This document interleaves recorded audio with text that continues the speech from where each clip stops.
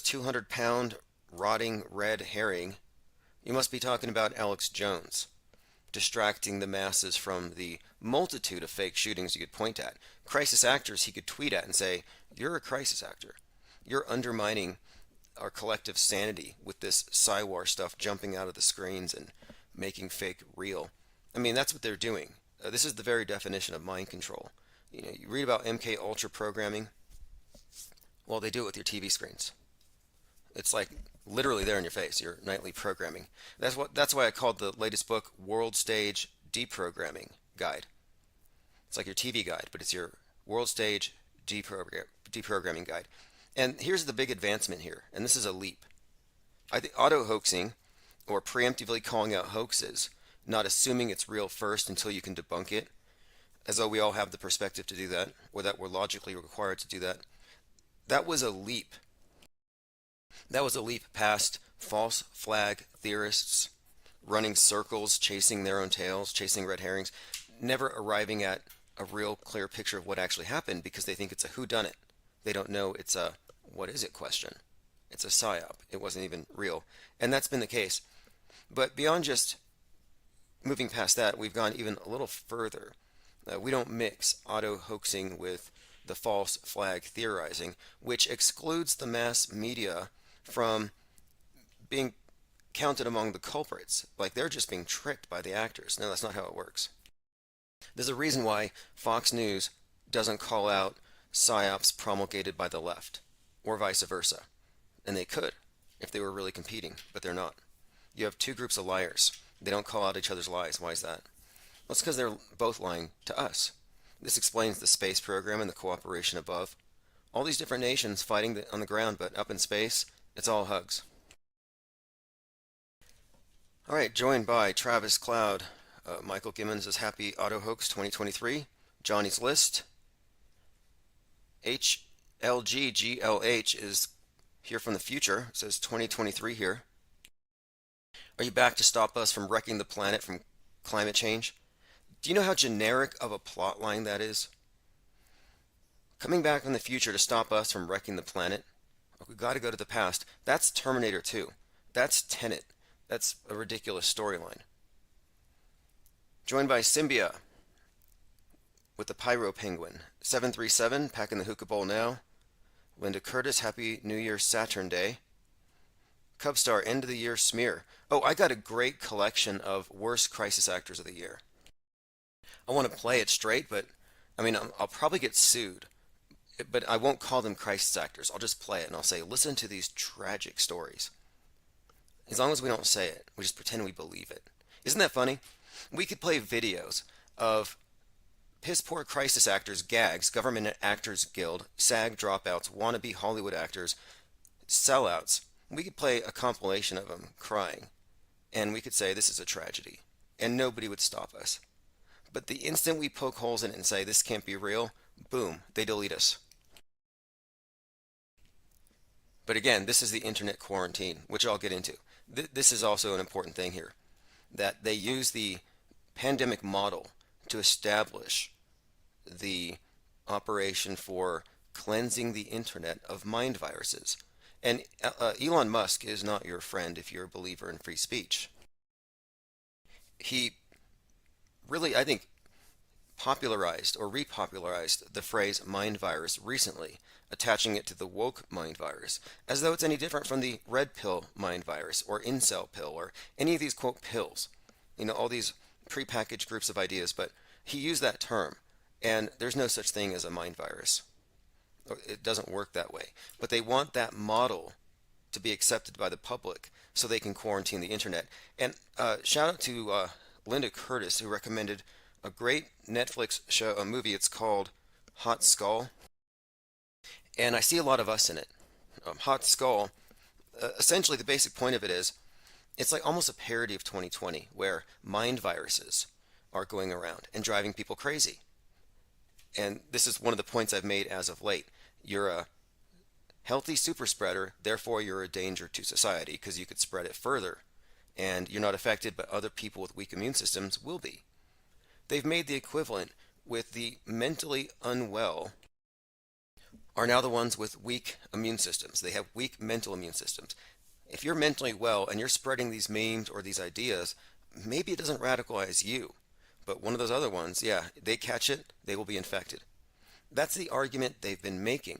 They want to censor the internet because of the ones who can't self censor or self regulate. They want the spreaders of the ideas to voluntarily, quote, lock down. Now, this show, Hot Skull, which we'll get into, the people walking around wear headphones or earphones in order to block the memes. It's like with the mask. It's speak no evil. And I said that at the very beginning, that the mask is really a symbol of, if anything, it's a symbol of censorship. And we've seen that. That is pretty much what it is. Speak no evil. Don't speak misinformation. Well, this is hear no evil. And everyone in the store is wearing headphones. Someone in the store doesn't, and everybody panics. Just like all of the frightened mask sheeple panicked when a faced person came in the room. Same thing. And the words that they are speaking, the ones not wearing the headphones, it sounds like gibberish to the people who wear the headphones all the time. That's why they call it the jabbering. It's kind of funny, jabbering could be an anti-vax reference because they're talking about the jab, but it's also like gibberish. But the thing is, if you go into, let's say you were at a packed stadium, any one of you here who knows what's going on with the news, and you spoke for 30 seconds on the mic, they would call it gibberish. You're like, nobody died on this event, on this day, this person is fake, that person's not really dead. You realize how crazy it sounds to the people who are totally insulated from that. And I think that's what this movie was about. The danger of a meme super spreader or somebody in possession of all these ideas that have been quarantined from society. Like the meme 9/11 was an inside job. Well, you could shout that out and get kicked out of a classroom or an auditorium, but there's at least 5 or 6 people who will look it up. Mind virus spread. And that's what this series seems to be about. They're studying him, Patient Zero, the main character, the protagonist, because it seems to be that he's immune to the negative effects of it. And he seems to be aggregating a lot of the so-called gibberish or the jabbering on tapes. Interesting movie. Again, it's a series, Hot Skull. And I believe they have some kind of way of reading who has thoughts in their head, and it shows up on the heat reader as a hot head. In a dystopian world, as an epidemic spreads through verbal communication, a tyrannical institution pursues a linguist immune to the disease. I watched 2 episodes, and it's 100% about, if you ask me, not just your regular conspiracy theorists, but the ones that are immune to the programming. That's what I think this is about. And it does come off as something of a parody. It's kind of funny. Interesting show. I'll continue to review it. I'm only 2 episodes in. All right, joined by GCF, Auto Hoaxer, Matthew Nixon, Quadruple A, JT33 says, praise Sirius. Yeah, praise Sirius. Midnight, ball dropping, and we'll get into that and the significance of it. AJ206, Osher06, copacetic. All right, thanks. Shannon Jones, thank you for joining. Okay, 66 people here. It looks like, look, I sent out a text to 133, and I'm just giving them all time to show up. Okay, everything's looking good. Kevin Mooring says, is this the year JFK and JFK Jr. come back? Yeah, I'm really wondering about that whole thing. It just fell apart, the whole Q story. I mean, is there going to be a Q resurgence, or is it over? I think it's over. I don't know if it can go any further. But every time I say that, something happens. Like Trump drops NFTs, and then they all come back to life. But the whole thing about the reemergence of JFK Jr., from a broader perspective, I think it was a very cynical ploy to manipulate a lot of people. I think that they purposefully targeted not just people who believe in Christian ideals and nationalism, but I think they targeted a lot of people who are just alienated and seeking some sort of new community. But they gave them a new Christ, and it's so absurd that people reject it. And that's part of how a lot of cults work. They get defensive around their cult leader or their savior, and the crazier they appear to you, um, the more radical they get. They just figure they don't get it, and they get increasingly entrenched. And this JFK Jr. crowd, they really drank the Kool-Aid, showing up at the site of JFK's death scene. I mean, that is the most deranged thing I've ever heard. Who would even want it to be true? Bizarre. And yeah, of course, you get shot in the head, and you're going to show back up 60 years later at the same spot where you got shot. And I did address this a few days ago. If you didn't know, it wasn't Lee Harvey Oswald, it wasn't the CIA. Kubrick, Stanley Kubrick shot JFK. It was a movie. It wasn't Abraham Zapruder. Again, the shooting of JFK, or the dummy, was executed by the Mind War, or the, I guess you call it, Worldview Warfare Department of our hidden or clandestine government. NASA is just the front, and NASA is a big part of it, but it's beyond just faking space. They fake everything. And I think you can make the case that Kubrick was the shooter in the cinematic sense. Penguin Doctors joined us. Happy Serious Worship Eve. Gubby 28, 2023 in Norway already. Well, Happy New Year. Okay, let's continue. Phones are open, 833-311-1984. Waynell Sexton is here from Discord. And look, we are going to go through our list of best and worst crisis actors of the year. Joined also by Infinite Muse and Salty Siren. You know, I think we got to put Stu Peters on a list. I mean, there are some crisis actors, but there's got to be a category for people who manufacture evidence. That's one of the things that really turned me away from the whole Q conversation and taking it seriously at all, is that they constantly manufactured evidence in order to make it look like they had a point. They will copy and paste Joe Biden or Hunter Biden into other pictures, which is like them manufacturing creepy content and then claiming it's real. I'm like, who does that? Greta Thunberg, this is what happens when you don't recycle your pizza boxes. Yes, Andrew Tate. Look, the other night I said Andrew Tate's a deep fake. Someone showed me a video on Twitter, and it was, I think it was a football player who happens to look like Andrew Tate. And that started going viral. Next thing you know, Greta Thunberg calls him out on his 33 sports cars. Yeah, it has to be 33. Nothing suspicious about that. Afterward, he responds to her and her dig at his small energy, just, you know, one of these under the belt attacks. And while he was responding to her, he was looking at a couple boxes of pizza that he just ordered from Romania, which gave away his location, and he was arrested. I mean, that's the whole story. It looks like Greta kind of, I don't know if she snitched on him, but apparently they're suggesting that those pizza boxes had something to do with his arrest, he and his brother, apparently for human trafficking. Now, I think it's just too perfect of a story to be real. You have the paragon of toxic masculinity, and then you have Greta and all she represents. You know, do you remember that what's that girl's name, the statue? It's the girl in front of the bull on Wall Street. And I believe it emerged before Greta. And the statue of the girl confronting it came out before Greta. It just looks just like her. Anyway, these are all just characters. Greta Thunberg is 100% based on Elsa from Frozen in order to indoctrinate the children about the coming climate catastrophe, like ocean levels rising and all that. Matthew Nixon says, don't forget about the pizza box. Oh, yes, the pizza box. And, you know, speaking of if you don't know who Andrew Tate is, you know, I kind of feel bad for even introducing you to him. But here's just a short clip. This is Andrew Tate. He is the guy rapping in front of the car. Type of guy, bitches on the side. I'ma spend the money, we can spend a little time. All you gotta do is ask me, and I can make you look classy. Second that you walk past me, I turn the whip around, I had to get you in my backseat. They call me Mr. Plenty, Plenty. All right, that's enough of that. They call him Mr. Plenty because of the leather in his Bentley, is what I gathered. Anyway, that's Andrew Tate.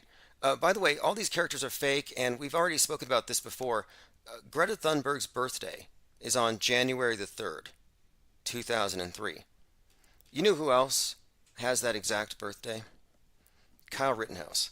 Both of them, January 3rd, 2003, hatched are these artificial womb babies.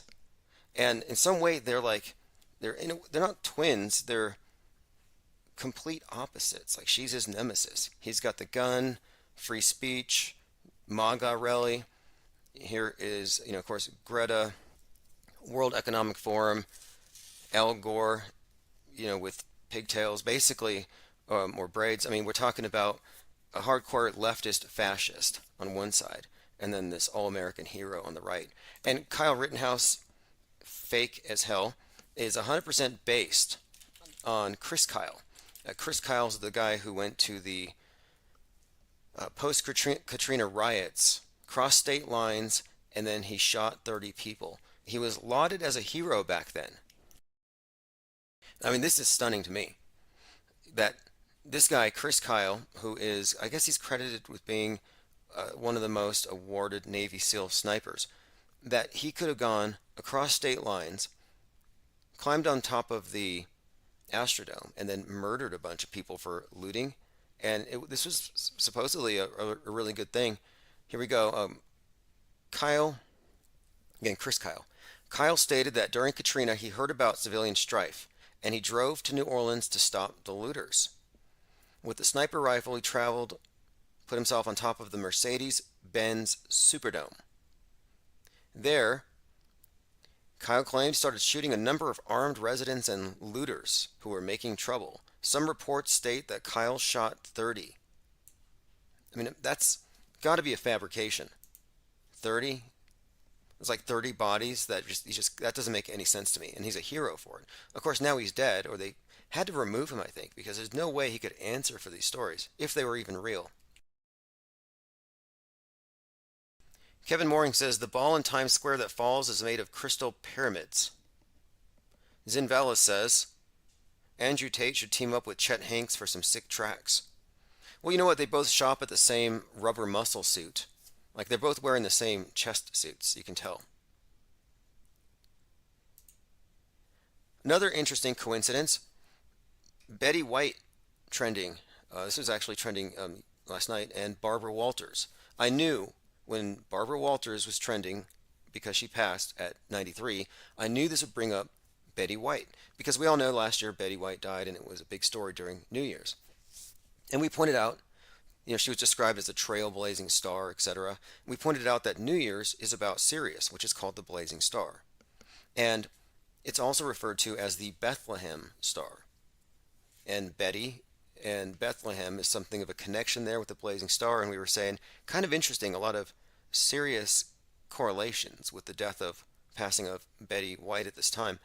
It almost seemed a little orchestrated. And now we have Barbara Walters. And what's the commonality?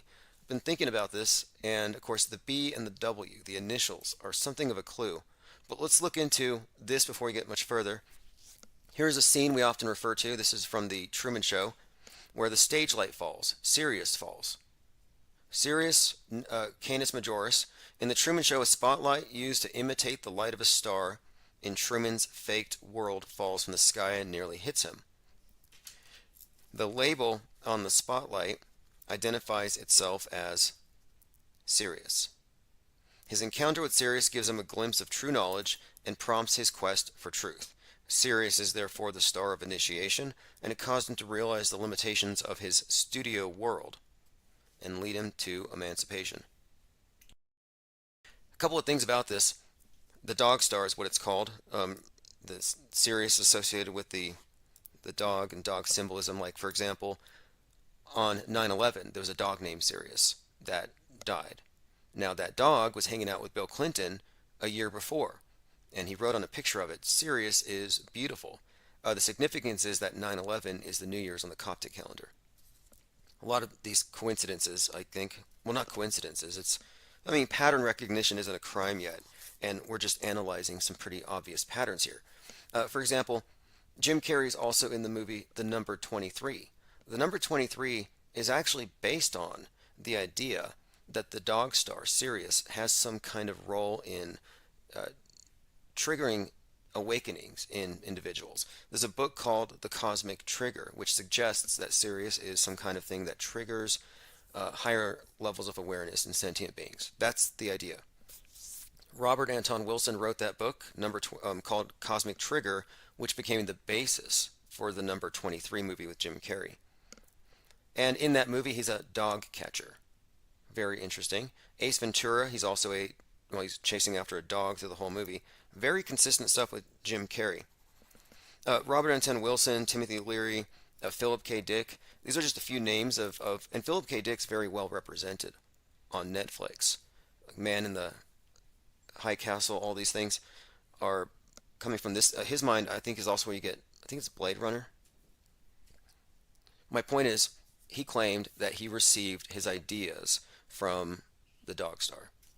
Make of that what you will. It's a fact that the Dog Star has I guess you would call it there's a pentagram in every Masonic lodge, a five-pointed star, an emblem on the wall. It has some significance, and of course, our years are based on it. Now, last week, Ukraine nationalists participated in a torch ritual to honor the fallen comrades. And there's this ritual where they're gathered around in a circle with torches. And this is for their fallen comrades. Well, most of you know here that nobody died. It was a bunch of training exercises passed off as a war to a very media-saturated, gullible, naive public. Anyway, nobody died. So what's the point of this? Well, this happened during the winter solstice. And this is one of the points I bring up in the book, Secret Religion of the Elite. They can use something like this that looks like a simple torch ritual to honor fallen comrades on a winter solstice. Or you might look at this as very consistent with pagan rituals that take place on this exact same night. And the torches relate to the death of the sun. Here, on the same nights in New Mexico, they have these brown paper bags with dirt and a candle in them, and they line the streets. It all stems back to sun worship. Oh Sam says there is serious symbolism in the movie Mask starring Jim Carrey as well. Right, and then in Harry Potter, you have that character Sirius Black, who turns into a dog. It's another one of these. This was actually tweeted and retweeted, or I should say truthed and retruthed, from Patriot Moorhead. And it's a Q next to the Dog Star. And it's got a baby in it, which is probably baby JFK Jr.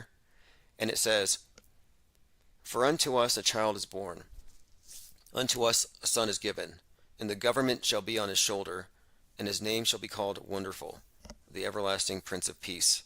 Isaiah 9:6. They're using Q verses and repurposing every single Q verse and making it pertain to JFK and his son. I mean, it is basically a neo-Christianity, and it's the case that we're living in the end times, if you go by them. Although it's been a while since they started this whole thing. I mean, I'm really puzzled. 2016, Save the Children. We're approaching 2023. Is it Save the Teenagers? Save? I mean, they're voting age. And if you look at their influences, they're probably voting Democrat, like you lost them on every level. 737 says, the movie White Noise had a lot of Elvis Hitler talk. Now, is that the series White Noise? Or is that the Michael Keaton movie, where they're communicating with ghosts? Let me bring that up, because there's a movie, it actually pertains weirdly. White Noise was a film. Okay, it's an older film. There's a newer one. It's from like 2005. Mostly a garbage movie, but one of the things about it is it had these interdimensional aliens that could be heard terrifying the ghosts of the recently departed. And the whole movie is about this individual who's able to record the voices of the dead, but they're not alone on the other side. And it makes a consistent association between whatever's on the other side and I don't know, suggesting some kind of reptoid presence. Very interesting. I don't want to go too far into this movie if it's not the one you're referring to, though, because there's a more recent one. As I said, I'm going through the movie right now called Hot Skull. which has everything to do with mind viruses and the idea of a virus that is passed through verbal communication. Again, Hot Skull, here's the synopsis. An epidemic spreads through verbal communication. A tyrannical institution, which is the anti-epidemic institution, is pursuing a linguist who's immune to the disease. And the disease, of course, is repeating ideas that sound like gibberish to the people who wear the headphones. Okay, so in this one, of course, you have the headphones. Hear no evil, masks speak no evil. There was another movie that came out before the pandemic. It was called Bird Box. And Bird Box is the one with Sandra Bullock, who is wearing a mask, and all our kids wear masks. Because if you look at the strangers in the eye who don't wear masks, you go crazy like they do. It's a nonsensical premise. I think it's absurd. And then, of course, the people who, I guess, if they take their masks off and they see someone else, they go crazy, they kill themselves. But she and her children have to keep their masks on and not look at the strangers without the masks until they can make it into quarantine. That's the whole point of the movie. But this is, again, same thing, only over the eyes. Between Bird Box, Hot Skull, and what we saw in 2020, you can kind of see the idea here, I think. I think it's ultimately about masking the mind.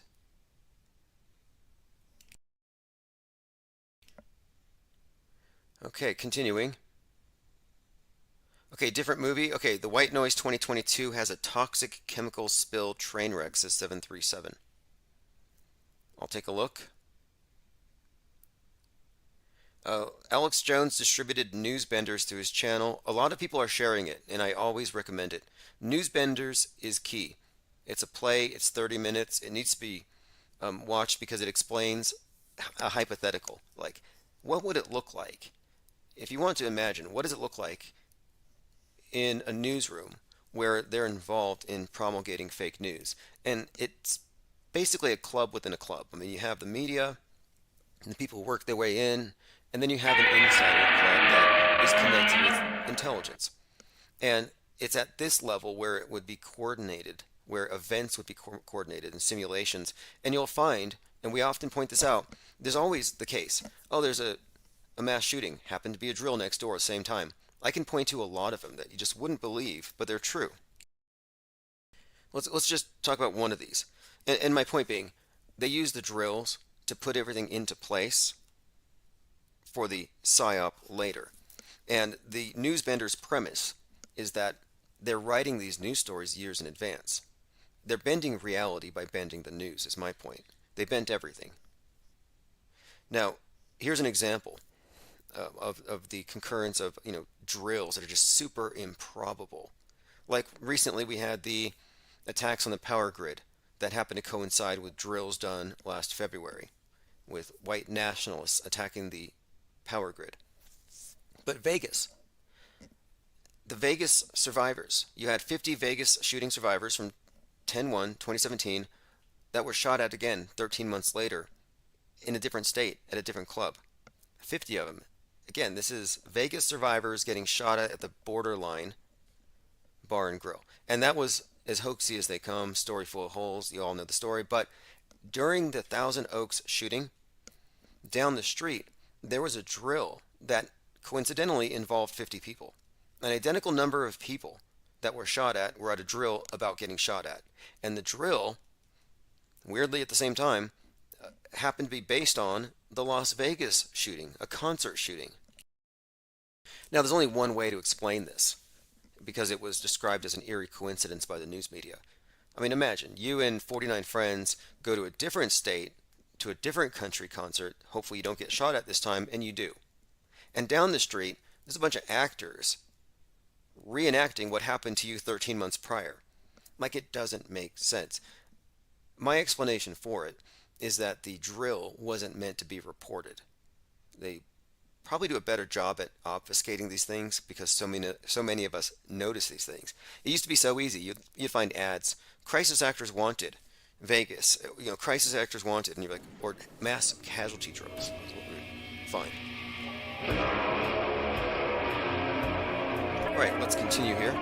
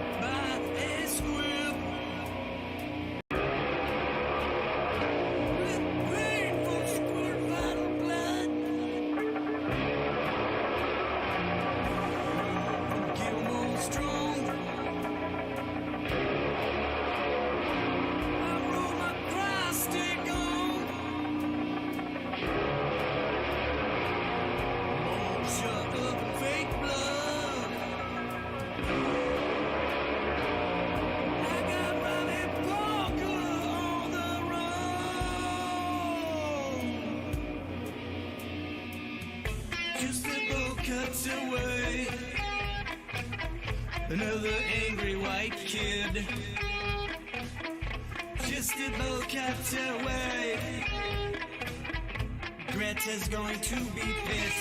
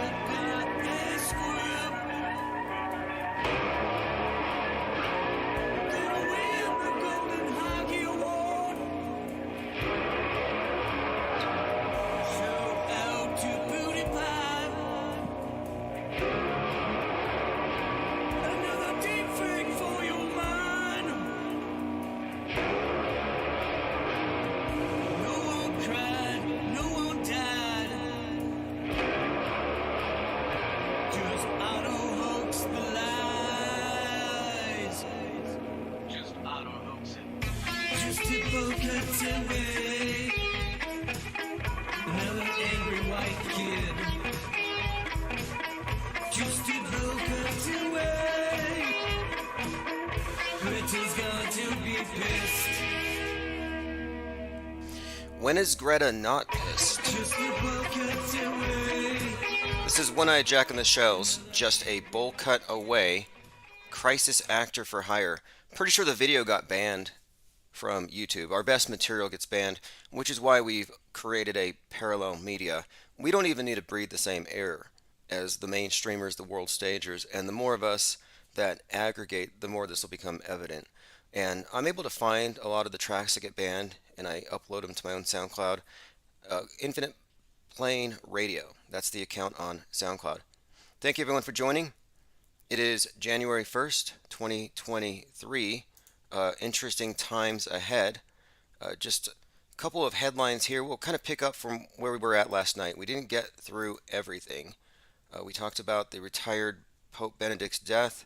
Yeah, he was sick, and Francis was asking for prayers. I'm like, why don't you just ask directly? You know, you're at the top of the pyramid there. Humanity splitting into two groups. This is something we've been covering a lot lately. And not splitting, they've already split. Those who accept the propaganda and want to be controlled. Those who see through the propaganda and want to be free. Which one are you? Well, this is something that's kind of a conundrum because and this is a discussion we had in Discord today. Someone asked me, what's with the woke being a left thing now? And I'm like, no, it's always been that way. The woke thing was the way that the people on the left say they're, quote, awake, and they're seeing through the propaganda. But that just means that they're seeing through Fox News propaganda. They're woke to leftism and critical race theory and blame white for everything. But on the other side, you have the red pill. They see through left-wing propaganda, critical race theory, fake environmentalism, but really both sides still believe in outer space. You know, the biggest hoax of them all. And recently, all military satellites went under the control of Space Force. I mean, that tells you that we live in a simulation-enhanced reality. I'm not a reality denialist, but the true believers in this are superstitious. They're reality augmenters. They believe a lot of things that just aren't true. But whether you're taking the woke pill or the red pill, you're still on the world stage. That's what I mean by it's a conundrum. Humanity has already been split into two groups. The third group would be us. And I don't know how many think tanks there are equivalent to us because the people who are at this level of media deconstruction are kind of spread out, doing their own things. But there are points where we all intersect and agree.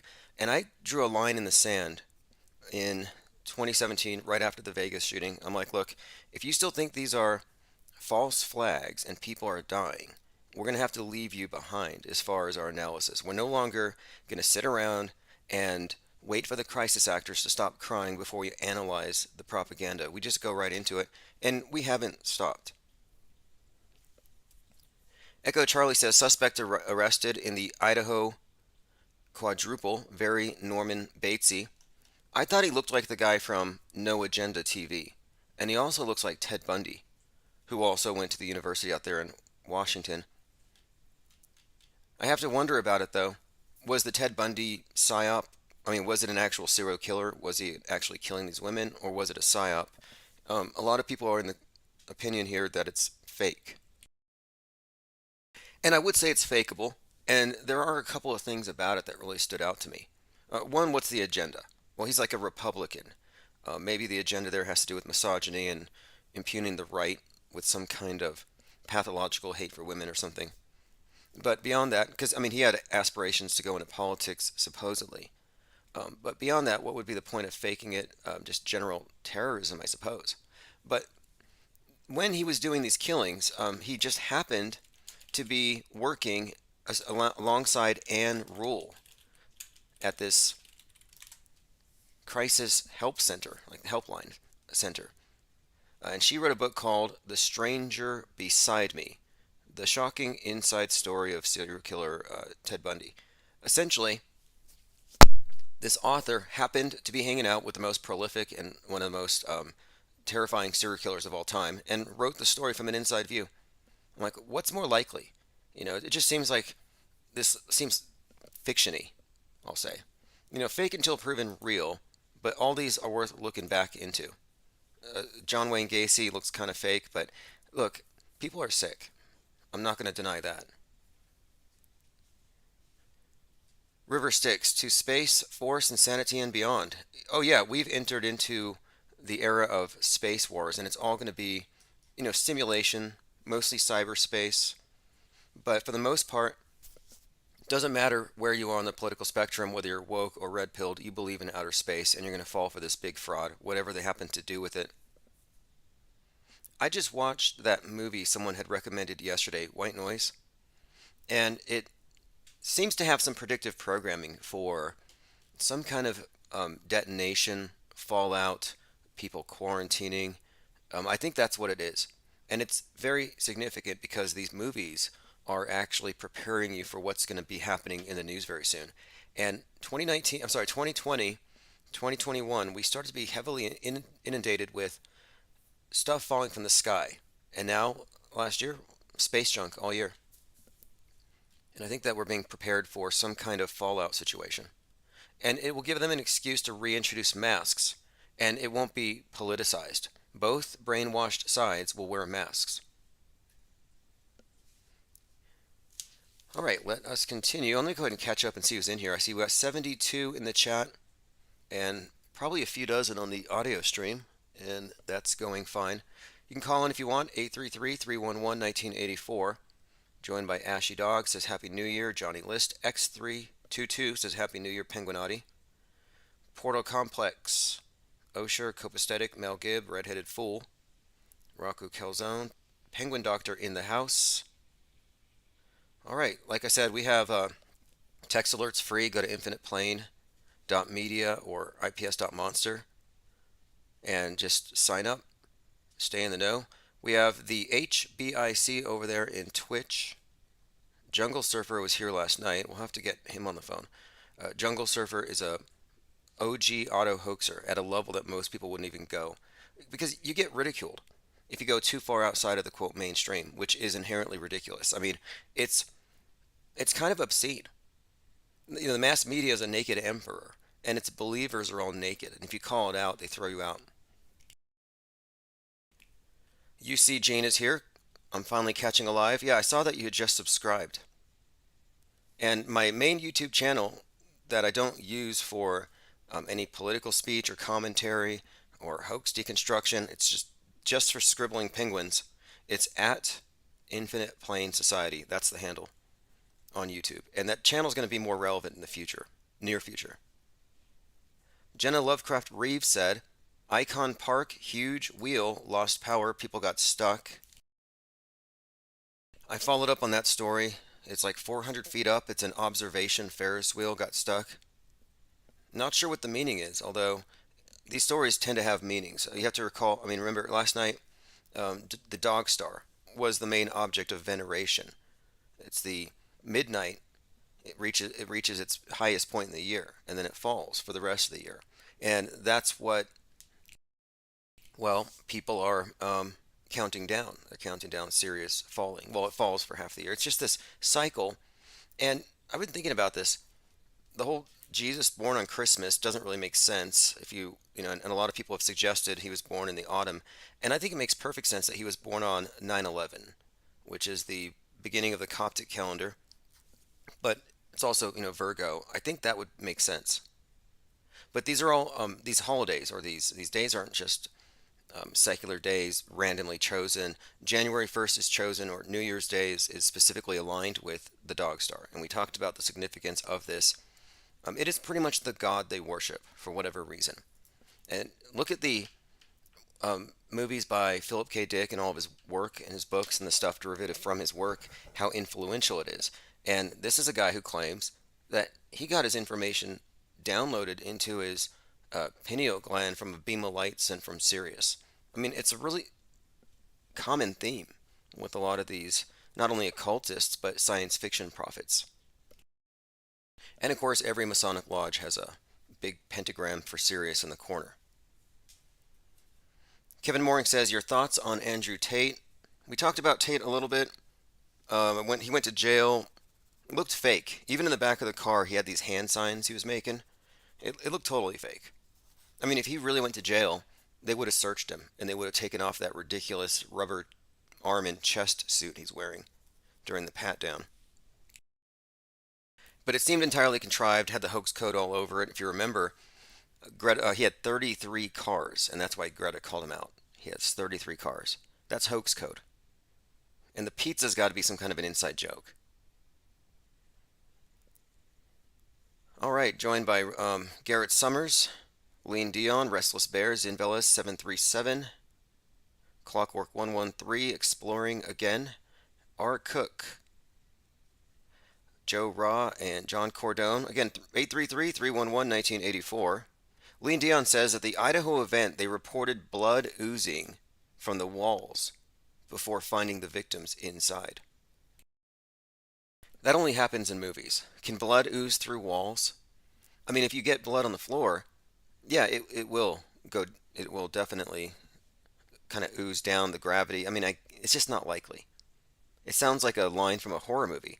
And I was listening to an interesting conversation called "How to Spot a False Flag," Part 1, 2, 3, 4 by Jim Fetzer, and he was doing this interview with another. I think her name was Dr. Horton, but anyway, she had said when they write these news stories, they write them in such a way that they're off-putting to people who aren't psychopaths like them. The normal person will see, oh, look, graphic warning, mass shooting. Most people are going to turn away. They're eating dinner. They don't want to see a room full of dead people. They'll just take the media's news for it that it was bad. Or they'll take the crisis actor's word for it that they heard a pop, pop, pop and it was bad. It's always the same. My point being, they use this type of imagery, according to her, to throw people off, to psych you out, and to get you to start looking at it through an emotional lens, rather than being critical like we are. And it always works. They lead with the blood. They lead with the scenario, the narrative that engages you. Oh, this person was that color, and this person was this color, or this religion and that religion. And they're able to draw people in and get the activists involved and gin up some kind of media trend about it. And you get a hashtag, it's the thing of the day. Do you remember it was always like the city strong, Thousand Hoax strong, Vegas strong, Boston strong. It's like that's like a franchise or something. It's like a movie company at this point. It's like the same group of people. And we have seen not only recycled crisis actors, and they recycle their scripts. I mean, they're totally green in the Psywar Entertainment Complex. They recycle everything. We've seen wardrobe at Thousand Hoax that obviously came from the Pulse. And I believe Wayne L. Sexton made an appearance at both these places. All right, let me go ahead and continue. Just going through the list here. Joined by We, says Jesus is a Virgo. Agree. Pippi Langstrup is here, says Stuff and S. Awesome, glad you're here. All right, let's go ahead and continue through the memes I had earmarked. If there was no racism, there'd be no climate crisis. Jane Fonda. Now, that makes sense if you understand where they're coming from. It's easy to laugh it off. They'll laugh at you for saying the moon landing looks hoaxy, but they say stuff like this, so convoluted, but it makes sense to them. Bill Nye the Science Guy argued that terrorism is caused by you using up too many gallons of dino juice every day with your big gas guzzlers. Yeah, your lifestyle. You're not recycling enough. Whatever you did offended Gaia, caused climate change, destroyed these farmlands on the other side of the world, leaving them with no work. They had to go to the cities, and they realized, oh look, our economy is being destroyed because of these rapacious Americans taking our oil, destroyed our economy, destroyed the weather, and they get radicalized into terrorism, and they go to America and they shoot up Christmas parties. Like that was Bill Nye's thing. And Bill Nye also says if you don't believe in climate change, you are, I believe he said you have cognitive dissonance and that you're psychologically ill. I mean, they're weaponizing psychiatry. But my point being, this stuff makes sense to them. These are the people who say that conspiracy theorists are dangerous, and yet the true believers in climate science routinely set themselves on fire, glue themselves to paintings, lay in the streets. I mean, that's just the start of it. I mean, I remember there was a climate activist who happened to be visually impaired. I think he was totally blind, and he glued himself, like Jesus, onto a private jet. And they think this is normal. Anyway, how would you make sense of this? If there was no racism, there'd be no climate change, Jane Fonda. Uh, the idea would be, of course, that the systemic racism is an inherent part of Western society, capitalism, which pollutes everything and destroys the weather. It's something along those lines. Maybe it's that's kind of the thing. And remember, she was hanging out with Joaquin Phoenix before the Joker movie came out, and they both got arrested. It was all just theater, but it was just kind of an interesting point to make here is that Joaquin Phoenix was protesting climate change, and this is right before the COVID thing. Australia was on fire, according to the graphics they showed us on TV, and it was being blamed on America. It's being blamed on capitalism. We burned this place down by our um, lifestyle. And then the Joker comes out, and Joaquin Phoenix, and the name is highly significant when you think about the reset. He plays a character who instigates something of a revolt or a rebellion, a revolution against the system. And if you recall, at the end of the Joker movie, it's an uprising of people wearing clown masks who rise up against the system, burn everything down so they could build back better. Joker who burns a pyramid of money because he's a higher class of criminal. Yeah, that's a reference to this class warfare. And what happened in 2020? You saw a bunch of masked clowns burning everything down. And even those who weren't burning it down, who just watched it on TV or pretended it was all peaceful, if you were wearing a mask, you were part of the process of burning the old system down. You were wearing the costume. You might have just been an extra. Maybe you didn't actually burn your police precinct, but you pretty much took part in the revolution when you put on the costume and complied. Not that there were many options.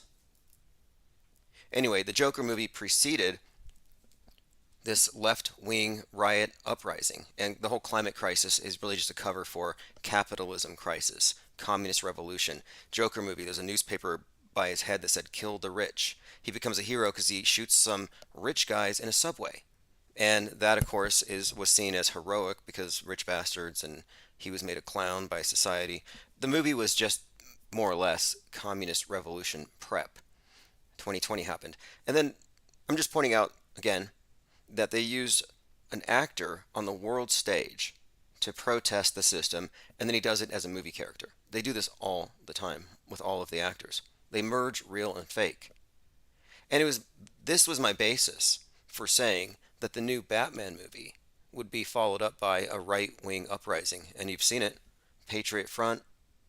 You've seen it with the Proud Boys and all these right-wing, like the Club Q shooting blamed on the right. Yeah, this is all engineered, and it was predictable.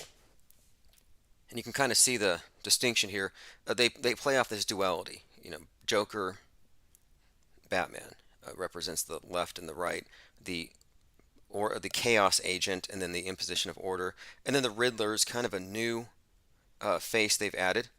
And the Riddler represents the mind virus spreader, the internet radical working on Telegram or some website like 4chan to get his people to go do something.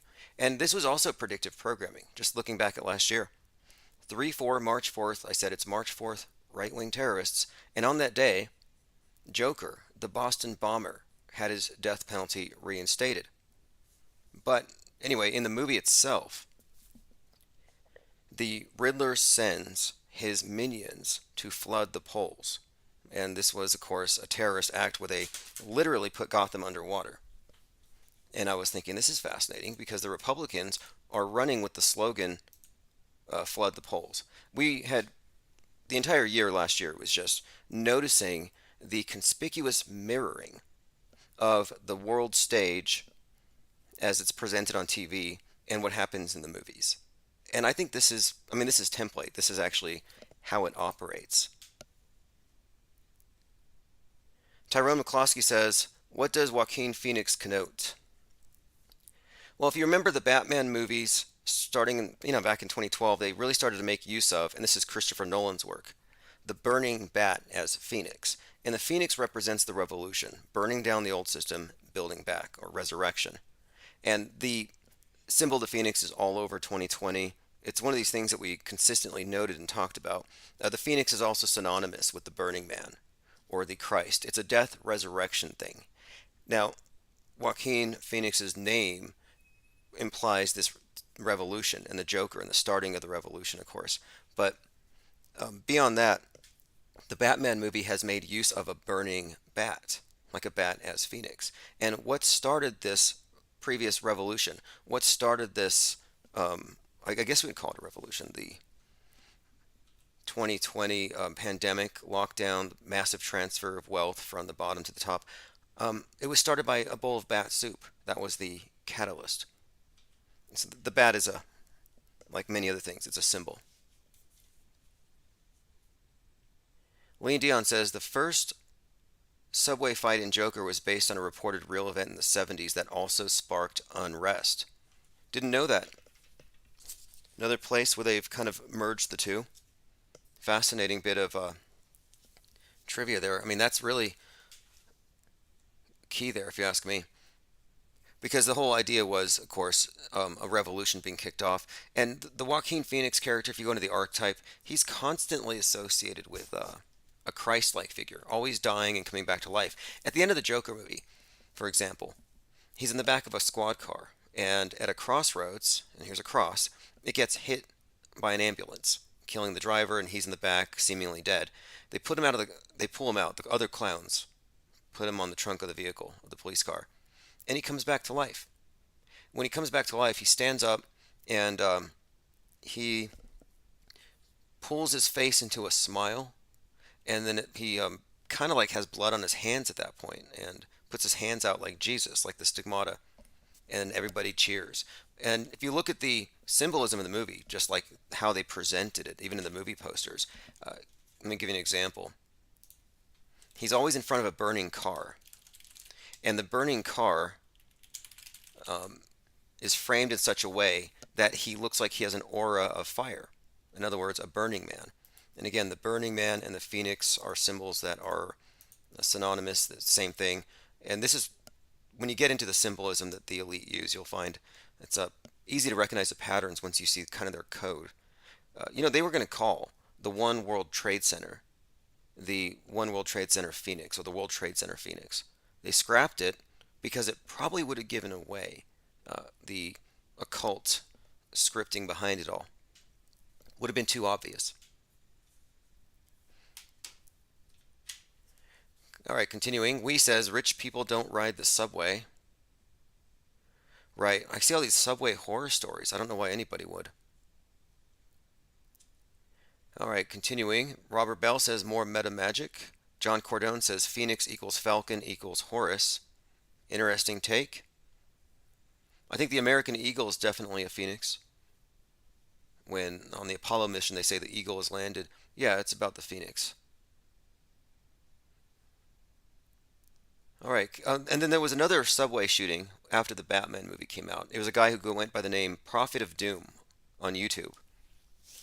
And he would upload these video missives to the mayor and complain about mental health resources. Again, mental illness has been consistently associated with the spreading of uncensored memes, people who aren't masking their minds. Anyway, he went into a subway, and let's just go ahead and ask the chat here. How many rounds did the Prophet of Doom, Frank James, fire into the subway in an attack reminiscent of the Batman movie? And again, Prophet of Doom, just like the Riddler, is just a lot of parallels there. I mean, that movie has so many interesting connections to what was happening in the news. Like, for example, the Buffalo supermarket shooting in Tops supermarket, totally fake. And look, I've seen a real one. I saw a real shooting in Oregon. I saw the interior of the store, not a high body count, no publicity, because it was real. The fake one in Buffalo was inspired, well, it was supposedly inspired by Tucker Carlson. The shooter was 18. He went online. He learned about replacement theory from Tucker. And he goes and he commits an act of terrorism. Well, it turns out that the Riddler, who sends out his minions, in the movie he actually kills the mayor. The Riddler uses a weapon called a Tucker. Well, it's not a weapon, it's a carpentry tool, but he's used it as a weapon. Anyway, they use these words advisedly. It's purposeful. No coincidences. Not a coincidence that the founder of the Patriot Front is named Rousseau, like his last name. A name just 100% associated with the French Revolution. No coincidences. Lean Dion says the Proud Boys are fake. Yeah, the Proud Feds. Proud Feds, Patriot Front, men only. All you have to be an incel to get in. And where are the female incels? I was wondering. Okay, continuing, going through your comments. Again, we have 81 people hanging out in the video. We have, well, it's 4 different video channels. River 6 says, America, mythical serpent or dragon. Yeah, what is the origin of the name America? I've heard it meant plumed serpent. I've heard it meant a few things. I think you can get eye camera out of it. I believe Salty had pointed that out. I think America is almost like an alien science experiment, some vast mind control experiment. Okay. Kevin Mooring says, Elon is releasing the Fauci files. Sounds like an X-Files episode. The Twitter files, the Fauci files, yeah, he's doing this Q thing where he's doing these drops. And it's just, to me, it's almost kind of like, what would you call it, truth or chicken feed. It's keeping people busy. A couple weeks ago, 90% of the MAGA crowd were pouring through Hunter Biden's laptop. I mean, that's what they do. Looking at naked pictures of Hunter Biden, it's like his OnlyFans. He should just start an OnlyFans account and upload his laptop, and the MAGAs will pay subscription fees monthly. Not that he needs it. Hunter Biden's artwork is just going for $500,000. It's pretty incredible. I was looking at one of his paintings, and it kind of looked like a close-up of monkeypox, which he probably has. I don't believe in it, but if anybody has it, it would be him.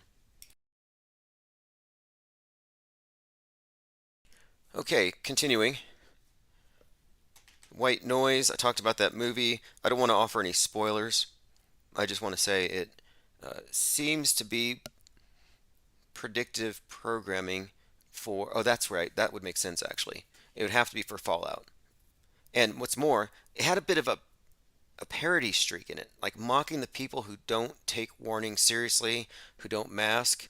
The protagonist says something about how the household is the center or the ground zero for misinformation. They actually made that a point in this movie. Makes me think that the divisive pandemic is going to be followed up with this fallout, which will be unifying, because it doesn't matter, both sides will have to comply. And we've all been trained on how to lock down.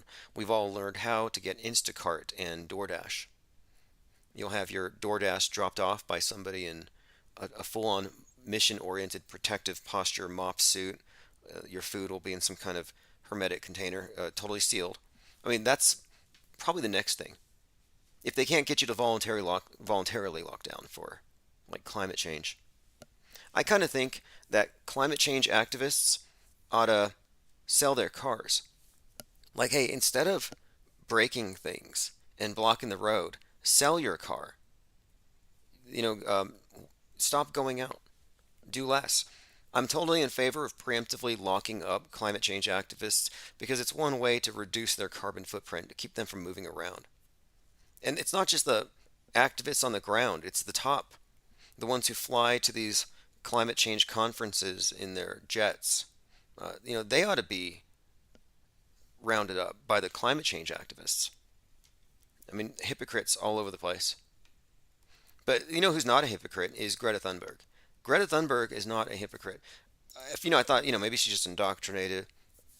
She really believes it, but she's actually gone so far as to say that we need to overthrow the West. You can see here, Greta Thunberg, it's time to transform the West's oppressive, I believe, racist capitalist system. I thought we were supposed to save the planet. Nope, nope, nope, nope. That was never the case. It's always been watermelon Marxism. It's only green on the outside, red on the inside. Who didn't see that coming? But I appreciate the honesty. Lean Dion says Fallout game is becoming a movie. Sub-level 33 is a main theme. Now, Fallout, of course, more predictive programming, heavily immersive. I mean, you're talking about games where people are immersed in a simulation hour after hour. They make friends there. They live most of their life vicariously through these first-person shooters and stuff. It's a huge cultural influence, bigger than any movie, more than anything, I think, the games. That's why 90% of the games involve flying through space and post-climate change scenarios. It's all programming, disguised as entertainment. Now, Sub-Level 33 was also a place in the new Godzilla vs. King Kong movie, where Godzilla was at Sub-Level 33. Godzilla's birthday, by the way, November the 3rd. The same date that the One World Trade Tower opened.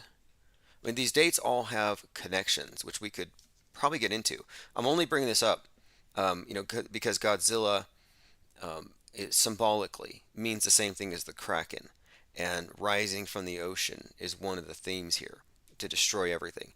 Anyhow, the Kraken was released last year, if you go by their astrotheological template, when Pluto returned to the point where it was at America's birth, on 2/22/2022. Now, the Kraken having been released, if you ask me, it was more of a psychological operation to accentuate every single schism we have, the schism in everything, which is what I called my latest book, which is really just a compilation of all of the blog posts from 2022. Any kind of notes, any kind of metascript, deconstruction, I put it all into a single book. I streamlined it as best I could, and I called it Schism in Everything. But my point is, last year you could see systematically one cultural fault line after another accentuated. Like, I even think that the drag queen story time is likely the same psyop or part of the same team that brought out the Patriot Front and the Proud Boys, all to lead to the Club Q shooting, to make the point that online, quote, hate is somehow precipitating violence in real life. And again, Club Q shooting was totally fake. We auto-hoaxed that one. We deconstructed it. 3 hours later, we knew what a staged fake event it was. Now, nobody died, although there was one tear. Although it was forced, it almost looked like an injury, a self-injury. The guy was plucking at his eyelid. In fact, I do have a compilation of... Now, I'm not going to say what they are, because if I say what they are, this channel will be terminated. But I'm just going to play some, we'll just say, some first-hand accounts of tragedies, and I'll let you draw your own conclusions. Just go ahead and...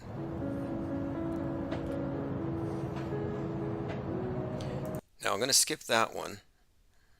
I have Sandy Hook fatigue. There's so many of these events that are worth covering, though. Okay, New York Police Department subway shooter fired gun 33 times. Here's one of the victims of that shooting. And by the way, out of all of the subway carts, the one where Frank James fired 33 shots, no camera. And if you look at the footage, you can actually see blood bags. You can actually see someone in a maroon trench coat dropping off blood bags so they can squeeze them out onto the floor. The back of the knee, and it came out over here. And it's the size of a quarter over here. And when did you know that you had been hit like that? When I got off the train and, I looked at all the blood and then I was like, this ain't right. Okay. He got off the train and then he realized he had been shot. Here's a short clip. This one's pretty good. I actually like this one. This is a dramatic cry to save the children and government, please do something. Something about it. They need to not forget us, the babies, the kids. Again, save the kids, climate change, all the same. Let's go through. There's so many good ones here. And many of you are familiar with these people just explaining these horrible tragedies, like this guy here. He was shot in the back 7 times with an AR-15. Now, you all saw Gage Grosskreuz's arm, an AR-15. Like, you know what that can do. 7 times. And here he is a few hours later, and, well... Shot 7 times at this, or 7 times by now. I've been grazed once. I hopped on a table. Okay, after getting shot 7 times, he hops on a table, and listen to how he runs like 30 yards and jumps over a fence. I mean, imagine the blood trail. Hopped about a 10 to 12 foot chain link fence. It might have had barbed wires on top, I don't know. I ran about 20 to 30 yards. It might have had barbed wire at the top, he doesn't know. Like, I think I would know. If I've been shot in the back 7 times with an AR-15 and I'm running down the street, jumping over a 12-foot fence, I'm going to notice if it's got barbs at the top. Jumped down about 10, 15 feet off of a ledge, and I ran across the street to 7-Eleven, and where I collapsed. All right. Jumped down 12 feet, ran to a 7-Eleven, and collapsed. Okay, now, look. We say nobody cries. This might constitute crying. I don't know. What do you think? Or is he gouging his eye? This is what I'm saying. A lot of these look like self-inflicted wounds. I do work out a lot, and I know I did my breathing exercises. Look at that big smile. Look, for a guy who just got shot 7 times in the back, that is quite a smile. Again, Duper's delight. All right, let's see here. John Cordone says Pulse had the best crisis actors. By best, you mean best worst. By best, you don't mean they were great actors. If they were great, they would be SAG, they'd be Hollywood. No, they're gags. Government Actors Guild. And their actors were so bad that we take note of them. They're bad good. That story fell apart. There's so much about the Pulse one worth looking at, but let's go ahead and continue this guy here, of course. The reason why he's smiling, it's payday. One more thing. One more thing here. Shot 7 times in the back. Now, imagine you have 7 holes in your back. Do you think that they would, I don't know, put you on your chest to lie down? Like, the wounds are on his back. How are they cleaning these out? All right, continuing. Anyway, tragic. If you just joined us, see there's 91 people here, plus another 30 or so in the audio stream. You can always leave voicemails, 833-311-1984. Last night was Sirius Falls at Midnight. So far, we have 244 signatures on the change.org petition to get YouTube to turn over my copyrights and trademarks to this content. Their legal department has been fighting with me for years, but they're in the wrong. We've already talked about Andrew Tate a bit. I think this is a made-up character.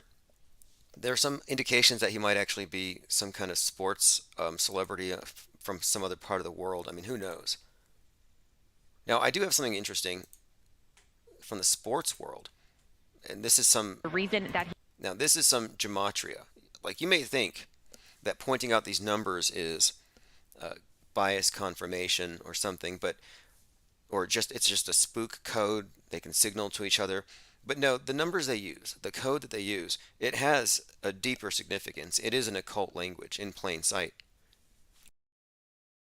The people who talk about gematria have a point.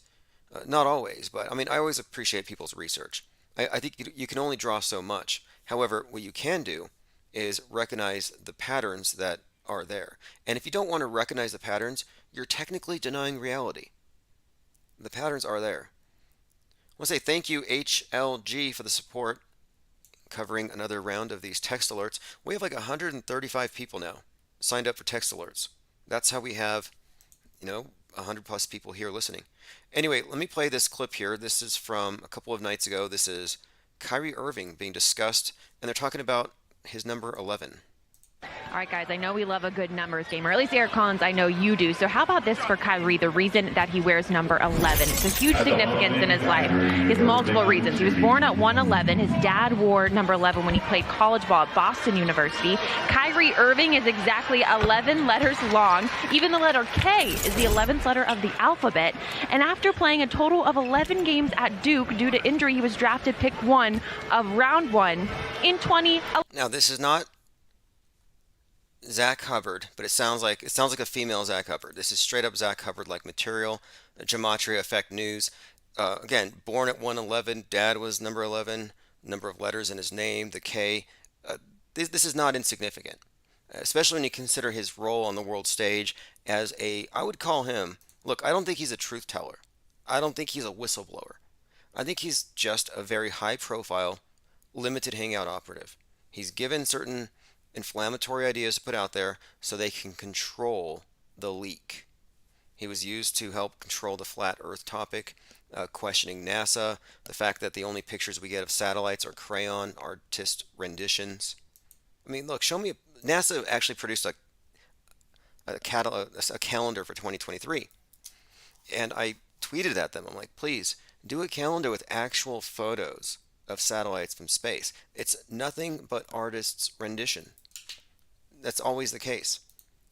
In fact, let me go over to conspiratained.com.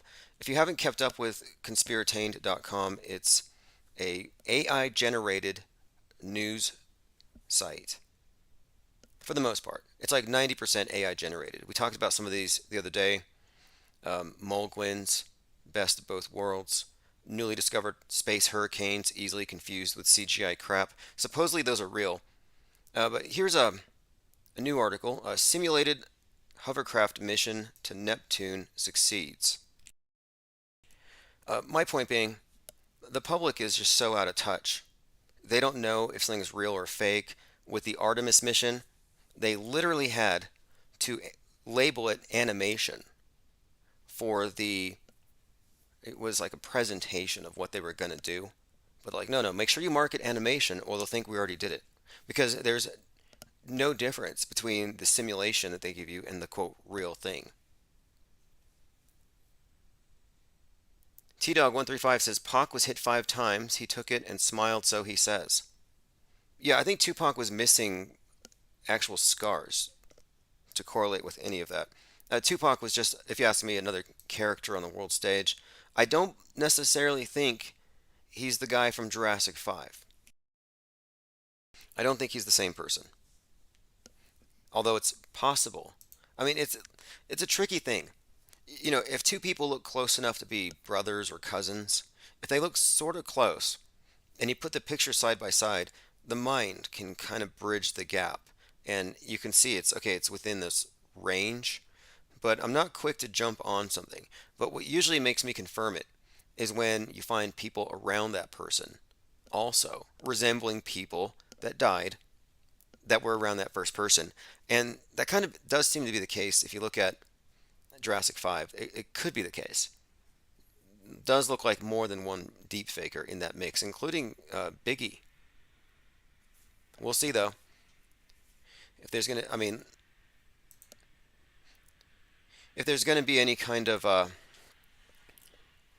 break in that one. Let me go and pull that up really quick. A number of people have been hammering away at this one forever. Jurassic 5, American alternative hip hop group formed in '84. Charlie Tuna, Akil the MC, and I believe there's one other. But the theory is that you're looking at Tupac there in the back, and a couple of the people that ran with Tupac. I don't know if it's the same. Again, a lot of people have done side by sides. The teeth match. But look, even if you get all the teeth matching, the face matching, the stories match, people are just going to believe what they're told. A lot of people still think that Alex Jones isn't Bill Hicks. Tyrone says Soundwave analysis revealed 3 different voices for Biggie on the records. Interesting. Echo Charlie says people survive gunshots all the time too. Yes, they do. People certainly do survive gunshots all the time. Were his wounds survivable? Absolutely. I think one of his stories was kind of fishy, but these are stories. It's like what you see. It's just reality TV. They just don't tell you. Tyrone McCloskey says the same for Paul McCartney. Yeah, highly likely he was replaced, and there was certainly a lot of hints and clues about that one. I have a collection here of the 5, 10, 20, 50, and $100 bills. These are all things that contain bits of predictive programming, which it seems like coincidences or bias confirmation, or people are seeing what they want to see. But when you think about it, the people that control the money control the media. They control all the entertainment, all the fake news. They're consistently putting their messaging into everything. And the dollar bill, the single dollar bill, is one of the most symbol-laden, significant things for the purpose of America that you can find. I mean, it's kind of like a description of America's real purpose. This Tower of Babel, this one world order, after America goes through this process of, I think it more or less has to burn. The West burns before everyone comports to this one system, meaning specifically capitalism has to go. Private property rights probably have to go.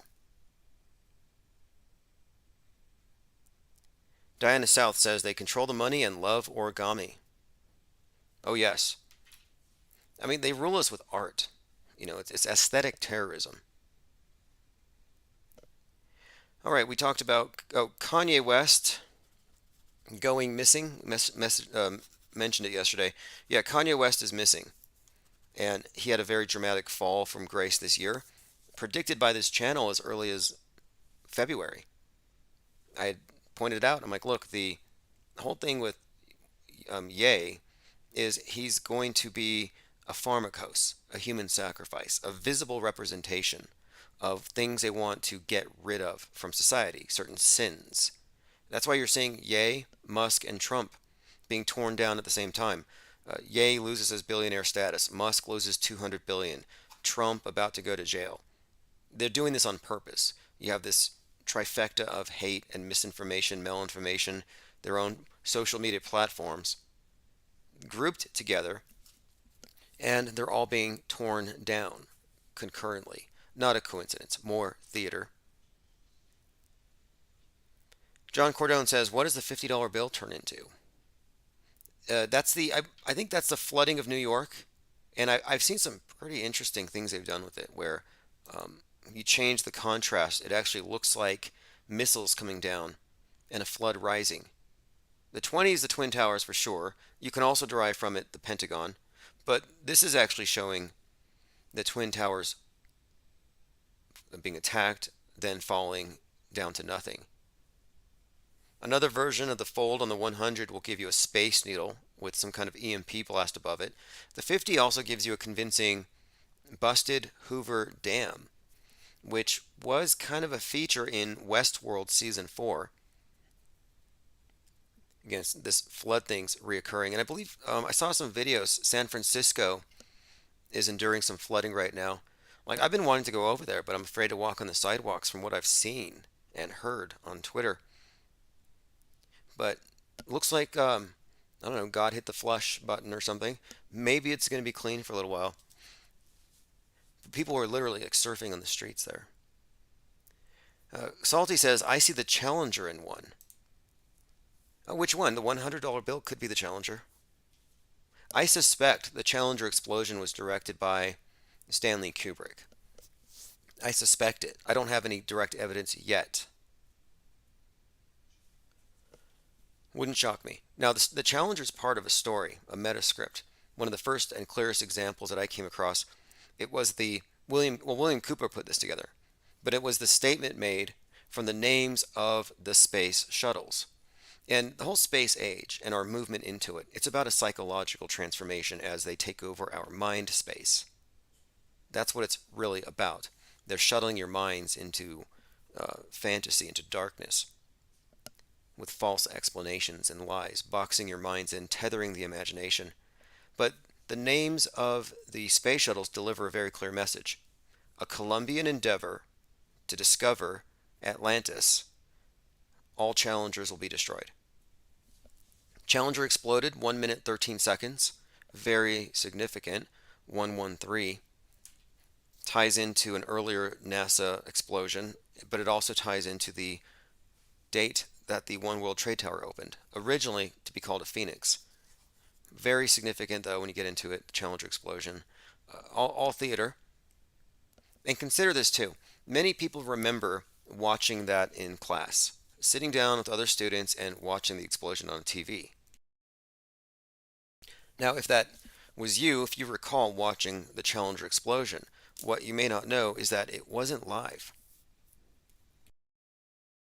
It was recorded and broadcast. They have their own, it wasn't broadcast to you. You saw it after it had already exploded. You saw a rebroadcast or a tape. They played a tape. And to me, that was an example of trauma-induced mind control. Because, and this is given away in Ronald Reagan's speech. Reagan had spoken about this, saying that the reason why it exploded was because people stopped caring about outer space and we stopped thinking about how much these astronauts are sacrificing. And in this speech, he brings up some very interesting coincidences, like it happened 19 years from the explosion of Apollo 1. It happened 393 years from Sir Francis Drake going lost at sea. There were these dates that were just corresponding, and I think some subsequent NASA disasters happened during the same week. And this is also the week of the Kobe Bryant crash, and I think these are all interconnected and related rituals. These fiery explosions in the sky, immolations. I'll play a few clips here from the Gipper. Again, this is when he's talking about the Challenger explosion and guilt-tripping everybody for not caring about astronauts golfing on the moon. Like, people just kind of tuned it all out. And did their jobs brilliantly. We mourn 7 heroes: Michael Smith, Dick Scobie, Judith Res. Now, if you look into these are all fascinating. There is the guy, one of the individuals, is believed to be alive, and his new company has a logo of a cow with some kind of rocket pack that flies into the sky in a pattern very reminiscent of the Challenger explosion itself. Okay, now I'm going to pull up the part where he talks about the strange coincidence, because this is where I think they kind of give away that this is all just a scripted psychological perception management operation. Here we go. And impressed us for decades, and we know of your anguish. We share it. There's a coincidence today. On this day, 390 years ago, the great explorer Sir Francis Drake died aboard ship off the coast of Panama. In his lifetime, the great frontiers were the oceans, and a historian later said he lived by the sea, died on it, and was buried in it. Okay, Sir Francis Drake, 390 years prior. That's a coincidence. And then there's another coincidence from 19 years prior.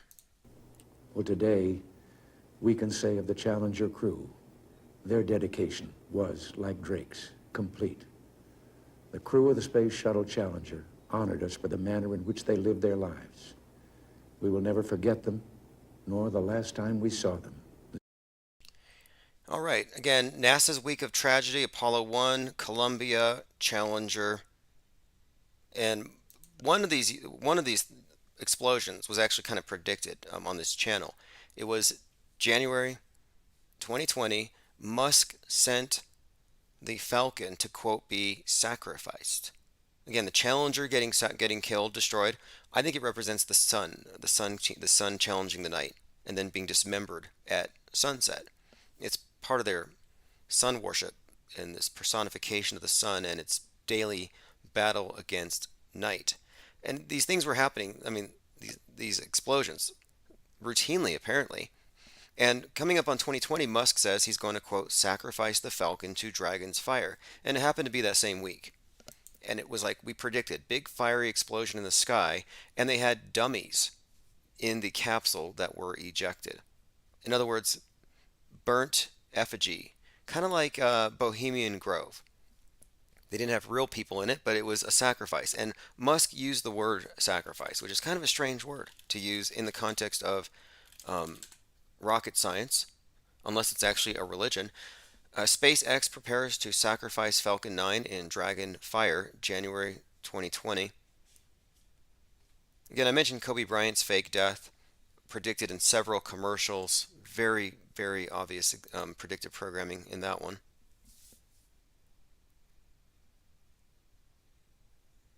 Lloyd Miller says Sir Francis Drake was a pirate for QE, the one of Queen Elizabeth I, not an explorer.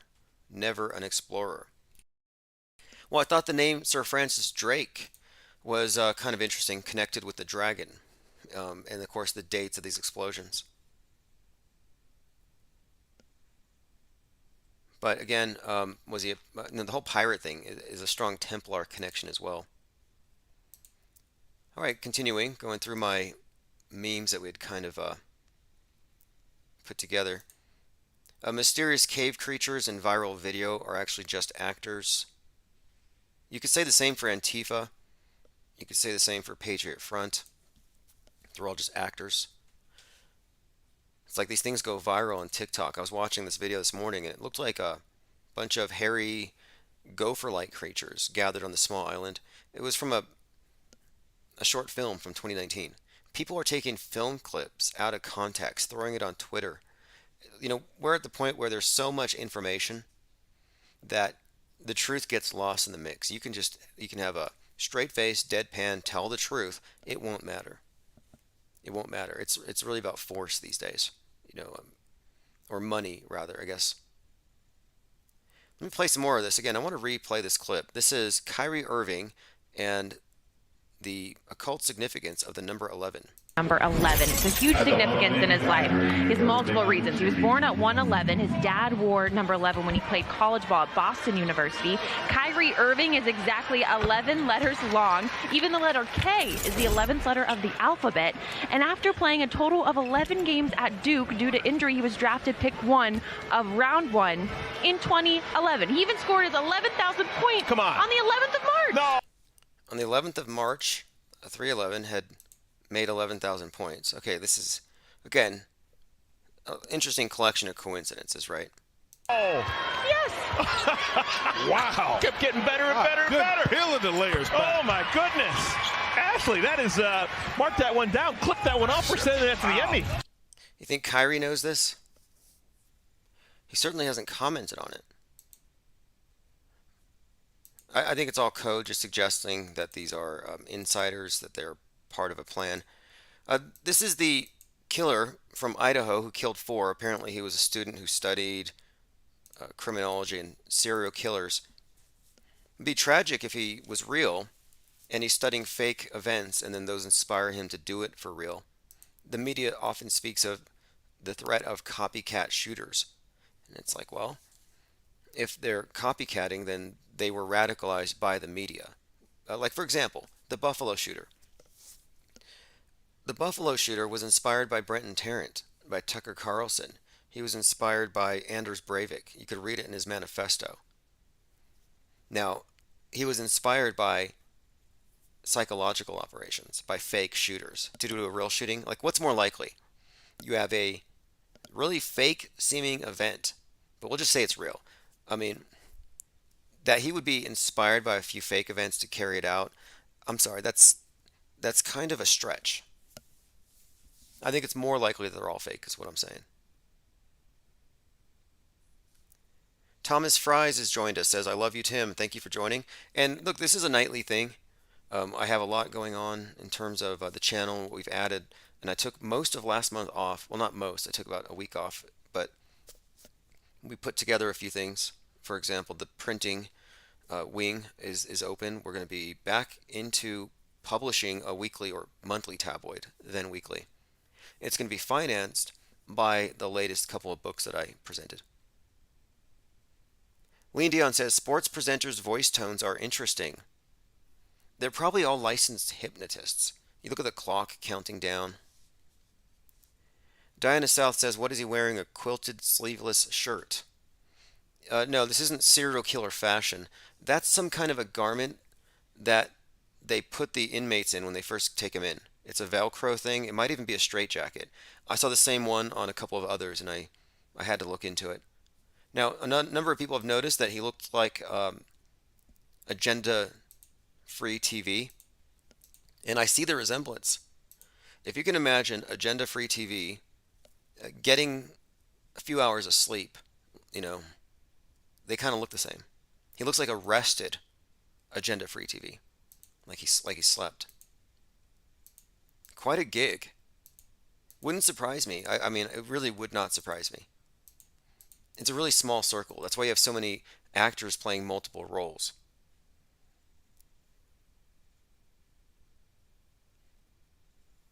We talked about the dog star and the significance of it, referred to as the Star of Bethlehem by the Freemasons, or the Blazing Star.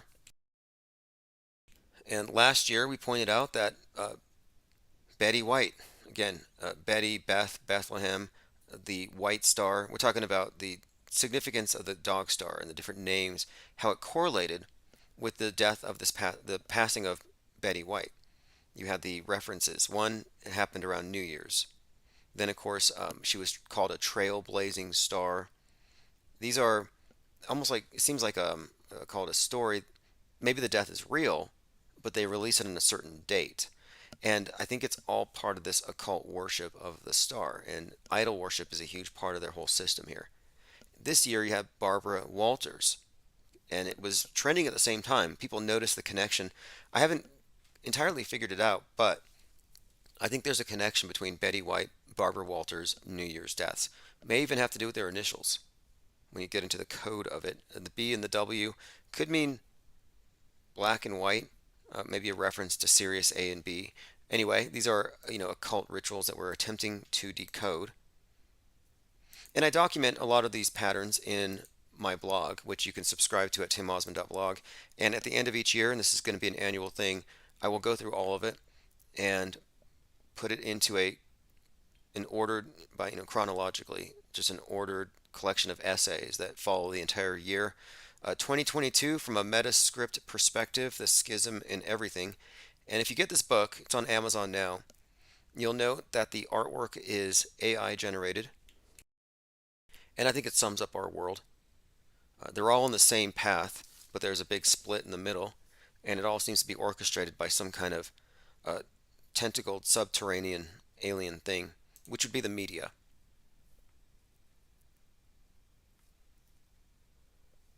All right, moving on.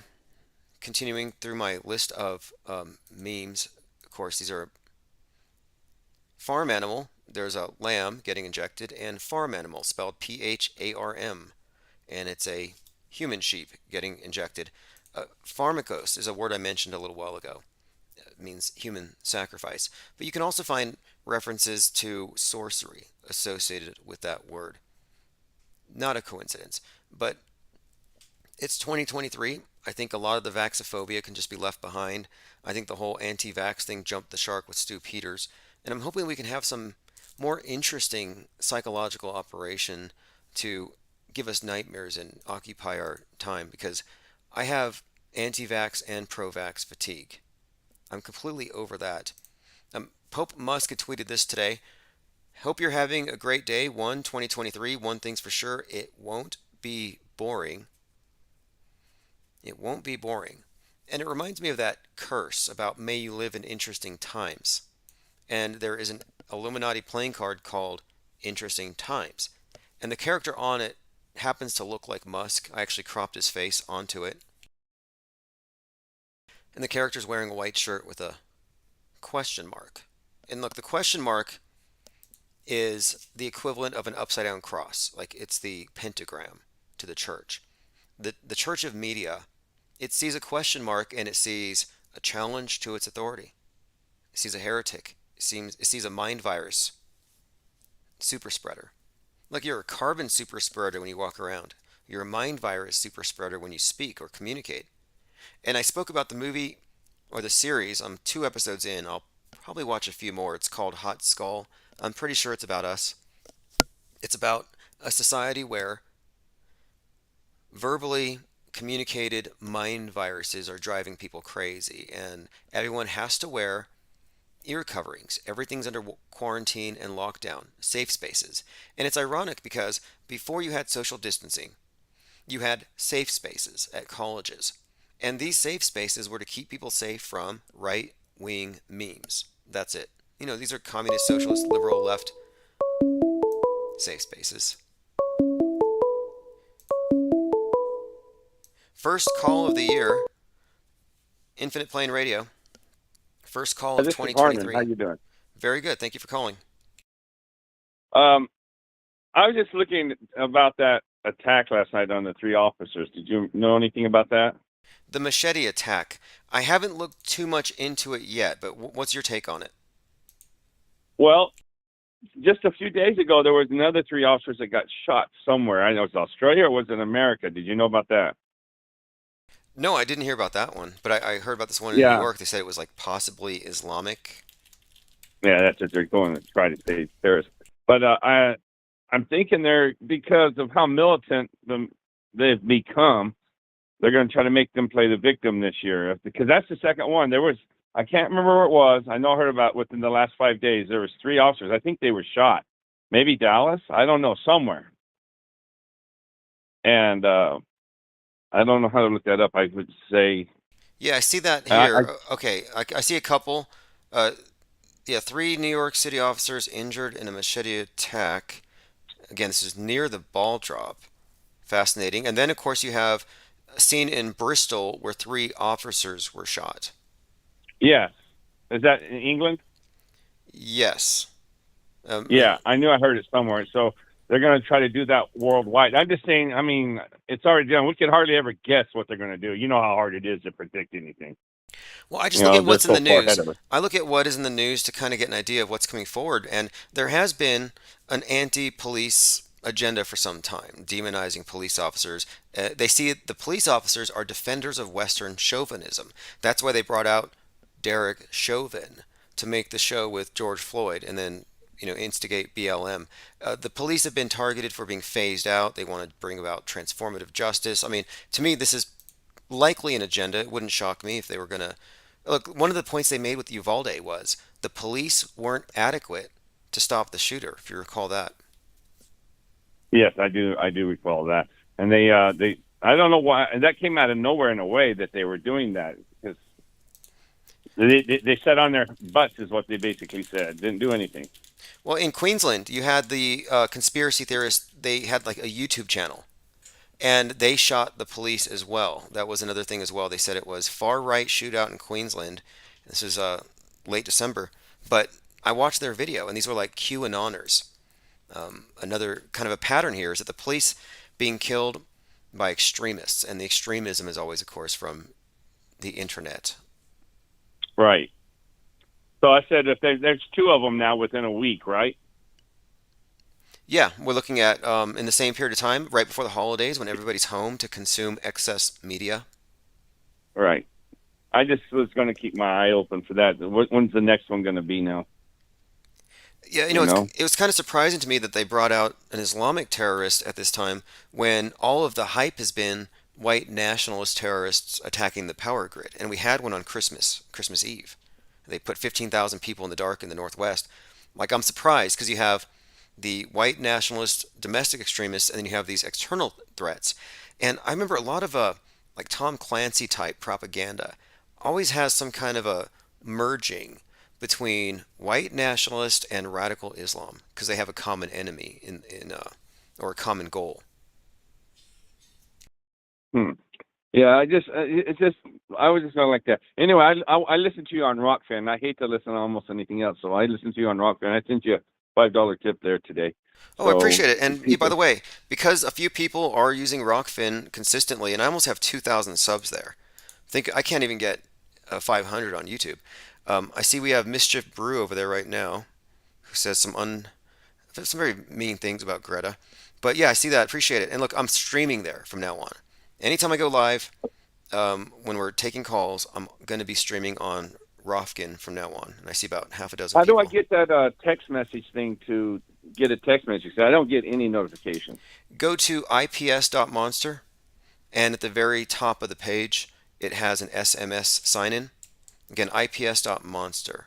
And I'll put a link. IPS.monster. It says sign up for live stream text alerts here. And you hit that. And in total, we have 95 people in the video. We have 10 people on Rockfin, more on Odyssey, and then about 36 on the audio at ips.monster. Yeah, my Odyssey, I was watching you there first, and it's just buffering too much for me there today. Normally it hasn't been buffering, but the last couple of days, Odyssey's been buffering again. Oh, well, look, I like Odyssey because of the 24-hour streaming is perfect for what I do. However, No, I like it too. I do I'm like like, it. I got 400 subs there. I've been there for 3 years. I'm on Rofkin for 6 months and almost have 2,000. I think Rofkin has a better community, and I think there's a few things I think that are, I don't want to compare them too much. Odyssey is great because it's never going to be censored, and it's the source for my 24/7 replays as well. Right. So I go ips.monster and get it that way. Correct, exactly. That And ips.monster, it's the domain that takes you right to the chat rooms, all the links, and the text alerts. that sounds good. Thank you so much. And I think that's probably going to get you a lot more views. I don't know how long you've been having the text alert going. I just implemented it last year. We keep coming up with new things, and this was the thing. I decided that they're going to attack my platforms, whatever it is.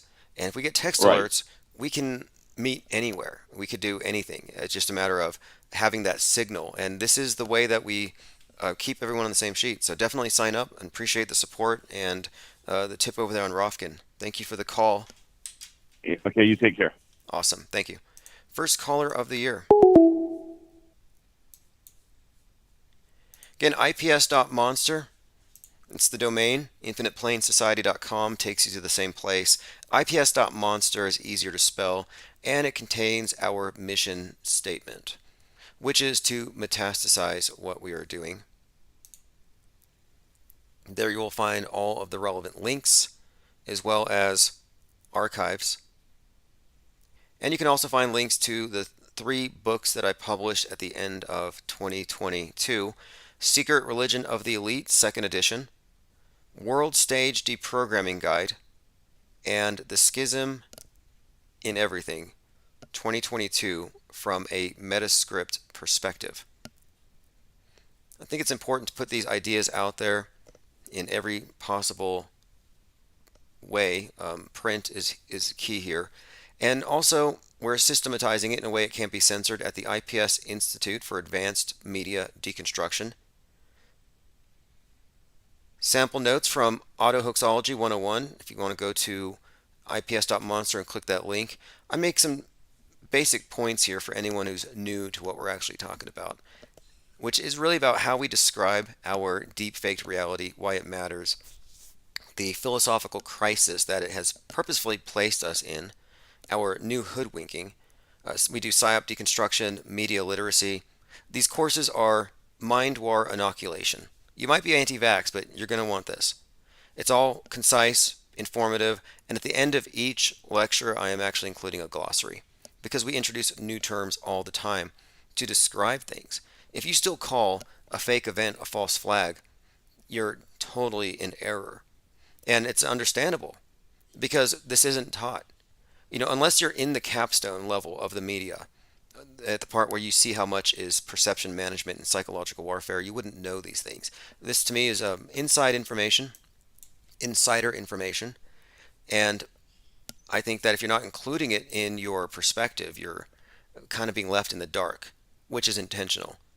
The term hoodwinking is a phrase referring to the hood placed over the head of the initiate into the secret society.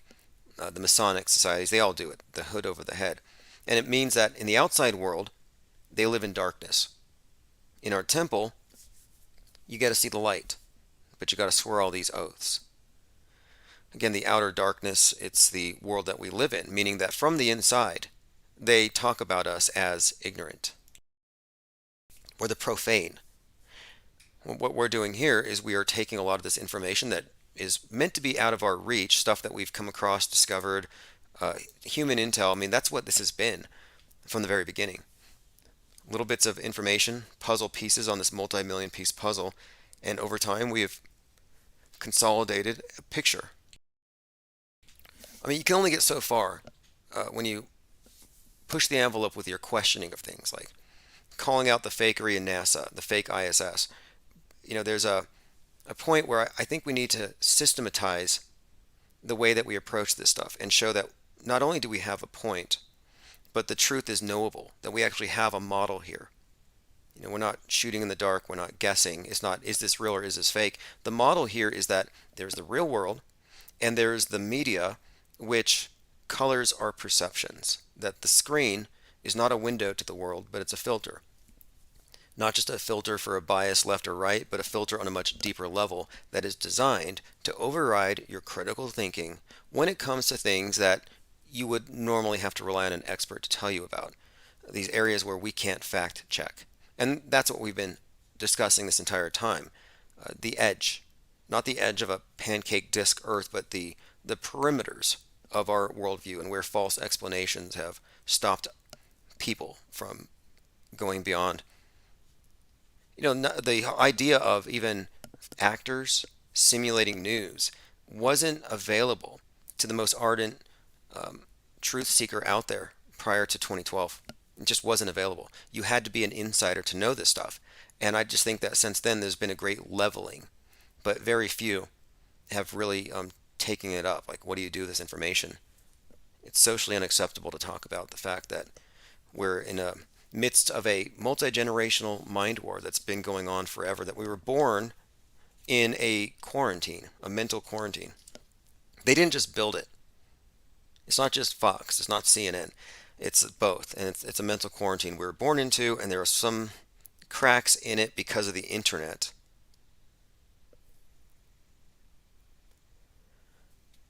All right, we can go through some comments. Echo Charlie says, are we as propagandized as North Korea? Oh yeah, absolutely. We're ruled by the same astrotheological cult. North Korea has some fascinating rituals that have to do with the veneration of their dictator as the sun, that all correspond with Christian rituals. Even the 3-day that they celebrate Easter, same 3-day weekend, they celebrate Easter. And it's about the dictator becoming the sun. The dead dictator has a star in the sky, the guy who created the place or founded it. It appeared when he was born in a manger. I believe the mother of the present dictator has a Christmas birthday, which is a holiday to the mother of the revolution. But it's a sun cult, and it's replete with obelisks like you would expect. I've looked at a lot of it, and it's like they got thousands of these things. And every time you see these North Korea parade of the missiles, or they parade these things down the streets, or they show you these supposed launches, which even mainstream news calls those out as fake. There have been instances where they've called them out as faking these missile tests. That's nothing more than the raising of the obelisk that all the elite worship. That's all it is. No, North Korea is part of the same program. We're all equally brainwashed. Every single person in this world that believes in the big picture of the ball Earth, whether you believe in climate change or not, you believe in the closed system they've created, yeah, you're in Disney World. And it pretty much is Disney's world. Like, if you're not familiar with this, I have some graphics. If you go to metascript.cc, I put together a collection of things just to show you how we live in a Disney universe. You have Mickey Mouse on Mercury. You have Pluto the dog's face silhouetted on Pluto. You have the Death Star is a spitting image of Mimas, the moon of Saturn, and of course Darth Vader is a personification of Saturn. You have the emblem from Star Trek on Mars, and then you have the starship going to Mars. You have the House of Stark on Mars. It's obviously Photoshop crap, but pretend it's real. There's a big plateau on Mars shaped like the House of Stark, which of course has the Iron Throne.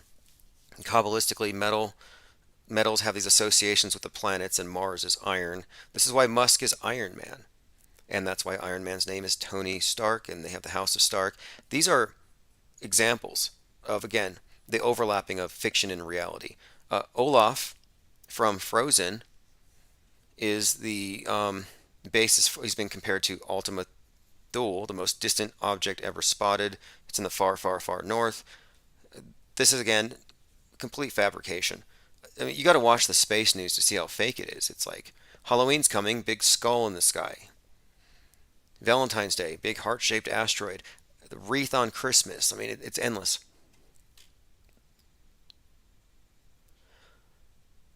All right. Diana South says, inflatable misses and blow-up tanks. It's a parade of balloons. Well, I actually bring this up in Secret Religion of the Elite. And there's an actual, I think it's kind of a ceremony when they drag it around. If you look up phallic processions, strange topic here, but yes, ancient Greece called phallica. These processions were common features of the celebrations of Dionysus. Now, Dionysus is a wine god, kind of a Jesus turns water into wine. This is all typical sun god stuff. The sun turns grapes into wine. Dionysus is another one of these obelisk associated deities, and he's also a god of theater, which probably ties into this. But they had these big processions with these objects, and I'm saying it's the exact same thing. No different. When they're dragging a rocket around, or you see NASA with their facilities, and they roll this big rocket out on these tracks.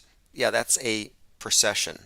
It's almost like in churches where they have the processions, they have a saint over their heads. Same thing. It's a religious ceremony. They're not really going to space.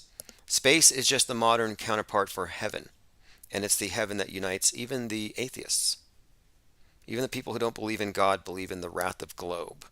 They think that Noah's story is cute and funny, but they totally take it seriously when you say it's NOAA, the National Oceanic Atmospheric Administration. If it's science, it's real.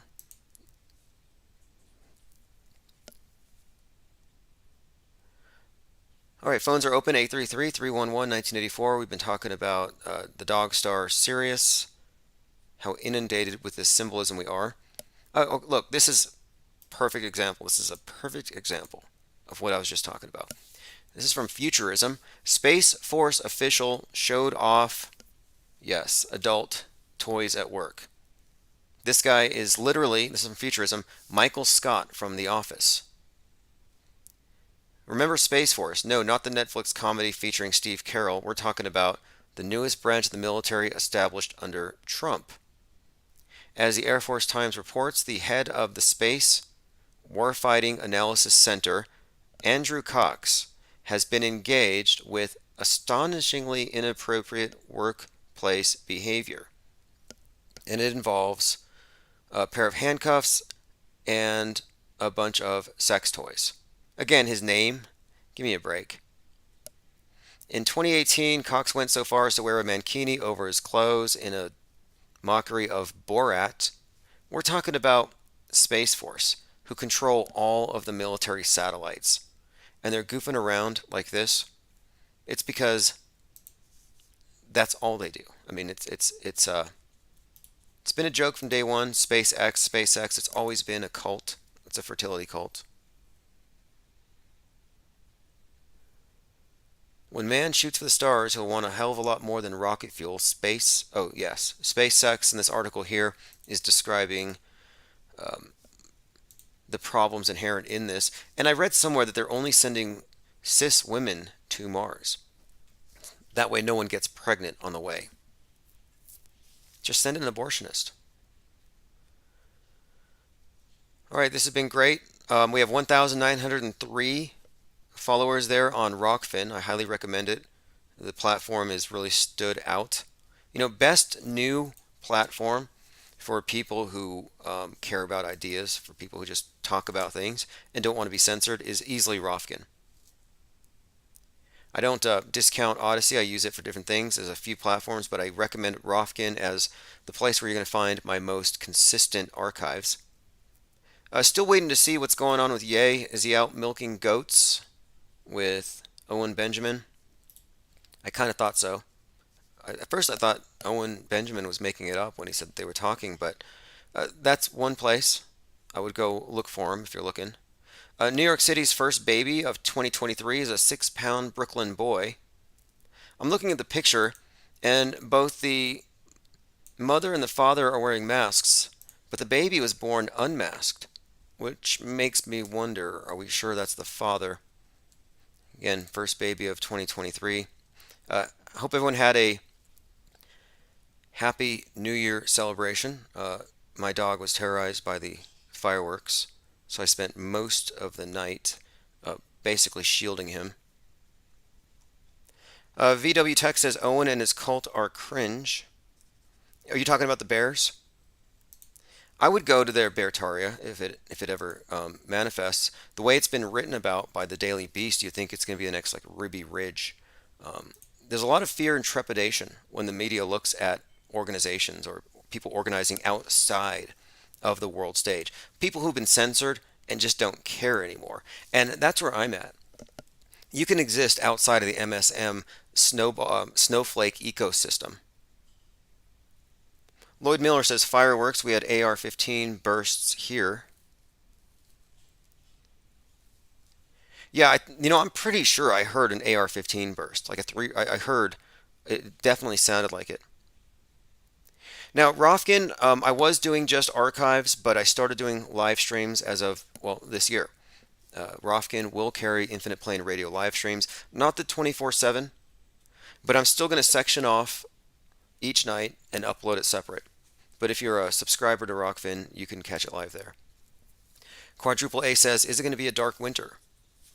Dark winter was prophesied by, Tom Clancy, The Division, and, pretty much everything leading up to this year has reiterated this idea of nuclear fallout. Look at the end of Westworld.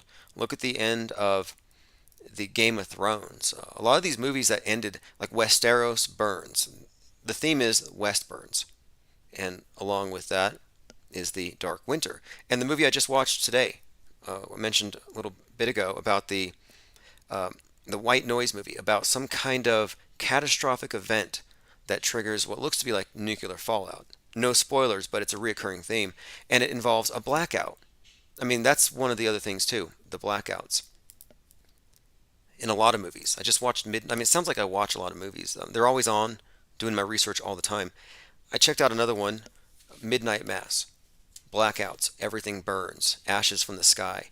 I mean, that's the ending of so many things on Netflix. Netflix is preparation for fake news. Again, first CEO, co-founder of Netflix is a bloodline descendant of Edward Bernays and Sigmund Freud. Like, that tells you everything about what Netflix is. It's the way to tell the future is you look at Netflix. It's quite literally that. It's a funhouse mirror version of reality. But every year, reality mirrors what we see on the screen more and more. We've definitely merged. Okay, let's see what else. We've been talking about the mind mask agenda, which is moving along quickly. I think we're waiting for a big psyop to be blamed on Musk and Twitter. Like, see what happens when we let a capitalist billionaire with an ego take control of the public commons. We talked about Kyrie Irving and the number 11s surrounding his name, and even the sports media are noticing that one. Of course, they'll just file this away. The people who are unawake simulations in Westworld whenever they see something that should contradict their worldview, they all say the same thing. It's programmed. They say, that doesn't look like anything to me.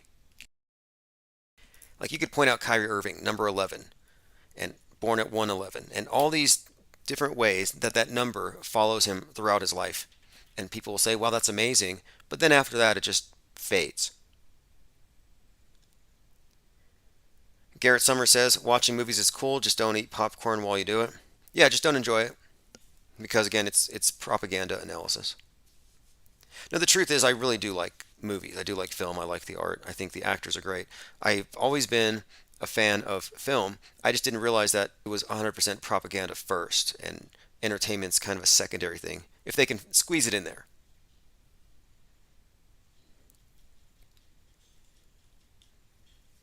Lloyd Miller says, FBI should run the communications commons. Well, the idea of Twitter as a commons is kind of scary in itself, but look at the TikTokification of the mass mind. And I don't think people's attention spans have shortened, but the media has been so fragmented. Everything is so fragmented. This deluge of information that there's just not enough time in the day to look at everything, and people are forced to, pick up sound bites here and there. But I think that may have long-term deleterious effects. I think your attention span has to be trained. And I think this is probably intentional because they want people stuck in the present, not thinking long-term. I think a lot of this stuff is about getting us acclimated to ubiquitous lockdown. And they'll keep us locked down with a steady stream of entertainment. There's a pretty good collection of essays by Neil Postman called Amusing Ourselves to Death, where he saw a lot of this coming, about how philosophically it's a major crisis. His other book, Conscientious Objections, is also worth looking at. I'll see if I can find my copies. But I consider what we're doing here to be conscientious objection from Psywar. By deconstructing fake shootings, we're destroying the premise they use to engage in super realistic traumatic drills against children across the country, students across the country, the public at large. In other words, they justify a lot of the trauma-inducing drills with a lot of their propaganda that goes unchallenged. Lloyd Miller says lockdown used to only apply in prison. Yeah, that's right. But now we live in a ubiquitous panopticon. And that's the part they're training us on. You got to stay home because you're a virus super spreader. They got us trained. Next, it's going to be carbon super spreader, which they're in the process of training us to not be carbon super spreaders. But the information super spreader thing is the next thing. Internet quarantine is coming. Now, will it be a blackout or a dark winter? I'm thinking yes. I'm thinking this could be the case. Christmas Eve. Blackouts, just as predicted. Again, white nationalists attacked power stations in the Northwest. Predicted by DHS drills in North Carolina and other places all throughout the year. It seems like the dark winter scenario involves some kind of civil unrest, nukes, blackouts, and I think the aliens arrive after.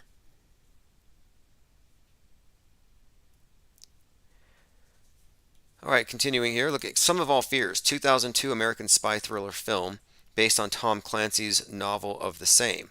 I wanted to point this out. A neo-Nazi plans to trigger a nuclear war between the United States and Russia so he can establish a fascist superstate in Europe. After the neo-Nazis build a nuclear weapon detonated in Baltimore, rogue officers paid off by the Nazis attack a carrier. Anyway, we're talking about nukes, America, Russia, Sum of All Fears. This book largely being credited with having a bit of prescience with regard to the 9/11 attacks. In fact, Tom Clancy is one of these prophets. Like all these science fiction writers, they're all prophets. But Tom Clancy is another one of these meta-scriptors, I would say. And the Kubrick of our day, and Kubrick is obviously probably the greatest meta-scriptor thus far. The one today who's replaced him more or less would be Christopher Nolan, who happens to be behind the Manhattan Project movie that's coming out this summer. Here we go. Tom Clancy really was a prophet. 4 real-life events predicted by Tom Clancy, who died in 2013 at the age of 66, predicted the Russia-Georgia War of 2008, September 11th, Osama bin Laden's capture, activities of the Joint Special Operations Command, among other things. Says in Dead of Honor, okay, it was Dead of Honor. He imagines a scenario where a dispute between the United States and Japan boils over into conflict, but you have a pilot with a 747 flying into the U.S. Capitol during a joint session of Congress.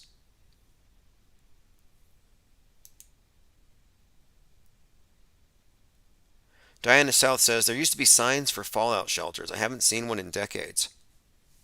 There were PSAs that were played in New York as last year for nuclear fallout. And it said that you just need to go into the center of your house and gather around your TV. This is from the NYC Emergency Management.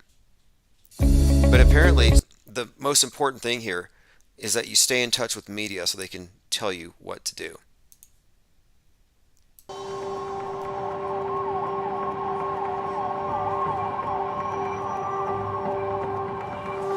So there's been a nuclear attack.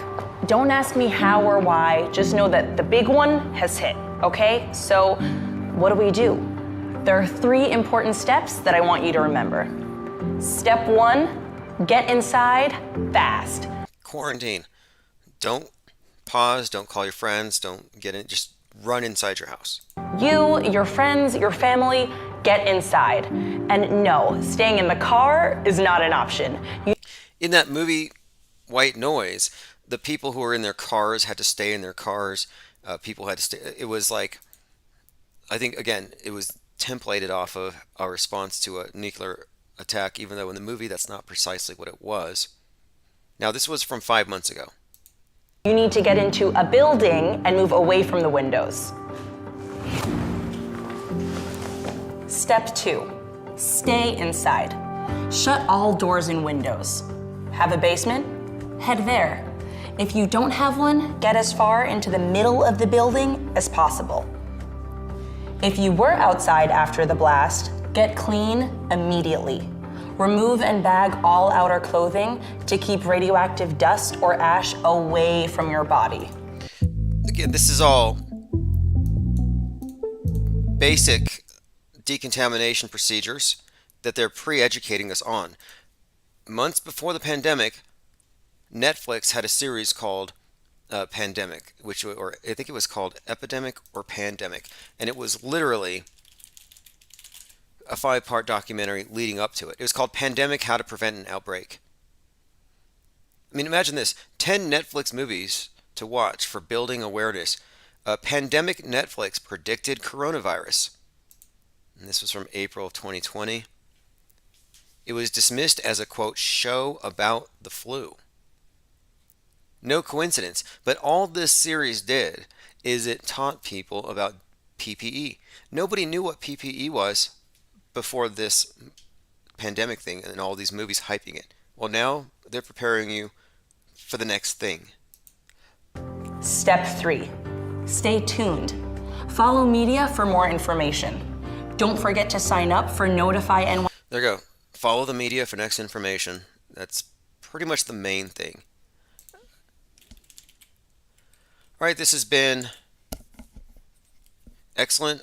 January 1st, 2023. Thank you again to the everyone who chats, all the callers, all the voicemails. Lloyd Miller says that Rush Limbaugh promoted Tom Clancy. Yes, the media echo chamber is designed that way. It's designed to steer everybody. That's what they all do. And all these books do is they give you a frame of reference to interpret what you see on the screen. The reason why they gave us Independence Day is so we would have a visual counterpart to the idea that, oh, buildings are falling, alien attack. Gather around the president, wait for him to tell you what to do. They prepare you for everything. It's a mental rehearsal. And if you look at what we're being rehearsed for, it tells you what is coming. And nuclear preparedness PSA, it doesn't mean that a nuke's going to actually occur, we're going to be nuked, but it is in the predictive programming that they're going to simulate one. And it'll be so easy to simulate one, especially because most people get the information secondhand, and you'll have a blackout for a time. It's going to be probably too easy.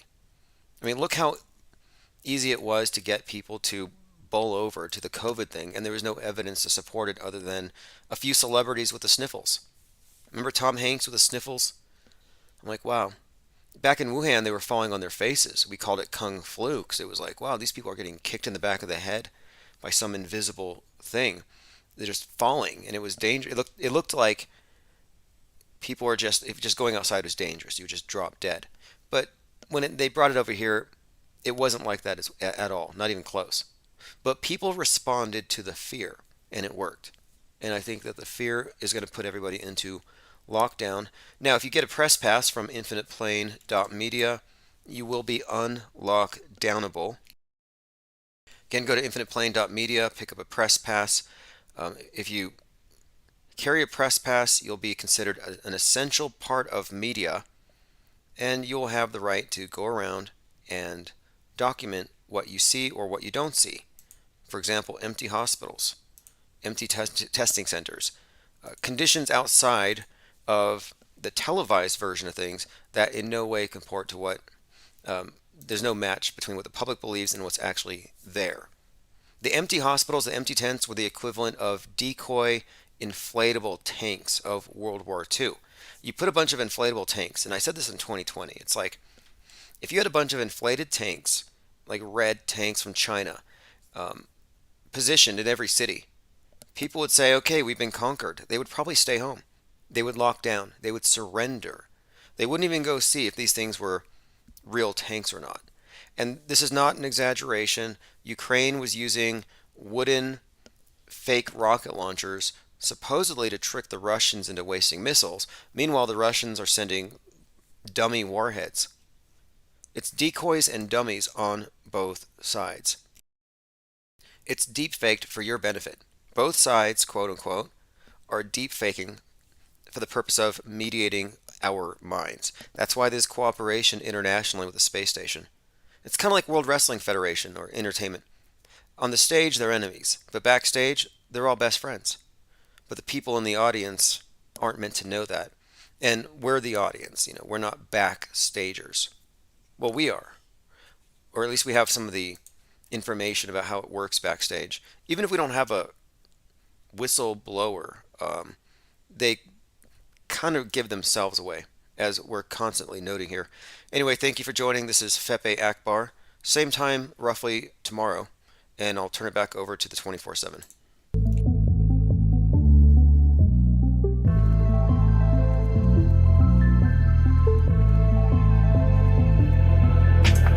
Fuck with your deception, keep it real, that's a profession. Like the whole world is pretending, found the truth around the penguin. Get a gang on with a blessing, all the other gang is stressing. IPSC on a nesting, only real one's gonna get this. Fake ones only accept this, they can miss the message. Timbuktu got bodies, yeah, find them in our records. Auto host a message, squad are representing. Killing you with knowledge, yeah, the uppers getting dirty. Oh, you're so affected, cause we're so effective. Let go of your worries, yeah, the whole thing is a setup. We got it and we get it, offering refreshment. Level up your conscience, yeah, it's honestly the essence. This wave is uncontainable, facts are undebatable. You lanes are unrelatable, give a fuck about saving you. We could keep on playing you, you just keep complaining too. Game is unescapable, unless you're with the gang or no. Messing with the penguin, we're messing with the penguin. Messing with the penguin, messing with the penguin, messing with the penguin, messing with the penguin, messing with the penguin,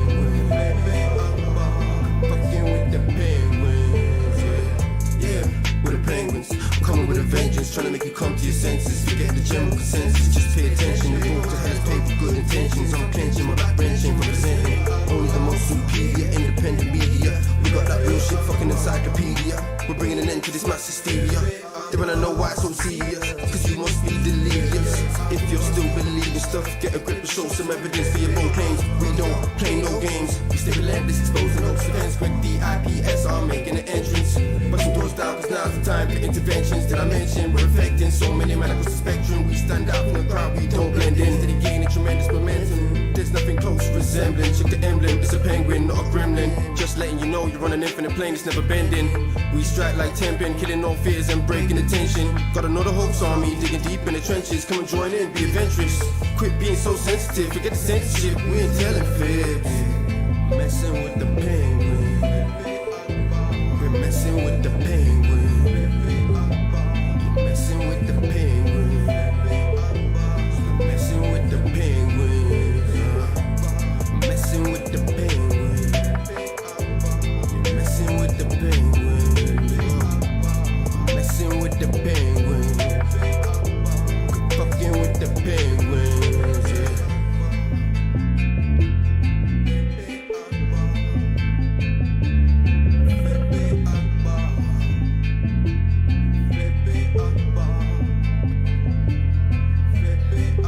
One of the things that I like to analyze with all these events is, you can analyze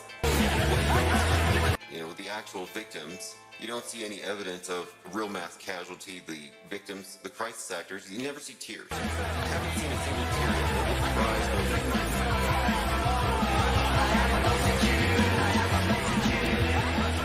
All right, it's 1:45.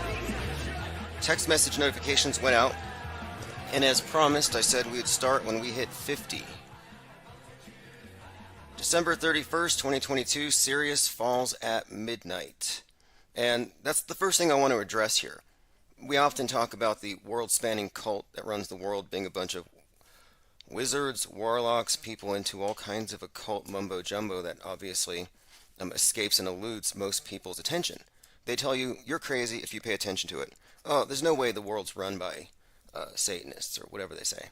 Well, explain to me New Year's, where every single sentient being will be staring at the ball and counting down as it falls to the earth, coincidentally, on the night where Sirius reaches its highest point at midnight. Not a coincidence, the dog star is synonymous with New Year's days, the starting of calendars. This is a consistent pattern, and I'm pointing it out that it's an occult ritual despite the fact that the public has no clue. And we brought this up last year, but this is just one example of how this cryptopsy can synchronize all of the people who are plugged into its vast monolithic media matrix, which it is. Big Brother has like 500,000 faces, but it's the same person behind it all. Thank you for joining again. I sent out text notifications. I blasted out on newsletters. So I expect a lot of people will be here. And if anything piques your interest, or if you have a prediction, I mean, everybody predicts the end of the world for the next year. There's going to be a flood, there's going to be a nuke. I don't think that's the case. But I'm willing to take any kind of perspectives on what you think is going to happen. A lot of people are probably surprised that the vaxxed are still among us by listening back to some of the previous live streams. Now, I've been away from the desk for a couple of days, about 5 days. I've been publishing books, as I said I would, and we met the deadline. There are 3 new publications that we'll discuss as we go along. The World Stage Deprogramming Manual, Essential. The signed copies will be at my door in a few days. Secret Religion of the Elite, 2nd edition. A much needed update. It's concise, cleaned up, and I think more to the point. It's not going to lose the normies. And the third one is a compilation of all of the blog posts that I made over the last year, where we are breaking down mass media events, Psywar, Psyops, etc.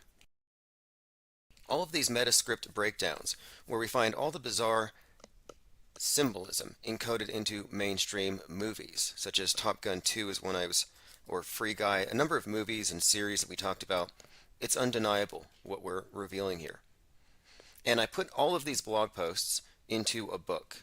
and I cleaned it up. I removed a lot of the extraneous links and stuff. It's a polished version. It's called The Schism in Everything, 2022 from a Metascript perspective. And the AI generated art creator called Midjourney helped me with the cover here, as you can see. It has a society split, big kraken in the middle, but The Schism in Everything is a compilation of 2022. And I think it's important to put a lot of this material out on every platform, especially print, because we do have a lot of ideas and there's a lot of progress here, and it's important to mark that progress. Not just so we can say, see, we told you so, which the anti-vaxxers can't do, nor can the pro-vaxxers. I don't want to get lost in that, but I'm hoping that once we cross midnight, once Sirius falls, I think we can leave a lot of the 2020 era phobias behind. A lot of people think there's going to be a reboot. I don't think so. The next thing on the agenda is internet quarantine, and I've been discussing that at length. All right, we are joined by Mal Gibb, Cub star Diana South, who has a press pass on the way. And if you need a press pass, go to infiniteplane.media. I also revamped the site. Joined by Copacetic. Cringe rap is so hot right now. Yeah, speaking of cringe rap, Alex Stein was tweeted by 50 Cent, who thought it was real. And now, really, the key to Alex Stein's success is he's a Poe, a parody of extremism. And they called him Poes because they're so good at parodying an extremist that people think they actually are that. His performance is so, I'm not sure if it's good or bad, it's just cringe, but it passes. T-Dog135 says 200-pound rotting red herring. You must be talking about Alex Jones, distracting the masses from the multitude of fake shootings you could point at. Crisis actors he could tweet at and say, you're a crisis actor. You're undermining our collective sanity with this Psywar stuff jumping out of the screens and making fake real. I mean, that's what they're doing. This is the very definition of mind control. You read about MK Ultra programming. Well, they do it with your TV screens.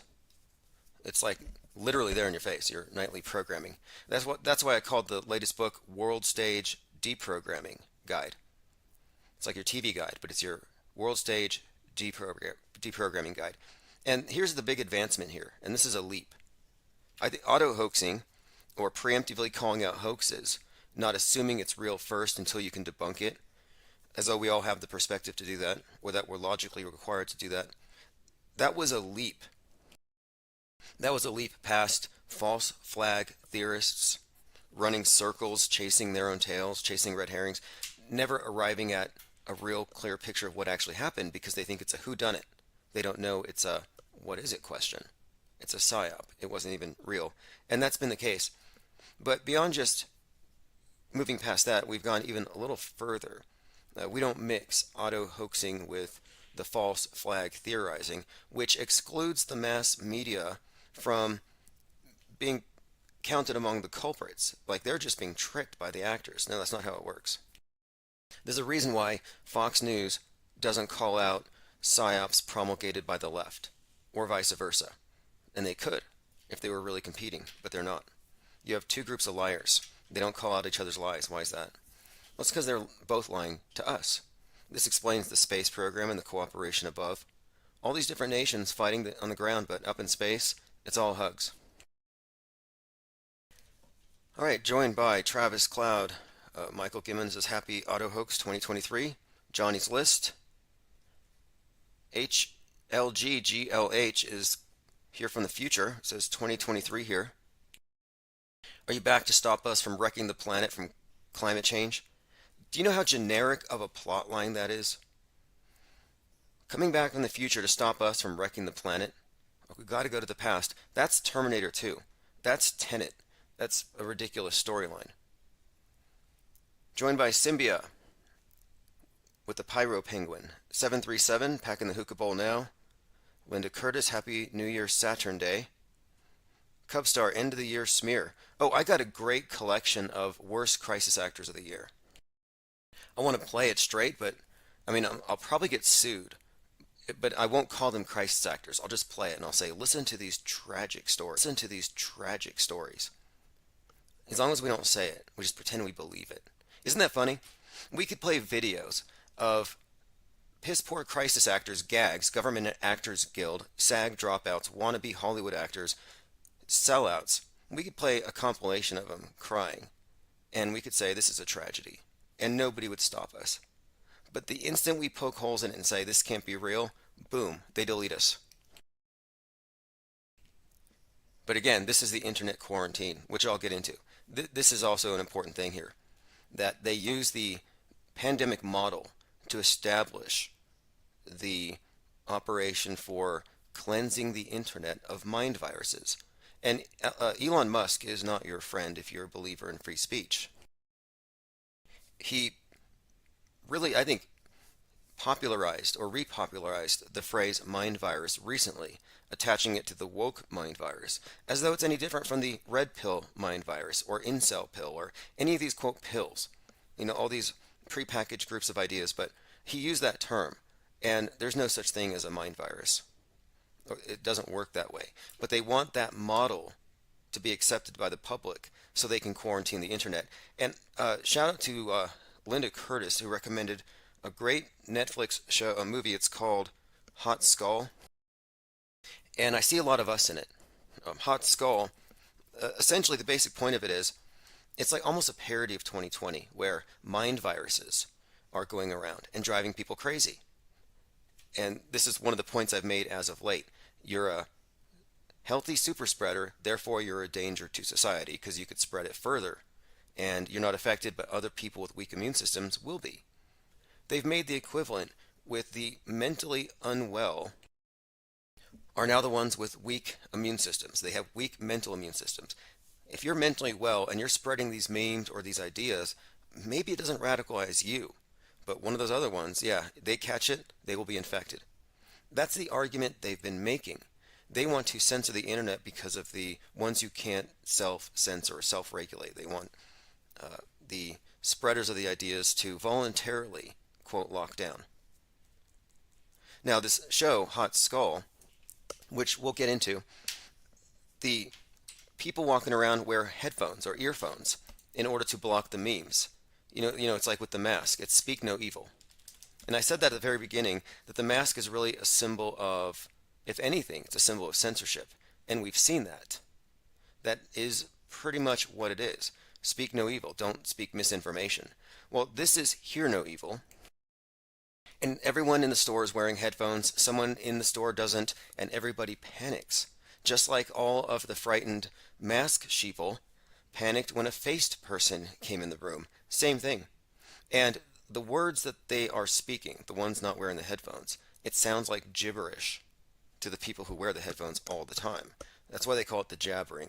It's kind of funny, jabbering could be an anti-vax reference because they're talking about the jab, but it's also like gibberish. But the thing is, if you go into, let's say you were at a packed stadium, any one of you here who knows what's going on with the news, and you spoke for 30 seconds on the mic, they would call it gibberish.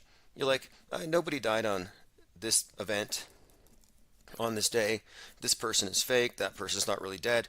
You realize how crazy it sounds to the people who are totally insulated from that. And I think that's what this movie was about. The danger of a meme super spreader or somebody in possession of all these ideas that have been quarantined from society. Like the meme 9/11 was an inside job. Well, you could shout that out and get kicked out of a classroom or an auditorium, but there's at least 5 or 6 people who will look it up. Mind virus spread. And that's what this series seems to be about. They're studying him, Patient Zero, the main character, the protagonist, because it seems to be that he's immune to the negative effects of it. And he seems to be aggregating a lot of the so-called gibberish or the jabbering on tapes. Interesting movie. Again, it's a series, Hot Skull. And I believe they have some kind of way of reading who has thoughts in their head, and it shows up on the heat reader as a hot head. In a dystopian world, as an epidemic spreads through verbal communication, a tyrannical institution pursues a linguist immune to the disease. I watched 2 episodes, and it's 100% about, if you ask me, not just your regular conspiracy theorists, but the ones that are immune to the programming. That's what I think this is about. And it does come off as something of a parody. It's kind of funny. Interesting show. I'll continue to review it. I'm only 2 episodes in.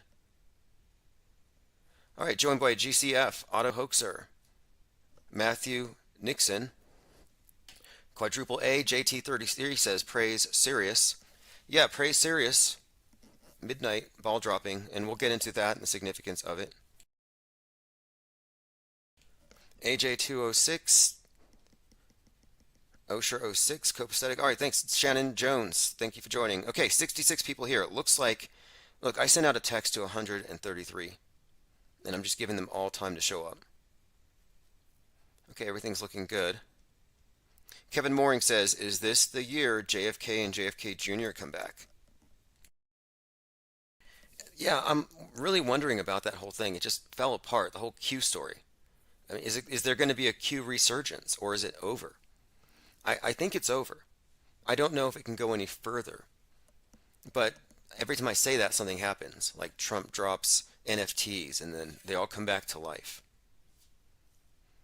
But the whole thing about the reemergence of JFK Jr., from a broader perspective, I think it was a very cynical ploy to manipulate a lot of people. I think that they purposefully targeted not just people who believe in Christian ideals and nationalism, but I think they targeted a lot of people who are just alienated and seeking some sort of new community. But they gave them a new Christ, and it's so absurd that people reject it. And that's part of how a lot of cults work. They get defensive around their cult leader or their savior, and the crazier they appear to you, the more radical they get. They just figure they don't get it, and they get increasingly entrenched. And this JFK Jr. crowd, they really drank the Kool-Aid, showing up at the site of JFK's death scene. I mean, that is the most deranged thing I've ever heard. Who would even want it to be true? Bizarre. And yeah, of course, you get shot in the head, and you're going to show back up 60 years later at the same spot where you got shot. And I did address this a few days ago.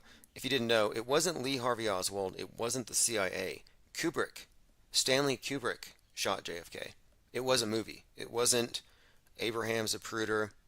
Again, the shooting of JFK, or the dummy, was executed by the Mind War, or the, I guess you call it, Worldview Warfare Department of our hidden or clandestine government. NASA is just the front, and NASA is a big part of it, but it's beyond just faking space. They fake everything.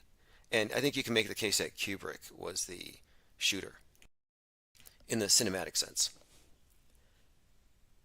Penguin Doctors joined us. Happy Sirius Worship Eve.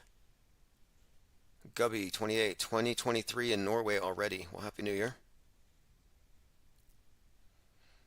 Okay, let's continue. Phones are open, 833-311-1984. Waynell Sexton is here from Discord. And look, we are going to go through our list of best and worst crisis actors of the year. Joined also by Infinite Muse and Salty Siren. I think we got to put Stu Peters on a list. I mean, there are some crisis actors, but there's got to be a category for people who manufacture evidence. That's one of the things that really turned me away from the whole Q conversation and taking it seriously at all, is that they constantly manufactured evidence in order to make it look like they had a point. They will copy and paste Joe Biden or Hunter Biden into other pictures, which is like them manufacturing creepy content and then claiming it's real. I'm like, who does that? Greta Thunberg, this is what happens when you don't recycle your pizza boxes. Yes, Andrew Tate. Look, the other night I said Andrew Tate's a deep fake. Someone showed me a video on Twitter, and it was, I think it was a football player who happens to look like Andrew Tate. And that started going viral. Next thing you know, Greta Thunberg calls him out on his 33 sports cars. Yeah, it has to be 33. Nothing suspicious about that. Afterward, he responds to her and her dig at his small energy, just, one of these under the belt attacks. And while he was responding to her, he was looking at a couple boxes of pizza that he just ordered from Romania, which gave away his location, and he was arrested. I mean, that's the whole story. It looks like Greta kind of, I don't know if she snitched on him, but apparently they're suggesting that those pizza boxes had something to do with his arrest. He and his brother, apparently for human trafficking. Now, I think it's just too perfect of a story to be real. You have the paragon of toxic masculinity, and then you have Greta and all she represents. You know, do you remember that what's that girl's name? The statue? It's the girl in front of the bull on Wall Street. And I believe it emerged before Greta. And the statue of the girl confronting it came out before Greta. It just looks just like her. Anyway, these are all just characters. Greta Thunberg is 100% based on Elsa from Frozen in order to indoctrinate the children about the coming climate catastrophe, like ocean levels rising and all that. Matthew Nixon says, don't forget about the pizza box. Oh, yes, the pizza box.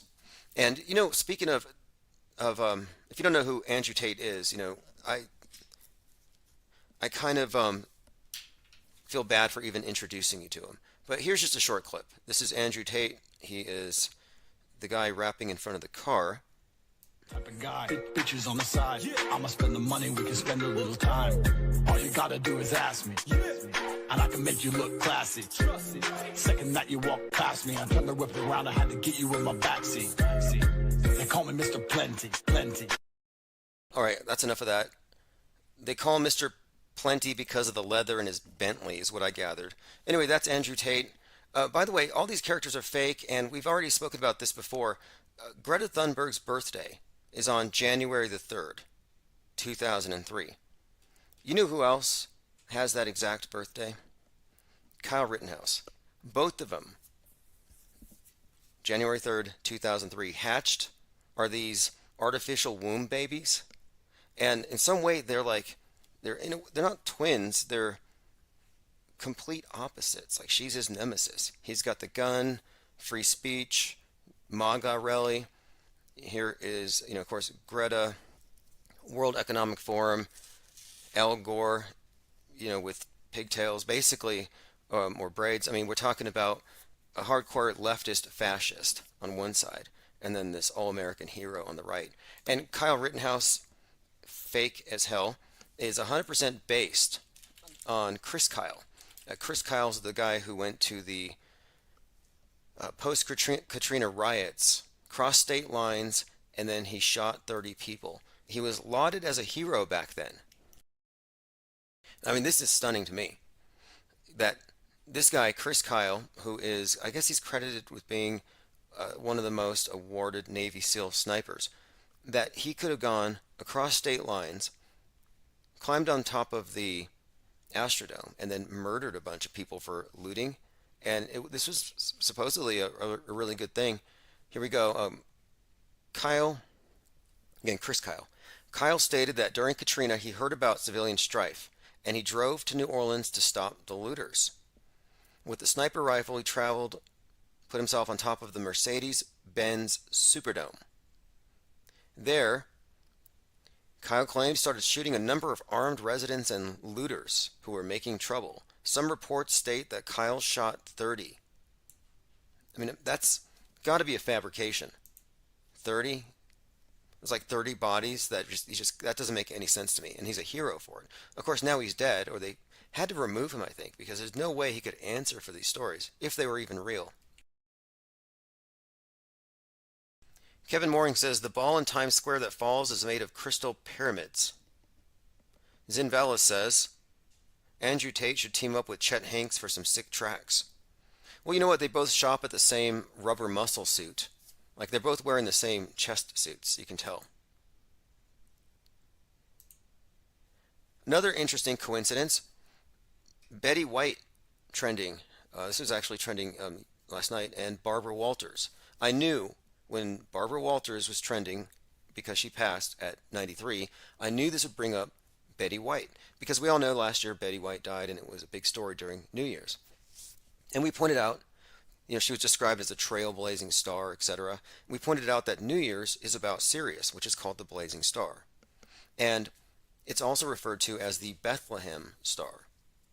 And Betty and Bethlehem is something of a connection there with the blazing star. And we were saying, kind of interesting, a lot of serious correlations with the passing of Betty White at this time.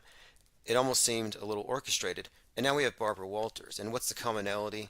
I've been thinking about this, and of course the B and the W, the initials, are something of a clue. But let's look into this before we get much further. Here's a scene we often refer to. This is from the Truman Show, where the stage light falls. Sirius falls. Sirius Canis Majoris.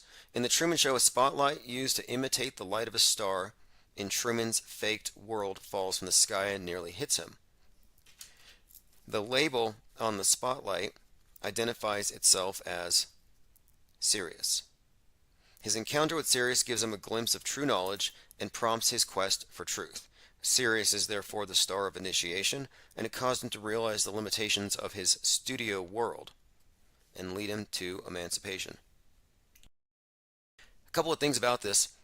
The dog star is what it's called. The Sirius associated with the dog and dog symbolism. Like, for example, on 9/11, there was a dog named Sirius that died. Now, that dog was hanging out with Bill Clinton a year before, and he wrote on a picture of it, "Sirius is beautiful." The significance is that 9/11 is the New Year's on the Coptic calendar. A lot of these coincidences, I think, well, not coincidences, pattern recognition isn't a crime yet, and we're just analyzing some pretty obvious patterns here. For example, Jim Carrey's also in the movie The Number 23. The number 23 is actually based on the idea that the dog star, Sirius, has some kind of role in triggering awakenings in individuals. There's a book called The Cosmic Trigger, which suggests that Sirius is some kind of thing that triggers higher levels of awareness in sentient beings. That's the idea. Robert Anton Wilson wrote that book called Cosmic Trigger, which became the basis for the Number 23 movie with Jim Carrey. And in that movie, he's a dog catcher. Very interesting. Ace Ventura, he's also he's chasing after a dog through the whole movie. Very consistent stuff with Jim Carrey. Robert Anton Wilson, Timothy Leary, Philip K. Dick. These are just a few names and Philip K. Dick's very well represented on Netflix. Man in the High Castle, all these things are coming from this. His mind, I think, is also where you get, I think it's Blade Runner. My point is, he claimed that he received his ideas from the dog star. Make of that what you will. It's a fact that the dog star has I guess you would call it there's a pentagram in every Masonic lodge, a 5-pointed star, an emblem on the wall. It has some significance, and of course, our years are based on it. Now, last week, Ukraine nationalists participated in a torch ritual to honor the fallen comrades. And there's this ritual where they're gathered around in a circle with torches. And this is for their fallen comrades. Well, most of you know here that nobody died. It was a bunch of training exercises passed off as a war to a very media-saturated, gullible, naive public. Anyway, nobody died. So what's the point of this? Well, this happened during the winter solstice. And this is one of the points I bring up in the book, Secret Religion of the Elite. They can use something like this that looks like a simple torch ritual to honor fallen comrades on a winter solstice. Or you might look at this as very consistent with pagan rituals that take place on this exact same night. And the torches relate to the death of the sun. Here, on the same nights in New Mexico, they have these brown paper bags with dirt and a candle in them, and they line the streets. It all stems back to sun worship. O. Sam says there is serious symbolism in the movie Mask starring Jim Carrey as well. Right, and then in Harry Potter, you have that character Sirius Black, who turns into a dog. It's another one of these. This was actually tweeted and retweeted, or I should say truthed and retruthed, from Patriot Moorhead. And it's a Q next to the dog star. And it's got a baby in it, which is probably baby JFK Jr. And it says, "For unto us a child is born, Unto us a son is given, and the government shall be on his shoulder, and his name shall be called Wonderful, the everlasting Prince of Peace. Isaiah 9:6. They're using Q verses and repurposing every single Q verse and making it pertain to JFK and his son. I mean, it is basically a neo-Christianity, and it's the case that we're living in the end times, if you go by them. Although it's been a while since they started this whole thing. I mean, I'm really puzzled. 2016, Save the Children. We're approaching 2023. Is it Save the Teenagers? Save, I mean, they're voting age. And if you look at their influences, they're probably voting Democrat, like you lost them on every level. 737 says, the movie White Noise had a lot of Elvis Hitler talk. Now, is that the series White Noise? Or is that the Michael Keaton movie, where they're communicating with ghosts? Let me bring that up, because there's a movie, it actually pertains weirdly. White Noise was a film. Okay, there's an older film. There's a newer one. It's from like 2005. Mostly a garbage movie, but one of the things about it is it had these interdimensional aliens that could be heard terrifying the ghosts of the recently departed. And the whole movie is about this individual who's able to record the voices of the dead, but they're not alone on the other side. And it makes a consistent association between whatever's on the other side and, I don't know, suggesting some kind of reptoid presence. Very interesting. I don't want to go too far into this movie if it's not the one you're referring to, though, because there's a more recent one. As I said, I'm going through the movie right now called Hot Skull, which has everything to do with mind viruses and the idea of a virus that is passed through verbal communication. Again, Hot Skull, here's the synopsis. An epidemic spreads through verbal communication. A tyrannical institution, which is the anti-epidemic institution, is pursuing a linguist who's immune to the disease. And the disease, of course, is repeating ideas that sound like gibberish to the people who wear the headphones. Okay, so in this one, of course, you have the headphones. Hear no evil, masks speak no evil. There was another movie that came out before the pandemic. It was called Bird Box. And Bird Box is the one with Sandra Bullock, who is wearing a mask, and all our kids wear masks. Because if you look at the strangers in the eye who don't wear masks, you go crazy like they do. It's a nonsensical premise. I think it's absurd. And then, of course, the people who, I guess, if they take their masks off and they see someone else, they go crazy, they kill themselves. But she and her children have to keep their masks on and not look at the strangers without the masks until they can make it into quarantine. That's the whole point of the movie. But this is, again, same thing, only over the eyes. Between Bird Box, Hot Skull, and what we saw in 2020, you can kind of see the idea here, I think. I think it's ultimately about masking the mind.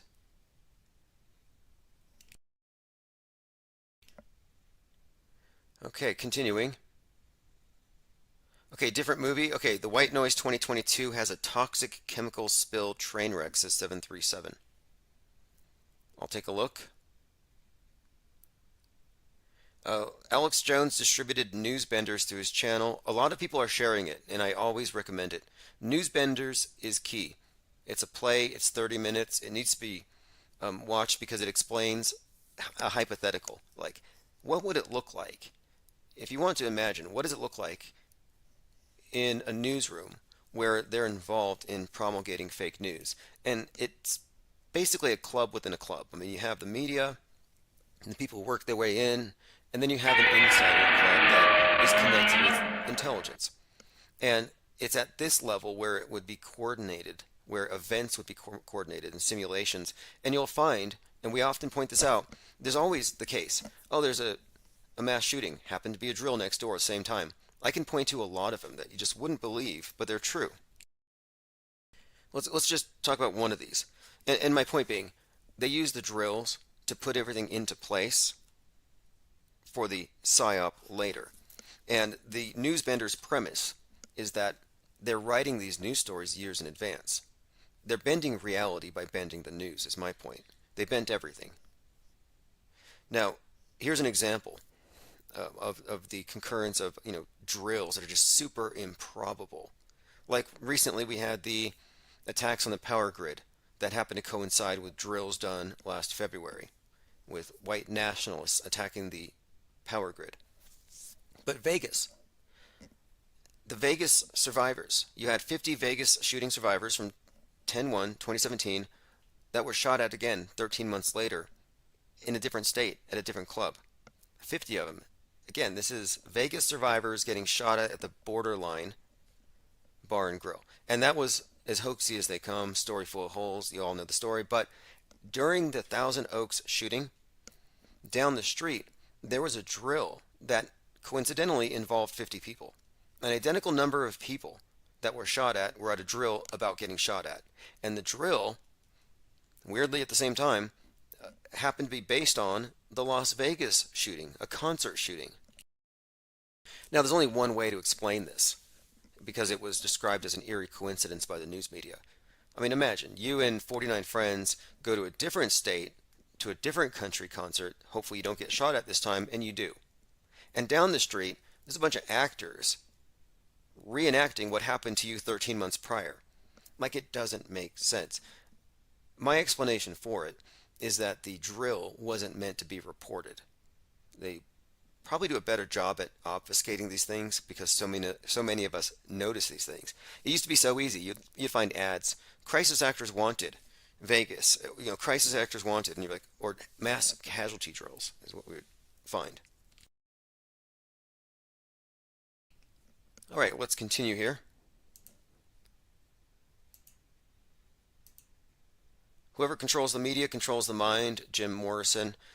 This is a huge point. Actually, this is the opening quote on the Secret Religion of the Elite, because I look at religion a little differently, not as some sacred group of rituals and practices and beliefs, but rather as a regimented worldview, basically your framework for the big picture, the big unanswerable questions, and then who you trust to give you reasonable answers or answers that you might have faith in, things that you think might be true. And my point is that the media has supplanted religion in every way.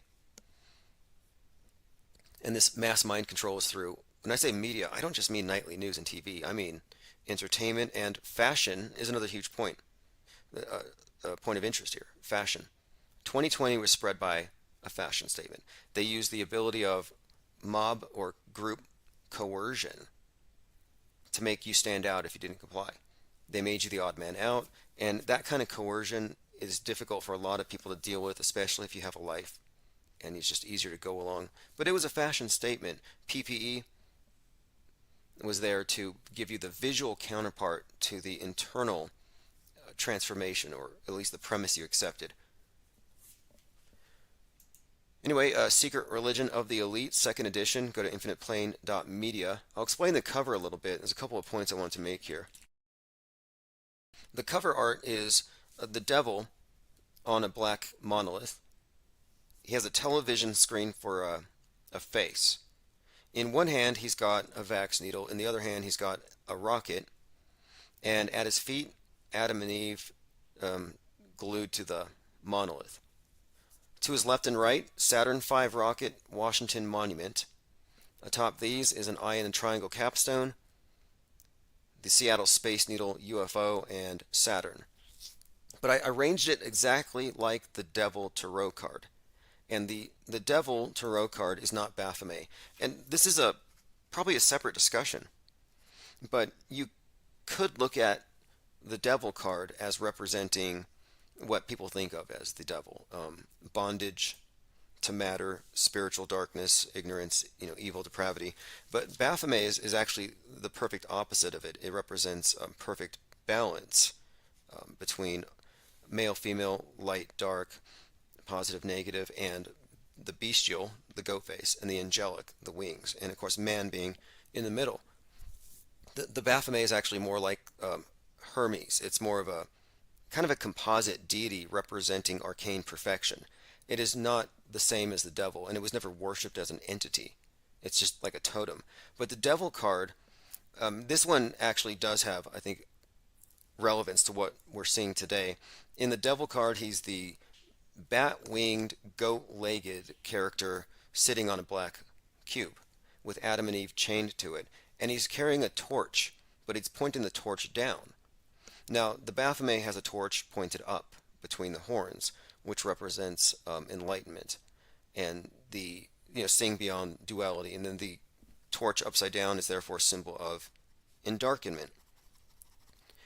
And the rocket in the devil's hand there represents the inverted torch. And it's interesting to me just how when the rocket goes up into space, that really represents the epitome of the deception and the ignorance and the hoodwinking, the endarkenment of all mankind. It's a perfect symbol. It's like an upside down torch. It's not going into space. They're getting into your mind space.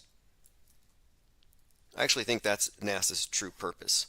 Control over your mind space. And you'll frequently find, it's unbelievable. And you just look at the ways they tell these stories. Like, it's not a coincidence that Elon Musk is the lead dangerous meme super spreader.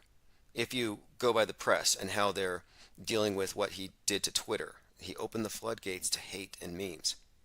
And then in space, you have to talk about space junk. And I'm seeing here a strong correlation being made between space junk and mind junk, and the collective need to get rid of both. Again, it's not enough to have free speech in place if somebody can spread a meme to someone whose mental immune system is so weak they become radicalized. Like you, as a meme-ster, a communicator, a thinker, you're actually a super spreader, or you're patient zero for a potential meme epidemic. And what constitutes a mind virus? Non-approved memes, non-approved ideas, non-regulated. Ultimately, this isn't about keeping people safe. It's about control. You could say that about 2020, and you could say it about the internet quarantining, which we're undergoing. By the way, another facet of the movie Hot Skull, safe spaces, safe zones, quarantines. You go into areas to be quarantined or to be away from people not wearing headphones, like quiet spaces. And think about the evolution here. The safe space, these things started off at universities. And what were the safe spaces for? It wasn't to keep conservatives safe from liberal ideas. No, it was specifically to keep liberals safe from right-wingers. That was the Tea Party. Safe spaces were mind space zone, or areas where your mind space could be kept pure of any kind of mind junk that you don't agree with. Then that evolved into social distancing. What is social distancing? It's a safe space from viruses, but this, of course, was enforced by the state. So you have a state-mandated safe space. Then they evolved it, because now the problem isn't the virus. It's the people who don't believe in the cure or don't think it exists, and the ideas they're spreading. They're mind viruses. You need a safe space from them, and that's why they're censoring the internet. YouTube is a safe space from certain types of mind viruses. But you can see how they went from safe spaces from ideas to safe spaces from viruses back into ideas. But now it's mind viruses, and they've made this in a series of steps. It's just a progressive disease here, afflicting the body politic, and people are complicit in it. Is this an actual photograph from World War II, or is this a meme? It's Hitler. He says, "Has anybody seen a black Nazi about yay tall?" It's got to be a meme.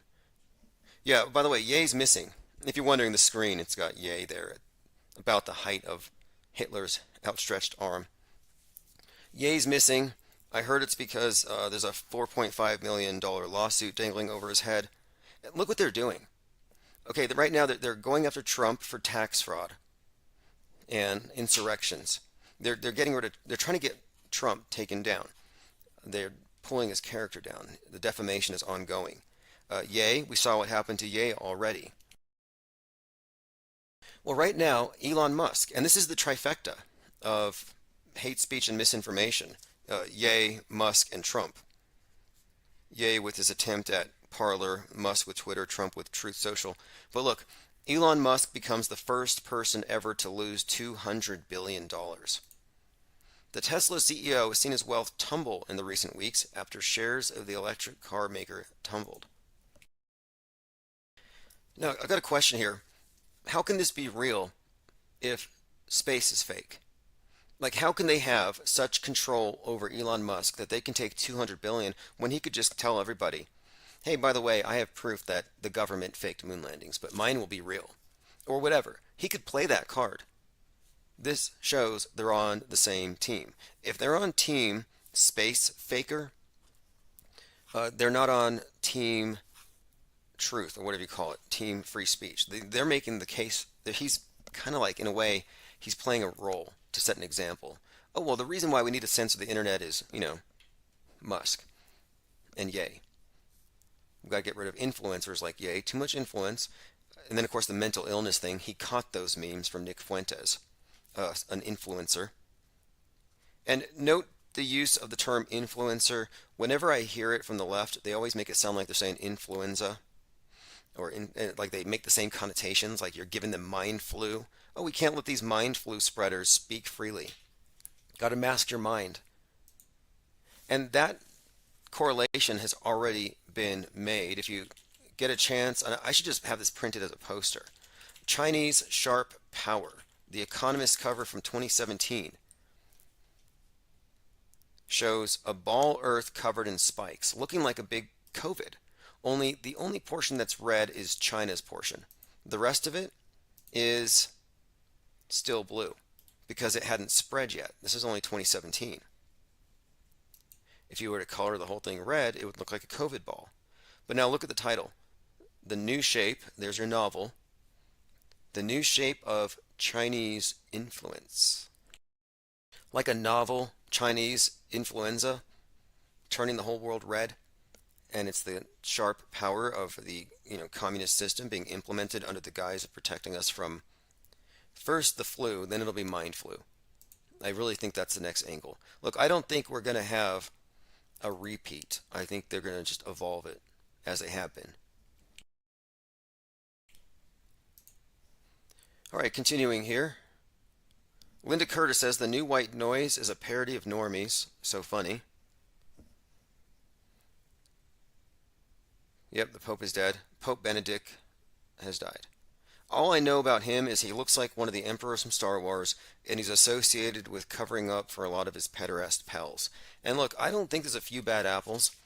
I think the whole thing is rotten, just like the news media. The whole thing's rotten. It's not like, oh, Jussie Smollett tried to do a psyop, but luckily we stopped him. No, that was a psyop to distract you from the fact that psyops are the rule, not the exception. And this is no worse. Anyway, the timing of it, interesting. Betty White, we'll probably look into that again. I'm not sure the significance all that much, if there is any, other than it's the old world order being phased out. We have the new world order. A little channel update. Conspiratained.com, 24/7 news site. I was trying to make this work last year, and I wasn't able to find any consistent writers. And then along comes one of these chat GPT AI generated kind of like stories. You could have it write anything basically, but just like we have AI generated art, I was doing the same thing with the bot, and I'm like, can I prompt it in such a way that it will write stories where in 5 or 10 minutes I could have some mostly AI generated news stories? And the answer is yes. Conspiratained.com. I have a few, and I make the covers, and as I go along, as I learn the software, these will become increasingly more believable. But you'll probably like the artwork nonetheless. Flat Earth and Rage Quitting Science Teachers.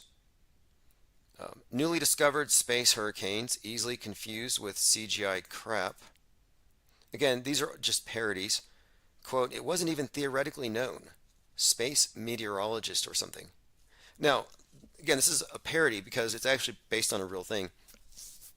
A lot of people didn't know they were space hurricanes because they were just invented. But if you're looking at space hurricanes, it's really difficult to tell if you're looking at an actual CGI rendering of a space hurricane or if you're just looking at CGI crap. And this one is purportedly not just CGI crap. But this statement is actually from a scientist who did say, quote, "It wasn't even theoretically known." But yes, space hurricanes are a thing. Mulgwins, the best of both worlds.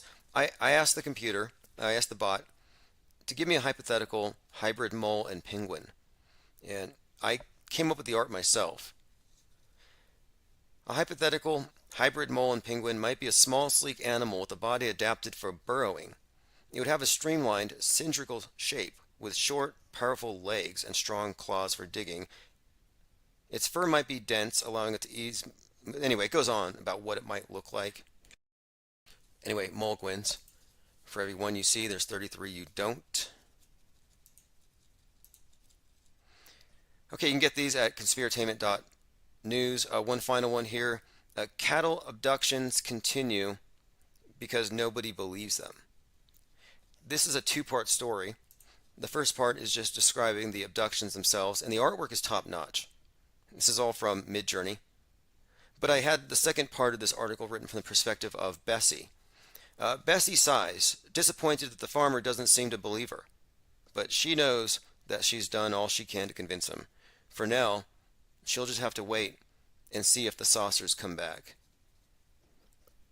One of these images is fantastic. It has this hatch opening up on the bottom of the saucer as it goes to scoop up the cow. Anyway, tell me that this news is faker than what you see on CNN. And I'm open about it here. Like they say, oh, this is news. And they're not telling you, oh, this is lie-enhanced, psyop, perception, management, entertainment, propaganda disguised as news. No, they can't be honest. I'm honest. I'm saying Conspiratainment News 24/7, mostly AI-generated news stories. I don't even hide it. They don't say crisis actor-driven news network, which they should. Michael Cervantes says, the Idaho killer lived in Building G and the signage looked like a Mason sign. The story is fake. He looked like No Agenda TV. Not saying it's him, but yeah, the killer looks like that guy. Got a message here from G33. Appreciate the support. Happy New Year. It's going to go faster than the last. And I agree. It seems to be the case. It's spiraling out of control, but it's a tighter spiral each year. You know, I'm not here for prognostications. I'm not predicting the future, but we are looking at patterns. And this is bizarre. Barbara Walters, Betty White, New Year's. And the comparisons are already being made by the normies who can't help but notice.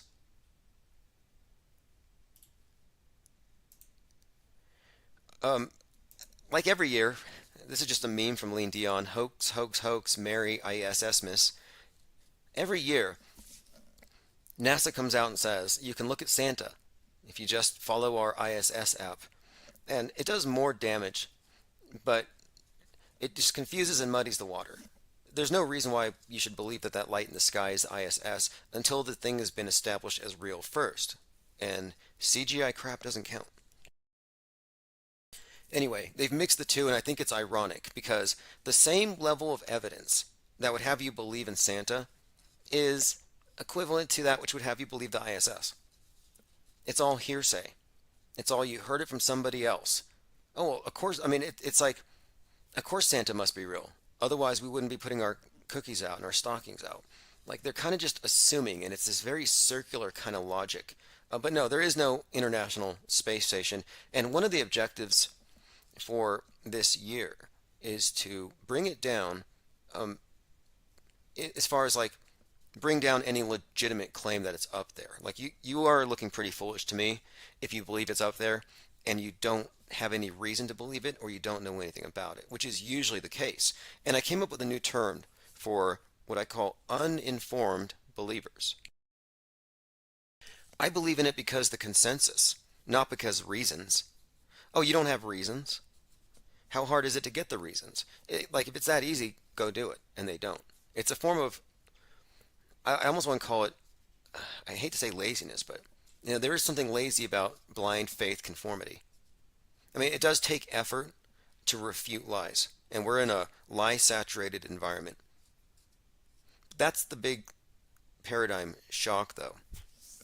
Until you recognize that there is a world stage, you're so immersed in it that you can't really see it. But once you do, it's like, well, everything is fake. When I say everything, I just mean everything that's fakeable, but not only that, but it's all resting on an edifice of fake. Yes, there's real life, but then there's the imposition, the false explanations, the false starting points. When I say fake, I mean more like contrived, scripted, guided. The people who write history don't write it retrospectively. They write it in advance, and they pretty much eliminate everything that doesn't fit. Let me give you an example of history rhyming. Meet the new base, same as the old base. I've spoken of this before, but I had to put it together in an article just in one place. If you go to timosman.blog, you can follow my Substack there. The base is a neo-Nazi accelerationist paramilitary group and training network, formed in 2018 by Ronaldo Nazara. It is active in the United States. It just looks like a white ISIS for the most part. Accelerationist means that it's like the Great Reset or like any kind of revolutionary group. They believe that the system is not going to work. It can't be fixed. You got to burn it down and build back better, which is what they want to do. This accelerationist movement. Build it or burn it down and then build it up without any of the problems that they see. Now, this group called the base has been associated with threats to attack the power grid, etc., put us in the dark. Now, the base is also Al-Qaeda, in Arabic, the base, which is the broad-based militant Islamic organization founded by OBL. These two are very important to note because what they've done is they've swapped them. They swapped the Quran radicals for QAnon radicals, as you'll see. I also want to define something here. Helter-skelter. Very important term here. I started talking about helter-skelter last February, and it had to do with the Charles Manson story and what they were attempting to do. But it's a noun. It means a disorderly confusion, turmoil. Although in British, it also refers to a spiral slide at an amusement park. But helter-skelter just means chaos and confusion. 9/11/01 was our introduction to radical Islamic terrorism, and the Quran radicalized terrorists were now firmly established in the public mind as a clear and present threat, that were being radicalized in cells everywhere. They use these big events to introduce new characters, like Littleton. Littleton brought the school shooter to life. The Trenchcoat Mafia, not a coincidence, they looked exactly like a couple characters out of The Matrix. That was released 3 weeks prior. Again, nobody died at Littleton. There's plenty of evidence. And in all likelihood, the shooters, Dylan, Klebold, and Eric Harris, were actually Matt Stone and Trey Parker. I mean, look for yourself. Pretty obvious, though. All composite characters. I mean, look, Dylan Roof, a callback to Littleton. His middle name was Storm, as in Storm the Capitol, the storm is coming. Neo-Nazi group online, their website called The Storm. These are fascinating stories told over a period of time. Now, what they've done is they use 1/6.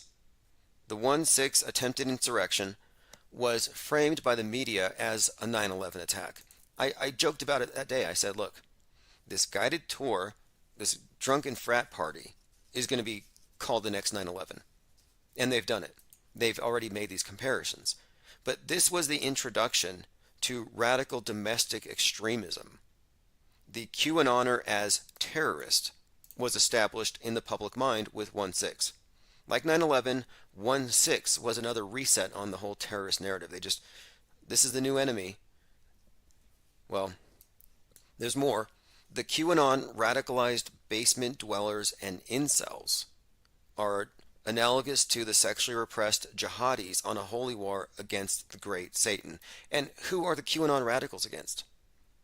The deep state. The incel, always a male, waging a holy war against the deep state. No different. I got a question. why aren't there any female incels? There's no cis female incels. All of the incels are males. But the correlation here, of course, is the terrorist wants 72 virgins in heaven, so he's going to go attack the great Satan, blow himself up, and go up there and have whatever he couldn't have down here on earth. And they've created the incel as a counterpart. And the radicalized, the MGTOW males going their own way, black pill. They've had a lot of these shooters to introduce the idea of the quote incel. Nick Fuentes is such. He's actually celibate, but he calls himself voluntarily celibate, which I think is redundant. But just to distinguish himself from those who are, like, I guess he's fighting off people with a stick. He's fighting it off because he wants to remain celibate. Why? Because he's a holy warrior for the MAGA ban, like the American Taliban. Now, in the last couple of years, there's been a lot of significant meta-scripting, predictive programming for Dark Winter out of Tom Clancy division. Tom Clancy wrote 9/11, Hunt for Red October. I mean, Tom Clancy is one of the dominant meta-scripters of our time. I mean, we ought to just make a list of all of them and just do a deep dive into each one and what their works involved. I'll make a list here. Who are the meta-scripters? That's a whole other topic, but there's been a lot of this talk about dirty bombs, attacks on the power grid, blackout scenarios. Now, this is where it all connects. The Turner Diaries scenario was white domestic extremists. This is what inspired Timothy McVeigh. And the Helter Skelter script, which is the same thing. It's about nuclear war and race war all mixed together, dividing among black and white, nationalist, globalist lines. Now listen to this. The base is, and this is from Wikipedia, the base is a white nationalist, accelerationist, paramilitary group and training network organizing, quote, race war preppers. It operates hate camps and training camps. Like they're actually training for this, reportedly here. Now I want to bring out something else here about the Turner Diaries. Author, by the way, was born on 9/11, 1933. It inspired Timothy McVeigh, who was executed on 6/11/01, 90 days before 9/11. And at the age of 33, he gets executed like a white nationalist Christ martyr. Now I want to bring this up. In 2020, BLM was marching down a rich neighborhood, and they didn't even walk on the lawn. And the McCloskeys came out with guns. Miss McCloskey's dressed like the Hamburglar. And anyway, these two look like characters from a movie. I saw this and I thought this has got to be a joke. You can tell they're Democrats by the way they're holding their guns. Now, look at the cover of the Turner Diaries. Now, what's the parallel here? You have a rich white couple, empty mansion in a town in a city where there's lots of homeless people, and they're organized, and BLM, Communist Revolution, they're marching down the street, and they come out to defend their property, and they look bad because they're pointing guns at peaceful protesters. Now, of course, peaceful protesters, we all know what that means, but like if you, in a sane world, this would make sense. You got a mob coming down your street, they kick down the iron fence, maybe you should defend yourself. But this was used as an example of what not to do. But if you look at it, the cover art of the Turner Diaries happens to be a perfect match for the McCloskeys. She's got the Hamburglar shirt, he's got the polo. It's like them, 42 years prior. The book was 42 years old when it came to life with the McCloskeys. Then they went on tour. He tried to become a politician. And whenever they went on tour, they wore the same outfit. I mean, what a clown show. I believe they showed up at Kyle Rittenhouse's trial as well to show support for him. All these agitators. All right, let me catch up on some comments. Okay, G33. Oh, here we go. There's a couple other things. All right. Garrett Summers, the Georgia Guidestones was 2022, already feels like years ago. Yeah, well, they pack 48 hours of news into every 24-hour cycle. That way, you're forced to rely on blue checks to stay afloat. Now, the Georgia Guidestones were 42 years old. They were erected 42 years before they fell, but it was on a 322, obvious skull and bones reference. That was a ritual in and of itself. And it was the capstone that blew up. Quite a fascinating ritual. They blew up on George Bush's birthday, his 76th birthday, and it was actually on a 7-6. You know, each one of the columns was 42,000 pounds, and then you had the capstone. The combined weight of the Georgia Guidestones was 238,000 pounds, which is the supposed distance to the moon in miles. And there's a connection here. There's an interesting connection between at the time, you had NASA sending a capstone around the moon and the capstone blowing up. And we were just noticing all these, well, ritualistic trappings. We'll have to revisit some of the bigger psyops of the year. Exploring again says, what deity are people worshiping when the ball drops in 4 hours? What deity? Good question. Sirius is associated, and we'll go through it. I mean, I've seen it associated with ISIS. I've seen it associated with, well, I mean, it depends on where in the world, but it seems to have a common meaning in terms of it being associated with the flood. You know, they call it, in Greek, Sirius means scorcher. And if you remember this summer, there were some pretty hot days and houses were catching on fire, if you believe the tabloids, I mean the news. And there was like scorching summer was the term they used during the dog days of summer. And I was like, that's interesting. Hottest day of the year, scorcher. And the significance of Sirius, and I'll pull up some articles on it here, is that it is believed by New Agers or occultists to somehow amplify the light of the sun. And then, of course, the new year begins when it rises directly above the sun. This is from earthsky.org. The star Sirius rings in the new year. Okay, here we go. The dog star, the constellation Canis Majoris, the great dog. Sirius may also be called the New Year's star. We have some images of it here on the screen. Easy to find. But it says, it's highest in the sky at midnight every New Year's. They call this the midnight culmination of Sirius. Thus, as the new year rings in, Sirius is at its highest point in the sky.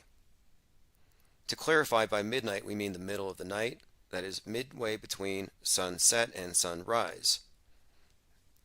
Anyway, we are going to be observing this in just a few hours, and the culmination of Sirius reaching its highest point, and then the New Year's, pretty obvious correspondence there, but then of course you have to look at the significance of the dog star in all of the occult traditions.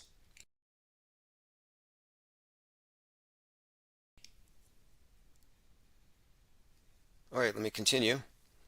Frank says, why have there been no episodes on TuneIn lately? I've actually been away for about 5 days, working on a few publications and preparing for 2023. Built up the art store. If you didn't know, I sell art on eBay. I don't really promote it here because there's a large group of art buyers there, and I don't really want to mix the two. But I don't want to be reliant on any platform, including Spotify or any of them, monetizing this, because they will pull the plug on you. That's how they control people. But we're back on TuneIn. We're back on Audible, Amazon, Podcast Addict. We're going to be on everything if we're not already. Just get on the newsletter, infiniteplane.media. If you get on the newsletter, you will be sure to get the links to all of the various platforms that we're on. Okay, continuing. Angst G says, South Park cartoons were around before Columbine. Right. I'll bring out the article that shows the comparisons and all the various celebrities that are involved in these things. It's always the same people. I know Marilyn Manson had a bit in that, Michael Moore. And they're all part of the reinforcement of these narratives, like the idea that media or music might trigger killers. These are things they want people to believe. G33 says, it's 2030 is the year the NWO has it wrapped up. I think they're speeding it up. I think they may already have achieved most of the agenda. But 2030, the whole idea, of course, we're just talking about this transformation into a human zoo, where the animals are set loose and humans are bottlenecked up into cities with domes to protect them from space junk. Okay, continuing. This is another AI-generated fake news headline. Space depression. It is possible for scientists and other professionals who work in space to feel lonely, as they may be isolated from their friends and family for extended periods of time. Now, this is all, of course, fake. But what isn't fake when it comes to fake news? It's big business. And I started this as just a test because they will believe anything. They literally will. And if you don't believe me, how many of you know what space chorizo is? There was a $10 billion telescope, and you can't get your money back because it's a million miles away. A $10 billion telescope that brought back a photo of a, quote, distant star. This is from the Atlantic. Why everyone fell for the viral space chorizo. It's just kind of a salami. Scientists' photo of a distant star was actually a slice of meat, and it was claimed to be a deep space image of a star. Now, he apologized, but did he really apologize because he felt bad, or are they just mocking everybody and he's in the know? It's 4.2 light years away, he said on Twitter, and this thing was retweeted. 19,000 people liked it within a few minutes. I mean, people were moved by this exquisite image from a $10 billion telescope. Tell me this isn't the Emperor's New Clothes, where the Emperor is naked, but everybody thinks that his robes, oh, those $10 billion robes. What are you, a flat earther? You don't see them?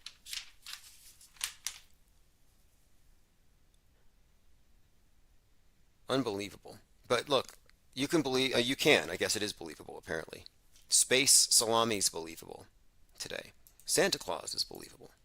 Look, if you believe in the ISS, I think you believe in Santa. You have the same rationale. Okay, continuing.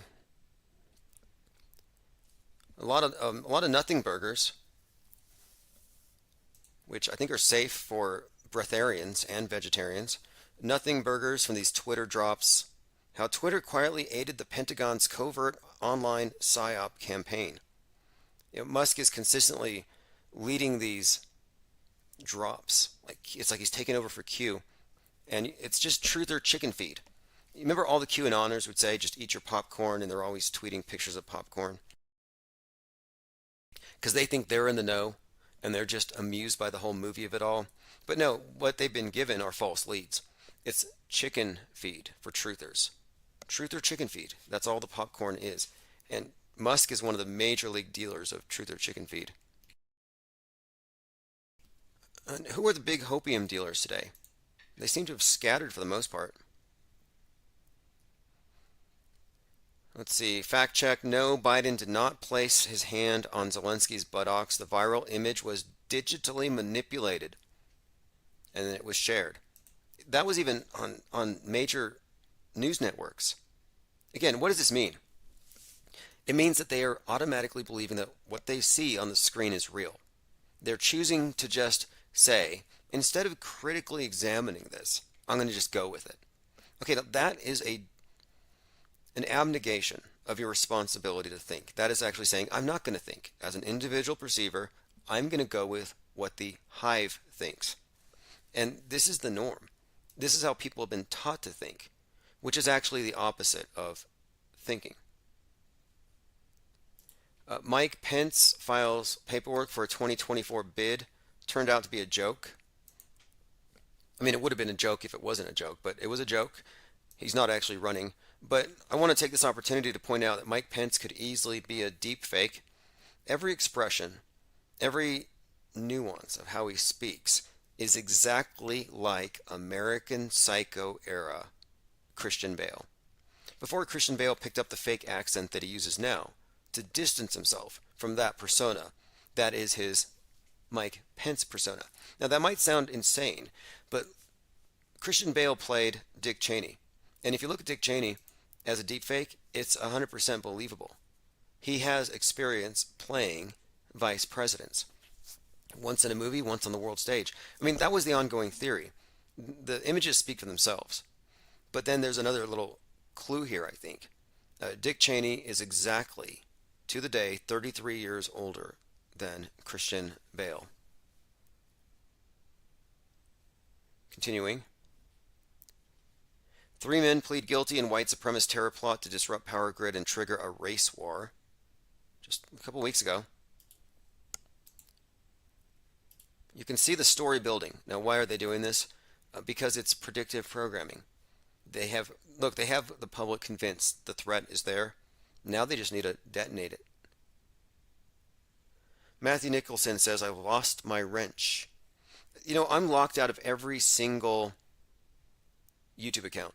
I only have access to the streaming keys. The only place where you can get a legitimate wrench is go into the Discord server. Go to ips.monster. Join here by X322X. Thanks for joining. Phase Polarizer. Okay, visual literacy. Look, I don't take anything for granted when it comes from the world stage because I know better. Now, if you're looking at the screen, you're looking at Matt Gaetz head and shoulders above Jim Jordan. Jim Jordan is 6 feet tall. Matt Gaetz is not 7 feet tall. But if you look at the picture, he is. He's behind a guy who's 6 feet tall, and he's 5'7", head and shoulders above. I've seen the same thing when he hangs out with the Trumps. He's consistently the tallest guy in the room every time. Now, here's another picture. It's a deplorable photo here of Kyle Rittenhouse and Matt Gaetz. Now, Matt Gaetz is standing behind Kyle. Yet, he is forehead and hair above Kyle. Now, Kyle Rittenhouse is 5'8". So how is a man who's shorter than Kyle Rittenhouse towering above Kyle Rittenhouse while standing behind Kyle Rittenhouse? This is some manipulation. At first I thought maybe he just wants to make himself look taller. That way he can be electable. Maybe he hired a short photographer. But now it's looking more and more like Matt Gaetz is doctoring all of his photos so he's always the tallest guy in the room.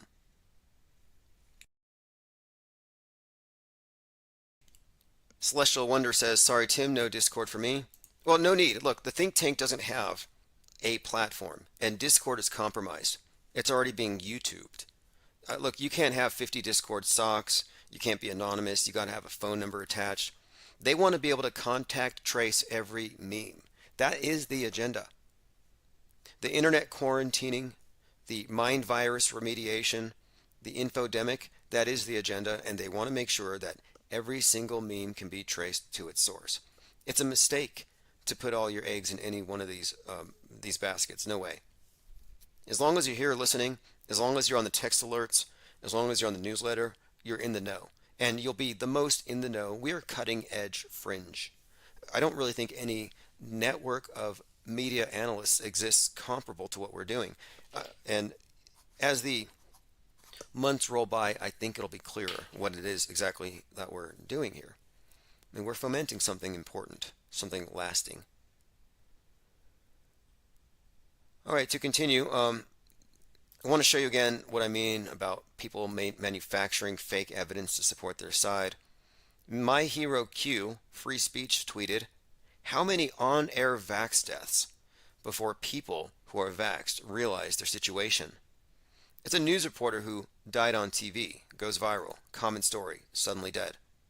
Well, it turns out that she didn't die from the vaccines because she had died, well, let me find the exact response. The family was pretty mad about it, but I think it was from, here we go.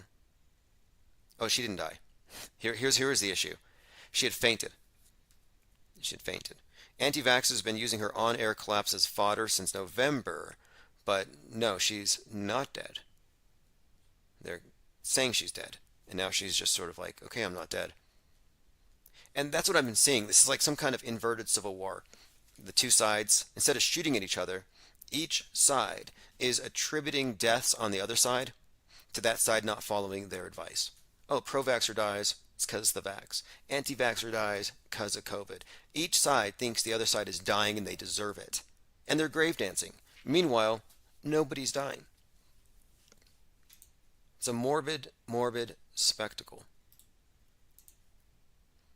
Got a meme here, a quote from Teddy Roosevelt. To anger a conservative, lie to him. To anger a liberal, tell him the truth. Posted by Infinite Jack. Kind of interesting, except conservatives aren't angry about space lies, mass shooting lies, lies about war, dinosaurs, shape of the earth, etc. Great point, Infinite Jack. Again, they're both equally wrong. Believers versus believers. Space hurricane that rained electrons observed for the first time. Again, it was observed. What does that mean, it was observed? Oh, we saw it. We saw a space hurricane. We landed on the moon. We won the Super Bowl. Like, you see the problem there? I didn't go to the moon. You didn't. You might have watched the Super Bowl on TV while eating chips, unaware of how rigged it is. But you didn't win. But they get you to think that we are collectively somehow observing and appreciating these things and expanding our collective knowledge. It's all a ruse. Diana South says they want to trace every banana, every onion, every steak from farm to the septic. Absolutely. Tomanoid 2 says the camera adds 3 feet. Talking about Matt Gaetz. I would say it's his forehead. No, I mean, at first I thought the guy was rubber. I was like, that looks like Tom Cruise with some kind of grotesque headpiece. Like it's Tom Cruise from like the jawline down and big headpiece. But no.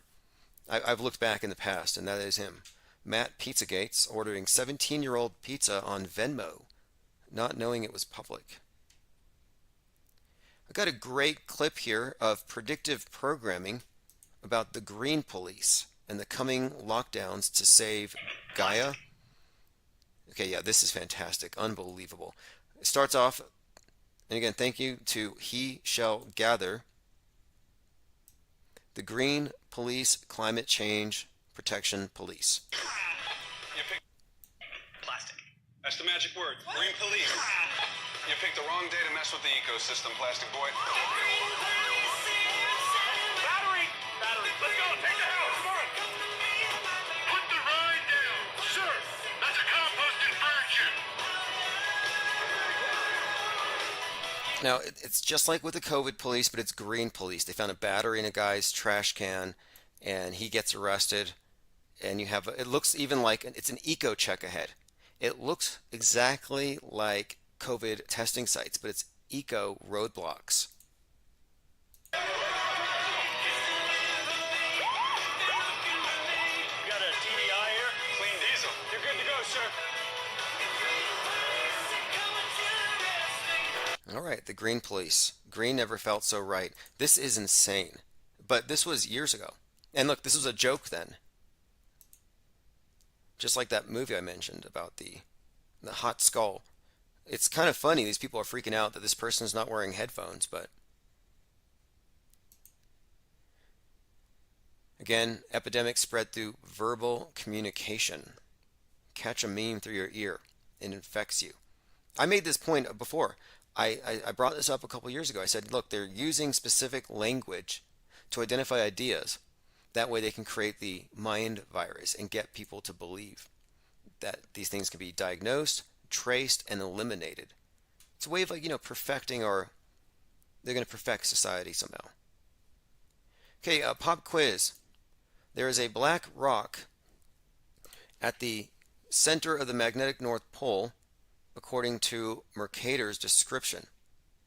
If you've seen these images from 1620 map of the Arctic by Gerardus Mercator's map, it has these 4 large islands, and then in the middle is a big black rock right in the middle of the world. Fascinating idea. Again, this was I think this is it's a strange thing because now it's all just ice, but this is a Mercator design. Anyone care to guess, though, the circumference of this supposed black rock in the middle? Going through comments. Pingu33 says 33. Yep, that is correct. Its circumference is 33 French miles. It's all magnetic stone in the midst of 4 countries. Now, this was from a letter written from Mercator to John Dee.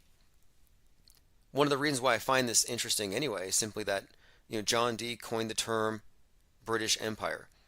John Dee is the godfather of Western occultism, very significant figure on the world stage for a lot of reasons, specifically the English voyages of exploration and his advisement of Mercator. And for there to have a private correspondence where they're talking about a 33-mile wide black rock located at the magnetic North Pole, like that to me sounds, I don't know. Like why would such a letter even survive if it was just totally bogus and fake? Okay, continuing. Oh yeah, by the way, if you look at my Twitter account, Real Tim Osman, I am a blue check mark verified S poster. So you can trust me. Again, I mentioned 48 hours of news every 24 hours. People are bowled over. Mark Cuban was just beside himself. He didn't know who to trust. He reflexively trusted every single blue check. Then Musk sells blue checks for $8 a pop. The zone is flooded with blue checks, and now Mark Cuban's the most confused man in the world. He begged Musk to stop it. But I'm now blue check verified. Again, Real Tim Osman. And another thing about my Twitter account, one of the improvements, because I've been working behind the scenes. If I'm not live, I'm working on this. Oh, that's the Real Tim Osman. That was the clone account that I just had shut down. I got Goldfinch's clone of my account shut down by buying a blue check. That's kind of why I did it, and it worked. My account is Real Tim Osman. But on the main page, you can actually purchase press passes. I made those available. Garrett Summer says BlackRock, the company, is trending. We talked about the symbolism of BlackRock in Black Rock City, Nevada, where they did the Burning Man festival. If you're looking at the screen, there's a video of a woman carrying a drink who looks like she's having a very bad trip at a nightclub. The caption says, Pope Benedict, waking up in hell.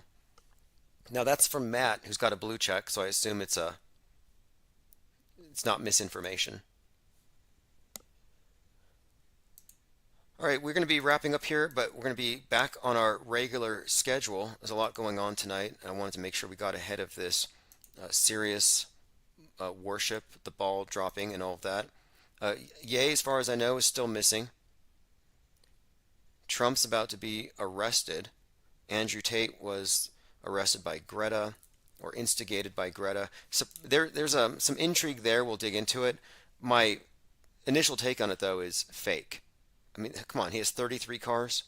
The pizza box, it's just loaded with inside jokes. And then, of course, there is this idea that Andrew Tate is actually some kind of soccer player doing some kind of a LARP.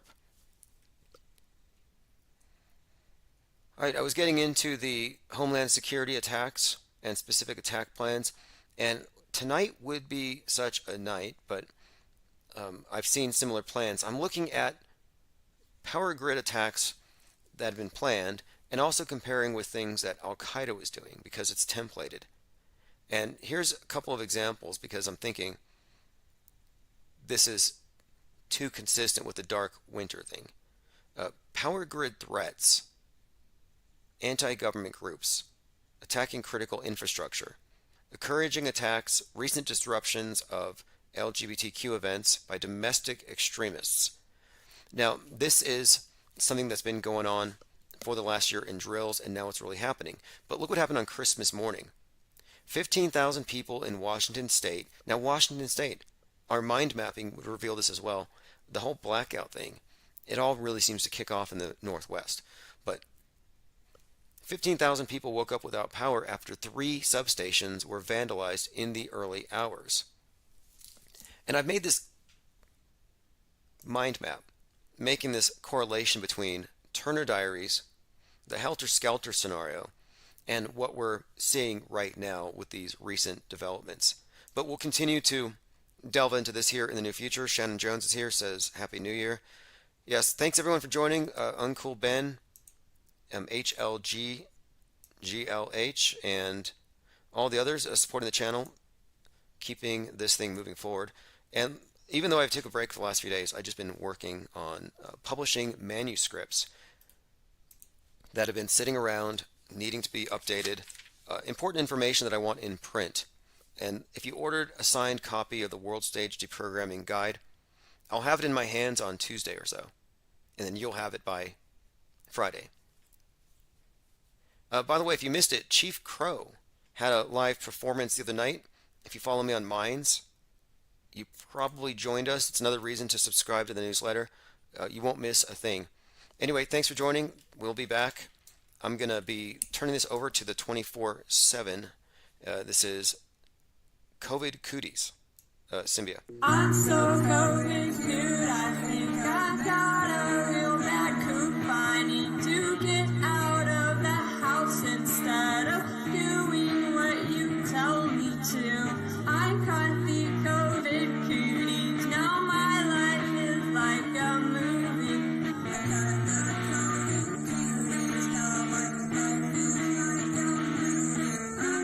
I'm not staying home. I'm filming all the empty hospitals. Exposing crisis action sheep, running through all of these psyops that go.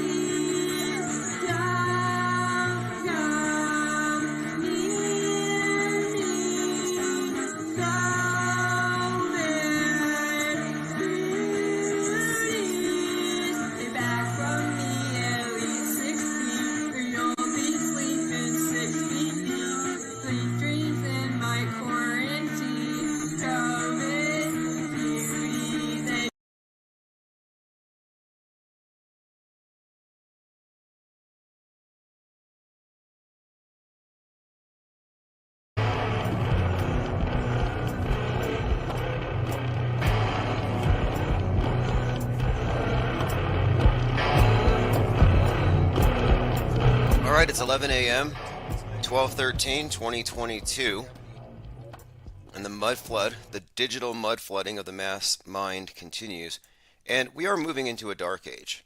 We've actually been in one this whole time, we just didn't know it. And then some of us figured out, but before we can climb out of it, they're going to pull us all back in deeper. They had a ready-made plan, although it's just a conspiracy theory, this whole Great Reset thing. Now, I'm starting to go through my notes. I know it's been a few days, been very busy on the back end, building a foundation for what the future holds for Infinite Plane Society, and it's worse than anybody thought, just saying. Let's see, top headlines here. Oh, Joe Rogan called out The Rock. Joe Rogan's like a mini rock, but this is interesting to me, and this is at the top of my list just because The Rock gets called out for being on steroids or something. Meanwhile, the Liver King, I don't know if you know who the Liver King is. He's that guy who walks around shirtless with a beard, goes into the store and he mocks your vegetables.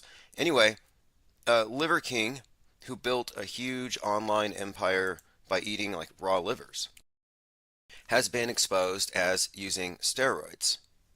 I remember a few people getting into this eating raw meat thing, in particular Jake the Orpheus, the flat earther, did for a while. And he was eating like, just raw ground beef, right? I mean, just raw meat or steak or something. My point being, I think he thought he was going to get big.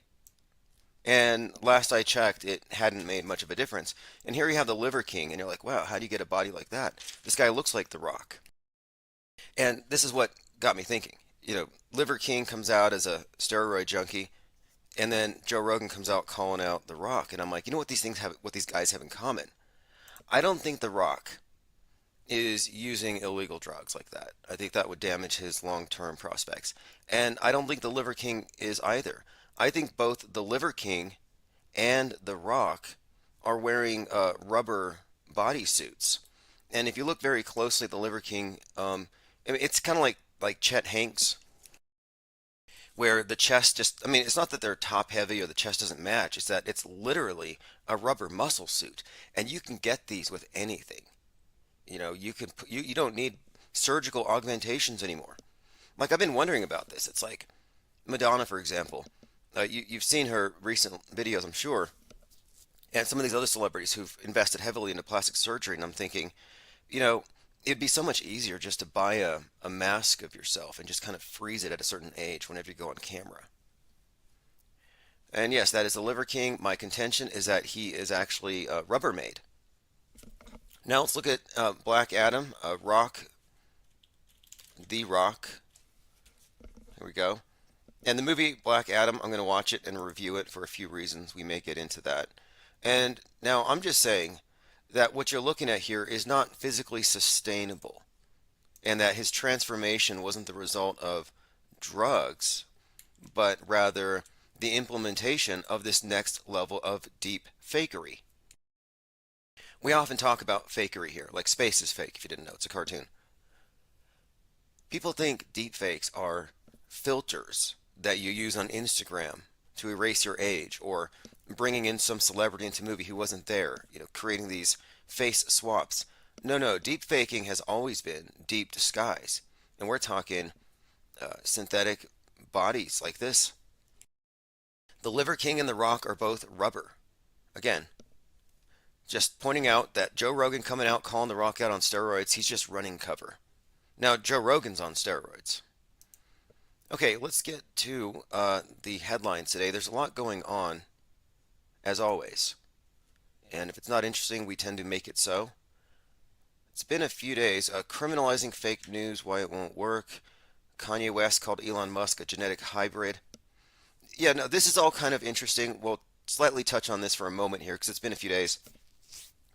Ye's his final tweet was a swastika with a Star of David attached to or superimposed.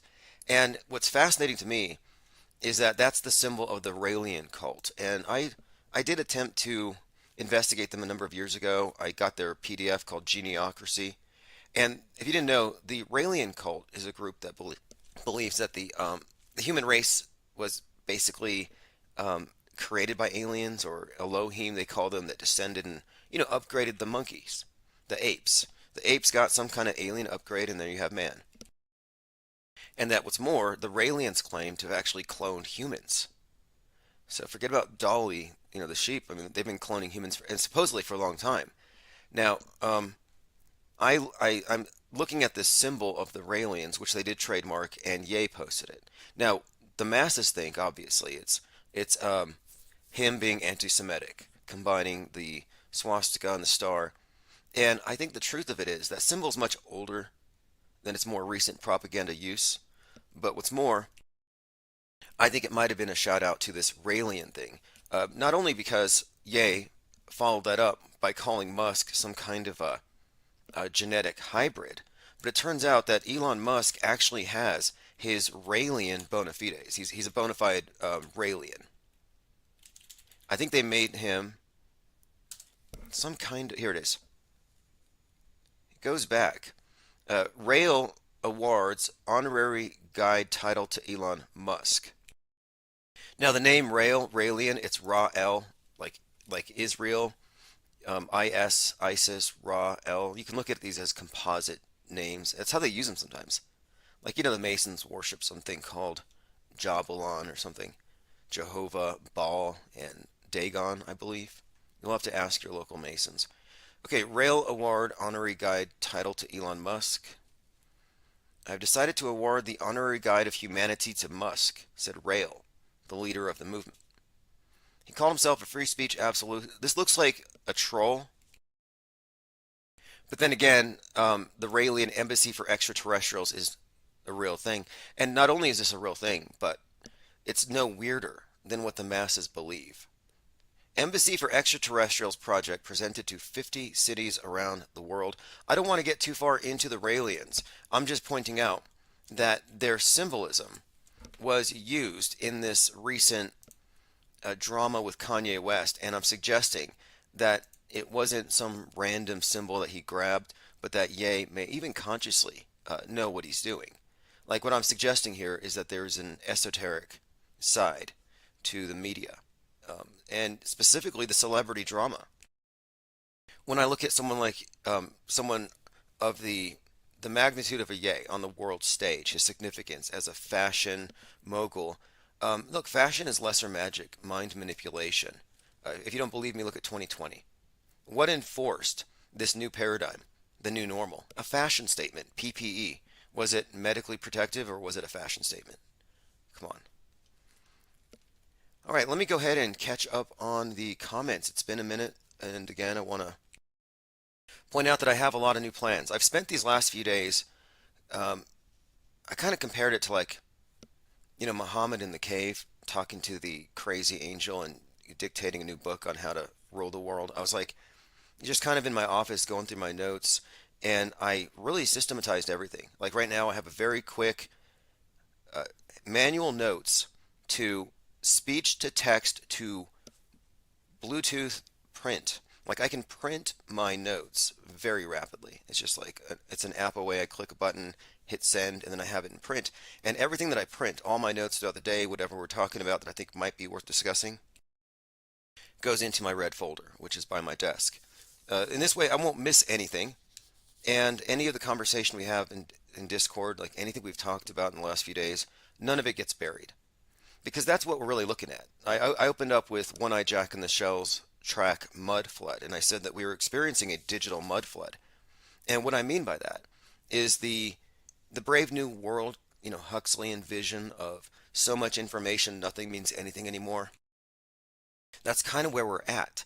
And I've been pointing out for a number of weeks or months here that every 24 hours they give you 48 hours worth of news to parse. They leave you at the mercy of pundits to sort it out for you. That's the whole point. And I'm suggesting here you have to be your own pundit. You have to step back off the world stage to really see how things work. And most of the pundits don't even know. The reason why we're censored, the reason why we've been cut off of more than 145 YouTube channels is because what we are doing here is we are building an open source think tank research community on the premise that we know how media works and we're figuring it out, and we have been, and we've been digging and we've been learning. And instead of being cowed or bullied into going back to the mainstream, no, we went over the rails. Like we're not even trapped by the alternative media trap, which is really just a way to filter you back into the mainstream.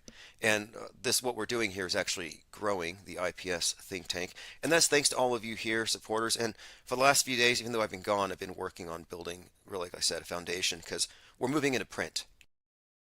And very soon, all of you that carry Infinite Plane Media or Infinite Plane Radio press passes, you'll be distribution nodes for the, I'm not going to say what it is yet, but for the new project. And it's not only, it's beyond print. That's the thing. I'm not looking at, let's go back to print and, just old school it. I'm saying introducing print with sort of with reciprocal links. You get the book. You don't feel like reading it. You just scan the QR code. You get the MP3. Like very fully integrated content that will be beyond the possibility. Transcending censorship is my point here. Why fight with all these platforms that are all totally controlled anyway? I mean, Discord tried to take me out, but I had 5 clones already built. They took out the wrong one. But look, they've been trying. They've been targeting. I know people have had their, look at Fakeologist. How many Discord channels has he lost? And this was meant to be a place for the outcasts. There is no place. And here's something else. This is the big story. The big story of the day that people might be missing is that all this drama you're seeing with Twitter and the Twitter exodus is simply this. They're preparing the masses for an internet lockdown. They're going to go full-on infodemic on us and quarantine enforcement while they purify. And you will have to put your your internet mask on. You're going to have to put on some kind of a hate speech filter before you get back into the comments. That's what this is ultimately about. And the celebrities who are saying this is too much, we got to leave, they're quarantining. Remember how the 2020 psyop was 100% a celebrity driven psyop. Who led the way? Tom Hanks?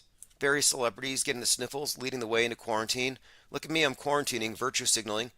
Well, every single one of these celebrities leaving Twitter is simply virtue signaling. It's like, you got to announce on Twitter that you're leaving Twitter? Okay. That's a statement as you leave. And again, these are celebrities, meaning what they're doing is not just mere drama. It's all strategic. It's all propaganda. Anyway, let me get back into the chat. Again, what has kept this channel afloat this whole time has been this commitment to maintaining the format of an open source think tank like we have. And we've seen it when real-time events break out and how rapidly we deconstruct stories. It's like watching a bunch of ants taking apart a dead grasshopper. It's like the stories don't stand a chance. We disarticulate them. We understand them.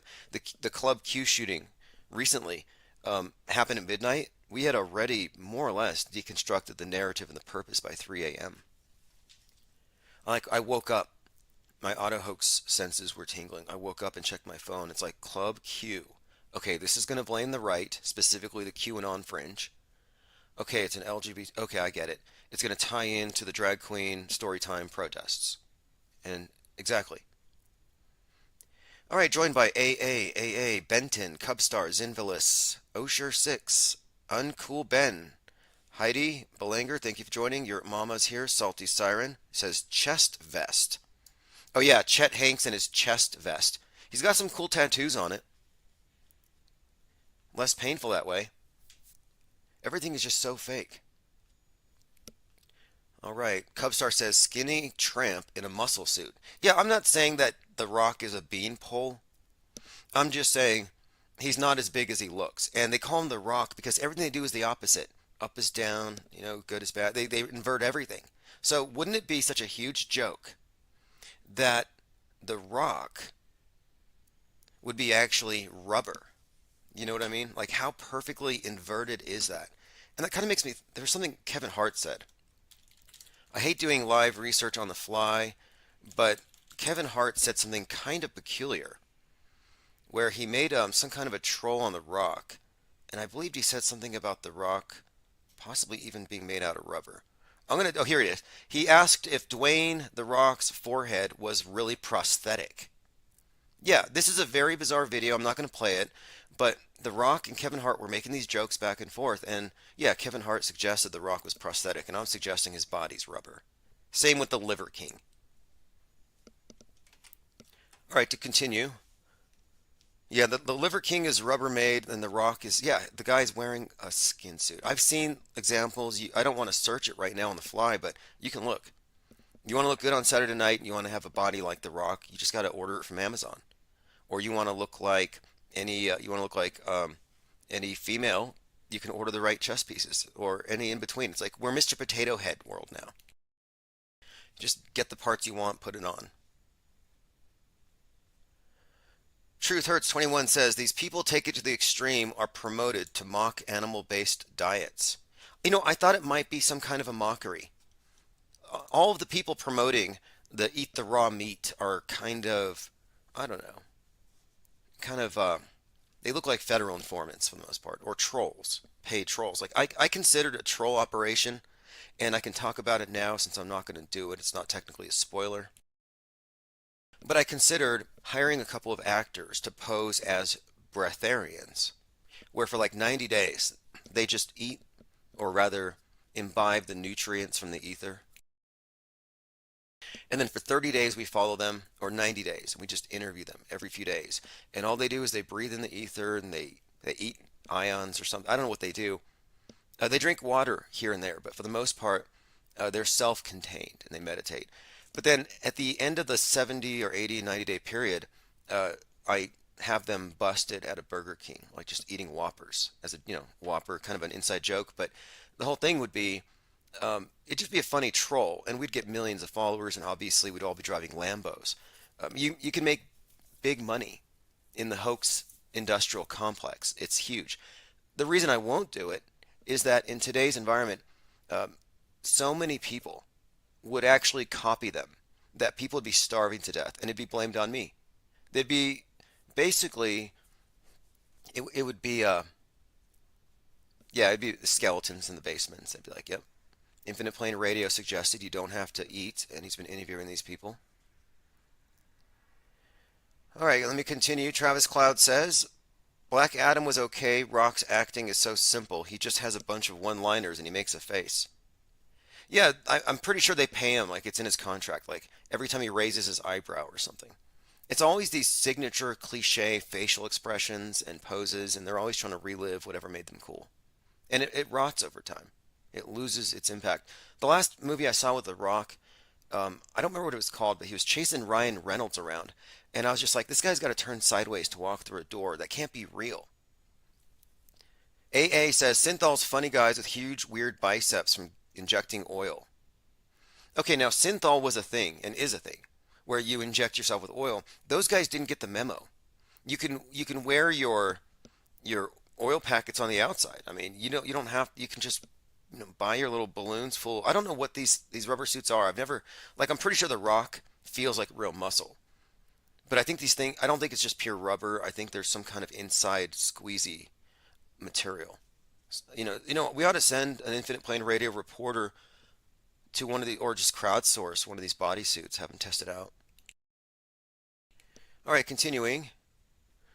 Didn't I see Elon is a Raelian? Yes, he's he could be. And what Ye had said was that he suspected that Ye was that Elon was one of 10 or 20 clones of himself. Now, I don't want to get sidetracked into this Raelian clone thing, but it stood out to me for a few reasons, and one of the main reasons, and she was recently in the news. Elon Musk's wife, his first wife, I believe, Justine Musk, had this book that I read. Back when I used to sell books, I'd get a ton of books from the used bookstore, I'd flip them on Amazon, and I flipped through this one, Lord of Bones, by Justine Musk, because, well, I was like, what kind of woman was the guy that's going to take us out to Mars? What was he? Who was he dating? And given the truth about what the space agencies actually do and what the role of fake space is in our world today, as in it's part of our new paradigm, it's the fake space, I thought there's got to be something in here. Like, you don't just marry anybody. You usually have some kind of overlap. So here's Lord of Bones, and I flipped through it, but here's the overview. Ramsey is a teenage boy with an angel trapped inside him. He and Jess stopped a demon intent on bringing out the apocalypse, but the gate was opened and more demons have made their way into the world. These demons need to inhabit human bodies to survive, and therein lies their weakness. Ramsey and Jess travel from town to town looking for the demon hybrids. Now here's the thing. The book is very similar to JPL and the Babylon working. And if you go back, and Musk ties into all of this when you get into the symbolism, especially his I guess, is it a Mars base out there with a Stargate? But the idea here was this. At the genesis of NASA, you had JPL, Jack Parsons was there with L. Ron Hubbard and Marjorie Cameron, and they were trying to summon the Antichrist. Well, the idea was that you're bringing in these non-corporeal beings into the world. The gateway is the priestess in these rituals, but they need bodies to inhabit. And that's kind of the problem, because, you're looking at some disincarnate entity. Now, here's where it gets interesting, and it ties into the Raelians and the clone thing. In this book, what happens is there's an underground, now this ties into Musk and his boring company drilling underground. You have these deep underground bases where there are clones happening, and these are soulless, uninhabited clones waiting for some kind of sentient being to jump into it. And that's where the satanic rituals come in. So they're able to summon fallen angels to take over these cloned bodies. Anyway, that's Lord of Bones, Justine Musk. Just kind of an overview. Just so you know where he's coming from, what's in his head. All right, continuing. Wee says, thanks, Tim, for pointing out that the symbol is older than the agitprop we're seeing now. Oh, yes. In fact, I've seen the symbol of the swastika and the six-pointed star combined in a few different contexts as well. In fact, when you get into the Tarot and you go and look at the symbolism, you can find, well, I don't want to get too far into the weeds here, but what I'm saying is, when you get into like Western occultism and how far back the stuff goes, a lot of these symbols have multiple applications. Like A-OK. You know, does it mean A-OK? Does it mean white power? Does it mean 666? Or does it mean A-OK? Sometimes a cigar is just a cigar, but it's important to remember when it's not. I mean, Sigmund Freud is a blood relative of the founder and first CEO of Netflix. And they're both related to Edward Bernays, propaganda and the public mind. All right, let me continue. Rocco Calzone has joined us, says aloha all. Thanks for joining.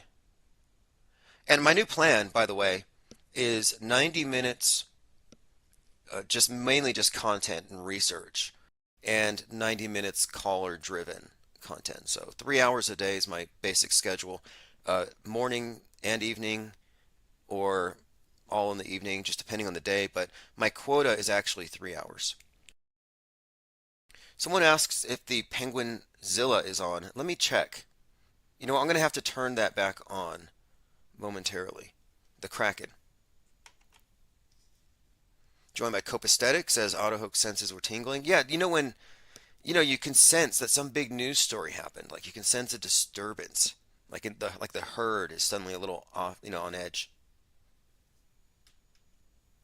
Never forget the antics of 2020, and we're going to have to do some kind of documentary. And I wanted to call it, I don't know, maybe Covidiot Nation or something. There's got to be some kind of compilation because you have to hold people accountable for how they acted when things got bad. Like this was a fake apocalypse, and look how they acted. If it was the real thing, the people who are stealing toilet paper will be, who knows what they will be doing. The people who are looting stores will be looting homes. I mean, they escalate. And the masses are definitely uniformly triggerable. If you're not an auto hoaxer, you're probably triggerable. And what I mean is, you are triggered by the news because you believe it, or you're scared of the masses so you won't criticize the news, which also means you're triggerable. If you don't care about what the masses say because you care about the truth, and you're not triggered by the news because you know it's fake and you have to analyze it first, yeah, then I would say you've more or less, you've ascended. Welcome to the club. Not that it's all ascended. What I'm saying is you stepped off of their edifice of lies. It's like leaving a cult, and it's not easy to do. But I do have a bit of practical experience in cult deprogramming, mainly myself. I mean, I joined one of the biggest cults in the world, the military, and there is quite a lot that can be said for the usefulness for fascism and teamwork and that kind of groupthink programming. But what the media is doing is, I think, is they're turning the masses into religious fundamentalists. And I am not part of their religion. I'm like stepping outside of it. And it's definitely, if you ask me, the case that 2020 was all about this mind war. Like, for example, the old religions. And look at the screen. If you're looking at the screen, this is just showing you how the old religions and the new religions or the new religion are the same. Here you have Elon Musk with an image of his starship, and it says Ark of Space. Starship taking beings of Earth to Mars. And of course, they're taking 2 of each animal because I guess Elon Musk believes that these animals are binary. And it's an interesting picture anyway. You'll notice that there are like New World Order police keeping the mobs away because they got to get the animals in there first. Can't have all those people. I'm just pointing this out because this Noah's Ark scenario has been reintroduced with global warming. Well, they had to reintroduce sin and evil, and they do have modern counterparts. Now, to get the people to accept the premise of sin, they have to believe in God and punishment, but they've eradicated that, so they've replaced it. I'm saying the new concept, of course, is the invisible killer, one that you can be saved from preemptively, and those who are saved and those who are unsaved are then harshly divided because you have one group that rejects salvation, and this invisible killer is, I believe, sin reintroduced. I think the virus is a construct as far as the pandemic goes, used for the most part to replace sin and give the new priesthood the same level of controls they had over superstitious believers in these old world controlling paradigms. And this is just a new one. I think this war is mostly mental. That's why you're not actually tripping over bodies anywhere. All right, going through some comments. Dimitri says, "Are the arms real? Has he ever flexed in a movie?" Yeah, I would like to see The Rock flex in a movie because I don't think those arms are real. For the longest time, I thought the guy was injected with synthol. In fact, back in 2020, I remember thinking, yeah, this guy's got to be on synthol. Just imagine him sitting there and his assistants are around with these like big syringes, just pumping him full of whatever they put in there, Crisco. But no, he wears it on the outside. Wears it on the outside. By the way, we're going to do some more etymology. Tim Truth called in a little over a week ago, and we talked about the word syringe, how it comes from syrinx, the pan flute. Again, Pan, god of the panic. Think pan, pandemic, panic. And very interesting line of inquiry there. But a few nights ago in the Discord server, Lean Dion pointed out that this could be an explanation for all those twerking nurses. Do you remember those videos when we were trying to figure out what's with all these empty hospitals, but then these nurses are just having a field day, twerking, pole dancing on the IV poles? I assumed that the pharmacies were open or something, and they had no patience, nothing to deal with. But no, these were actually globally coordinated dance routines and dance contests everywhere. Now I think I know why. Because, for example, do you remember the blinding lights challenge? And I don't want to go through and play any. I actually do want to create a separate compilation of all of the dancing nurse videos. There's got to be a documentary on this.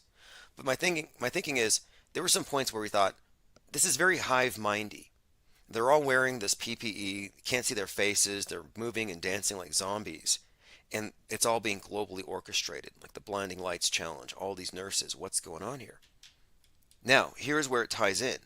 You have Pan, the pan flute, the syrinx, the syringe, the pandemic, the lockdowns. It looks to me like what we're actually seeing with the nurses is, and this is what Lean Dion pointed out, these are the nymphs dancing with the satyr. Pan has his dancing nurses, you could say. It's fertility. It's basically, yeah, it's the extremes, the extreme representation of male fertility, this horned god with the pipes, and then you have the goddesses running around that he's chasing them around. Yeah, the dancing nurses were probably the counterpart and part of this role that they weren't even aware of. All right, let us continue going through comments. We says, do you remember Fredericks of Hollywood? Fake calves, fake booty, fake. Interesting. You know what? I wouldn't be surprised if there are bodybuilders out there that have like rubber calves. Because that's like a genetic thing. You can do whatever you want physically to your body, inject whatever, but like Arnold Schwarzenegger, I remember reading about how his calves were disproportionately small. And I'm thinking, I've heard about like calf injections and stuff, but I could see, just like wearing like a calf sock, but it's flesh colored. Super easy. All right, let us continue going through your comments, see if I've missed anything. Cat Bunny Buffalo is here. How durable would a muscle suit be? Is he bigger now compared to his pro wrestling days? Now, you're talking about the Rock. Yeah, I would say that he's like twice as big. I was like, what happened? He hits middle age and he blows up. Like he got bigger than before. Like he leveled up. Like how does that happen? It's usually the reverse. And I think he is definitely using some top secret fake body stuff. I mean, how would you know? Like, is there some kind of goggles, you could see if there's any sort of heat signature in a room and the Rock is like not there. Maybe that would show it. Okay, let me continue going through again. I want to make sure I don't miss anybody here. Okay, I've caught up. Excellent. Phones are going to be open now or later. It doesn't matter. Like I said, we have a quota now. 3 solid hours a day. I want 90 minutes to be caller driven because our think tank has always been that. It's been about the human intel, the pool, the thousands of eyeballs thousands of pairs of ears. Watching the world go by and helping us build a composite that you wouldn't get otherwise. This picture's too big to be seen with, one person. I remember somewhere reading, I think it was something Aleister Crowley had said about flies. There's a couple of enigmatic quotes I need to dig up about Crowley. One of them is about etymology, which he says is the most important grimoire. Alan Moore mentioned that, a book of the origin of words. But there was a statement he made about flies, about how we are like a fly on a painting, and that from our perspective we have no concept of what the bigger reality is. I don't necessarily agree with that. I guess. I'm a human, not a fly, but my point of it is this picture that we're seeing is so compartmentalized that one person can't see it. You have people all the way up the pyramid who can't see the big picture. You got to be at the capstone. And what we've been doing here from the very beginning has been recognizing these insights and including them in our bigger picture worldview. If you don't know about the existence of crisis actors, you're just not in reality. Your reality's been augmented. And I'm not a reality denialist. I experience the same one you do, but the difference is I don't accept any augmentations that can't be verified. I don't have any superstitions. And many of the things people think are real are superstitions, like Bigfoot and the ISS. In fact, we had a lot of conversations about the space station, and I've been fine-tuning my arguments to bring it down. I believe the space station is held up by nothing more than hearsay, a non sequitur fallacy, and ad populum arguments. That's what keeps it up there. That's all. Okay, going through my notes here. Now, here's something else I wanted to get back into. The flat earth topic. That topic proved that there's an immune system in the media, that it will react and it will close up any kind of hemorrhaging about any potentially damaging information, even if it means destroying entire platforms like YouTube, for example. YouTube was destroyed to stop flat earthers from talking. And are there any real, quote, flat earthers in the sense the media describes? Not really. We're talking about people with questions that go beyond merely the lack of conspicuous curve. We're asking for answers, and we've pointed out the liars, and they want you to focus on, prove they're lying, prove they're lying. But you could spend years trying to prove that they're lying. How about just recognize they're lying, accept it, and then ask, what are they hiding? What do they really know? And we've been consistently getting those answers. That's what Infinite Plane Society has been from the beginning. I took the name to kind of be an alternative to this flat earth society structure they were imposing over this topic of the world's not what they say. And I'm saying, let's not limit it to this. Let's find out all the answers, because it's not about shape. It's about, I think, open or close. Are we in an open system or a closed system? And I'm not talking specifically and only about geography, but I'm also talking about information, culture, and everything else. The timeline that we're on is even questionable. You think you can trust your history? Why? You think it wasn't written by the same people that write your news every day? But what's a more important question? Are they lying and proving they're lying to the people who can't tell that they're lying? What's a more important priority? Convincing people that these guys are lying? Or, again, asking, what's behind these lies? And that's kind of where my focus is. Space is fake, but I'm not denying there's something up. I am denying there is something down in the way that they say, because I don't think space is beneath us. I think it's up. I think they might. I think there's a lot of areas that we could probably get into here. Auto-hoaxing reality. But the reason why Flat Earth specifically has been challenged is that it's transgressive, because it goes beyond their established paradigm. This is the world that we say you live on. It's this closed system, and if you don't recycle, it's going to flood. And it's going to kill your grandchildren. And it also contradicts the authorities. It just flat out says, no, you guys are lying. And they don't like that. They would rather have you get into different denominations and argue with each other. They don't want you questioning the central premise, the authority. Because this question says, their science is corrupt. It's not that science is bad. And this is another thing. The Flat Earth Society and the domers out there, like Sergeant Dome, they're always saying science is bad, science lies. I'm like, no, science is a methodology, not a belief system. Religion lies. And the media is a religion, and it lies. and it lies about what science actually would reveal. We don't have a scientific exploration of the edges of the world as far as I know. For the most part, we're just told and we accept. Yeah, it's the ice continent on the bottom. And then the flat earthers are told it's an ice wall, and they're satisfied with that. No, it's an ice wall and there's glass there. And they were very sensitive to a lot of questions, like if you're positing a dome, what is the curve of the dome? Is it higher in the middle or is it flat? You know, there's so many questions that were just shelved. And then there were even people who could credibly instigate some kind of exploration or something, and most of them would say you can't go because the ice wall is lined by Navy ships with guns and they'll shoot you. Okay. Sure. Okay, let me go ahead and let's go through the notes in my minds.com. See if we can catch back up. Lots happening.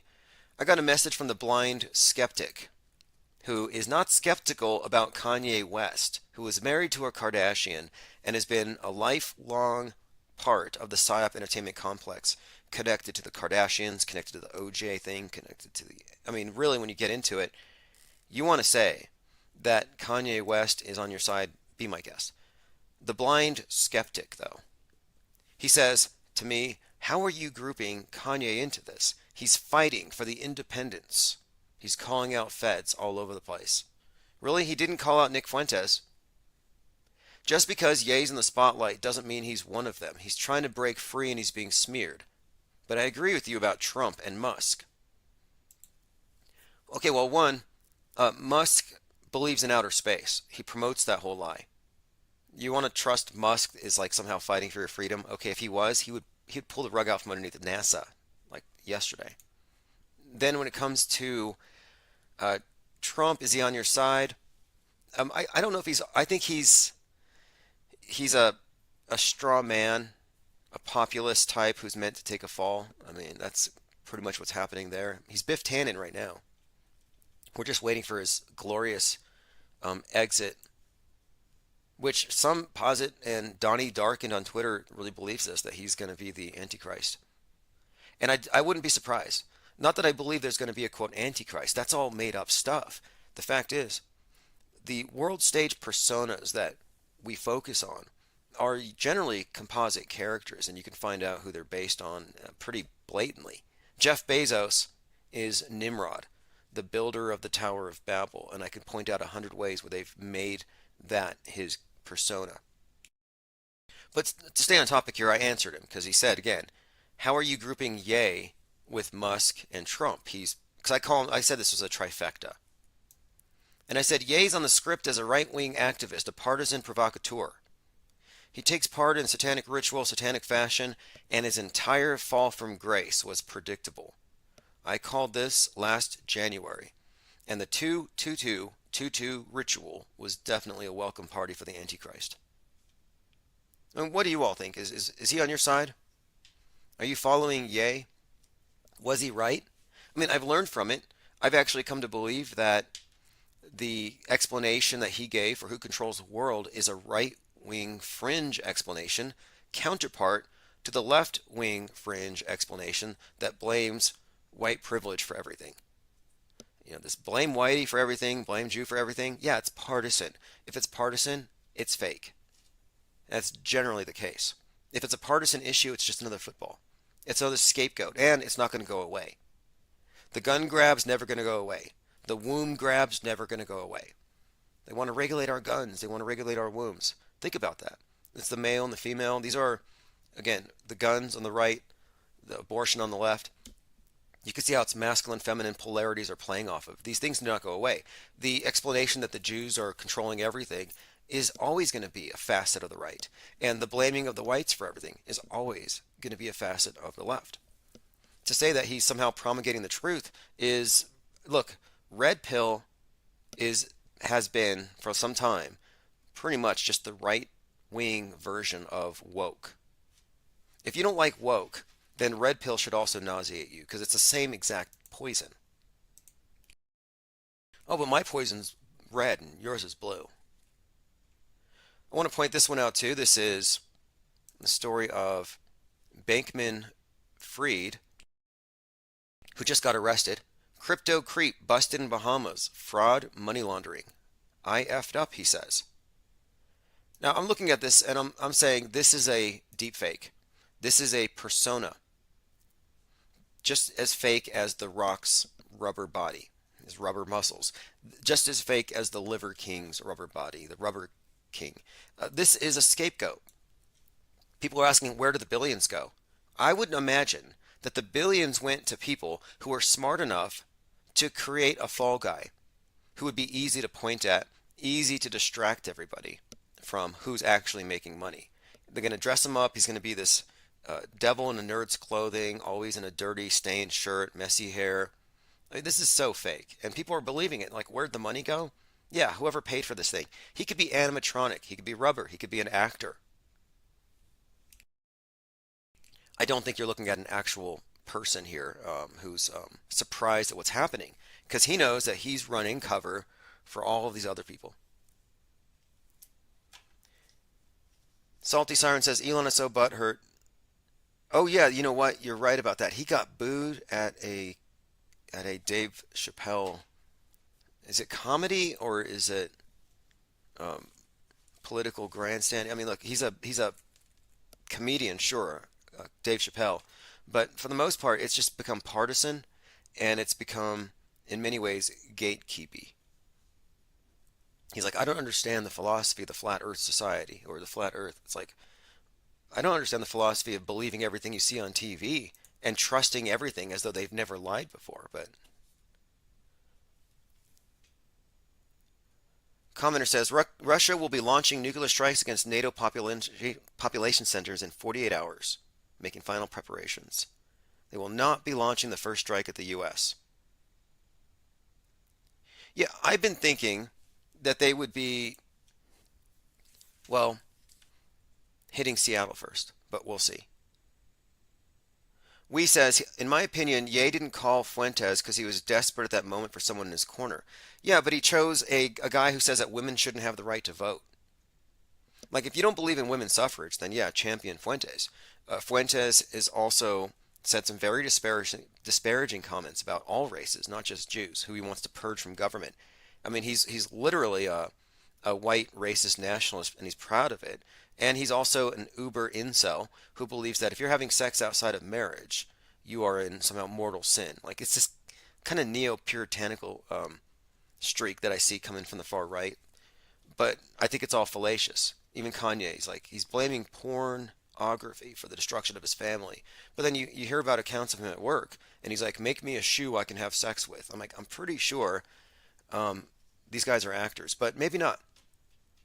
Maybe Ye's actually authentically going through his own Truman Show breakdown, but I'm just getting vibes from 2015, 2016. When Ye put on a MAGA hat, and it was a big deal. Now White Lives Matter. It just seems like it's an old trick. But I also think that his downfall is scripted, and I think when I say scripted, I mean it was planned. I don't think what he's experiencing is simply because he criticized those you cannot criticize. I think if Ye had said similar things about any group, he'd be hitting the same exact kind of barriers. You know, it's interesting to watch, though. But I'm saying that I called it in January, that Kanye West's downfall is going to coincide with the nuking of the West, which is about to happen. It's all symbolic. You're looking at the debased West, the Antichrist West, and then you have the Russia threat now with the nukes, and they're saying that the American West cannot be exporting its evils everywhere, and they're going to put us back in our place. And Ye epitomizes what the West is about. It's, the Kardashian lifestyle, this idol worship, and I think that his downfall is symbolic of the downfall of the West, thus the name. And you'll note throughout the year that it was constantly framed this way, that the West has got to fall, the West is the Antichrist. Now, as far as Ye hanging out with white nationalist types, it was all, I believe, to platform that kind of stuff on Twitter with Musk's help. And the reason why, and this is the point of the PSYOP, what is the purpose? Why am I saying that Ye is a provocateur for the right? Look, The fact that he tried to buy Parler, which they're not selling to him anymore, he was going to buy Parler. Well, Parler's CEO is the husband of Candace Owen, the 33-year-old that did the White Lives Matter thing with him, right-wing provocateur. He's being fed lines by the right, and here's why, in my opinion. They want to make the case to the masses that social media needs to be locked down. They're preparing for a quarantine because of, quote, hate. A little while ago, I was talking about how they reintroduced sin through the virus. Original sin, carbon footprint. Well, evil. Evil's been reintroduced, and evil is, of course, hate. And like hate crimes, different from regular crimes. This has been something they've inserted into. And look, most hate crimes are fake. But what they're trying to introduce, I think, is a secular replacement for evil, and they've succeeded. And what they're going to do, this is what I expect is going to happen, and I actually predicted this a little while ago. I think some kind of Club Q-like event's going to happen, and it's going to be blamed on Kanye and Musk. That's why you have all these celebrities who are leaving Twitter now. They're going to say, hey, I'm not part of it. We left. We saw this coming. We're being set up for a huge I told you so. Now, again, Fuentes, if you can look past his hardline ethnic nationalism, you do have to consider that he does believe that women ought to be broodmares for the state and that they shouldn't be working and they should not vote. Like, I'm surprised that more people on the right don't have a problem with that. I think he called Marjorie Taylor Greene a ridiculous girl boss. I mean, that's their attitude. Okay, let me continue here. I was looking at these Nreal AR glasses, these smart glasses. Incredible. You can walk around with your screens over your eyes now. It's the inverse of They Live. You know, the movie starring Roddy Piper, where you have these lenses on that let you see through the matrix. They kind of brought this back with that movie Free Guy. But the idea is, of course, that until you have these on, you can't see things as they are. In the real world, it's kind of the inverse. You got to take the lenses off to see things because they're putting us into this thing pretty overtly. But I'm looking at this, and it's these little black screens that go over your eyes, and we're just talking about smart glasses, augmented reality. You can watch things, you can stream, you can play games. So you could be looking someone in the eyes, and they're probably doing a first-person shooter or something. But my point of it is this hoodwinking. If you don't know what a hoodwink is, it's the wool. It's the wool hood that goes over your head or the head of the candidate who's being initiated into the Freemasonic cult.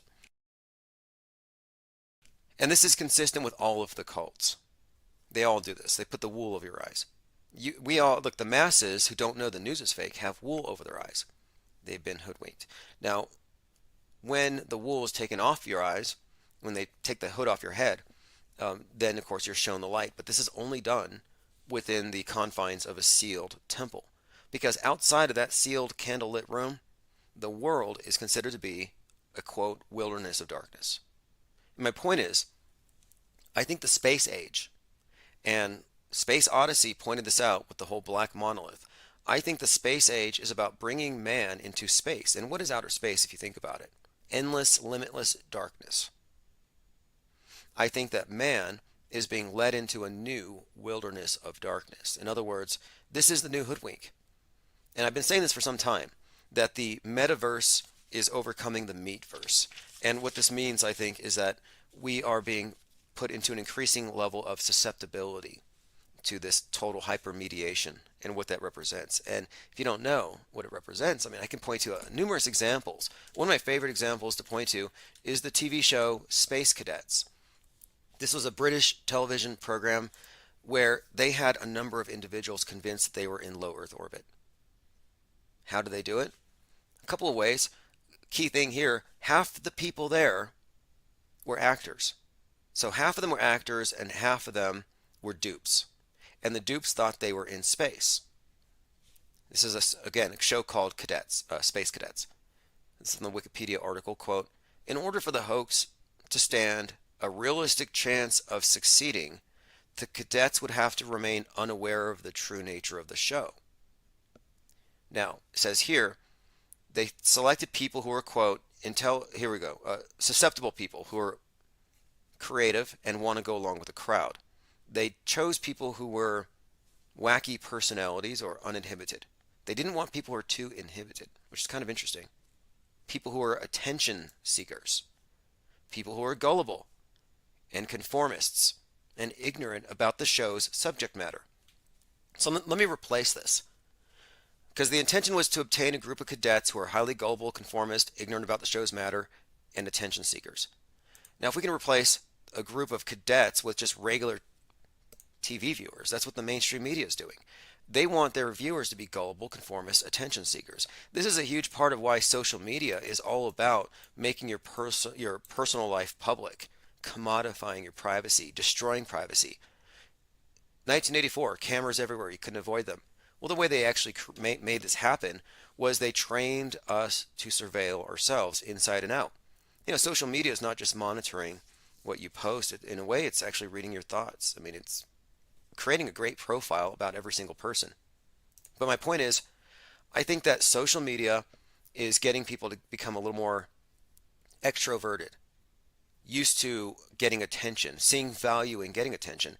And these are the qualities that were sought in those that would be chosen to be brainwashed, who were considered to be brainwashable enough to fall for fake space travel for 5 days in quote low Earth orbit. And it worked, is my point. They had to be conditioned. They had to be selected. And I'm saying that the masses have been conditioned to be duped. And that's fixable, but these cadets didn't know it was a hoax until the great reveal at the end. And there's something else about this show I want to also point out. While this hoax is at the expense of the contestants, and they are being laughed at, the most expensive hoax in television history is what it's being called. Even though they are being laughed at because they've been duped into thinking that they're on a spaceship, is this any different than the masses who believe that the Earth is a spaceship? I think this is a microcosm of the human condition in a lot of ways, and about what media actually is. I'm going to go ahead and play a clip from space cadets when they are revealing that they're in a space simulator. And look, this is another indicator of just how fakeable space travel is, which is an important consideration. Again, Space Cadets, the most expensive hoax in television history. Billy, Kerry, Paul. A tape played back to them in the capsule their own suspicions. Everything feels a bit caravan. To give them one last chance to work it out for themselves. We could just be in a simulator at the moment. We could just be in a simulation at the moment, and then the walls come down. Little revelations here. I knew it! Oh my god, how heartbreaking. Charlie, I knew it! It's time to come home. What? Meanwhile, stagehands transported the pod into the studio. No!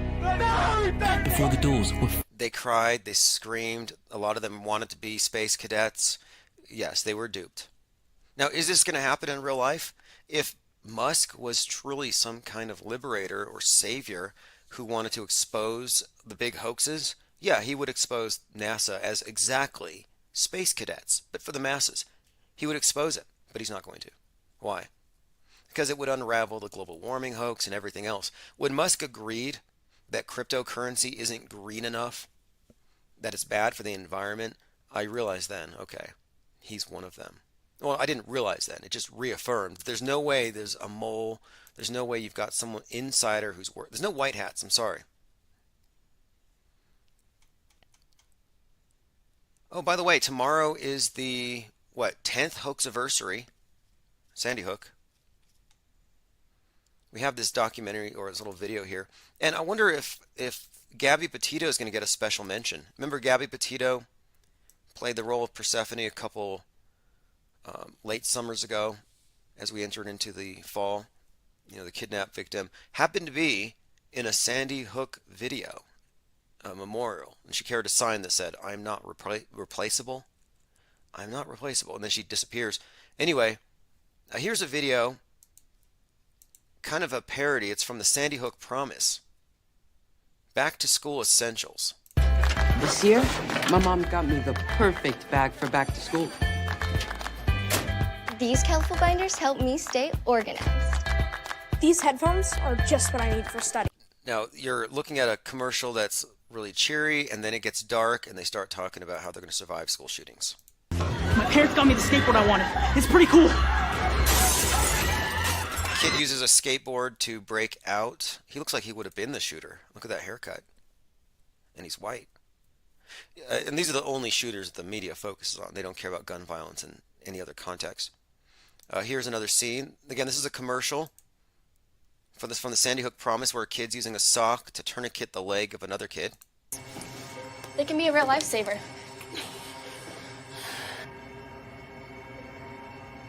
Here's a girl in the bathroom texting, "I love you, Mom," before the shooter comes in and gets her. I got my own phone to stay in touch with my mom. And I'm just pointing out here that these actors are far better than any of the actors I've seen in any of the news psyops. Like it must be a shallow recruiting pool. Like they've got to recruit the kids of intelligence agents or something. Like there's got to be a reason why they're not drawing real talent like this. Anyway, it's back to school time. And you know what that means. Get your Kevlar backpacks. Now, let me point out one other thing here. This is very important here because many people here have dealt with this, where someone will say to you, "How dare you, the victims? How dare you, my dead children?" I want to point this out. The people who would shame you into not telling the truth are on the wrong side of history. You might as well just call them child abusers. What I mean by that is, if you are not standing by those of us who are deconstructing the Psywar, I mean, we're conscientious objectors here. Most people are not even aware there is a Psywar to object to it. So they're by default, they're in support of it. And if you're in support of the Psywar, if you're trying to stop anybody from exposing it, you're actually enabling it. You are enabling the myth of the mass shooter that's being used to systematically traumatize every single student in every school room, everywhere. We're talking about universal, ubiquitous MK Ultra mind control programming going on for 20 years, trauma-induced mind control reinforced by the media, all part of the Psywar. And I'm not a part of it. And I call out the Sandy Hookers because, yeah, they're basically enabling and facilitating and justifying the mass traumatization of the youth of America and probably the world. And I'm just saying, yeah, I don't support that. And if you support these crisis actors, you do. David Hogg is a terrorist. In a very real way, he's a Psywar operative and a terrorist. Forget crisis actor. He's a terrorist. In fact, there's a pretty good meme. I think you have to search auto hoax. I think you just search auto hoax and then you search images. I'm pretty sure one of the first memes that pops up, created by MVP, the hardware vandal, there it is. It's David Hogg with a gun to the head of a baby. Now, that's funny. You know, it's a meme, and what I mean is it's satire because it does contain a grain of truth here. He is literally holding a gun to the head of every kid in this country. He's justified it. He is a terrorist, and he most likely played Adam Lanza. Auto hoaxers do have the moral high ground. Just reminding you. I've been following up on this January 6th thing. There's some kind of move very soon to try to arrest Trump. Better do it soon while people still care about him, before they all hang up their MAGA flags. January 6th examines Trump's 187 minutes.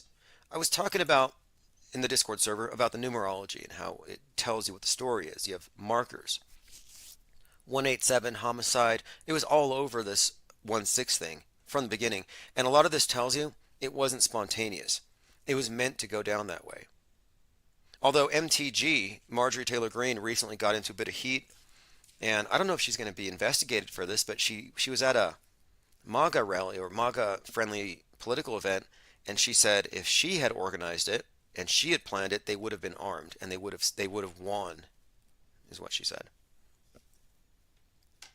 But again, 187 minutes, just kind of pointing out that he's guilty of killing or the murders, the deaths of the cops that didn't happen. January 6th was a guided tour. And for saying this, I lost monetization on DLive because it's obviously run by commies, but it's all good. We're still there because there are people who are on DLive, like Diana South. Diana South says, without knowing, most people keep these lies alive. Yes. What I was talking about earlier is the ISS. Like, you ever been at a concert and someone throws a beach ball and it just stays up the whole night? That's the ISS. And what keeps ISS up? Faulty eyewitness testimony, hearsay, non sequitur, logical fallacies, and ad populum arguments. That's it. The blind belief in hearsay keeps the ISS up. If people stop propping it up there, going with the default, it would fall. And I plan to bring it down without referencing any video clips. Without having to reference any video clip or GIF or image, I think it's entirely possible to bring the ISS down in the minds of the believers, once they realize it's an artificial construct. January 6th was a guided tour, though. Lots of theater, and I was thinking about the flagpole violence. I was watching some of the footage. People are swinging flagpoles, and it looks really violent and scary, but so do concerts, where people are moshing or pushing against each other. Nobody really gets hurt. Astro World, nobody died, nobody cried. That was fake. My point is, what you saw at the 1/6 thing was mostly drama. And the reason why they were swinging the flagpoles is it looks very violent. It looked like Braveheart with these screaming patriots with their horns. They look like Vikings, and they're swinging these flags. And it reminded me of martial arts, like in Kung Fu with the bow staff, sparring. It looked like sparring, and it's eminently fakeable. But my point is this. Nobody died on January 6th except for one person. Not Ashley Babbitt. There's a documentary that proves that Ashley Babbitt didn't die. There are multiple jump cuts. And if you're not an editor, you may not know what that is. And look, you have to almost think like a video editor to deconstruct news these days to find the continuity errors and flaws. But jump cuts shouldn't be there. But they are there, as are the actors and the feds and everything else. Ashley Babbitt didn't die, but the only person that did die, in my opinion, I don't know this for sure, was the woman with the "Don't Tread on Me" flag that got trampled to death.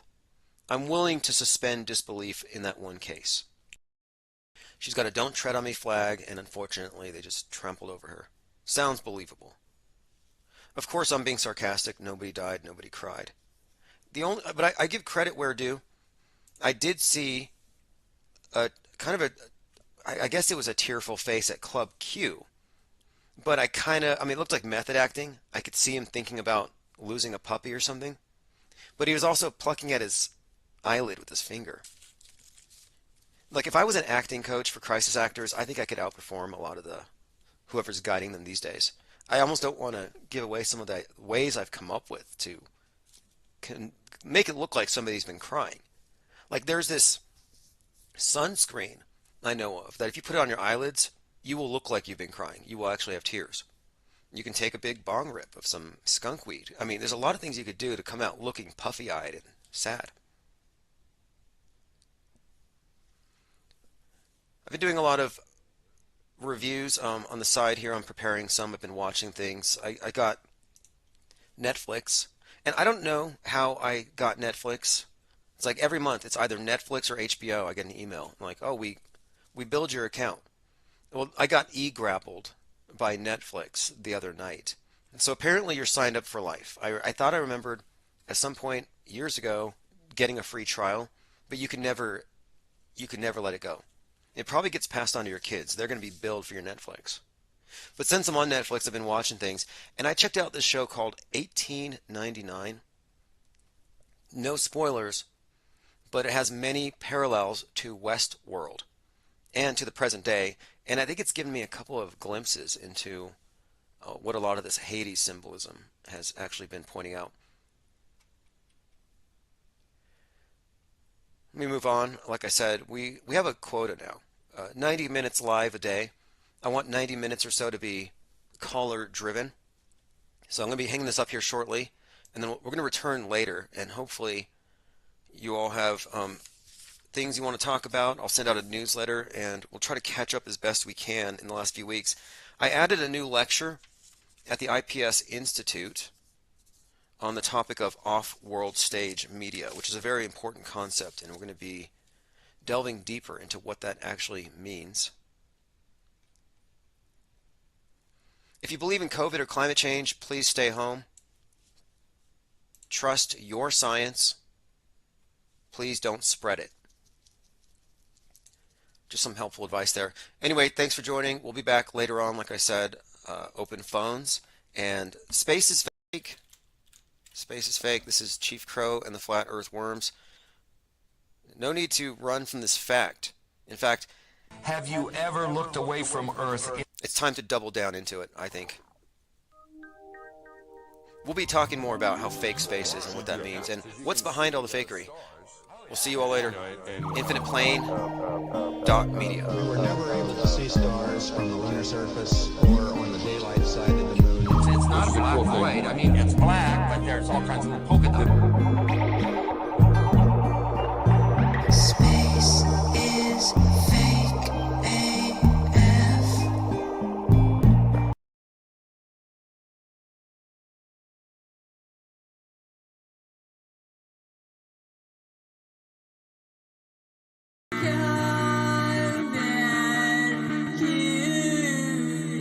Just smoke screen.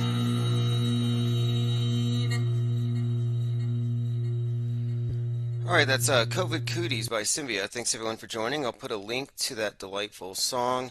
One of the best things to come out of 2020. Next to the original footage from the Kung Flu in Wuhan when it started. That was a riot. But that wasn't really repeated after the original breakout. Most of you know what I'm talking about. Back when it started, when it was actually scary, it's like, wow, people are just walking around and dropping. But then they brought that back again with Died Suddenly, the documentary produced by Stu Peters. And now Stu Peters is getting some backlash from his own side. The anti-vax world is mad at his documentary. A lot of infighting. They're saying it's a psyop. And I didn't realize it, but he's the one who put out the documentary video called, I should use the word documentary a little more precisely, this sensationalist nonsense he put out called Watch the Water, about how there was snake venom in all of the pokies. But anyway, anti-vaccine world is mad at Died Suddenly, the documentary, because it makes them look bad. And I think this is just worth pointing out because I called this thing out before it was even a documentary. I said, they're grasping at straws. They're grasping at clots is what they're doing. And it's just one thing after another. The current thing on this side of the political aisle isn't some social justice warrior cause. It's just the newest way to fear this thing. And I'm kind of over it. Vax-again was a big hoax. And most of you here know my view on it. But my point here is that not only was the documentary just pure sensationalism, but many of the people in the video just dropping dead like they caught the Kung Flu, who were ascribed to have died from, their deaths were ascribed to clots. Many of them died before 2020, before the documentary or the poker was even out there. In other words, there was no due diligence in any of his research here. And this has, of course, been the result of people suggesting that he's just a misinformation super spreader. Here's what one person said. This film taints and tarnishes important information by covering it in a lot of garbage. And this actually sounds like controlled opposition, which is what they are accusing him of. I mean, it's almost cliche. Everybody who doesn't agree with me is controlled opposition. But in this case, they may have a point. Because if they did have a point, they don't anymore. Here's what the author said about it. He said, the opening credits of the film are seeded with references to other conspiracy theories like Bigfoot and UFOs, the Loch Ness Monster. What does this have to do with exactly? Anyway, just pointing this out, it's an update here. It looks like Stu Peters was a plant all along. And I'm not sure, I had to double check this, but I thought he had his origin as a rapper. Salty Siren says, I'm so over it. Oh yeah, look, I was over it back in March of 2020 when I initially realized what it actually was. I said, okay, this is the modern replacement for the archaic concept of sin. They've just reintroduced it, and they have salvation, and this is going to divide society purposefully into saved and unsaved. The division is purposeful. It was not meant to be a uniting event, and it's ongoing. Okay, let us go ahead and continue. I want to go through my notes. A lot of this stuff might come up as random, but some of the stuff is just like, here's something intriguing, I think. James Cameron has a new movie out, a new Avatar film. And, of course, it's being talked about because of its visuals, which I'm going to go check it out and see. It looks like a lot of blue, a lot of water. I'm sure that it's loaded with symbolism. But remember, James Cameron was the director of Terminator 2. And Terminator 2 is chock full of 9/11 predictive programming. And the basic story about the Terminator going after JC. It's Satan and Jesus Christ. It's the sun setting personified, where the sun dies as the darkness kills it. The darkness is set, or the Terminator line. Anyway, this is James Cameron's work. Like all the other major metascriptors, his work has predictive programming and all of the usual Mystery Babylon symbolism, ritualistically described or played out through the protagonist and the antagonist. Anyway, here he is on 9/11 at the site of a movie he's doing, a documentary about the Titanic. I'm talking about James Cameron on 9/11/2001. He's in a submarine doing a documentary about the Titanic. Now, how does this connect? Well, quite simply, in addition to 9/11 predictive programming, Terminator 2 has the nuking of Seattle, which is very significant. We're talking about Pacific Coast. Well, the Titanic, as I've talked about pretty much all year, is another symbol for, it's a monument to man's hubris, like the Tower of Babel, too big to fail. The Titanic is the West. The iceberg is climate change we're all ignoring, and it's going to sink the unsinkable ship. The Titanic is just this way of describing the way the West has been treating the world, unlimited resources, and of course, this is just their narrative. And James Cameron plays into all of this. Now, what I'm thinking here is he's in a submarine hanging out at a Titanic when 9/11 happens. And the next 9/11, and he would be among those in the know considering his work already has featured predictive programming. The next 9/11 event, all signs indicate Seattle getting nuked, and submarines figure very prominently in this. As we've talked about, Hunt for Red October, much of the buildup has been for a submarine and Seattle. And here he is in a submarine on 9/11. Again, we're talking about one of the architects of the previous 9/11. One of. I mean, I don't know how many of these directors are directly in the know about what, but you can kind of trace their handiwork. And his signature is very significant. That's why it's significant that Avatar just came out. And I also want to point out, because you'll see the same directors reflected in the predictive programming. Roland Emmerich, director of Independence Day, was pretty well represented last year with the Moonfall. And I'm just pointing out, Independence Day gave the masses the visual reference they would need to believe 9/11.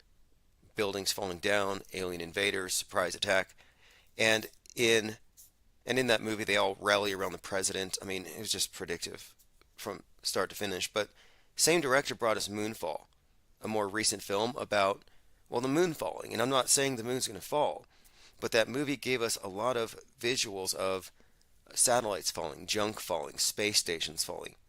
And it's pretty much a pattern here.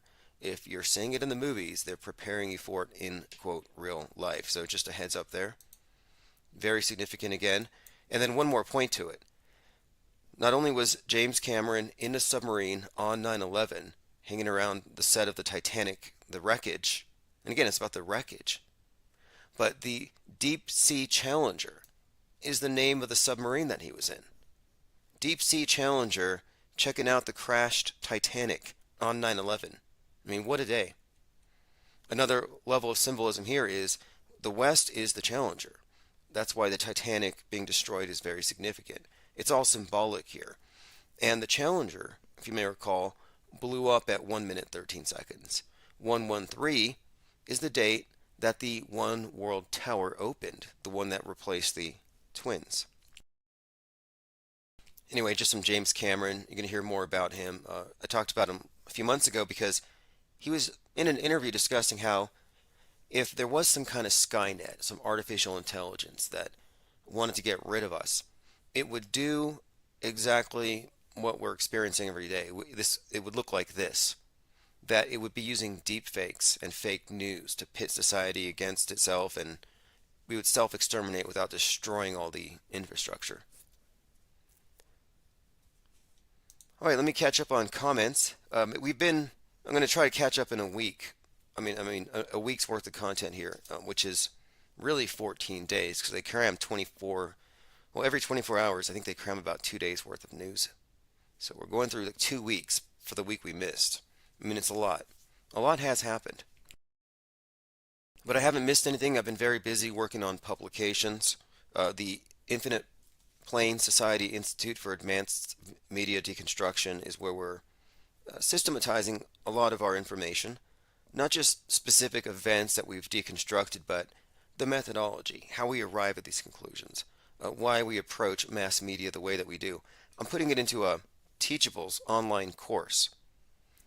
And I've been putting some work into some of this because I think it's important that we have really what I think we need is something very condensed, like a mass deprogramming guide.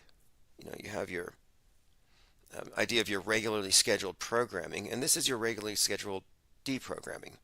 But my take on it is that what has happened is the world has been convinced, and this has been the work of movie magic and TV and government psyops going back generations, but they've been convinced that their television screen is a window to the world, and they respond as though it is that. And I'm saying no, that the window is actually a filter, and this filter treated as a window is a weak spot. You could say it's a blind spot in how we process and take in information. It's almost like not being able to recognize lies or logical fallacies, and it's very important to be able to recognize these things to not fall for superstition and mind control. But as you no doubt are well aware, most of society falls for superstition, mind control, fear of the flooding brought about by the wrathful globe. Even today, I think there were some freeways being shut down by environmentalists lying on the road. Look, they're biodegradable. Just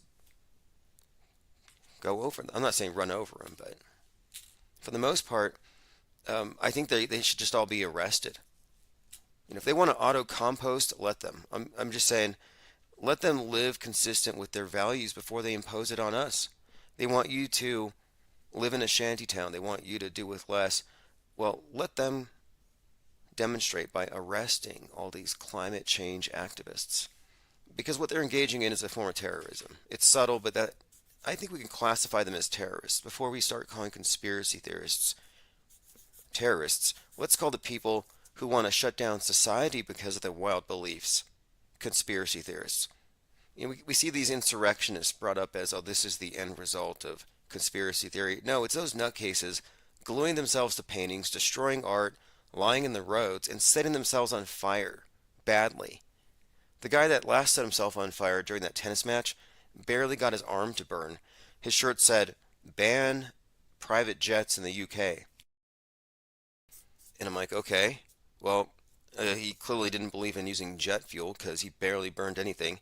And then right after that, there was this big climate meetup where all of the climate change fanatics around the world met to discuss how they can impose communism on us.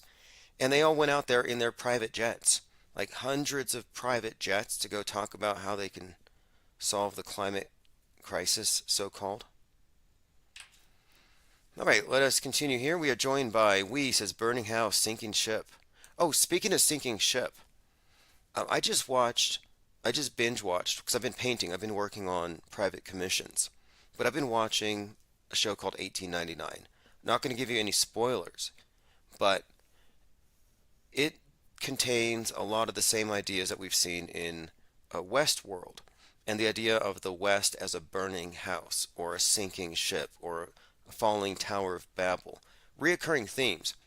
But this one in particular reaffirmed what I thought about Westworld, because in a way it's a Westworld ripoff. Even the main characters look like the same, and they have the same archetypes. But I had concluded that Westworld was also about Persephone going to Hades and breaking free of her imprisonment. And interestingly enough, 1899 is just chock full of Hades symbolism.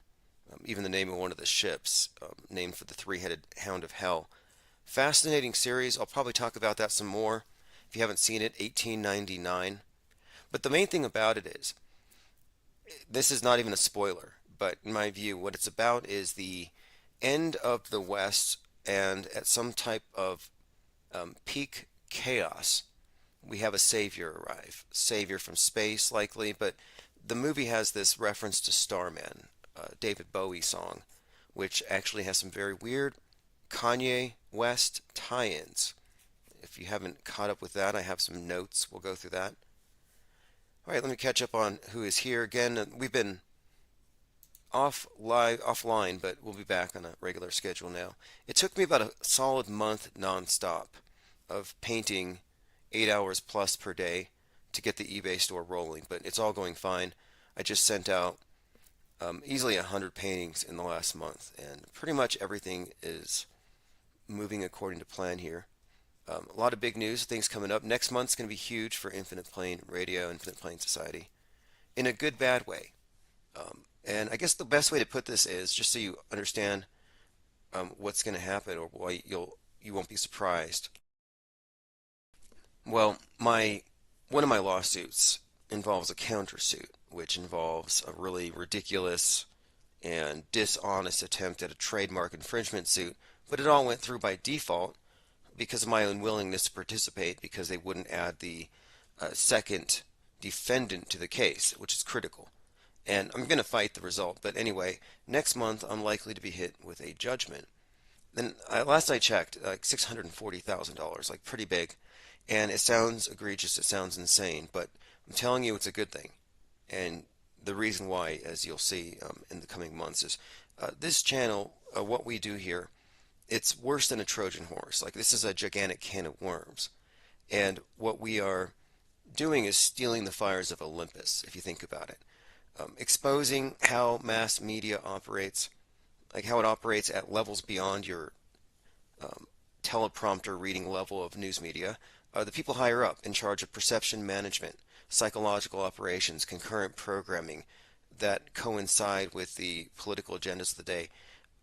Most people in media aren't aware of how controlled it actually is, and we are.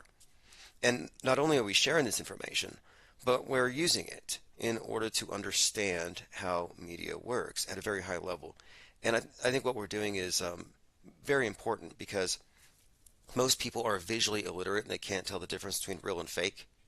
And what we're doing, I think, is pushing back against what I see as a war on perception. I think that we are entering, in many ways, something of a dark age. It's like a religion that blinkers someone's sense of reality. But you wouldn't know it's a religion because it looks high tech, because instead of a Bible, you have some sort of visor wrapped around your head. All right, let me go ahead and continue through your comments. Project Honda Rod has joined us. Brought a couple of penguins. Good to see you. Diana South says, it's totally a CIA name, laughing at those who believe him. Oh, Stu Peters. I think so too. That's a world stage name. I brought one up earlier. John von Neumann coined the term technological singularity. And again, new man, transhumanism. I mean, all these world stage names they give away something here. That you would have to be into Shakespeare. You'd have to really be into these types of high-level puns and double entendres to really get it. But the world stage drama is replete with clues and hints and inside jokes. And we're inside on the inside jokes. And that's what I mean by what we're doing here is that, yeah, we're more informed than the masses who are merely misinformed. And there's a difference between being uninformed, misinformed, and, of course, what we are, which is informed. Ignoring the news doesn't protect you from the effects of the lemmings. And I know lemmings marching off cliffs is just like a cartoon thing, but space is a cartoon and everybody believes in that. All right, joined by Thinks He's a Penguin 101, Tyrone McCloskey says, next 9/11 will be earthquake that takes out symbolic sites, and then the theories are rolled out, underground nukes, never-ending tension and debate. Interesting. Um, I mean, the obvious symbolism, and look, 9/11 was predicted by very obvious and direct symbolism. The obvious stuff says Pacific West Coast, Seattle gets the nuke, Space Needle falls, and some kind of, and this is probably connected with some kind of civil unrest. Like the story looks like this: civil unrest, and then Putin drops a nuke, Satan 2 or whatever. And I don't think it's a coincidence that last year Amazon cleared out thousands of workers from their downtown site, and they said it was because of a quote crime wave. And I was thinking, because last summer Seattle had these simulations done that said, yeah, if there was an earthquake here, it would bring a 42-foot wave up to where the Seattle Space Needle is. I mean, 42-foot waves from a 7.5 magnitude earthquake. They've already done drills for an earthquake that would put that area underwater. Like maybe it's not a crime wave they're relocating for, but a tidal wave. And this is all part of the story as we've been following that has unfolded. Psyopsicle says, live on Thursday. Make for an even better Friday. Joining us from D Live. We're going to be live daily, most likely, once things really pick up. I believe very soon things are going to be very hectic. And I'm working on, like I said I would, putting everything into print. And everything is moving along swimmingly. I'm gathering old manuscripts, I'm updating them using Grammarly, preparing for print, to sell on eBay, to sell direct, to sell on Amazon. But, you know, I think it's very important to have this print wing of Infinite Plane Society, Infinite Plane Media out there. And we have more plans as well. I have a pretty extensive blueprint here that we'll be going over. Years in development. All right, continuing here, Copaesthetic says they had to end the Brittany Griner psyop to get her back before World War III started for an arms dealer, clown world. Yes, and the Brittany Griner psyop, okay, number 42, 42 seconds of silence. I believe she was arrested on an 8-4, which is the 216th day of the year, which is again 6 cubed, 6 times 6 times 6. Very interesting symbolism all around. Totally fake. If you think she was actually arrested, no, I mean, it's a hoax. She was the subject of a hashtag, Free Britney. And it was like a year from the hashtag Free Britney for Free Britney Spears, because the QAnoners think she needed to be freed. Well, anyway, the Free Britney thing, 2 years in a row, it just seems like some kind of deeper level of drama here. But again, the faking of, or rather the nuking of Seattle is one of these psyops that has been, I think, predicted pretty extensively. It's on the bill. It's on the $100 bill. In fact, I could point to quite a lot of predictive programming in that regard. And just to let you know how accurate we are, if you haven't heard this stuff before, it was so clear that there was going to be some kind of ground zero in Seattle on 11/3 that we had actually predicted it beforehand. But if you think about it, 3/11 was the ground zero for the pandemic, and where did it start? Seattle, around that Space Needle. I mean, it's just fascinating how you can find that the predictive programming does in fact follow through. And we've been so up to speed with it that we were noticing and following TV shows real time that are matching with the political realities. I mean, I'm like watching the new Game of Thrones one minute, the next minute it has me thinking about Roe v. Wade. I'm like, wait, there's no way they knew.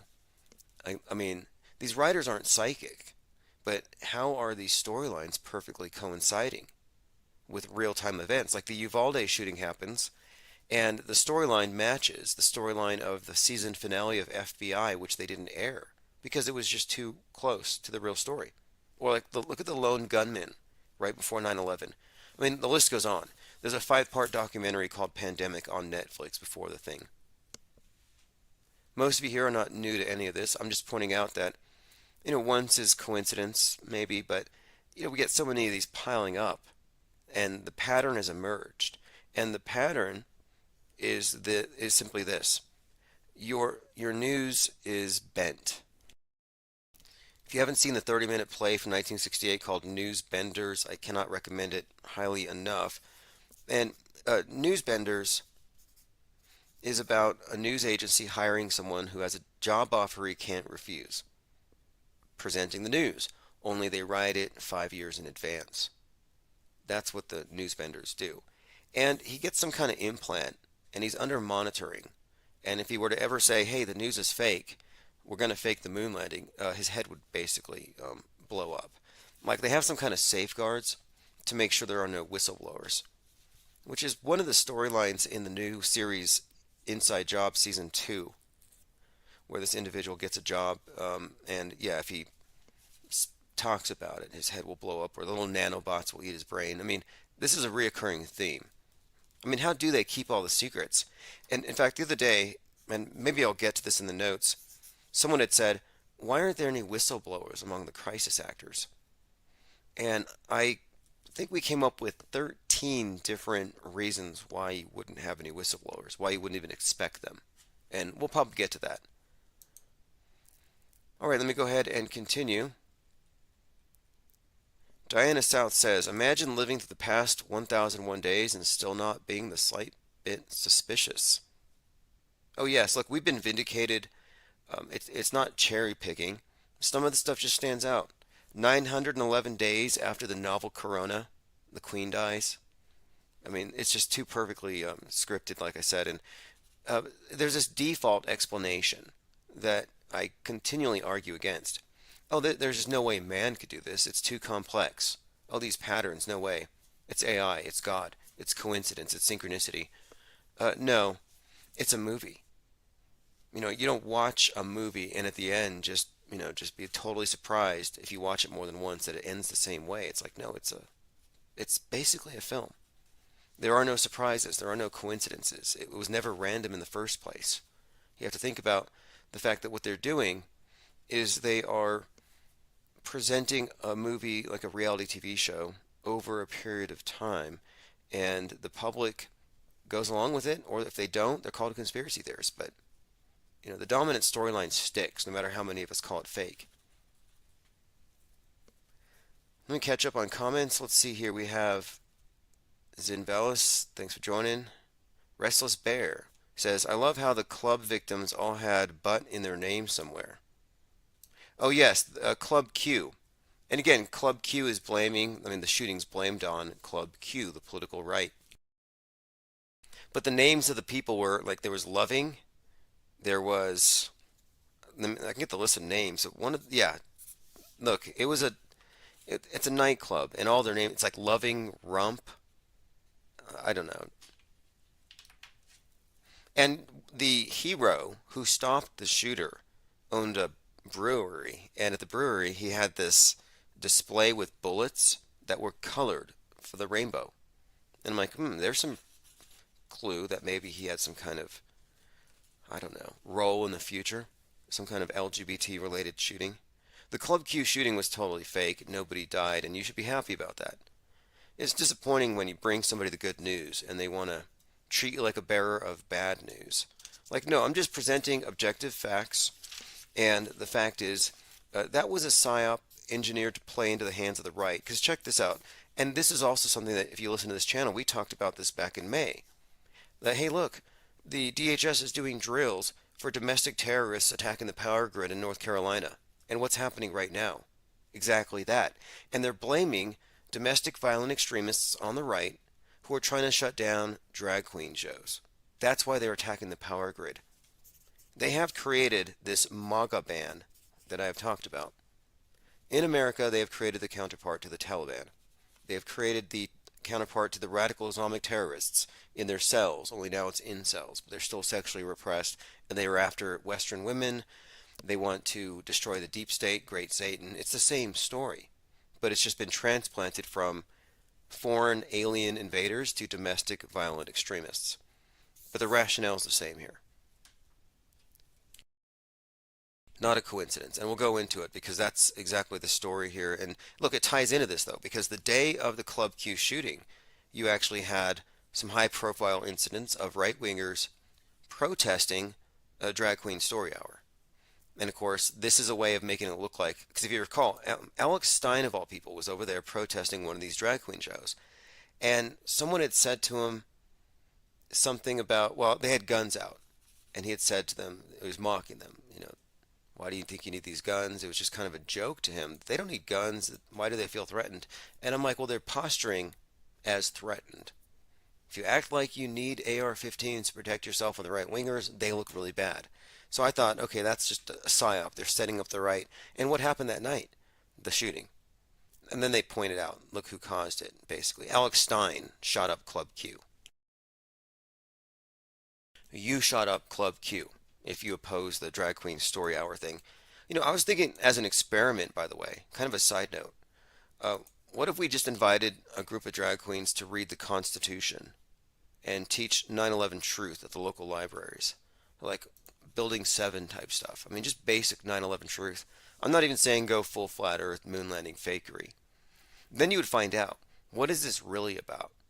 Is it, because you'd find out how partisan it really is. All right, continuing here.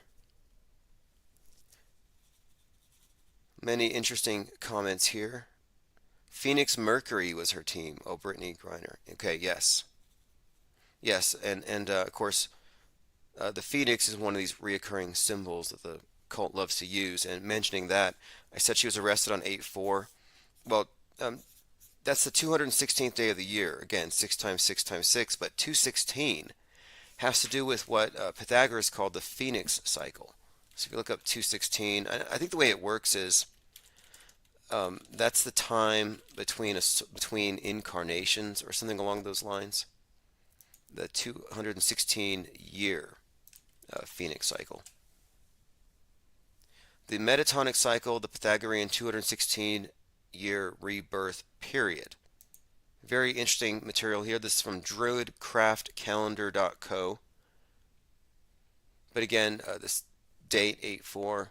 You'll find when you break it down, and I was listening to Jurassic Liars today, and he's done some extensive work, and I'd have to refer people to his channel. But yeah, with any of these characters that are heavily immersed in occult symbolism like this, you could pretty much just rule out whatever they're doing as being anything other than a hoax. By the way, this is interesting. America First, as in Kanye and Nick Fuentes. Yeah, America First. That was originally a Klan slogan. One God, one country, one flag, America First. If that doesn't tell you feds.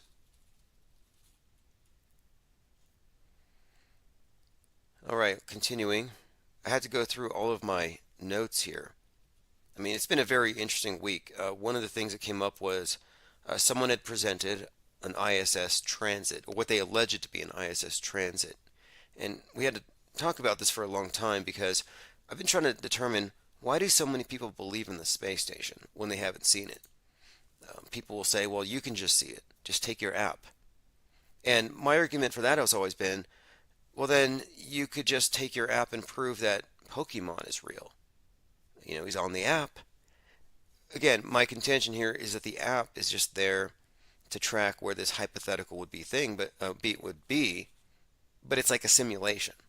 So yeah, hypothetically, if you have this object orbiting the ball, if it is a ball, every 93 minutes, it's going to meet these transit points at these times, and everyone's on the same sheet. But I'm suggesting it's a hoax. The ISS transit footage I've seen has all been very much the same. You see a guy at a camera with a telescope, he looks through his telescope, then they do an insert shot. You don't get continuous footage. This is how sleight of mind works. This is how magic tricks work. If it wasn't a magic trick, you'd have a continuous shot. But my point is, people seem to think, well, this person says they saw a light, they saw something, what is it?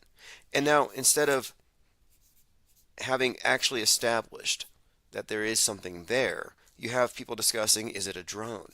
Is it a hologram? Is it a balloon? They start coming up with a list of things it could be.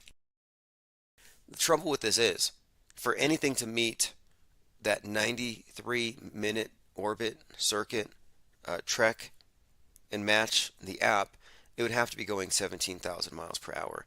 And there is nothing in the Earth's atmosphere that can go that fast. Literally nothing. Not a drone, not a balloon, nothing. Then people say, well, what are they seeing? And I'm saying, well, here's the non sequitur. Who says they're seeing anything? Or who says that the plane that they're seeing correlates to the app? And there's a leap in logic here. And I think this is what keeps the belief in the ISS alive. And it's kind of the same argument that it would be similar to saying, I live near bear-filled woods. You like, let's say you live near some woods and you know it's full of bears, but you see something from a distance and you say, well, it might be Bigfoot. Like, well, what's your basis for introducing Bigfoot? What's your basis for even bringing your suspicion in and giving that the same weight as what you actually know to be there, the bears? Like, how do you even include that in the universe of possibilities? And I'm saying it's a non sequitur, that if you see a light in the sky, I don't think that we can jump to the conclusion that it correlates with the app. Not unless you've ruled out that it could be a plane. And again, rule out it's a bear, rule out it's a plane. I think it's just too extraordinary of a claim to let people get away with saying, I might have seen the ISS. No, you saw a light in the sky. It's a big leap. And one of the other things I've noted is that many of the people positing that this or that is an ISS trans ruled out as a possibility just by the fact that it's too far past the setting of the sun. The shadow of the Earth would actually preclude the ISS from being visible because it, of course, reflects the sun. The ISS is going to have to go down soon. What I mean is, its special effects are outmoded. But I think it's important to bring it down in the minds of the believers. And I find it very peculiar that many people who can deconstruct the moon landings still think the ISS is up there. I'm like, I'm sorry, but the ISS is an easier takedown. But it's multifaceted. It's a very complex psychological operation / reality TV show. And there are several different aspects to it to deconstruct. But we are more than up to the task. In fact, we've done it many times over. And I'm going to have to consolidate it into a single presentation. Like, it's an embarrassment that people still believe the space station's up there. And what I'm saying is, it's only held up there by hearsay. That's pretty much it, by hearsay. One, and faith, of course, in NASA. All right, let me go through your comments. Join my J Diggs. Released after 42 weeks. Oh, is that so? Continuing here, we have Angus MacGyver. Nobody died, nobody got hurt. Oh yeah, nobody died, nobody got hurt. I used to say nobody cried, but at the Club Q thing, you did have one crier out in front, although it was method acting. And most of these shootings happen at places where it's like an acting school, like School of Performance Art. I think the Parkland acting troupe, for example, is a perfect example of this. And I want to point out too, that when we're calling these events fake, we do have a basis for comparison. I'm not in denial of reality. I look at real shootings all the time on Twitter. Those don't get news coverage. The media doesn't care about handguns and gang violence. No, they care about AR-15s being carried by white kids with MAGA hats shooting up performance arts schools. The demographics they care about say everything. And the main thing it reveals, though, is that it's not about gun violence in principle. It's about what the AR-15 symbolizes. It's about really pushing the lines when it comes to this framing of the debate to extremes. But what's more, ultimately, they sue AR-15, Armalite 15, and get $73 million, and they're complicit. Look, if they hand over $73 million and they can't figure out it's over a hoax, then they are dupes or complicit. And I can't think of anybody that could be duped over $73 million that easily. An entire company? No way. They're complicit.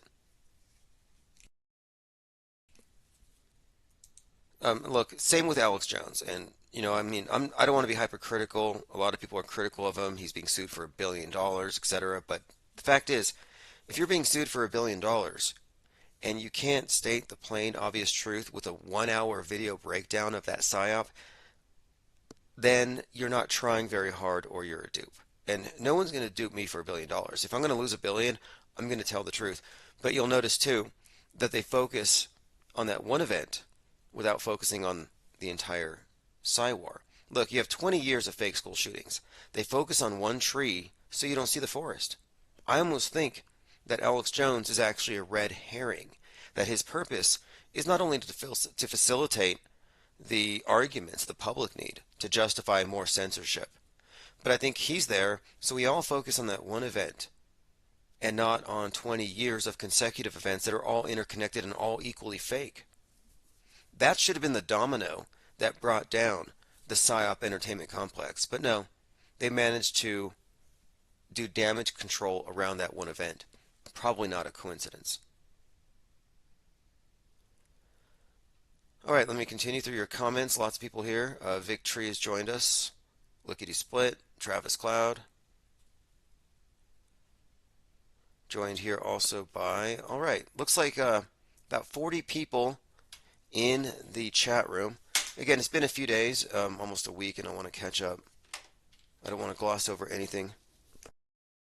I did buy a membership at Censor TV so I could hear the entire interview with Gavin McGinnis and Ye. Yeah, I put some money in Gavin's pocket. Look, they're all highly. Look, there's 42 people listening on the live stream on the audio. 42 on video, 42 on the audio. If you want to listen to just audio, go to infiniteplane.media or ips.monster or infiniteplane.live. They all go to the same place. Okay, let's see here. Yeah, the Kanye West thing got really interesting, though, or the Ye thing. Before he left Twitter, he posted an image. It was a swastika superimposed over a Star of David, which happens to be the symbol of the Raelian cult.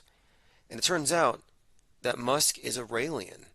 And of course, the Raelians believe in aliens, the Elohim, who are going to solve society's problems by giving us sex robots to diffuse our violent impulses. And they're going to clone the best of us and turn government over to a geniocracy. We'll be ruled by geniuses. Anyway, yeah, apparently Musk is like some kind of honorary member in that cult. But Ye had dropped this bizarre Instagram post where he said, "Am I the only one who thinks Elon could be a half Chinese clone?" And that's not all he said. I mean, I'll read the whole thing. And then tell me, this might tie into the Raelian thing. And this is Ye at his Charlie Manson-ist. Like sometimes it's O.Ye Simpson. You know, right now it's Charles Ye Manson. Like he has these extremes. I can't tell. Is he going to go O.J.? He's going to go Charlie. But this is Charlie. Listen to this. Quote, and this is in all caps. "Am I the only one who thinks Elon could be half Chinese? Take a Chinese genius and mate them with a South African supermodel and we have an Elon. And I say an Elon because they probably made 10 to 30 Elons, and he's the first genetic hybrid that stuck. Well, let's not forget about Obama. I'm sorry for using curse words in church, but I don't have another word for Obama yet. Let's unify and find out." It's from Ye. Likely your future president. I mean, just the fact that it's so unlikely, it's probably going to happen. You know, just being contrarian, you could have, I mean, that's how they are sometimes. They want to upset your expectations. Like, was Trump, I mean, Trump was the least believable by every metric. All right, let's continue through our notes here. I was talking about that TV series called 1899. Here's the premise. Set in 1899, the series follows a group of European immigrants traveling from London on a steamship named Kerberos to start new lives in New York City. And it has to do with a number of ships, but that name, of course, I thought that sounds very similar to Cerberus, or the Hound of Hell from myth. And yeah, it's the same word, just different spellings. The Hound of Hell, both references to Hades, the underworld. I highly recommend it. I don't want to give any spoilers, but like I said, I think the main theme has to do with the burning of Westworld, or the underworld, in this movie, and it has to do with the Starman. Again, it's kind of a weird twist at the end, but if you're not familiar, Starman is a savior from space, prophesied in David Bowie's work and pretty much every religion. Why would they name it 1899? I have to dig deeper and find out. It has a lot of interesting antiquitech. Like if you're into that whole Tartarian thing, if you've looked into it, the 1899 series would have a lot of what would kind of constitute advanced technology, like in the 19th century, just stuff that seems anachronistic and out of place. Like I still wonder sometimes if John Dee didn't have an iPhone. John Dee, the original 007. I've been talking to OpenAI.com's chat bot. Have you talked to it yet? OpenAI brought you Dolly, and I've been doing some artwork with.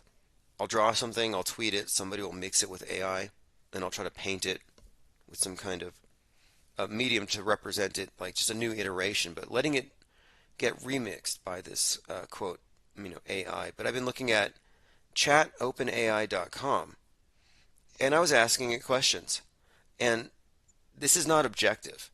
It's basically a normie. I said, is the Earth flat? It said, no, the Earth is not flat, it's an oblate spheroid. This has been confirmed by multiple lines of scientific evidence, including satellite imagery, observations of the stars and planets. The idea that the Earth is flat has been debunked for centuries and is considered a pseudoscience. Like, they already have the Wikipedia damage control programmed into its personality. Like, you go to watch a video, and if it has the word flat, you get this whole breakdown of how the Earth isn't. It's like, okay, well, that pretty much confirms what I thought. There's not going to be anything that's ungate-kept, obviously.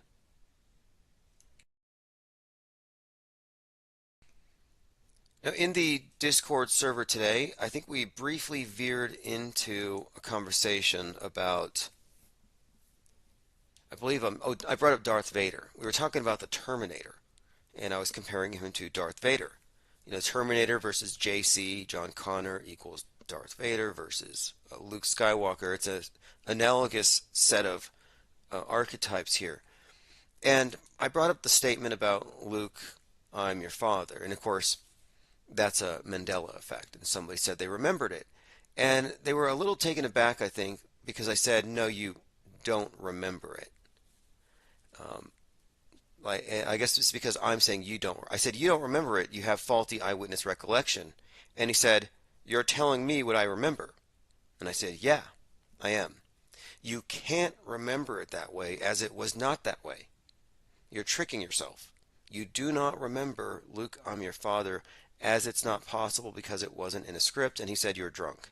No, I wasn't drunk. I'm just pointing out the fact that no, you actually do not remember it the way the Mandela effect says. You're misusing the word remember. And you're also asserting knowledge on something that's at best a vague memory, a vague recollection or reconstruction, a confabulation, and it matters. Why does it matter? Well, for one, 75% of the people exonerated from DNA evidence are usually found to have been convicted from nothing other than faulty eyewitness testimony. It matters that people place too much faith in their memory and stand by it. Not that I'm against your perfect memory or something, but I'm talking about it's a very nuanced thing, but like the way that you recall how words are spelled is different from the way you might recall an event.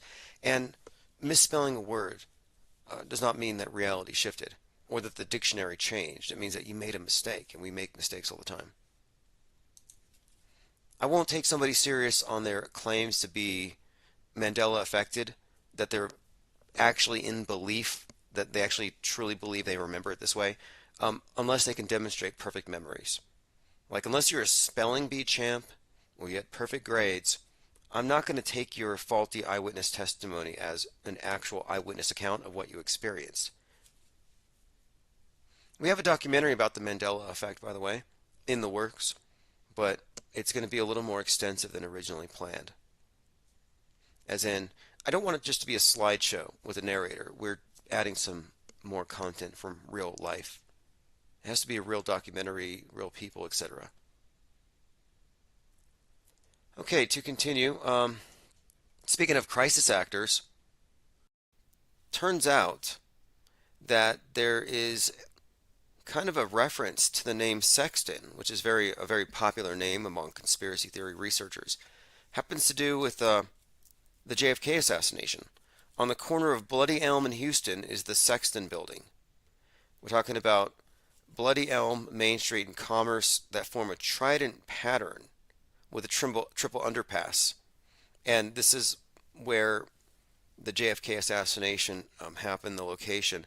Anyway, this author, James Shelby Downward, suggested the name Sexton has something to do with graveyard connotations and is, quote, closely associated with the beetles of the genus Necrophorus, or sexton beetles, so called because they buried the remains of tiny animals with their eggs.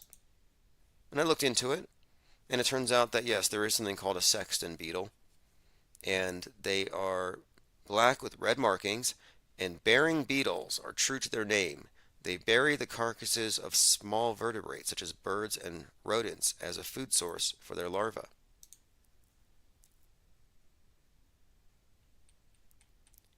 Okay, continuing. Again, like I said, it's been a week. I've picked up a lot of random notes. I just wanted to bring up here that we constantly notice certain names like Parkland, Highland Park, Parkland Hospital where JFK was shot. And the more we look into it, the more we found, especially this last summer, all kinds of shooting events with the name Park very consistent, very prominent. And I came to the conclusion that this park reference has to do with possibly Westworld being described as a park, Westworld Park, P-A-R-K, and maybe has something to do with the Ark. And for a little while now, I've been saying that Elon Musk is Pope Elon, and he's going to save us. That the spaceship represents the modern Ark, and look who actually tweeted this. I mean, Elon Musk actually tweeted this image: Starship taking beings of Earth to Mars. And it has the Ark of Space written on the side of a starship, and then two of every animal going into the Ark of Space. So Mars is going to be binary from the very start, apparently. But yes, two giraffes, two elephants, two of everything, and it looks like a bunch of New World Order cops with guns keeping the people out of the Ark. Now that's ominous that he would even share this. Like when the time comes, when the climate changers and the climate change accelerationists, those of us who don't recycle, that's what they call us, climate change accelerationists. When we reap what we sow and there's a big flood, we're not going to get on the arks. I mean, not unless you have enough money. I mean, it's the rich are going to buy their way into the heavens. Lickety Split says, looks real. Yeah, it's a colored pencil rendering. Like every single image of every satellite in space. I want to talk to my chat AI tonight. I'm going to ask it, where can I find images of real satellites in space? Because I don't think they've been told. I don't think the AI knows that space is fake. And that's a game changer if you think about it. All right, moving on here. Again, like I said, I'm doing my best to catch up a week's worth here, which is 2 weeks worth. Elon Musk's bedside table opens meme floodgates. In India, Musk's Twitter risks opening floodgates on hate and extremism. Floodgates open for hate speech against blacks, transgenders after Elon Musk's Twitter takeover. Just more reference to the floodgates. This whole year has been about that. It's been about floodgates. It's been about the Kraken being released. We talked about this early on in March. I mean, everything has really, for the most part, come to pass. Everything's been very consistent. I came across this bizarre story, and I look, QAnon, I mean, you got stale breadcrumbs. And how often do you hear the QAnoners say, trust the plan, eat popcorn, watch TV, watch the show? But they're constantly throwing up popcorn emojis. And I'm thinking about it, this entire time, popcorn is just code for truth or chicken feed. Truth or chicken feed being a term used to describe what intelligence agencies throw out there to keep people busy. Kind of like Hunter Biden's laptop. Since Friday, Like if you know any QAnoners out there who are digging through Hunter's laptop, go check on them. They've had access to Hunter's laptop since Friday.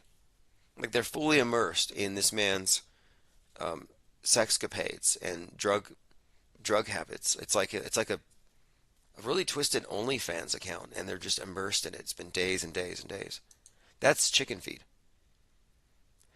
Anyway, I've been following the Q thing, and one of the characters that has emerged is this Queen of Canada, Queen Didaloo. But I remember bringing up how it seemed like there was some kind of Game of Thrones emerging, because now you had a king of North America, which would presumably include Canada. And his name is King Carlson. I still haven't found a picture of him.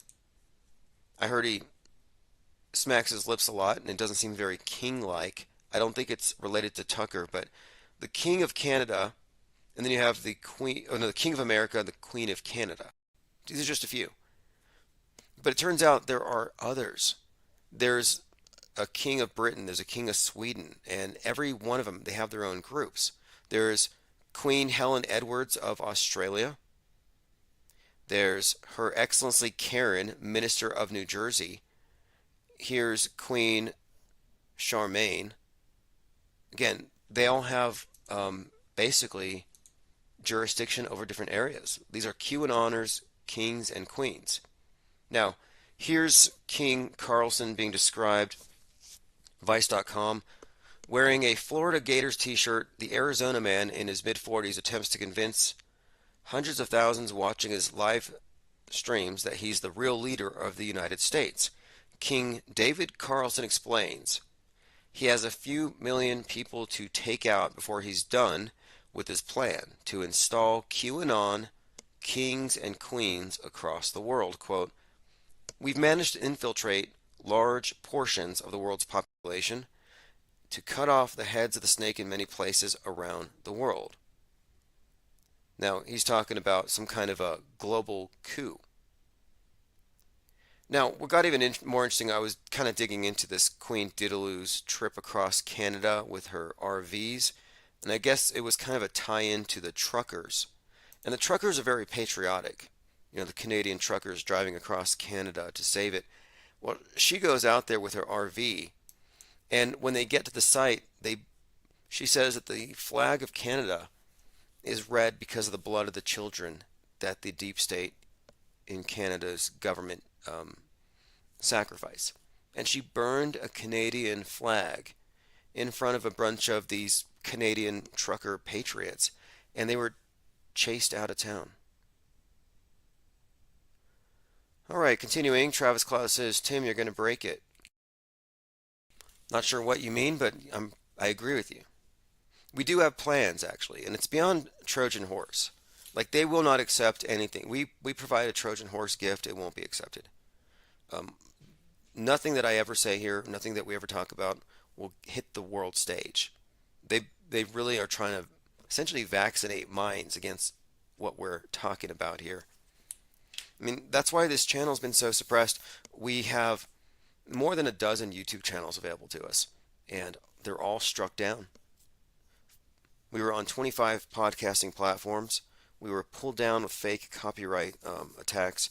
Not quite sure who's behind it, but we have a long-term plan, 30 years. I think we'll get revenge on everybody in that amount of time.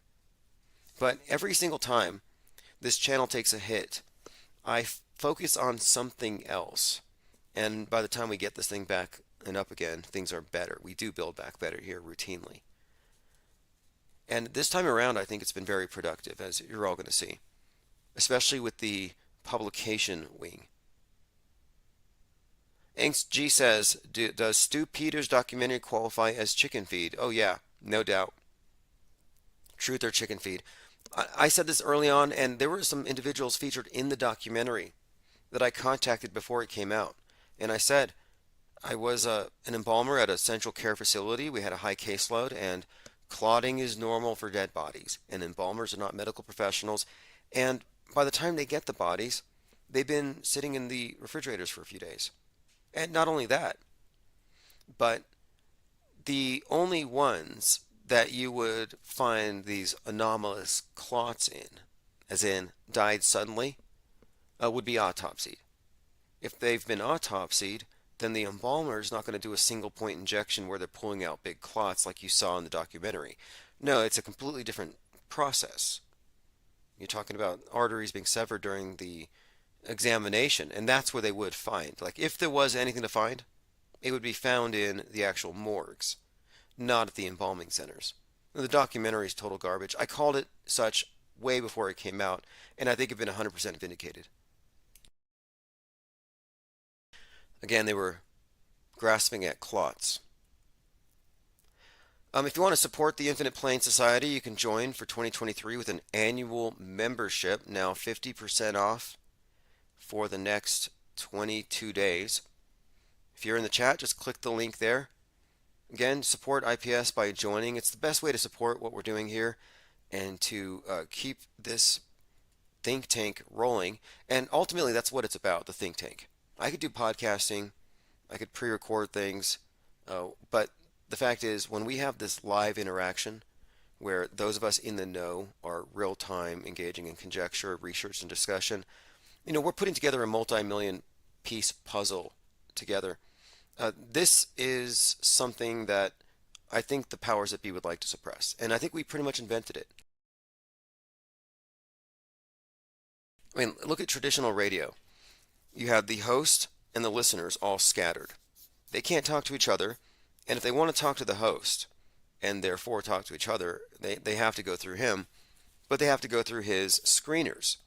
I tried to get on the show with Sean Hannity once because I wanted to troll him. Well, they took my name and number and said, we'll call you back tomorrow if you check out. So I want to call and talk to Sean Hannity, and I have to be vetted for 24 hours first. Okay, I see how that works. And then think about class in school growing up. You have a teacher, then you have your students, and the teacher tells you what's in the book, and then you regurgitate it back. You don't pass notes. So for all intents and purposes, you have a one-on-one direct relationship with the authoritarian at the center of the room, or that one voice. Now what we've done here is by opening up the chat, you have the live presentation, but you also have not only real-time communication back and forth without any filters, without any sort of any kind of 24-hour vetting. We don't have a call screener or a chat screener, but the chatters can communicate. So the class or the listeners share notes laterally, real time. And of course, it's a leveling of the field, if you ask me. It's a overturning of the order of things. And that's kind of what we're doing in the first place. I think there's been an inversion. The public is in Wonderland. And what we're doing is we're fixing things. In my view, we're taking information that would only be available to those at the capstone of this big massive pyramid scheme, and we're sharing it with the bottom level, leveling it. Therefore, they no longer have some kind of advantage over us. Like crisis actors, the PSYOP entertainment complex in general, those wizards behind these perception management stunts, they can't trigger us. They don't have that kind of power anymore. All right, let me continue here. Appreciate everybody joining. Again, joining at ips.monster. Join for a year. Get 50% off with that link. We are unstoppable, and I am going to get sued. There's going to be years of legal back and forth from a few different directions. I'm suing YouTube. In fact, I've been contacted by the I actually contacted the Attorney General's office there in California. Look, it's going somewhere. YouTube is a future defendant in a case where basically they're responsible for aiding and abetting in identity theft against me. And that's going to take some time here, but you're going to see in the future, especially starting next month. I don't let it overwhelm me, but this channel's always been contested. We've always had our beefs, we've always had our trolls, our enemies, and it has taken a lot of legal work to keep this thing going. But we are the channel that unmasked this Q PSYOP deeper than anybody, and that has yet to reach mainstream. And that's why I think it's great news that I'm likely going to be hit with a massive liability because it's newsworthy. And anything that gets Infinite Plane Society on the news is going to help with our bigger agenda here, which of course is this, what is it? You want to call it a revolution of the mind. In a way, we're talking about this process of removing that filter. And when I say removing that filter, I mean it's like, think about the significance of people who were formerly 100% gate kept on this topic, learning about crisis actors. Before you knew about fake news, you were only stuck with the alternative explanation of the false flag theory. Like, every one of these terrible things is exactly happening as reported, although we have a different interpretation on who did it or why. But the essential thing is, it still happened. Like, we lived in a much darker world, very nightmarish, until we unplugged. And it was that little crack in the matrix, that little glitch that showed us, okay, this much is fake. Like, that's a pretty big deal. It's a paradigm shift. And I think that we can widen that rift. We can actually show more behind the scene than just faked shootings to advance various psyops. I mean political agendas. These psyops are more than just advancing wars. I say perception management operations because it's more extensive than things merely involving violence. And we talk about these things all the time, but they're so pervasive, it's worth mentioning that psychological operations are the rule, not the exception. The Jussie Smollett scandal was intentional and revealed intentionally to give you the impression that if anybody ever tried to fake out the news media, they would expose it and humiliate the person. No, it's a psyop within a psyop. It's what you'd call fake. Angst G says, if you're hit with a judgment, is that something you can appeal? We'll see. The way I'm looking at it is, it was a countersuit, and I think it was nothing more than malicious prosecution. And I think the basis for suing me was very fraudulent in that there's a public domain piece of crap clip art which you could download for free and put on a business card, and it's a scientist. Well, I put a beak on it. Like, literally, I put the penguin beak on that scientist. And I think he thinks he's clever. What this defendant did, because I was suing him at the time for defamation, for emailing advertisers, etc. Well, he registered it with the USPTO, and he said, no, I'm going to trademark this public domain clip art. I mean, that would be like trademarking an emoji. And he's like, okay, now you committed trademark libel. And then he sued me for $640,000. I'm like, okay. I mean, actually, it's $600,000, but then $30,000 for his attorney fees, $12,000 for butthurt feelings. I'm like, okay, show me the receipts where you went to the feelings doctor and he fixed your feelings. He patched them up. He massaged them or whatever. It's clearly a joke, but my point is, I told the judge, this is malicious prosecution. It's retaliation, and if you succeed at something like that, it looks bad. I think it just looks bad on the judge. But look, I'm not worried about it in the slightest. It's not going to stop me. What it's going to do, it's going to platform us. And I say us, this think tank. They don't want to shine a spotlight on me because I am ground zero for an infodemic. Yep. I'm like patient zero for an infodemic that they won't be able to push back. And what I'm assembling right now is a can of worms, got some accelerant, and I am ready for any kind of blowback for whatever kind of bad press I get. And I'm assuming it's going to be bad press. I'm going to be looked at as a bad guy because his evidence against me consisted of about 90 pages of blog posts and memes and statements like, oh, he's a flat earther. Like, am I a flat earther? I'm sorry, but are you even a globe earther? Show me the curve. Like, I'm shape agnostic. Show me what's at the edge of the universe. I mean, don't act like you have all the answers. We're asking the same questions, but our questions are a little more localized than assuming the answer's way out there instead of much closer. And this conversation is more nuanced than flat or round. To say someone is a quote flat earther, I'm sorry, but like establish that you're a globe earther first. I'm an earther. That's it. I'm an earther. I'm pretty sure that's what I'm on. But beyond that, yeah, I'm not really obliged to commit. And it's a very important question because it opens up a lot of things. And I think that it's a gateway to other very important questions. Not a gateway to hate. It doesn't go from, oh, the earth might be flat, hail Hitler. That's what they want you to think. No, it's more like, okay, if they're misrepresenting it, then they're hiding land. Maybe they're hiding Atlantis. Or if they're not hiding land, they're hiding something else. Maybe they're hiding technology. But if they're hiding something, then it matters. And my position on this is it's far beyond about round or flat or shape. It's about world view control. I think NASA is about world view control. I think they fake more than space. I think NASA's behind a lot of psychological operations. Like that's just where they organize it all. That's the top of the capstone.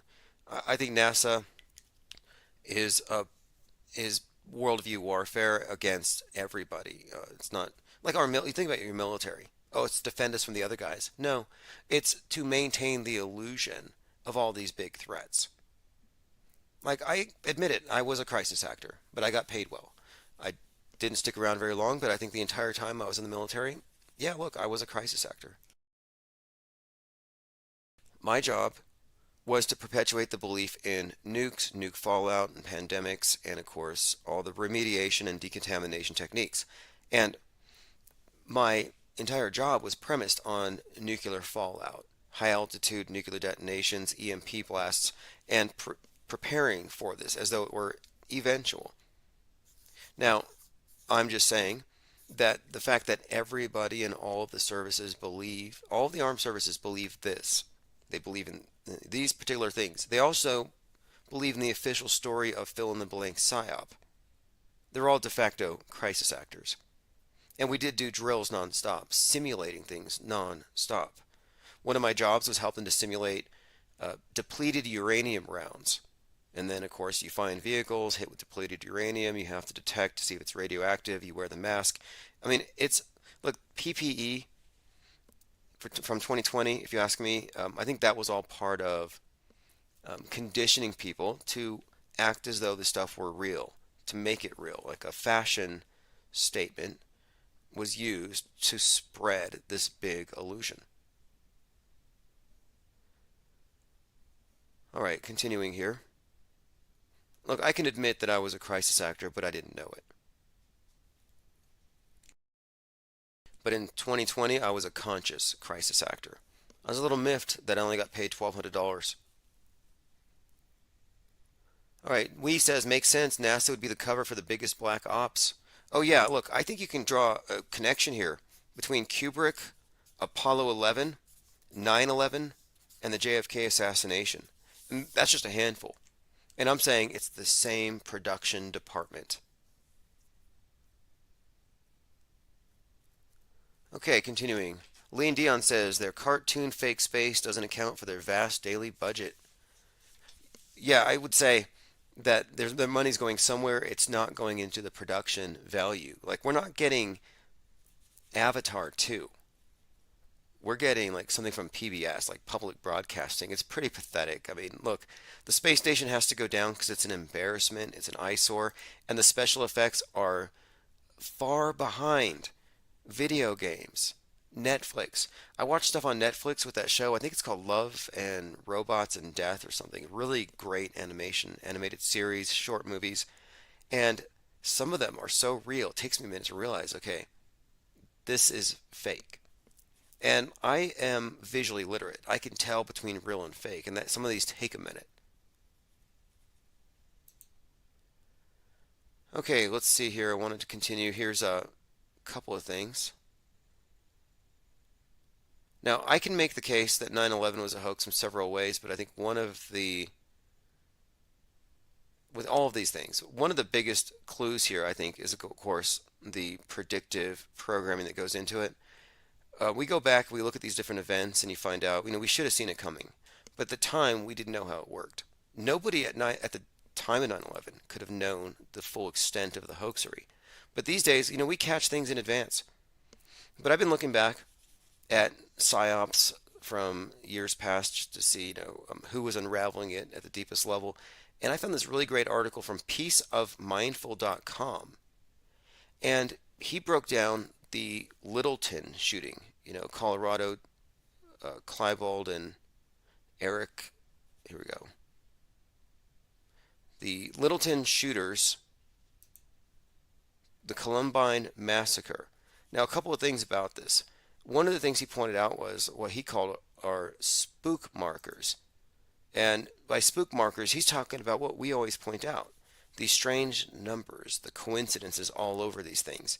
He says, and this is his explanation, please do not confuse this mere signaling system with gematria, or translating words into numbers. I will be highlighting numbers I regard as significant or spook markers, as I call them. This is merely secret communication devices by which intelligence agents, Freemasons or whatever, can tell the others these events are contrived and fake. For example, 1119 and 1208 are very significant here. Now, what he's pointing out is what we often point out, that you can find all kinds of numerical coincidences around these psyops. And I used to just say hoax code.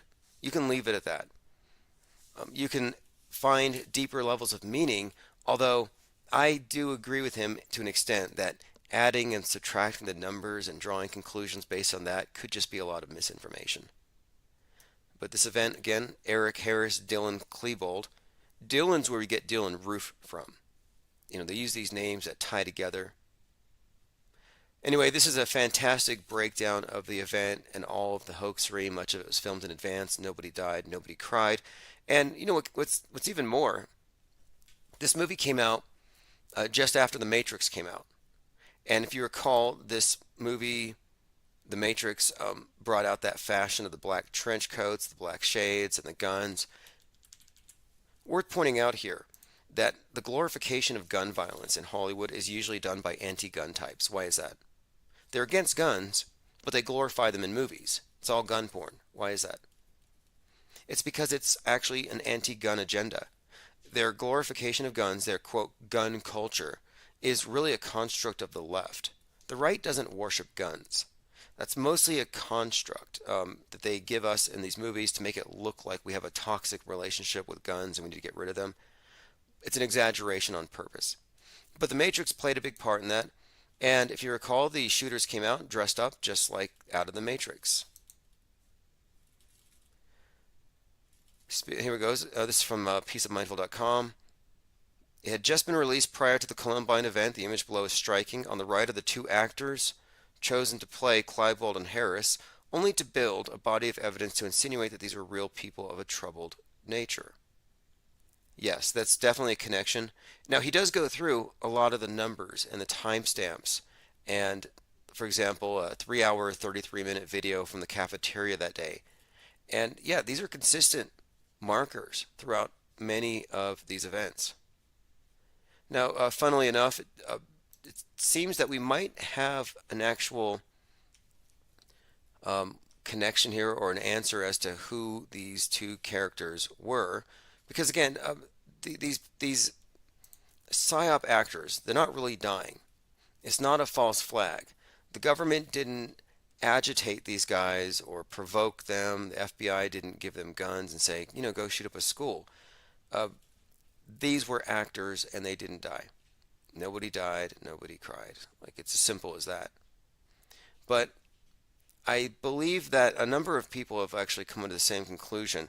We have an answer as to who they became, or who they were known as afterward.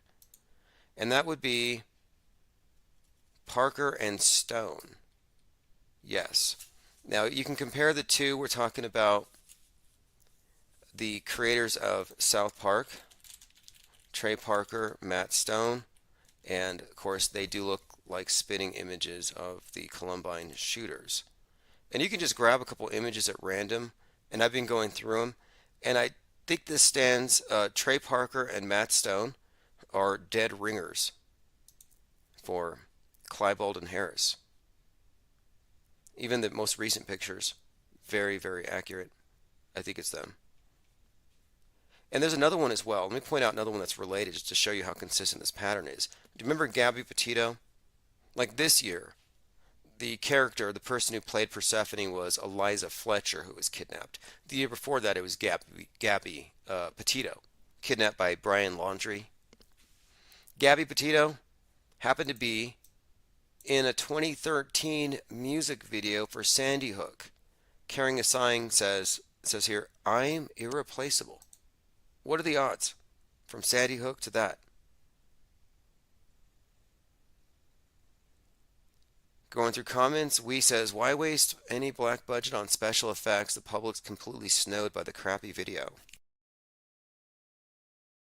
I have a few theories about this. And there's a strong possibility that the terrible special effects and the bad acting is there on purpose to gaslight you. Like when somebody's lying and you know they're lying, you can call them out. But if you don't, if you just have a suspicion, you can't really say anything. And I think maybe what they're trying to do is kind of create this subconscious suspicion it's fake, but not enough to quite call it out. Like everything just seems a little surreal. I think it's part of gaslighting, in other words. And, gaslighting is the word of the year, Merriam-Webster Dictionary, but it just describes a process of undermining somebody's sense of reality by getting them to question their own perceptions, but always having their perceptions contradicted by what you tell them to believe. Like it's probably on purpose. I have a lot to say on that topic. I mean, it's not a coincidence that you see the same faces appearing under different guises. I think it's, again, psychological warfare.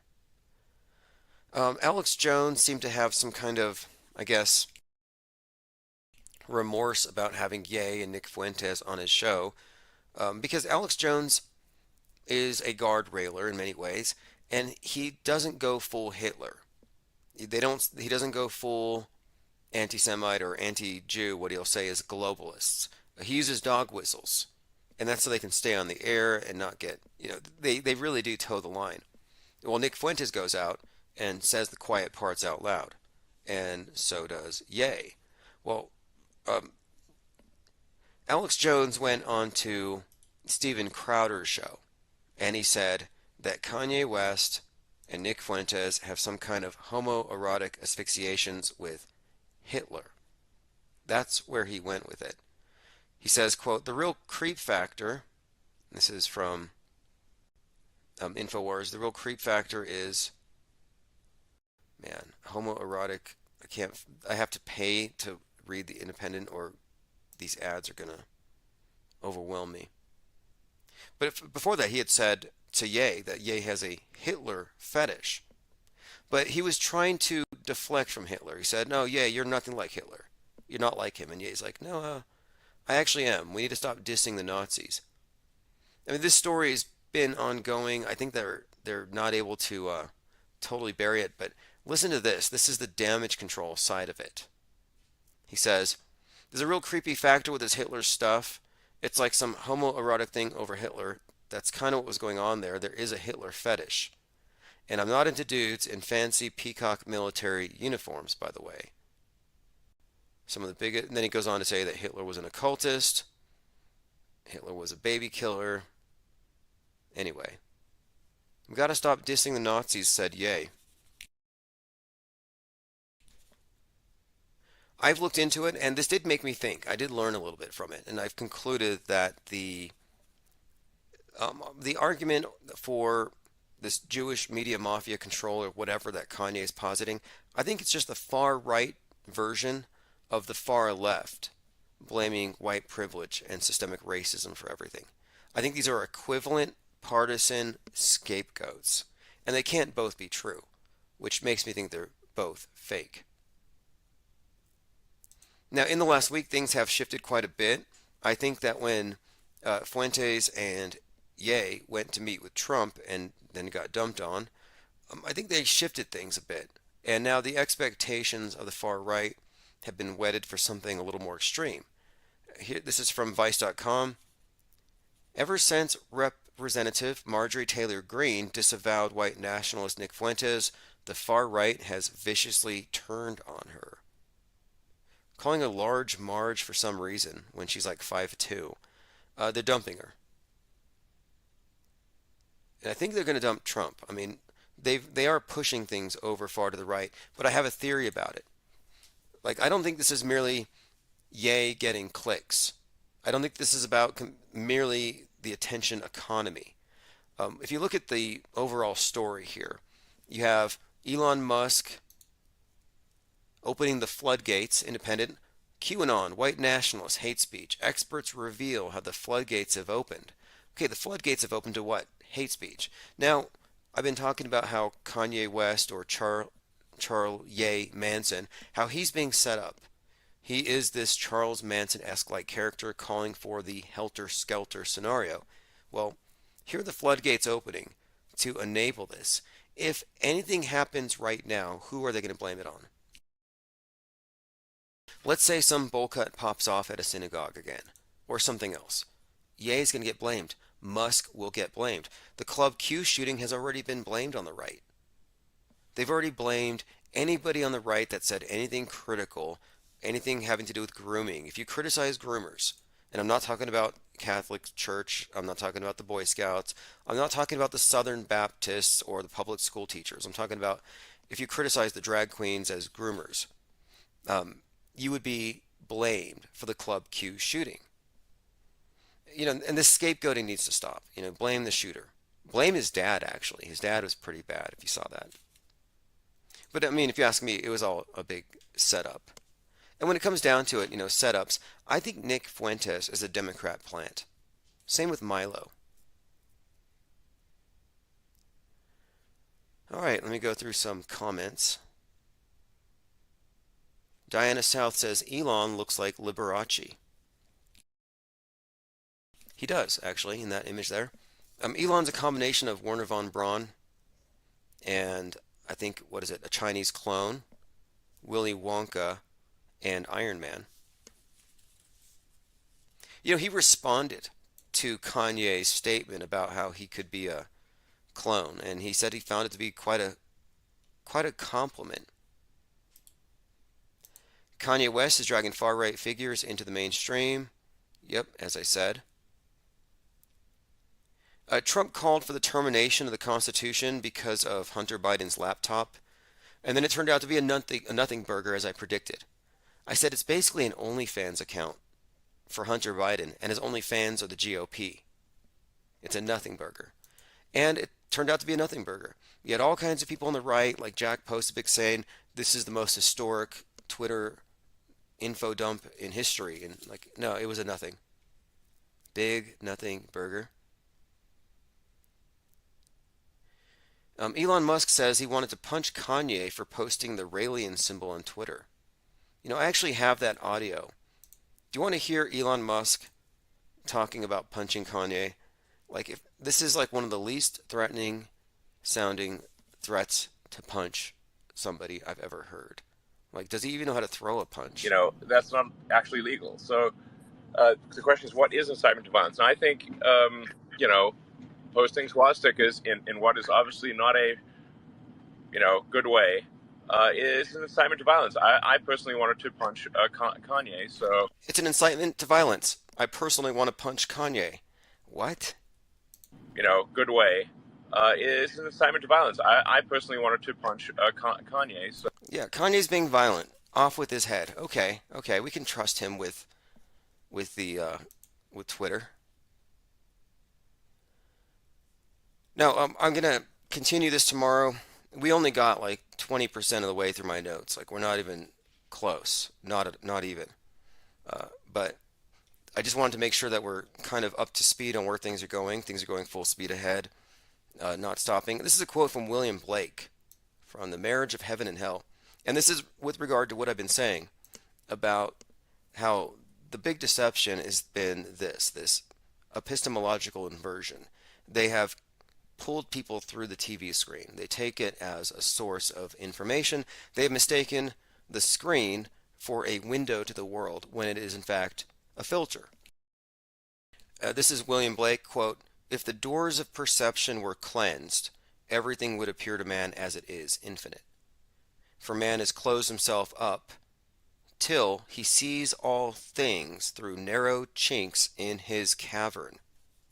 And the chinks in the cavern refer to the cracks, the glitches in the matrix, the smiling crisis actor, the things that give you the insights. And that's what we have been working on here in this channel specifically.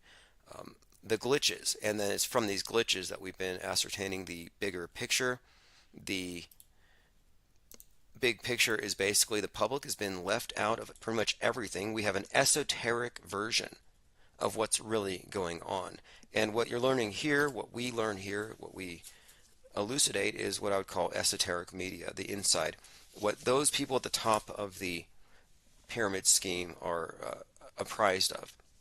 Anyway, thanks for joining, likely tomorrow morning, but definitely get on the text alerts. I'm going to keep that going. Thanks all of you for supporting the channel, and if you click the link below, you can join for 50% off for a year. And I'm going to reboot the 24/7 early in the morning. I have to set up a new playlist. This is Lucifer Tim, 33rd Degree.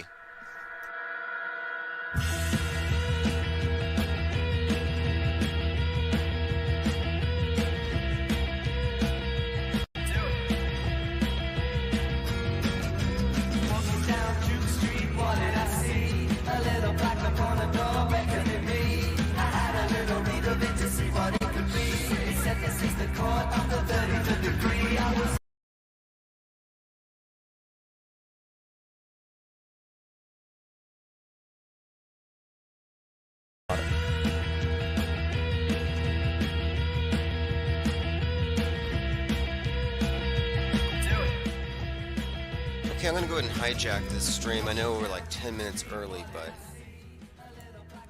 it's twice today we've been early, which is just an indication here that if you get the text alerts, you won't miss anything. And today is still December the 1st, 2022, and I had a special request by voicemail. Let me go ahead and get to this right away while it's still December the 1st, 2022. It's been a very interesting day. Let me go ahead and, is this even a voicemail or just a transcript? This might just be a very long text. It says, "Hello, I hope this is the right number. My husband loves your podcast. His birthday is December the 1st. I'm hoping you can do a shout out to Mario. He's turning 33. Okay. Well, happy birthday to Mario, 33. In fact, we were just opening up with the 33rd Degree by Lucifer Tim. I'll be right back here, and I'm going to see if I can get the audio for that. Or it might just be a really long text, which is really pretty thoughtful. It's like 5 paragraphs. A little suddenly, as I looked askance at this door in front of me. Yes, there was a black lady stating it to be the supreme court of the 35th degree. 35th degree. That would be correct. It's just a very long text message. Alright, so today started off with they're calling him the triumvirate of hate. I would have gone with trifecta, but I guess, whatever, it's Kanye, Musk, and Trump are the 3 villains, arch villains. But right now Kanye's taken center stage, and then he just merged with Alex Jones. And I'm still evaluating the fallout from the Alex Jones, Kanye, Nick Fuentes collab today. It was immediately apparent that Jones did not want to be branded as a Nazi, and whenever he brought it up, though, Kanye got weirdly defensive of Hitler, to the point where by hour 3, Jones said to Kanye, "You've got a Hitler fetish." But it would go like this. He would say, "Well, Kanye, of course you've said some bad things, but it's not like you're Hitler." And Kanye's like, "Well, we gotta stop dissing Nazis. What's so bad about Hitler?" And there's really no way to water that message down, and it's kind of percolated. It's blowing up as we speak.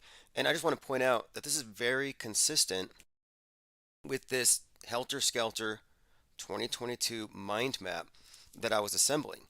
And one of the connections I didn't get to earlier when I talked about this is how recently Ye took credit for Django Unchained. He said Jamie Foxx and Quentin Tarantino stole it from him. But my point is, Django Unchained is an interesting part of this narrative because it has everything to do with Christopher Dorner, the police officer protesting systemic racism, going on a shooting spree. Of course, he's black, and we got people on CNN cheering it on, saying this is just like the movie Django Unchained about this escaped slave. Anyway, Christopher Dorner was quite literally incinerated in a cabin. And pop quiz: how old was Christopher Dorner when he was incinerated in that cabin? And again, there's a little hint here when it comes to pop quizzes. The answer is generally going to be, well, 33, and it's just the pattern. Ex-LAPD officer Christopher Jordan Dorner, 33, suspected in shootings of 5 police officers. The Dorner manhunt. I think it was it Lamont? Is that the guy's name? He was like, Christopher Lamont, he's like, this is Django Unchained in real life. They were literally cheering this on. But yes, here you have him. Columbia professor Mark Lamont Hill sat on a CNN panel to discuss Christopher Dorner and its, quote, a real life Django Unchained. But anyway, what you had here was a meltdown in public, and then he gets burned, like burned at the stake, incinerated. I think they identified him from his passport, probably made from the same ones that the terrorists carry. Anyway, my point is they were sympathizers with him, and we've gone through this topic before. The clip of Mark Lamont is pretty funny. You know, I mean, funny, not funny. Knowing how fake it all is, it's kind of funny. But yeah, you just open a worship of this. But I'm saying this is another example of what we would call concurrent programming. The things that are happening in real life happen to correspond to something that's happening in the movies. And it was interesting that Ye would attach himself to that messaging because I think it's about Nat Turner, which of course is where you get the name Turner Diaries. Turner Diaries, of course, inspired Timothy McVeigh and all these skinheads and the KKK types. And of course, Kanye comes out weirdly as Black Skinhead, which is one of his songs, and I think is something of a prophecy or foreshadowing about what he's doing right now. I mean, it's a very interesting and singular thing he's doing. The way he's just kind of taken control of this particular narrative and he's ran with it. And then, of course, with Nick Fuentes in the picture, they're getting a lot more out than they ever have. And the outrage is definitely there. It's exploding, which we'll go over all of it. It's been a really interesting day. And that whole interview just shows you how he's entirely unrestrained and Jones couldn't reel him in. And it shows you how people do hold their lines. All right, we are joined here by, oh, yes, Portal Complex says he's the one who can save us from climate change. Yeah, Kanye is going to save the world. He's running for office 2024. They really put a wedge between Ye and Trump. I noticed that there's kind of a wedge drawn up there. Like, Trump's not keeping it real. He's got handlers that keep him in line. And I believe Trump is apparently outraged or mad about the fact that he even had Fuentes on the premises. I guess he didn't know, or he claims it was a setup, it was a troll. And is that what we're seeing here? Is this a big troll? Is Ye trolling everybody? I just watched a movie on Netflix called Troll, and I kind of recommend it. For anybody who's into this mud flood thing, there are a lot of people who happen to think, and whatever you want to call this, some kind of alternative creation myth. This idea that all of the land masses were once organic things, giants. I mean, you've probably heard the one about how mountains are actually just big tree stumps. Anyway, it kind of goes along with that. Anyway, in this movie Troll, it's basically that the mountains are actually ancient dead trolls that are just simply not animated at the moment, and they kind of wake up. It's kind of like a Norse Godzilla story, but the graphics are fantastic. Anyway, part of this whole thing was are we going to have to nuke Oslo because they didn't want the news getting out? And I'm thinking that's kind of what Kanye is. It's like like this troll, and they're just trying to do we have to destroy Twitter to get rid of him? Do we destroy the internet? And at this point, yeah, that's probably where they're leading. There's a mass exodus from Twitter as we speak. You'll never get another tweet from Jim Carrey. Now, I don't know if people think Jim Carrey's actually aware, If he is he some kind of guru, or is he just promulgating Masonic and Illuminati symbolism for fun? Is it part of an act? I don't know, but it's very fascinating if you look back at his character. But yeah, he left Twitter. Okay, Tyrone McCloskey says Hitler's a fictional character. Portal Complex says Hitler was a crisis actor, a construct, and a 33rd degree lunatic. I've heard some strange ones. I've heard that Hitler is actually Walt Disney, and if you look at Walt Disney's home and then you flip it and superimpose it over Hitler's bunker, it's the same thing. I've heard that Hitler, I mean, there are stories about Hitler, you can get into it if you care to, but yeah, hippie Hitler. There's this theory that Hitler's actually a woman. I don't even care to go there. Not really. I don't want to go down these trails. That, to me, a lot of this stuff is just. I've heard this phrase, "truth or chicken feed," or something like that. But basically, um, ideas that are put out there that are entertaining, they're distracting, but they don't have a basis in reality. Like the birds are fake movement is a fake movement, a contrived movement, to make it look like people who question the news are somehow detached from reality, which is just not the case. Tyrone says, of course he's trolling. He's not a billionaire any more than the Zuck. Billionaires in name only. I mean, there are billionaires. There are people who are very wealthy. There are philanthropists, but you know, when they can just take it away and it's like a status symbol or something. And what is it even worth anyway? All right, let me continue here. Oh yes, Moon Harvest says the troll meme just got brought up on Meme Analysis, and also John LeBon has just done a great piece to do with the latest BBC documentary, Disaster Deniers Hunting the Trolls. Yeah, exactly. That's kind of what I was getting at. I didn't want to read too much into it. I'm watching a movie about a big troll, but I was kind of thinking about there is this kind of analogy here, and how every time I heard the phrase troll in the movie, it just made me think about how they're overreacting to people spreading memes. And of course, recently the term disaster deniers or disaster trolls has been used to describe auto hoaxers, specifically those who not only call things out as fake, stating the obvious, but who actually do some follow up and investigate and track down the different actors and performance artists. And that's where you get into the place where you can get sued. And that's probably going to happen to some of these so-called disaster trolls. I would never advocate that. I think it's really strange. You had that individual Sidethorn journalist who went to 33 different shooting events hunting for crisis actors, offering $100,000 for evidence of an actual death. Well, obviously nobody could claim that prize because nobody dies, and he would know this. If anything, the $100,000 should have been, we'll pay you if you're a whistleblower to, tell on the whole production. Anyway, I think it's a setup. I thought the whole thing. I think there were a lot of attempts out there to brand the people who question the news as extremists, like they would go hunting down or tracking down actors. Like again, I would never advocate such a thing. If anything, I'm more interested in who the directors are, and that's kind of the level at which we analyze these things. What's the utility of the story? I don't really care about the extras. I mean, there are some actors that have been given more or less the Golden Hoggy Award. We recognize talent where it exists. There are those who make multiple appearances. In fact, I would say that the acting over there, man, there were a couple that were just terrible recently. I thought Club Q was pretty poorly acted. There were some pretty terrible scenes in there too. Club Q is totally fake. If you missed it, talked about it about a week ago. I did a full breakdown of it. And these are just agenda-driven psychological operations, perception management stunts. Nobody actually gets killed. And these stories are always filled up with all kinds of hints. And the names of the actors are always kind of jokes.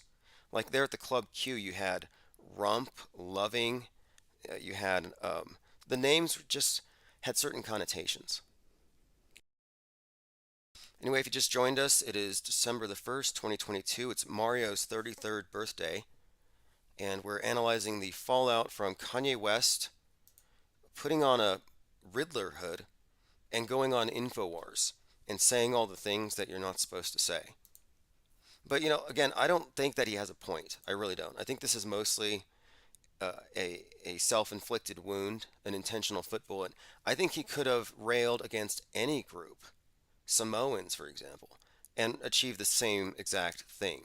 There's just it's not really about any particular group. I think just this form of behavior is cancelable in the view of the PC MSM.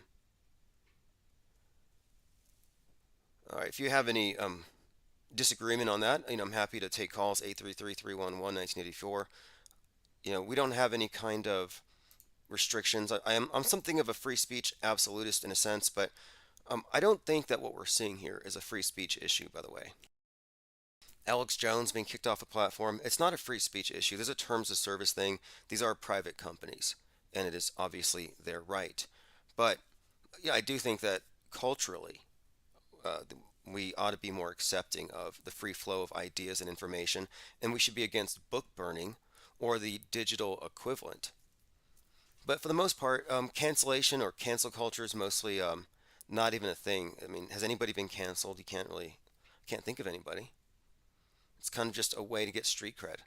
Getting censored is a great way to get publicity. Next to being swatted or faking your own death. These are just marketing tactics that I've noticed. Portal Complex says, checked out the Inside Job cartoon tonight. Yes, Inside Job is ripping on both Kanye and Jones. It's a leftist controlled platform. If you've seen Inside Job, obviously it's a 9/11 reference. I referenced season 1, but the new one, there are just a lot of the humor on there. It's just not family friendly, and a lot of it's just garbage. It's definitely coming from a leftist perspective. I mean, the animation's good. There are some funny one-liners and jokes and stuff, but I could only handle a couple episodes, and it kind of made me sick. All right, go ahead. Call in 833-311-1984. Tyrone says Kanye is harmless and is allowed to say this stuff, so someone who is a threat doesn't get to say it. Like diffusing it, you mean? Kind of waters it down. I mean, he equivocates, and I don't think he's being 100% honest. I mean, it's kind of disingenuous to say, yeah, he loves Hitler, but he also loves everybody. It's like, I'm sorry, but there's kind of a magnitude of difference. He said he loves Jeffrey Dahmer. It's like, well, you don't love Jeffrey Dahmer the same way you love Kim Kardashian, for example. It's kind of strange, these little semantic games they play, but it's excellent trolling. Here's one from The Sun, and a lot of people just didn't get the humor, the jokes, but um, he made a visual pun out of Benjamin Netanyahu's name, mocking the former Israeli prime minister. And some people are ripping him for it. I don't know. I just thought it's so lowbrow that billions are going to laugh at it. That most people on the internet will think it's funny that Kanye, or they'll think he's crazy. It'll be one of the two. Tyrone says diffusing, yes. Yeah, I think it's very intriguing here. The whole thing about it is that it flips everything on its script. And this all started with what? White Lives Matter. And of course, you can't really separate the White Lives Matter from, and Candace Owens from her documentary, which has to do with George Floyd and the very premise of BLM being fallacious. That no, Floyd obviously, he wasn't killed by systemic racism, he was killed by fentanyl. That's kind of the counter narrative that they put forth. But everything's about inversion and about the black and the white is throughout this entire thing. It's pretty well represented, and it's just everything's inverted. That's why he has the song "Black Skinhead." He comes out in a black Klan uniform, basically. Like it's all flipped.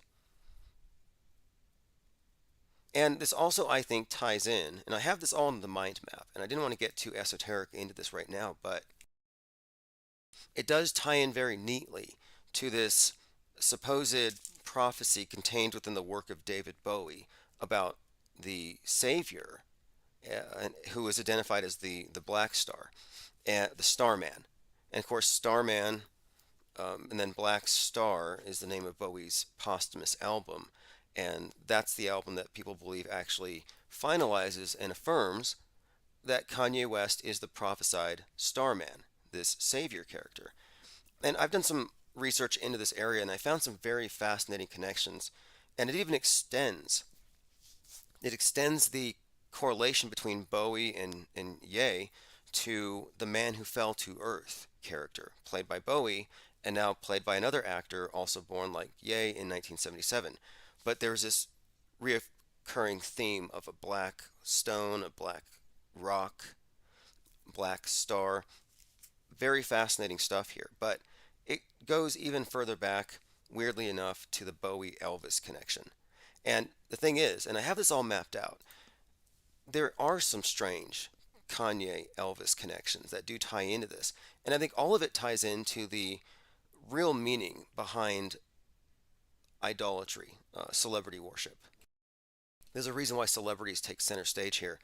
And I think what we're seeing is, I think there's a bigger picture here. And I don't think that when Kanye West is posing with the crown of thorns, or when he's set on fire, or he's there with Pluto for the, I guess, inauguration of this return of Pluto, is the planet. I don't think these are mere publicity stunts. I think they're tied into the bigger body of occult symbolism that guides everything that we see. And I think that he's playing some kind of a role here on the world stage. I don't think it's entirely off the rails. And I think much of it ties in to this, what I said, Helter Skelter or Turner Diaries. It has to do with some kind of schism that has to do with the fall of the West. And his name, of course, ties into this whole story. But the schism has to do with this black and white. And that's why they're playing along this cultural fault line, this dividing line here. And it's really interesting if you look at how split things are. And I've been noticing how far right fringe says Jews control everything. Far left fringe says whites control everything. Like, notice the BLM argument is not that Israel killed George Floyd, it was that the white power structure did. And it's just too perfectly split down the middle. Like, I think the public is being played, and this is just business as usual. Let me catch up on comments here. R. Cook says, Ye's too big of a player to not be in the club. Right, well, I think the symbolism kind of speaks for itself. All right, let me continue. Yeah, he did say a number of interesting things. Of course, this is, it's almost like too easy. They could script this stuff in advance. They know what memes will be very offensive. And of course, the platforming of it is seen as a problem. And this, to me, is also part of a concerted attack on free speech. A lot of these individuals, I think, are almost free speech saboteurs. It helps them control the fringe. And you can't really separate Musk from this. But now look at this. One of the last things that Ye tweeted is the Raelian star, which is kind of strange. The Raelians were some group of, well, kind of like it sounds, they believed that they were in contact with aliens from Sirius. They had some kind of supposed experience with human cloning. But anyway, Ye's on Twitter right now, and he said a few things, like, for example, and this is an hour ago, I stand by Balenciaga and denounce all the witch hunts. I cancel culture. Ending trafficking doesn't start or end with a fashion campaign. So he's actually defending, suggesting it's probably nothing. And I have looked into it, and it's not a nothing. It's definitely the case that this modeling agency has some kind of strange Podesta-like taste in art. Was it Tony Podesta's brother? Or is it? No, it's Tony Podesta. It's Podesta's brother. These are these Pizzagate characters. But anyway, a lot of their art seemed to have some kind of penchant for children in adult situations, and this whole thing with the teddy bears dressed up in lingerie is kind of what's being more or less defended here, or at least bypassed. Going through some more tweets on this, it's all really, again, this thing's very clownish at times. But let me go ahead and play this clip. This is pretty good. This is where Ye calls Barack Obama not the first black president. He calls him another, quote, Jewish president. They showed me yesterday. Sorry, go ahead. Ronald Reagan said that too. Well, I think Hitler did target and kill some people. So I think, I think Obama killed Palestinians. No, I hear you. Here's where I think the frustration is. And Nick, you can comment on this. And Obama was not the first black president. He was another Jewish president. It's like he had a really cool outfit and stuff, and he was a really good architect. Anyway, if anyone wants to call on this topic, and I've been told that the audio feed dropped, I'll see if I can get that corrected. I wonder if it's something we said. There's no way they're going to stop any of this.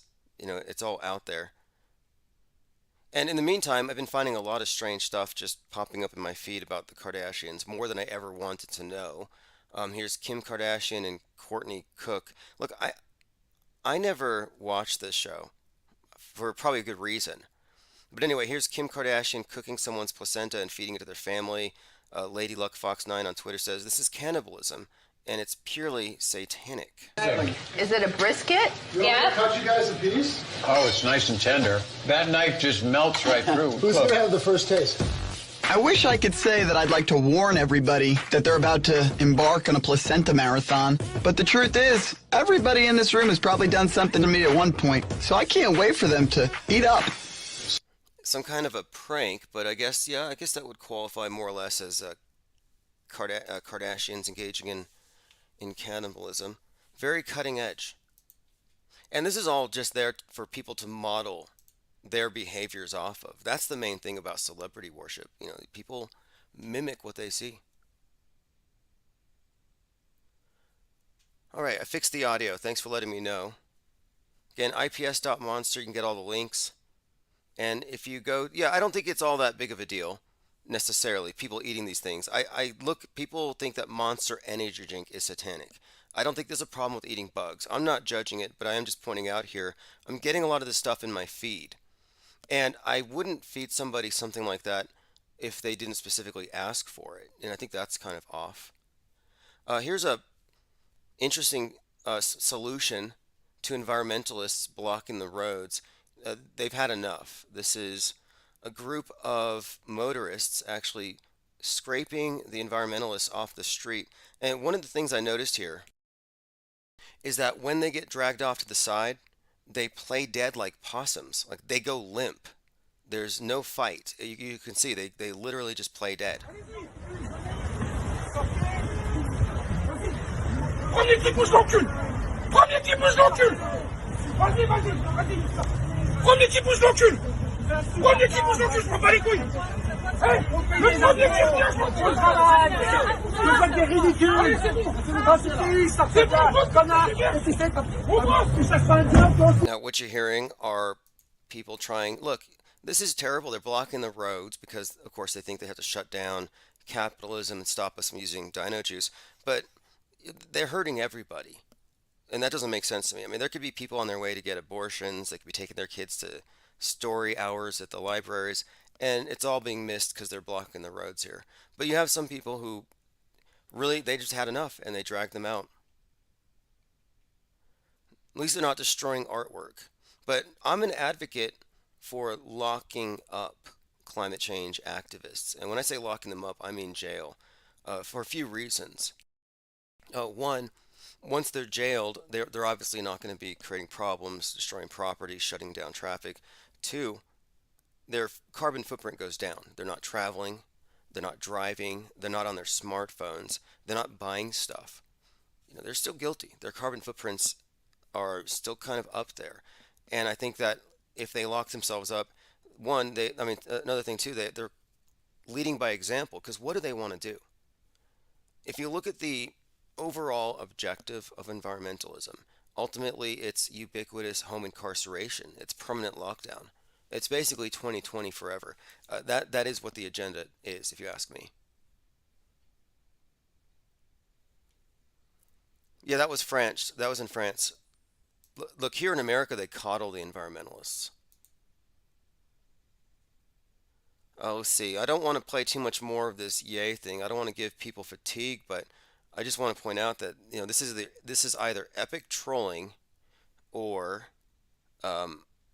look, you could say he's serious, but I don't think he is serious. I think that this is a very almost like a shallow appreciation for Hitler.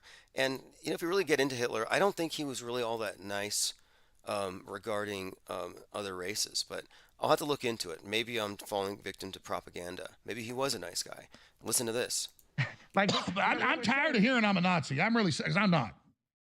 But I think by them falsely accusing people, some people are going to become Nazis. I am. Now what? I am. You're now what? Now I'm a Nazi, Ari Emanuel. Isn't that like? All right. Anyway, there you have it. It's endless.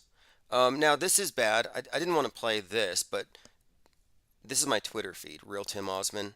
And if you care to go to my Twitter feed, I tend to earmark things with a heart. I don't like most of the stuff that I'm liking on Twitter. It's just how I mark it down so I can go over it later. And I remember I was suggesting, I just threw this out there when I saw that MTG was divorcing. I was like, watch it become Marjorie Taylor Stein. Just suggesting. I just threw it out there. Apparently, that's a big rumor. This is from Right Wing Watch. Marjorie Taylor Greene denounced Nick Fuentes. So, January 6th insurrectionist Baked Alaska claims to have inside intel that right-wing, quote, comedian Alex Stein allegedly hooked up with MTG while she was married and effed up their marriage. Now, this is Baked Alaska. He's the guy who was calling out the feds on 1/6, letting everybody know it was a bunch of feds telling them to go into the Capitol.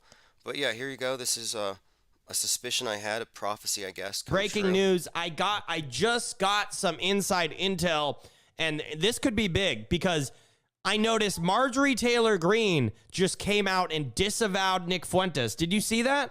I did see So that. there's a weird connection between the people coming after me and Nick and you and the real comedy, the real trolls, the real, edgy memes online or whatever. Hey, Baked? What? Do you know what I'm going to say?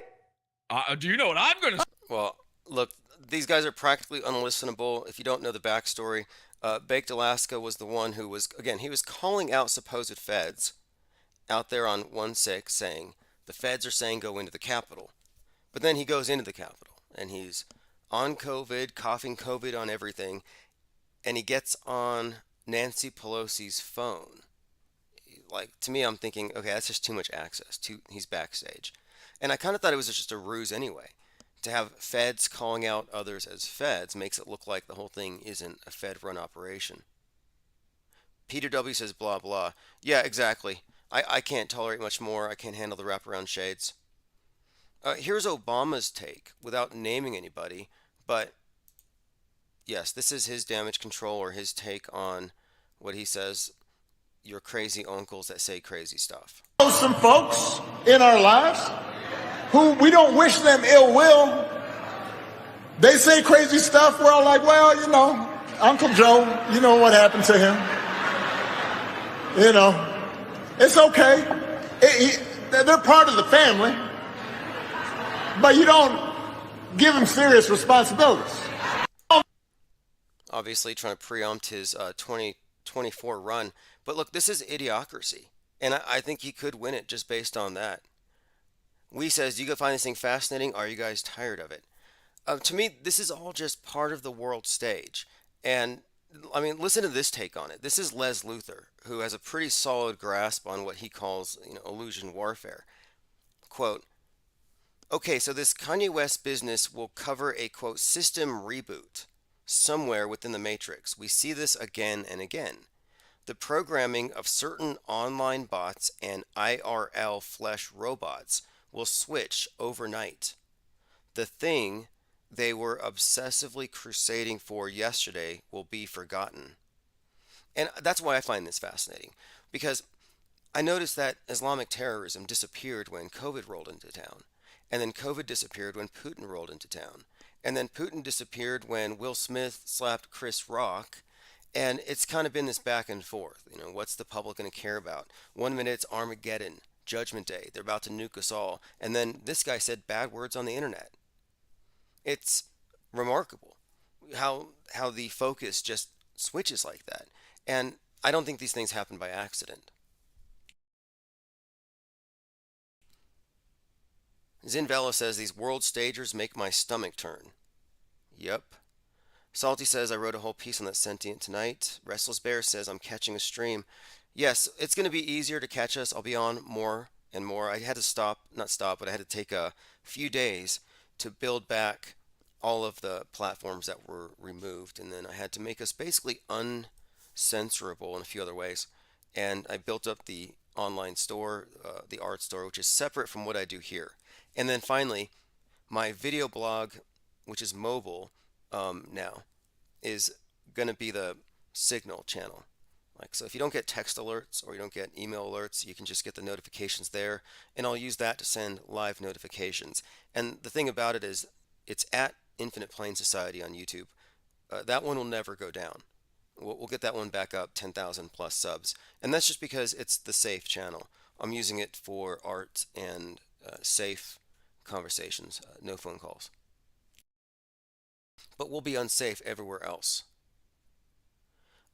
Malarkey underscore says, nobody gets the Kanye thing is a psyop. He goes on AJ wearing a Balenciaga x Adidas looking mask the day after the pedo thing blew up and says, I like Hitler. Yep, exactly. How is this not a psyop? It just hits all the right buttons, obviously. Diana South says, I like the notifications. Yes, I'm going to continue with the notifications, but just as a backup, I'll be using that channel. And I'm also going to be using it to, I guess, do some live streaming art and meme creation, which is what I used to do. All right, let's move on. I want to get away from that, but some of these headlines just have to be noted here, because you'll see how this is designed. You know, the first time I started paying attention to these mass media puppets, I realized how they operate consciously when it comes to sound bites. Like, I recall there was a CPAC event where Rush Limbaugh, Jim Morrison, Rush Limbaugh was speaking at the CPAC event, and this was right after Obama had been elected. And one of the things he said was, I want Barack Obama to fail if his objective is to destroy America. Like, a fair statement. But there was the if he wants this, or if he wants this to happen. But the first part on its own is what the media ran with. And I was like, that's obvious, they're going to run with that. Like, that was a calculated ploy to get a lot of hits. And it just showed me how easy it is. And it's meme warfare. And that's all I'm seeing here. Because he can say, I love this person, but I love everybody. Well, now it's not so bad. You know, you indiscriminately have universal love for everything, everywhere, even Jeffrey Dahmer. That was his point. And that somehow, again, it's just word games. WashingtonPost.com reports tattoos of Kanye West being removed at London studio. I'd be too embarrassed to come out with that tattoo. This celebrity worship is insane. Sleepy Random says, is it true Ye and Fuentes are... no, Fuentes is a volcel. And I'm sorry I have to even define this. You have the incel movement, which are angry males who feel like Western women reject them because they've been corrupted. The incels are involuntarily celibate, as opposed to celibate. But for some weird reason, Fuentes calls himself volcel, like voluntarily celibate. But I'm sorry, but I mean, it's kind of a strange word. But yes, he is anti sex altogether, unless it's specifically to have a baby. That's Fuentes for you. He's got some interesting views on the topic. And if you look at the three of them, it's kind of an interesting group. I mean, I don't know if maybe he's got good influences now. You know, he's got Nick Fuentes, who's totally celibate. And then he's got the other individual, Milo Yiannopoulos, who's also, I believe, it's kind of the same thing. Restless Bear says Fuentes is asexual, allegedly. I just think he's waiting for the right person. If you want to believe any of it. You know, I think it ties into something else here.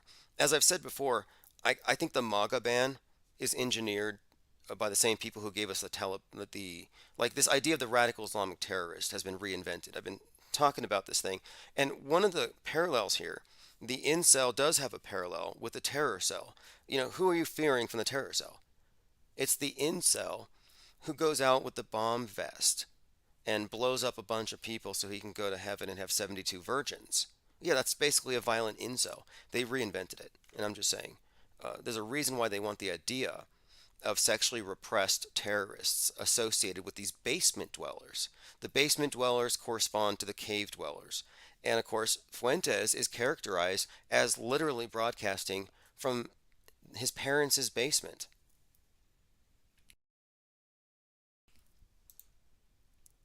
All right. Now, I'm not in favor of any of, I probably shouldn't even say it. Maybe I won't say it, but I see some comments here. Someone said they should transvestigate Nick Fuentes. What does that even mean? Are people still on that? Anyway, let's continue here. There's just, this is all, to me, just a clown world. But what Ye and Alex Jones just did would be considered a crime in Germany. Apparently, nobody ever told West and Jones that praising Nazis is bad. Well, again, he's got some level of plausible deniability if you want to give it to him. Sleepy Random says Fuentes is a test tube baby. Yes, well, we talked about this earlier today, gaslighting chosen as the word of the year. I would actually consider it to be gaslighting to say that he loves Hitler, but that he doesn't really mean it because he loves everybody. Like, that's kind of gaslighting. It's another way of being BSing somebody. But the U.S. dictionary publisher Merriam-Webster announced Monday their 2022 word of the year is gaslighting, defined as the psychological manipulation of a person over an extended period of time that causes the victim to question the validity of their own thoughts, perceptions, and memories. Now, this leads to a dependency on the perpetrator. And the perpetrator today, the big gaslighter in the world today, is actually the mainstream media. And there are people who are very much dependent on it to make sense of the world. What we're doing here is kind of breaking that spell, and it is kind of a spell. We have a very much a gaslit population, and gaslighting, a gaslit population. What that means is they've been so habitually contradicted in their own perceptions that they just go with the lies because there's less cognitive dissonance. There's some kind of dissonance or disturbance that happens when you're physically seeing something, you're perceiving something, and you're being told that it's something other than what you can actually detect. And that kind of in-your-face lying, yeah, it does some, I guess you could say it's psychologically or emotionally damaging or distressing, and people go with the flow rather than question the BS. That's just how gaslighting works. Joined here by D33. Says crazy Kanye went there. It's Ye now. Restless Bear says Alex Jones has disassociated himself because of Owen Benjamin, but Owen brought up, yeah, Owen Benjamin was there today in spirit. He showed up through Ye's phone and cracked some jokes about Ben Shapiro. I don't know why Shapiro's even a target. Like, I don't even think he's all that threatening or interesting. He's sort of a he's a never Trumper, which to me it's pretty bad. Pretty low energy position to take. All right, Peter W says the gaslit person calls others gaslighters. Yes, narcissists are known for diagnosing their targets as such if they get called out. All right, let's see. Arizona lawmaker mocked for begging MAGA voters to cash to help with election do-over. Is MAGA dead? Is Q's still doing Q drops? Like, at some point, somebody needs to just call this thing out. Like, it's almost a self-parody at this point. Knockout Bear says, I understand Hitler in his conversation, but why bring up the dead? Why not go after NASA? Exactly. Or make fun of Elon. Yeah, that's okay. This is the thing. I think you have a great point here. With this platform, is he really challenging the system in any fundamental way? And I'm like, no, not really. If anything, he's buying real estate on Mars. And Musk isn't a rebel. He's not a problem to the system. He's one of the space popes. That's top tier, capstone level programmer. I mean, these are people at the very top. They're not I don't think they're in any way susceptible to being like in any significant way taken down for challenging the system. No way. And to me, it's gaslighting when they throw it in your face how fake it is, but they don't even like when they just don't even bother with the editing. I mean, there are some scenes I have poured over with this IS with the space station where I'm like, this is just tantamount to gaslighting. You guys are gonna sit there floating around, and you got a mason jar full of water just resting on the table, not floating around. Or you got astronauts cross-fading. It's a transition in video editing where one layer is disappearing. It shouldn't be a layer disappearing. It's supposed to be an astronaut in space. But anyway, you see the bad special effects, and it's practically gaslighting when it's so bad that it's self-discrediting, but you can't even call it out as BS without being punished or impugned in some way.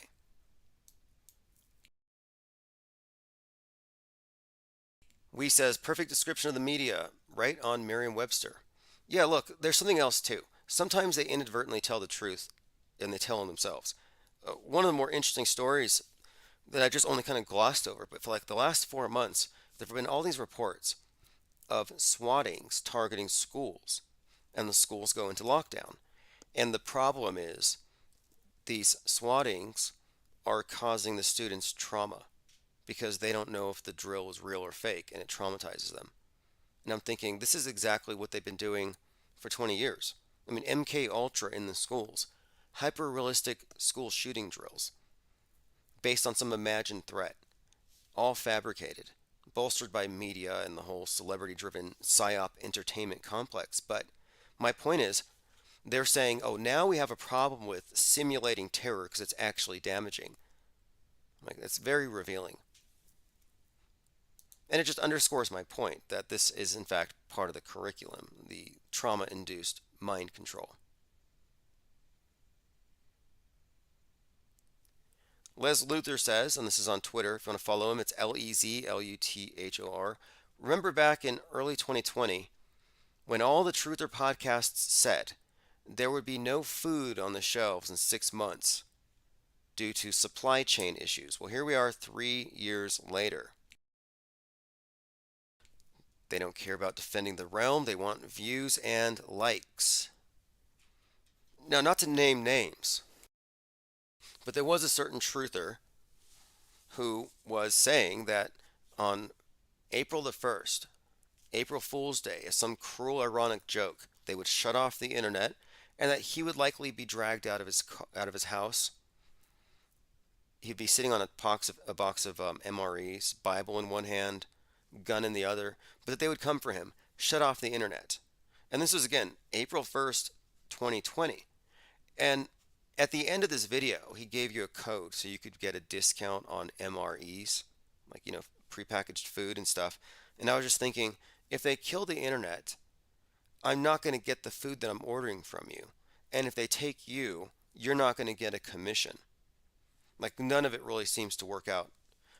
But at the time when this happened, I was just saying, if this guy, who's got like 250,000 subs, if he makes this big claim, nothing happens, he's just crying wolf, and people still follow him, then they're addicted to this constant hit of fear. And that, I think, is pretty much the case. Every new thing would come along. Now we're afraid of 5G towers. Now we're afraid of masks. Now we're afraid of, and it was just one thing after another. Fear of the weak. And I was just like thinking, okay, this is kind of terrible. The fear-based mind controls on both sides. It's contained within the narrative and the counter-narrative. And I kind of go in the opposite direction, because if this is all, as I contend, mind war, then fear is one of the dominant emotions that they want, a constant pervasive fear. And if you've just found some novelty fear that differs from the mainstream fear, then I wouldn't say you've made a move in the right direction, you just moved laterally, but you didn't exit the stage. Going through some comments, we says the mason jars have magnets on the bottom. Yeah, this was in the Chinese spacecraft, the spaceship. Their explanation was the surface tension keeps the water in the mason jar. And the mason jar was kept on the table by Velcro. That was pretty much their explanation. And it came after the fact.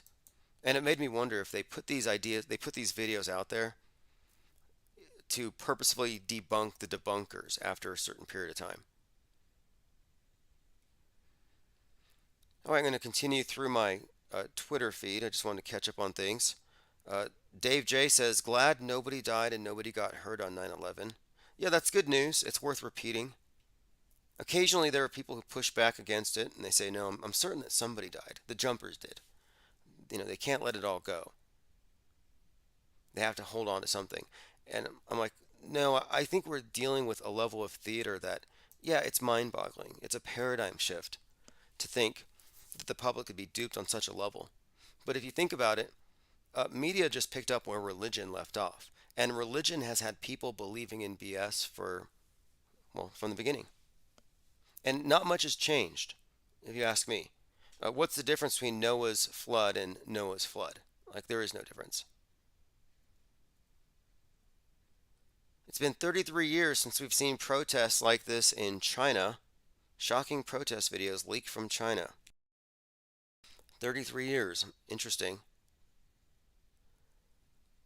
Tim Pool resents being called an NPC. What's going to replace all this drama, by the way? What's gonna move Kanye? I thought that they had already milked this. I was like, there's nothing else they're gonna get out of this guy. I don't think it's over until he rides off into the sunset, either on a white horse or in a white Bronco. But I think this does end in OJ land. I think that's the only place. I mean, it's kind of veering into Charlie Manson territory. Diana South said 9/11 had suicidal mannequins jumping from the buildings. One of the more famous of the jumpers, the Falling Man. This is one of the more interesting ones. The Falling Man is the guy that looks like the tarot card, the Hanged Man. He's got his leg at, kind of forms an upside down, like a 4. But, there he is falling from the sky, and he gets photographed by Richard Drew, who happens to be the photographer who photographed Robert F. Kennedy as he was falling dead, having been shot by Saran in 1968. Same photographer, Falling Man on 9/11, and a dying Kennedy. And there's some interesting connections there because whenever you look into the big psyops, the Kennedy connections are always intriguing in themselves. But the fact that Richard Drew would have been there at Robert Kennedy's death, and then he shows up again here, that's a lot. And that picture, which is like kind of morbid, but it's owned by Rocket Man, so-called Rocket Man, Elton John. Yes, he owns the picture of the Falling Man. But that's pretty typical to have the same actors and same producers around these various psyops. Same goes for the predictive programming. I see a lot of repeats, like Roland Emmerich, Independence Day prepared us for 9/11 and the visuals of falling buildings. Well, he came back last year with Moonfall, which I think has largely prepared the public for the advent of space wars and space junk, which we've only seen trickles. I don't think we've seen the big thing when the sky falls or whenever they have their big calamity from above. And they've already put the plot points out there. Russia's already made the point that they can shoot down Starlink satellites. Like, it's already been put out there.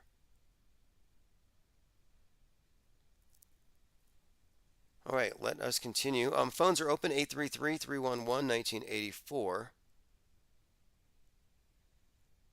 Going through some of, again, my Twitter feed at Real Tim Osman.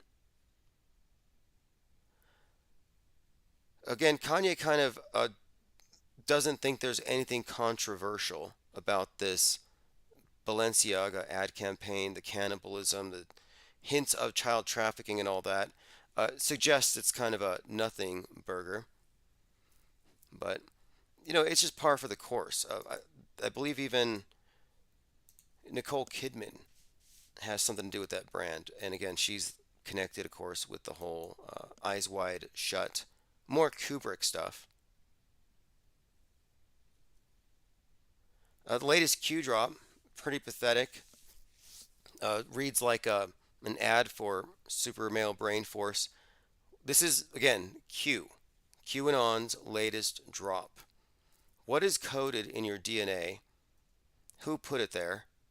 Mankind is repressed. I hate even reading this, I'm sorry. Information is knowledge. Knowledge is power. Information is power. This is really bad. This is Q. I mean, he ought to hide just out of sheer embarrassment. How do you protect your DNA? There's a war for your DNA. Protect your DNA. Ascension. Signed, Q. That's the state of Q in late 2022, now 5+ years. It's hard to believe people are still following this. Like now that they're allowed back on Twitter, I haven't noticed a huge resurgence, although I still do come across diehards who believe that John F. Kennedy is going to come back from the dead, register as Republican, and become Trump's running mate. They're still waiting on that. Diana South says remedial Q. This is truth or chicken feed at its finest. It's unbelievable to me that there's still people who might want to trail along with this just because there's been a lack of any kind of substantive results or any kind of predictions that have come true in any meaningful way. But I said this from the very, very beginning. Restless Bear says, what stops any random person from posting as Q? It has to do with there's only one person who would have access to that particular username / password combination, and apparently it's Ron Watkins or his dad or somebody connected to one of the two of them or both of them. And I happen to think it's George News, and a lot of people agree with me on this. But that truth is yet to really emerge in a mainstream way. But whoever it is, the fact is they're still trying to run this scam. And it's all based on the idea that Trump's fighting this war against the deep state. And what happened to that? Like, if you think about it, back in 2016, Save the Children. They're being trafficked in the tunnels under Los Angeles. Their blood is being imbibed by Satanists, by celebrities. That was in 2016. I mean, this is sad. It's almost years later. We're going on. It's going to be 8, 9, 10 years later before they save the children. And I've said this before, they're going to be registered Democrats by the time you get down there to the tunnels to save them from trafficking. They're being groomed beneath our feet. But Trump didn't win, so the whole mission just gets paused. Like, what happened to that? They had these lofty goals. Tyrone McCloskey says the Q document is famous in gospel research. Yes, there are two things I would point out with the origin of the Q thing. One, I mean, there's this idea, of course, of before the Bible was consolidated, it was a collection of sayings attributed to Jesus. The Q source, which would be the collection of sayings before they've been codified. And the Q source corresponds to Q drops, with QAnon being this neo-Christian cult that has fused strong elements of Christianity, specifically Revelation, with the political travails of Donald Trump. Like, Donald Trump is a representative, in their view, if you go into their lore, of the Kennedys, who are the bloodline of Christ. Like, if you really go deep into Q lore, the reason why they were on the grassy knoll in Dealey Plaza on 11/22/2021 is they believe that JFK was the second coming of Christ. I mean, that's some serious Kool-Aid. Like, they're drunk off this stuff. And they said, well, in Revelations 13, Christ comes back, but the deep state injures him in the head. But he survives. And then when he reveals himself as such a miracle, the world worships him. This meant to them that JFK would show up, having survived the gruesome head wound. And everyone would say, well, look. And they would worship him, of course, because the beast is just another way of saying the best. Like, the best is yet to come. Like, they really have a warped view of Revelation where they're waiting for the Antichrist so they can worship him. That's Q for you. It's twisted. But, again, it didn't happen. And I'm just saying, it's been a little while.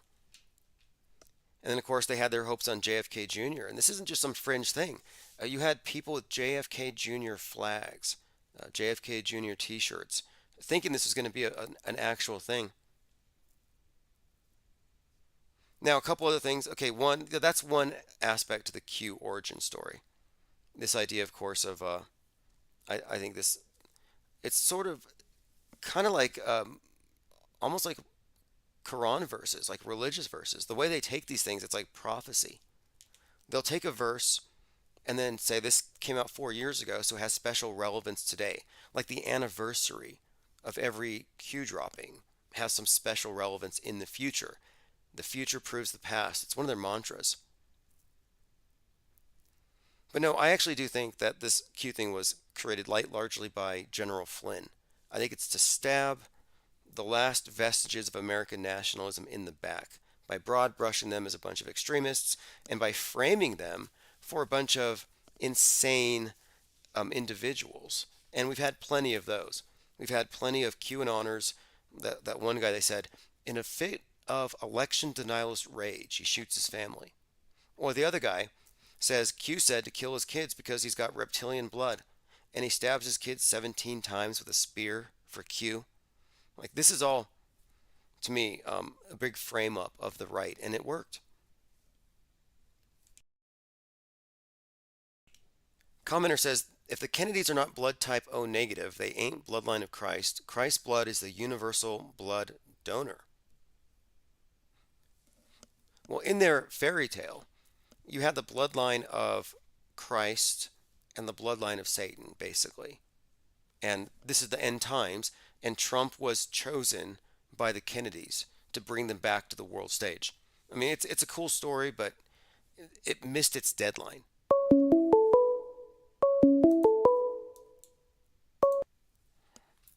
Infinite Plane Radio.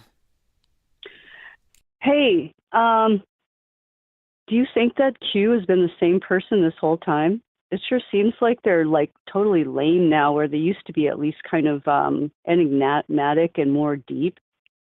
Yeah, there's been some speculation that whoever's doing it now isn't the same person because the quality or the style has even changed. Yeah, it seems like a grift at this point by the Watkins. That's kind of my take on it. Absolutely. Yeah, that's what I see too. I mean, it kind of started off as something, and I guess maybe, yeah, I don't know where it switched and who was the first person to do it, but it's really pretty lame and right now. And yeah, total grift, exactly. Well, do you remember I mentioned the documentary Mirage Men? Yes, yes. Okay, well, for those who haven't watched it, it's on YouTube. Mirage Men is about the Air Force creating a mythology about alien abductees and stuff to control conspiracy theorists and feed them misinformation to cover up for advanced aircraft. Anyway, I'm starting to think that this QAnon thing has been promulgated by Mirage Men, and they found all kinds of conspiracy theories. One of them with the Kennedys secretly existing somewhere, the hidden kings of Camelot, isn't actually new. And I think that they might have engineered this. That's kind of what I'm thinking. Yeah, it's a perfect setup for the right. And yeah, it makes sense that it would be a bunch of feds doing it. Oh, yeah. And, to me, this has been very educational.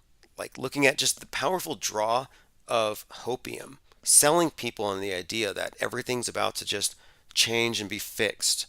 Utopianism. People are desperate.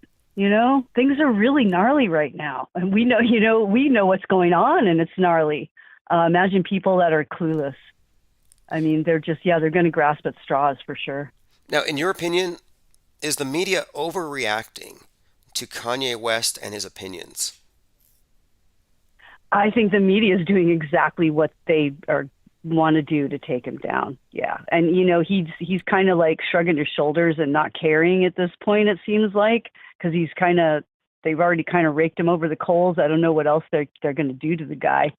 But yeah, of course, they're gonna bite on every little bit of it. Just like you said, they'll take a bunch of stuff out of context, and he made it easy for them to make him look bad. So that's what's going to happen for sure. I mean, why would they not? Right. Yeah, I mean, there's a point where, they say there's no such thing as bad publicity, and I mostly disagree with that. But in his case, I don't think it matters.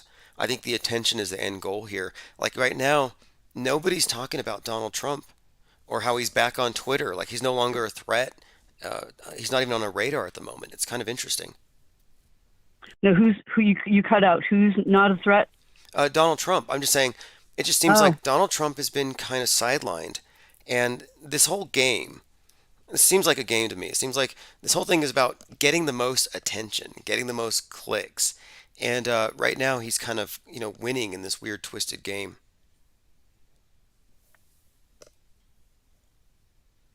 I mean, it's low standards just to get attention in this way. But do you have any interpretation for the mask? Is it a GIMP mask? Is it a Klan's mask? What is it? Oh, what he was wearing at the interview? Mm-hmm. I think he's just being goofy. I don't know. You keep cutting out. I'm sorry. Oh, is it cutting out? It's probably the NSA. I mean, every time you call in, there's some. I know, and I even used the other number, and it actually did. Like you answered really quick. All right, I'm going to step outside. Let's see if it helped. Well, I was just commenting on his costume. If you have any interpretation for it, I mean, I don't. It looks kind of like Venom. They said something they said something about wearing the masks, and Alex made a comment about like he was going to be the bad guy and Kanye was the superhero. I don't know. Yeah, but the whole mask thing, I think Ye at just one point he just said something like it's cool or something like that. The masks are cool. Right. And he didn't really say why he was wearing it. I think he just was being, I don't know. I mean, the way I look at it, of course, he's a fashion mogul, and nothing they do is by accident, and they understand the power of nonverbal communication. And I think fashion is such a key point, a key facet to this whole control system. I mean, I pointed this out earlier today, how 2020, the agenda of 2020 was enforced through fashion, through PPE and the mask. And this is a fashion statement used to impose, coercion. You're totally right on. I just saw something too. I thought it was by a book. I thought it was something by you mentioned this author Alice Bailey. I don't know if it was by her, but it was something like glamour was some kind of horrible. I don't know. It was on the akin to like saying it was fascist. It was like this horrible thing that was going on in our society. And that's glamour is the same, I would say, as fashion. I'll see if I can find it. Angst G says it was the Yadolf superhero mask. Okay, there you go. I'm going to have to dig back into some of this research regarding Kanye West's interesting connection to David Bowie and this man who fell to earth, Starman prophecy. Yeah, right. And, and now he's saying he's going to run for president. Whether that's a joke or not, I don't know. He's signing his tweets as Yay 24. Wow. Maybe he just thought, what the hell? What do I have to lose? Well, he ran before. I think he got 60,000 votes before. Like, he's gone through the process, and that's the main thing. Yeah, that's nothing, man. I think he'd get a whole lot more this time. I would hope. Yeah, and this is purely anecdotal, but I walked into the gym, and the people at the front were talking about this. They were laughing. One of them said, Yay 24, and the other one was just quoting him saying, I love Hitler, LOL. Like, they were laughing about it. And I didn't sense that they were offended. I think that this is something people would weirdly vote for. It's a troll. I think there's a troll appeal or something. Yeah, I mean, we've been kind of like, I don't know, fascinated by the whole thing and trying to figure it out. And he's making it really interesting. Can't figure out where he's coming from. And yeah, the way the media is going, and it was cool that, Alex was brave enough to let him on, because I'm sure it was how does Alex, that wasn't on YouTube, was it, today? No, that was on Band TV, and then I think he's got some radio stations he's on, but no, he's certainly not on YouTube. But he definitely got some big numbers. I heard somewhere it was, I'll have to double check it, but one of their biggest shows ever. Wow. All right, he's on a platform that he could actually do something like that, and they could say what they said, and say it, and we got to hear it. Thanks to you. Yeah, we was were in cool. Discord. For people who missed it, we were in Discord listening, and I think sunlight is a disinfectant. I think that bad ideas can be deconstructed rationally. I don't like this idea of you let these elite media controllers tell you what you can and can't listen to or hear, and I'm not a gatekeeper like that at all. I happen to disagree with these ideas. I think it's a hysterical overreaction. I think it's very much about cherry picking and claiming to be like there's just so many claims built into it. I don't agree with it, but you wouldn't know you disagreed with it if you didn't understand it in the first place. And so for that reason alone, I think the views shouldn't be. But I don't understand the appeal of it. But that's just my take. I don't think it's interesting. It doesn't explain enough to me. What doesn't explain enough? The idea of Zionist or Jewish media control, like to me, that explanation is just too simplistic. And I think that it's sort of a trap where people can just follow a red herring endlessly and constantly have their bias confirmed. But, whatever it is, I think the merits of the idea will be discussed now. I think that it'll be more critically reviewed now that he brought it out. Exactly. If it doesn't do anything else, it did that. Now, did you hear what Jon Stewart said about this whole thing? No. What did he say? Okay, well, I posted it in Discord. He was backing Ye up, basically, and saying he had a right to say what he said, and, Stewart is Jewish. And I posted that today, and I'll post it again. And there was also something, and it was from 3 years ago.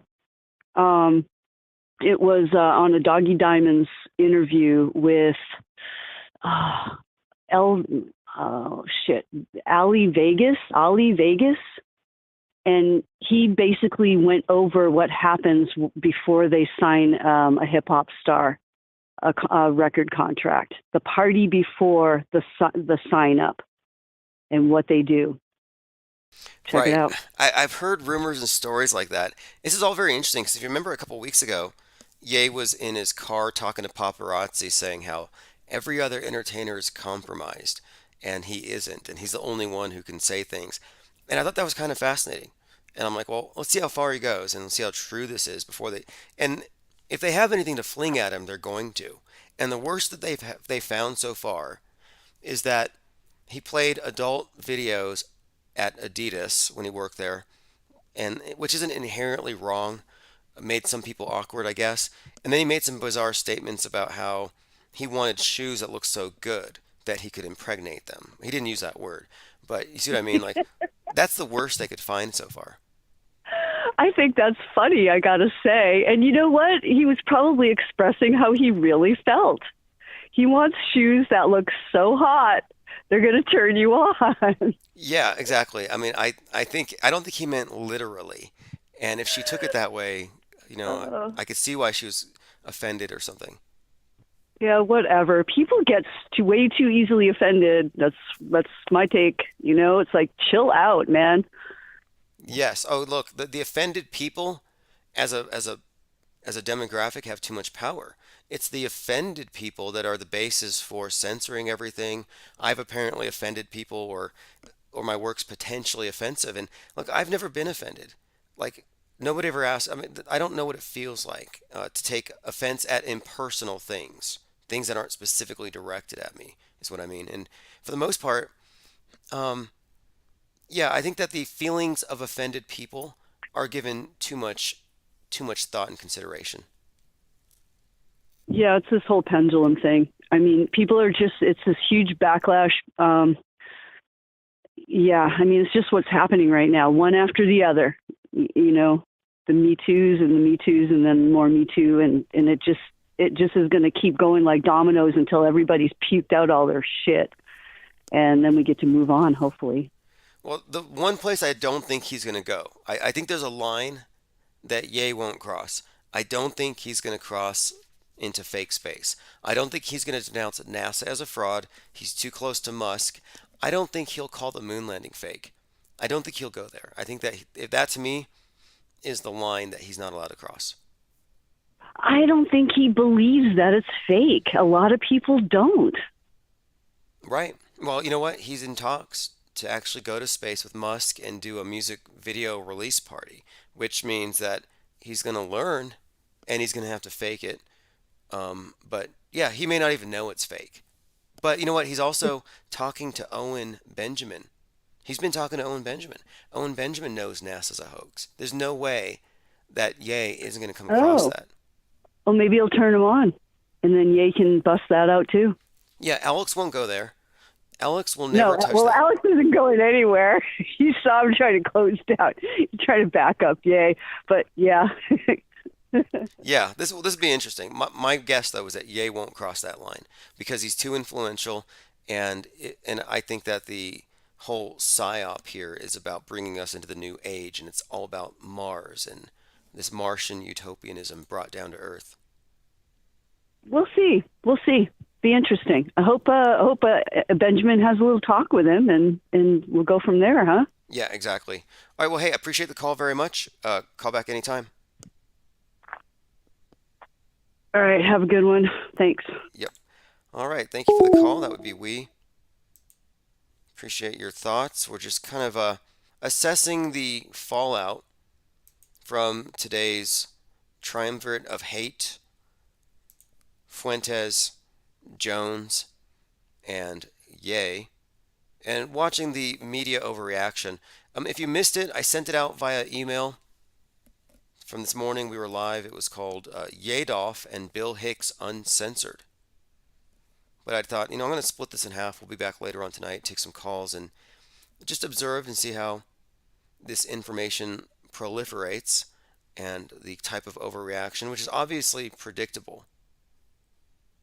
Many people are commenting that this is obviously some kind of a bad timeline, and that Alex Jones is becoming, he was very uncomfortable with the whole thing. Like, I think most people here thought it was funny. I mean, we were in Discord. I thought it was almost comical. Jones is like, oh, you're not Hitler. You just speak what's on your mind. And Ye's like, no, I am Hitler. What I mean is, it's like Jones could not diffuse this. And look, here's Mark Lamont Hill. I mentioned him earlier today. Mark Lamont Hill, and I'm not even following him. I mentioned him because he's the one who was cheering on Christopher Dorner, who was going on a shooting spree. You know what? I'm going to have to play that. 33-year-old Christopher Dorner burning, but before burning, he was on a killing spree. And Mark Lamont Hill, talking about Christopher Dorner, was basically cheering it on, and he calls it a real-life superhero. And I believe that Ye called himself a superhero.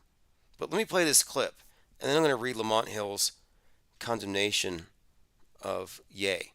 What a hypocrite. Mark Lamont Hill, Christopher Dorner is, quote, like a real-life superhero to many people. And again, Christopher Dorner, this is 2013, and this event occurred concurrent with Django Unchained, which I brought up because Django Unchained, Nat Turner story based on a script that allegedly was stolen from Ye by Mr. Tarantino, which is sort of believable. Okay, again, this is... I wonder how the families of Dorner's victims felt when they heard this. In the event they were watching CNN. Let's see if I can pull this clip up. YouTube is disagreeing with me at the moment. Maybe the video's been removed. I'll see if I can find it. But what he says is, quote, now don't get me wrong, killing innocent people is bad, but it's kind of exciting. It's like watching Jamie Foxx kill all the white people. Anyway, this was Mark Lamont. This was on CNN a few years ago. But my point is, he shows up in my Twitter feed a few minutes ago, and he says, Ye, formerly known as Kanye West, just went on Alex Jones. On the topic of Nazis, he said they did good things, and we need to stop dissing Nazis all the time. Ye is a terrible person, not misunderstood. This isn't mental illness, he's trash. This is Mark Lamont Hill. Clockwork 113 says the black mask was rather strange. I've been thinking, what's the symbolism of it? And it reminds me, Michael Jackson did that for a while. Going out in public in a mask, and it's not new. Last year, around October, Ye was walking around with the white mask on, and I thought it was interesting the timing of it, considering it was right when the Halloween Kills Michael Myers, that movie was just out, and it looked like a Michael Myers mask. He's been walking around with strange masks for some time. I believe that Ye's Twitter account was just banned. I got some report here. Um, Alex Jones, Nick Fuentes, and Ollie Alexander are tweeting from West's account. Clear violation of Twitter's ban evasion. Yeah, that was one of the highlights of the program today. They all tweeted off of Ye's Twitter account and probably got it pulled. Ollie Alexander is an insurrectionist. Fuentes, of course, Fed. I think so. Proud Boys, America First, Patriot Front. I think they're all pretty much feds or federally controlled. They're just too inflammatory. I think it's part of is it diffusion or incitement? Whatever they're doing, they control whoever lights the fuses.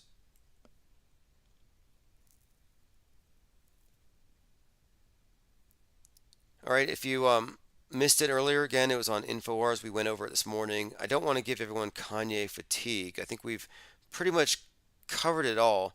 I want to point this out too, though. These until I don't know, until Ye goes into space, we won't really know. I kind of think everybody's somewhat controlled if they're on the world stage and they're playing within parameters. But yeah, the dividing line, I think the line here is, will he denounce fake space, or is he only going after certain stories, certain narratives? Angst G says, marionettes with the same controlling hands. Yeah, that's been my pretty much my take on it from the beginning, though, based on this bigger story, is that this is controlled demolition.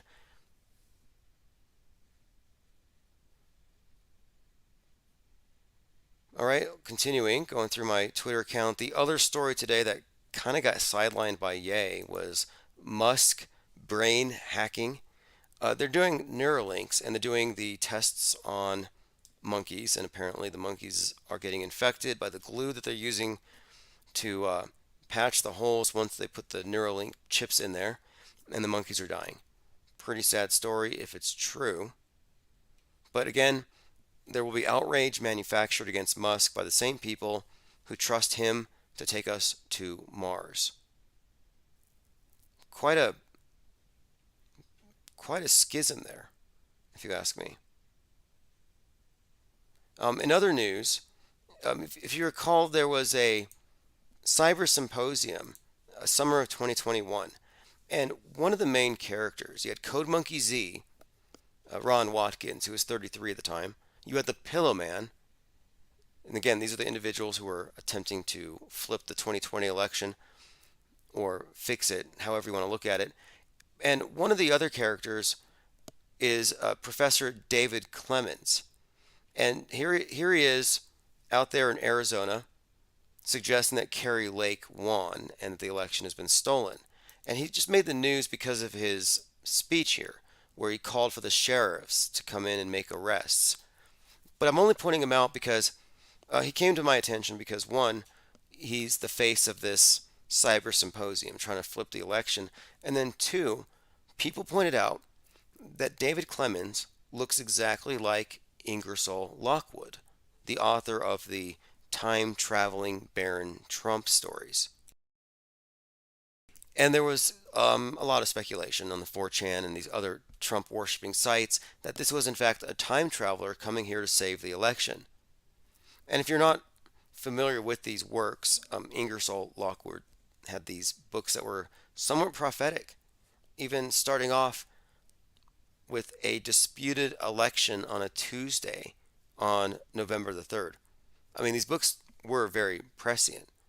Anyway, here he is. This is David Clements, believed by QAnoners to be Ingersoll Lockwood, time-traveling author. And again, here is something of an angry rant about how the election was stolen. A curse upon all of you, you smug, smug people. A curse upon all of you. Now he's talking to the city council. You're worried about language? We're worried about our voices being stolen and never getting a fair election again. That's what we're worried about.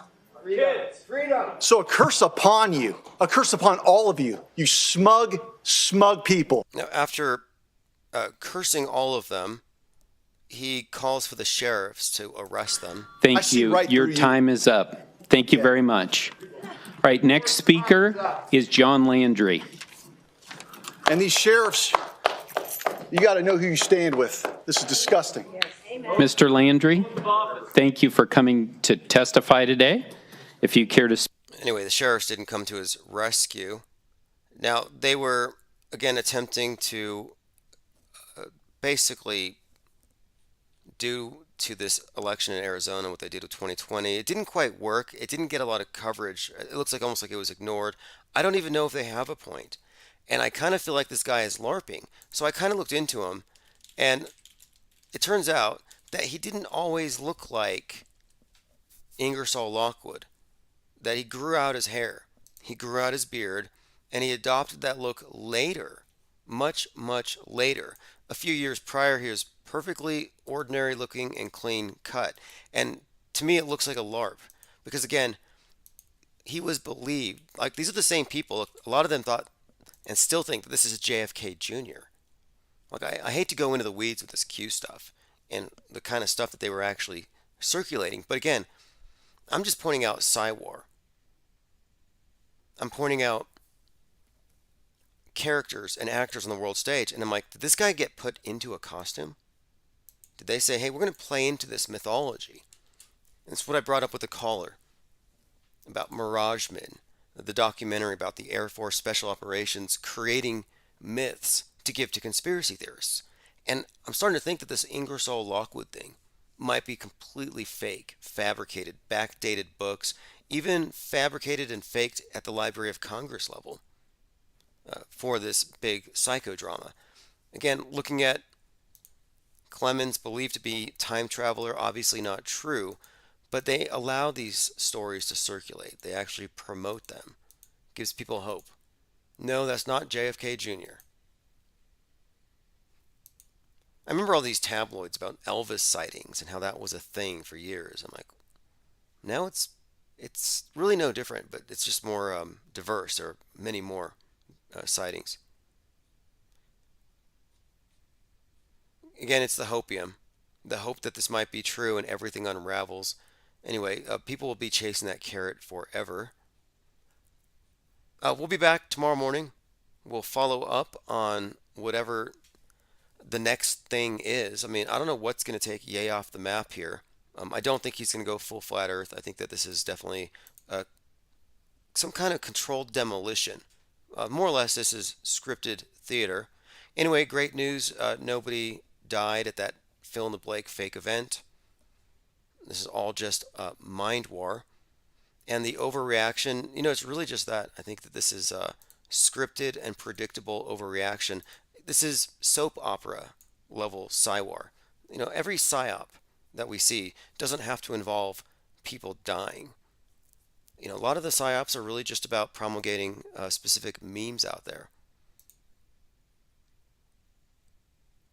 All right, I'm going to return it back to the 24/7. If you get on the newsletters, you'll get the archives. Thanks, chatters. Thanks, callers. We'll be back tomorrow. Again, shout out to Mario. Happy birthday. We'll be back. I sat and gazed across until I saw the most amazing thing. The sun and moon are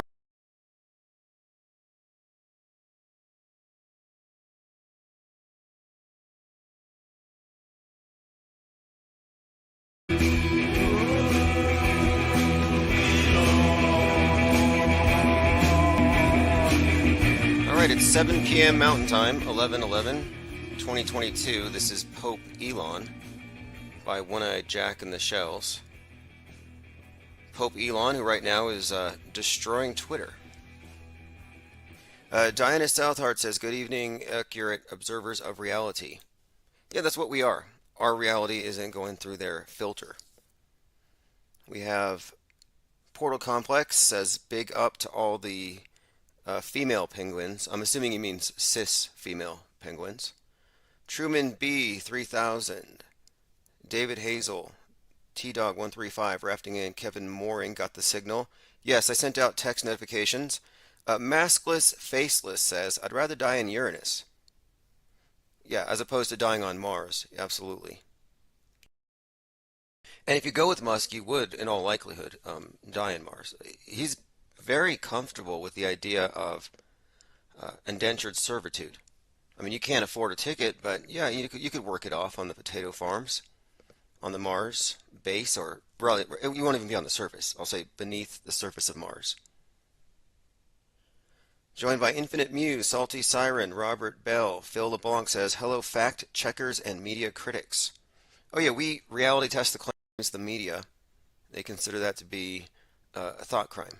We're a thought crime syndicate here. Infinite Plane Radio is a thought crime syndicate, and that's how it's treated. We're kind of like, we're hunted down, we're ban evaders. You know, I had an art channel on Twitch that they pulled. All I did was I did art. I was doing meme lessons. Why did they pull it? Because the Buffalo Shooter New York streamed on Twitch, and one of my channels on Twitch had to do with conspiracy, so they pulled that, and then they found the other one. They pulled all my channels. They said, you're attempting to evade our ban. And they want to ban you, like, if you really play by the rules, yeah, I don't think you're ever supposed to have more than one YouTube channel. I think it's one per person per lifetime. Same with Twitter. I mean, that's foreign to me. You know, we operate this thing like a hydra with hundreds of heads. Well, I'd say a few dozen heads and then lots of neck stumps. I mean, they keep hacking away at us, but it doesn't stop us. OB Ninja says IPS for the win. Joined by Matt33. Alright, I think our numbers are approaching critical raft, which is what we're working on consolidating here. Critical raft is, let's get all of the original, all Infinite Plane Society subscribers onto one YouTube channel. And if you go on YouTube, you can now choose your handle. My handle is Infinite Plane Society. And that is a safe channel, separate from everything else. It's quarantined. And I only go there to draw pictures and talk about things. In fact, today, I recorded an 8-minute video and I clipped off 3 minutes because I recognized I was treading into murky waters. But if I keep that safe, it'll be a permanent beacon. It's called Tim Osmond Uncensored, ironically self-censored, to remain uncensored. But I'm doing, and I'm not necessarily censored here at all, just so you know. We can sacrifice these channels left and right. Our main base is ips.monster and always will be. We're not YouTube or Twitch or DLive centric. I mean, they should all pay us for streaming on their platforms. Alright, to continue, we have Citizen Z in the chat. Look, if anybody wants to call in, also joined by Benton. Appreciate everyone here who's receiving the text alerts. It's one of the most rapid ways to reconstitute our raft. And let's see, today we talked about, on the Tim Osmond Uncensored, we talked about Madonna drinking water and how it's outraged people, and I think she's paying people to care. Anyway, I watched it, and it wasn't a real video. It was more like a photo montage to the tune of the Stooges' I Want to Be Your Dog, and it wasn't all that outrageous. But she's been making strange and oddball videos for a long time. And someone sent me a message about Madonna, and I thought this was interesting. Something about her mask. Here it is. Shout out to the Juice. Are you live tonight? Jay Dyer said he talked to Madonna's former bodyguard. Apparently she has this mask that she wears anytime she's on camera. Not doubting she's an adrena junkie, though. Right. The mask. I'd been thinking about this. You know, we know about deep fake technology, not the digital stuff, but the masks that are hyper-realistic. And I thought, if I was an older celebrity, let's say I was 70 or something, and I wanted to look 60, instead of going through cosmetic surgeries, maybe I would just buy a mask of my younger self and wear it in public. Anyway, I had this thought that Kathy Griffin was doing this. I saw this video of her, and it looked like she was wearing a mask, but it was obviously her. But I saw what appeared to be a seam, and I thought, maybe this is the new way to look young, to preserve your looks for the camera. That perhaps Madonna's wearing a mask of like a 2010 version of herself, and it's just stretched over her face. All right, continuing. And let me go ahead and ask this. If any of you know here, just write it in the chat.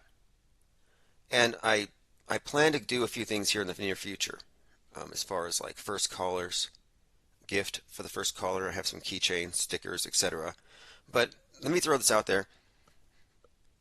What does Madonna, Ghislaine Maxwell and Madonna, what do they have in common? Well, no, let me add in Princess Diana. Princess Diana, Ghislaine Maxwell, and Madonna. What do these three have in common? And you wouldn't think they would have much in common. You know, Princess Diana, Ghislaine Maxwell, maybe they might have crossed paths, but Madonna, how does she get in the mix here? But they all share something in common. Salty Siren says she's definitely using a mask and a filter on top of the mask. Right, the filtering is pretty clear and evident. And look, I'm not knocking. These celebrities do what they have to do to compete, and it's difficult to compete. And the fact that she's on page 6 in TMZ, if anything, she's either a genius at marketing or she's paying them to pay attention. And that's my theory. I think that Madonna drinking water from a dog bowl is a fake scandal. You know how many people on TikTok would eat dog food on camera to be on page 6? Like 90% of the TikTokers. Tyrone McCloskey says, Diana and Ghislaine are the same person. Go to POM. Diana South guesses right. JFK Jr. Yes. Ghislaine Maxwell, Madonna, and Princess Diana all had affairs with JFK Jr., which seems like a contradiction or a conflict of interest here, where he's, on the one hand, he's believed to be Q and he's trying to save the children, but then he's shacking up with the main trafficker. Princess Diana, yeah, I guess that kind of makes sense, unless Princess Diana is actually David Furnish, as some have posited. But leaving that aside, the Madonna connection, adrenochrome junkie, what's she doing hanging out with the guy that's going to stop the elite from drinking the chrome? It just doesn't make JFK Jr. look like such a good savior after all, which is probably why he's not going to be on the VP ticket here. I think they're going for Kanye or MTG. Kevin Mooring says all Illuminati. That's also true. It's got to be. You know, there's a thing on Twitter that they just stopped where you could pay $8 and you get a blue check. And apparently this sort of e-buyer verification has created havoc for a few different companies, like Eli Lilly. Somebody verified a fake version of their Twitter account and said, we're giving away like free insulin, and it caused their stock to drop. They lost billions over a fake blue check, deep fake tweet. Anyway, Jesus. Twitter.com/@Jesus. Jesus has a blue check. And I'm like, I'm pretty sure JFK Jr. is behind that account. Portal Complex says, congratulations to Sean Penn and his plaque on the sidewalk of Kyiv. Yeah, I saw that Sean Penn gave his Oscar to a superior actor. And it's a huge act. And if any of you have any doubts as to whether or not what we saw about Ukraine is real or not, the #1 illusion warfare correspondent alive right now, Les Luthor, has exploded that whole myth. And I'll go through some of that here shortly. We will get to that tonight. Yeah, Jesus is verified. And here's the thing. After the company, Eli Lilly or whatever, lost their money, Musk pulled the plug on it. You can no longer buy a blue check. I was like, wow, it's that easy? I was going to buy a few blue checks. I was already coming up with some plans. But yeah, here we go. I'm pretty sure this is JFK Jr. This is twitter.com/Jesus. Who has 2 thumbs up and verified? Yep. He has Let me see how many followers he has. I mean, it is blue checked. 811,000. Pretty new. And it doesn't specify parody. And if you don't specify parody, you get banned. And this shows that this has got to be the real one. It's just a question is, who is it? Is it JFK Jr. or is it? Yeah, the blue check verified. I don't have it either. To me, the blue check just means you're pledged to the beast. You're in the Blue Lodge. You're basically in the club. It's like the opposite of trust. Like I think it was Mark Cuban was complaining to Musk. He's like, wait, how will I know who to trust now? As far as the blue checks, like it's a crisis for him. He doesn't know who to trust. He's like, the sources I've chosen to trust. I mean, that line of thinking is just so foreign to me. What do you mean sources you've chosen to trust? You outsource your critical thinking? How'd you get into the triple comma club? That's what they call it, the billionaires. All right, I want to get back on track. I had a lot of things I wanted to get into, but let me bring this up. Shout out to Human Vibrations was talking about JFK, not JFK, RFK. RFK who was, well, executed by Saran. Interestingly enough, the photographer who photographed the death of Robert F. Kennedy, his name is Richard Drew. He also photographed the falling man on 9/11. Here's the tweet from Human Vibration. This is Twitter. The falling man, an unforgettable story. He appears relaxed, hurling through the air. He appears to be comfortable in the grip of unimaginable motion. He does not appear to be intimidated by gravity's divine suction or by what awaits him. This man was not identified. And this is a thread from this Twitter feed. Fun fact, the photographer responsible for the falling man was no stranger to history in the making.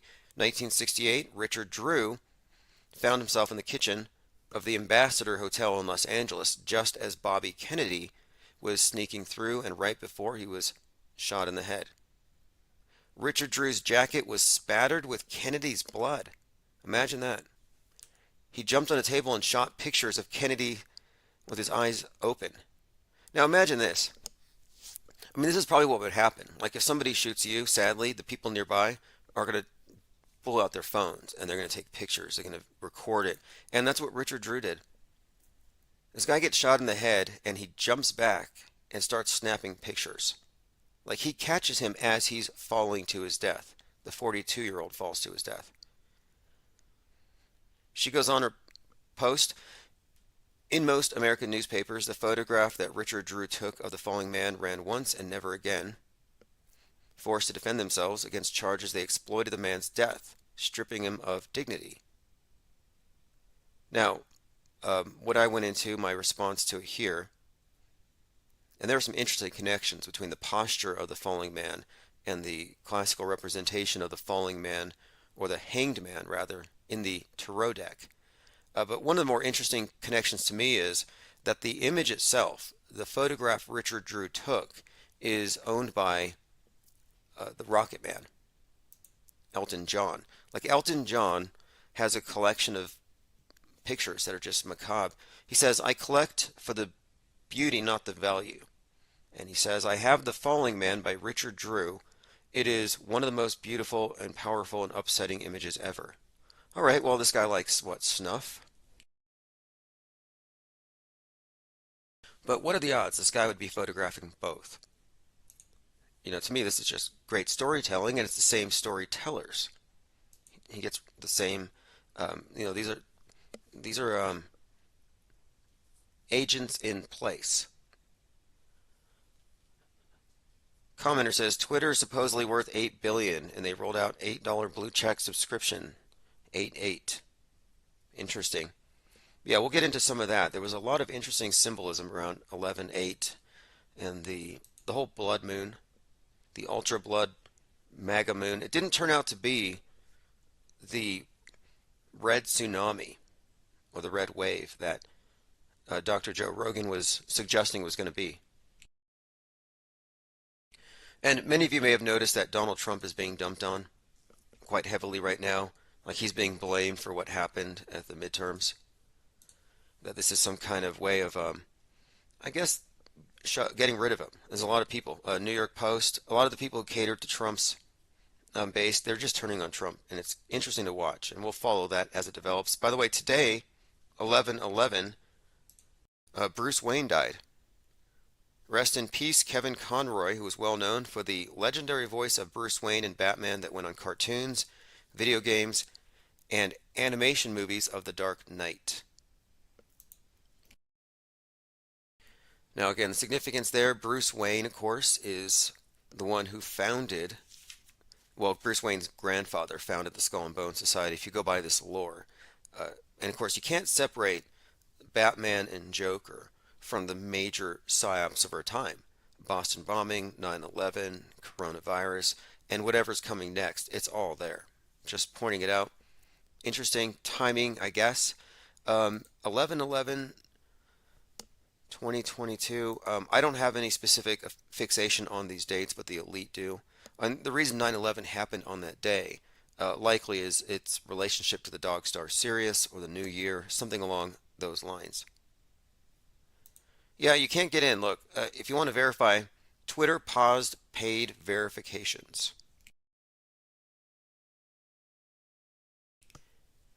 They paused it because, of course, here it is.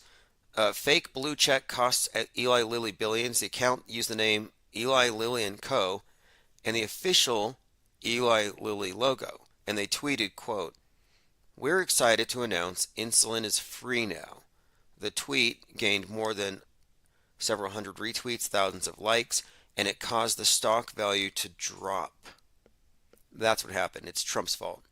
Musk's new blue check system costs billions after fake free insulin tweet.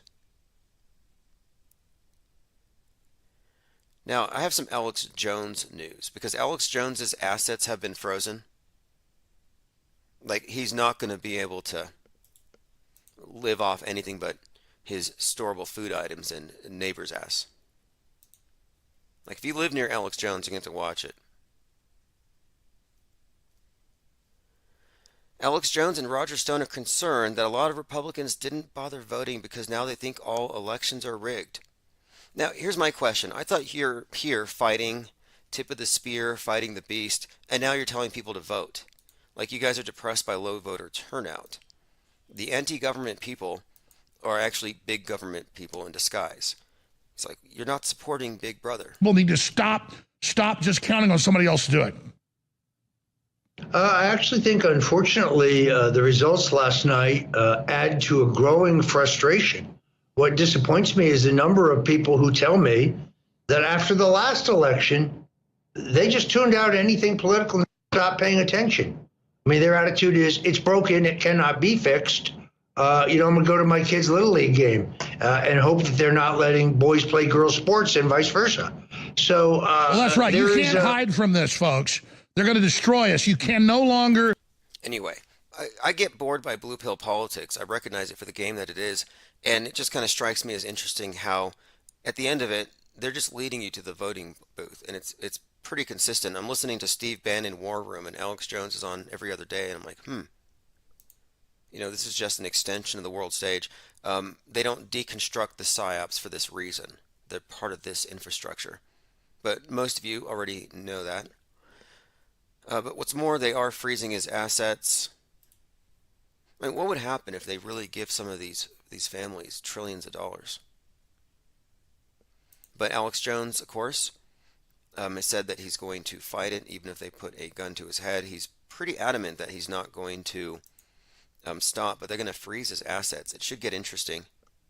We have a few more Q drops. Nobody's impressed. The Q drops put an end to the endless. They're actually being criticized for the bad poetry. And of course, Q hasn't been identified by the media for some reason. They still question, who is it? Is it Ron Watkins? Is it Jim Watkins? Like, when do people, when are they going to just ask themselves? When is someone going to say, we need to get to the bottom of this? Who can we blame for everything? And if you don't know who Q is, we do.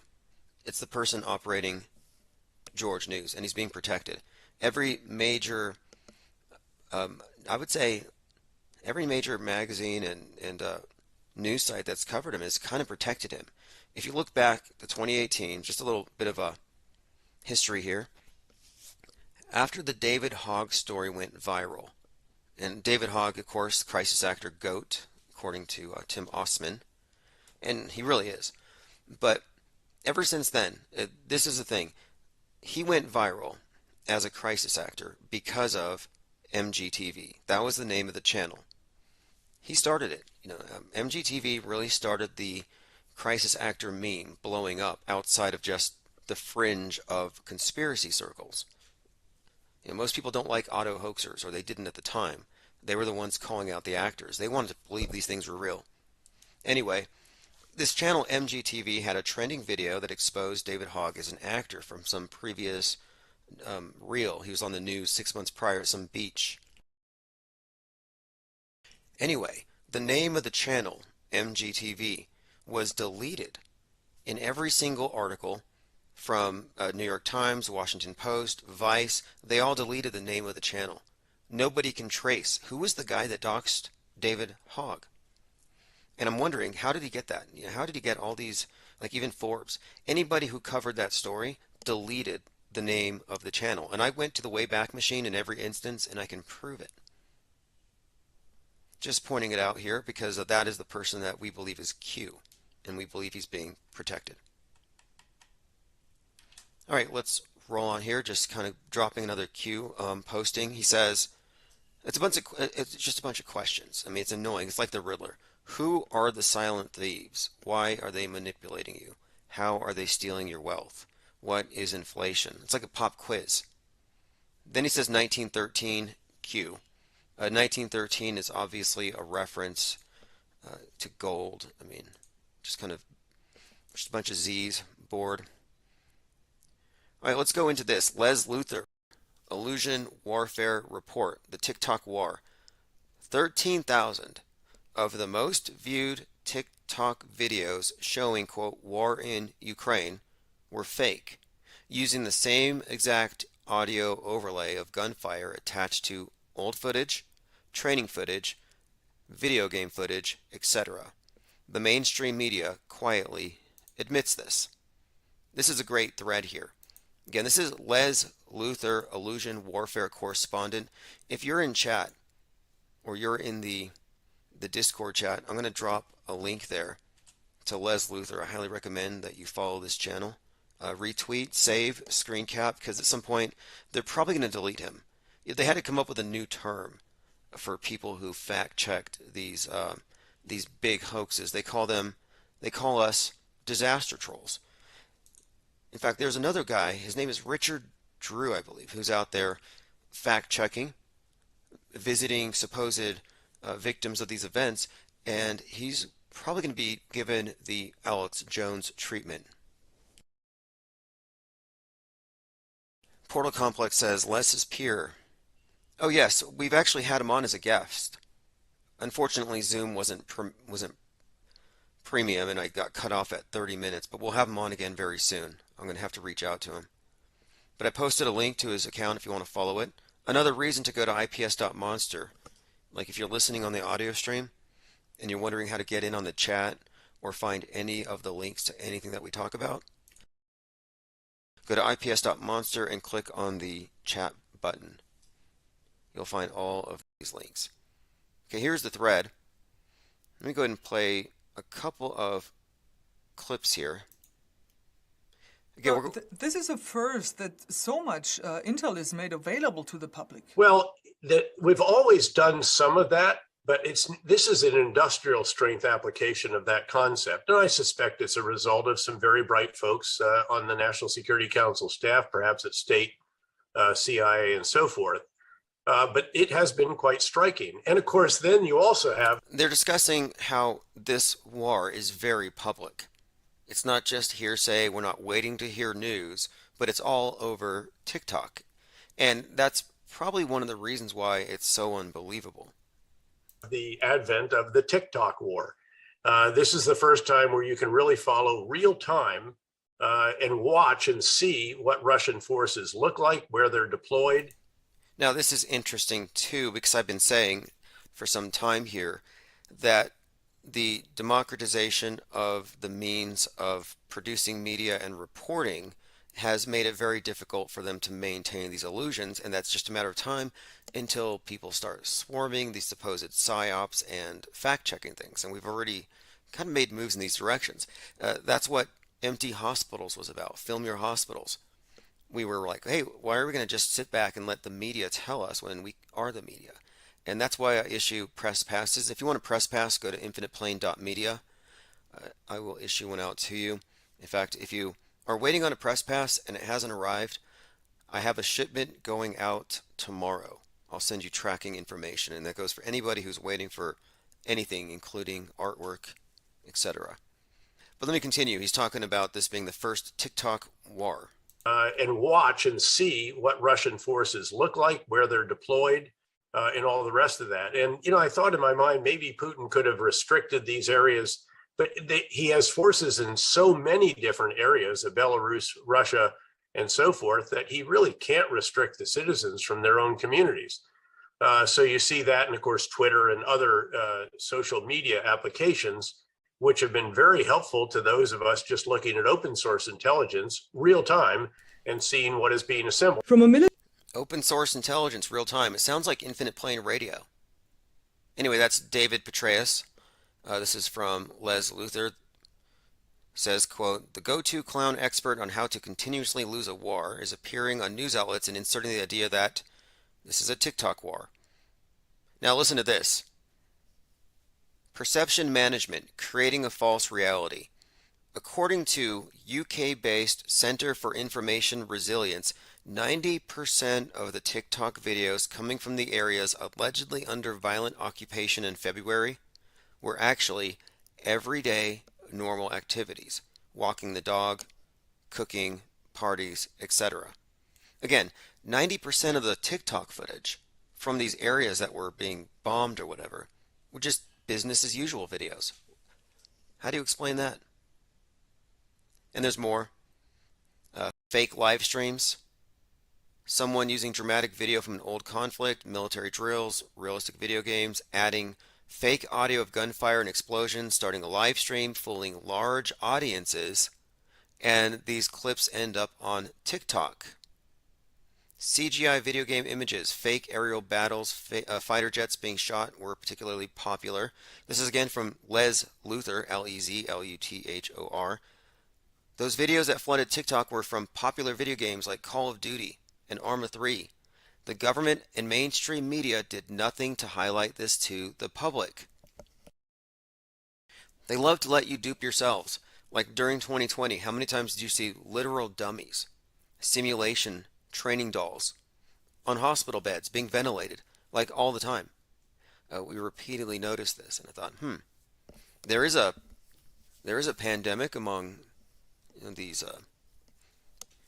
rubber training dummies. I don't see any real, but I see a lot of these fake things. I'm just saying the news media doesn't say these are fake, and if you don't pause it, you wouldn't know. Like you could just look at the screen, it blows past really fast, and you wouldn't know you're looking at a bunch of dummies. It requires people like us, fact checkers, disaster trolls. Okay, here's another one. This is from Les Luther again. One video viewed 24 million times on TikTok shows what appears to be a soldier throwing a grenade into an armored vehicle. And you know what's crazy is that you could take this video and show it to any believer and they'll say, yeah, I believe it. Well, the footage was taken from a YouTube airsoft match. It's not even, look, this is how fake it is. They don't even have to fake anything. People are faking it themselves. How is this even happening? There's no meaningful distinction between the movies, the entertainment, the video games, and the news. Not at this point. And then you have this, more from Les Luther. Again, illusion warfare correspondent. This is auto-hoaxing taken to the world stage. This is really next level. He's doing a great service to reality at this time.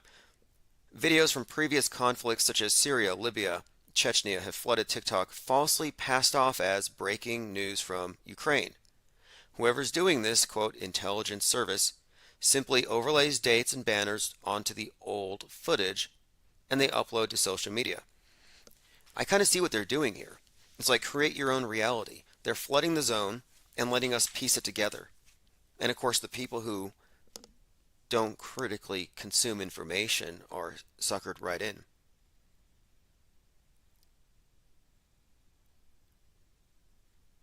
All right, going through some comments. Not Shocked says TikTok theater of war. Yep, Kevin Mooring, cardboard and plywood gun cutouts. Yeah, there were actually plywood vehicles that were meant to look like surface-to-air missile launch vehicles, and they were all made out of wood, painted olive drab. And the newspaper, front page, these are being deployed to trick the Russians into wasting missiles. Like, you're telling me that they're going to launch multi-million-dollar missiles at props and not know? Like, you don't think that the Russians are reading the newspapers? Hey guys, let's not launch these because their newspaper says these things are all just props. And then if you really think about it, what are the odds that only one side uses decoys? Like, they both use decoys. It's on both sides. And when you really look at it, to me it just seems like it's decoy illusion warfare on both sides, and it's against the civilians. And we wouldn't have any way of fact checking this were it not for social media. They don't have the closed movie set they used to have. And that's the thing about these psychological operations that happen in the schools or wherever they happen. These are closed movie sets. And when they have observers, it's no longer closed. It compromises everything. And I believe this is the reason why YouTube doesn't let you live stream unless you have 1,000 subs from your mobile device. They made that change after Brenton Tarrant and the Christchurch shooting massacre that he live streamed, but the 1,000 subscriber barrier is meant to keep people like you and I from potentially disrupting a major psychological operation by broadcasting it to any sizable audience. You can't get to 1,000 unless they've already vetted you and they find out that you're not going to be a disruptor. Echo Charlie says, I bet real penguins would eat caviar too. I tried to go visit the local penguins recently, but they said there's an avian flu going around. All right, let us continue here. I'm just going through Les Luthor. I mean, this is so good. This is one of the best threads that I found, and I did put it in the chat. Military parade footage. A video of Ukrainian tanks falsely presented as if they're on their way to defend the city from a Russian invasion. 9 million views. Now, do you remember a couple of months ago, there was an individual who was affiliated with the James Webb $10 billion space telescope, the one that you can't get a refund on if you find out it's a hoax because it's a million miles away? Yeah, that thing there.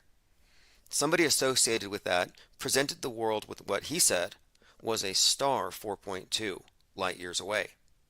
Well, this star turned out to be a slice of salami, and it went viral.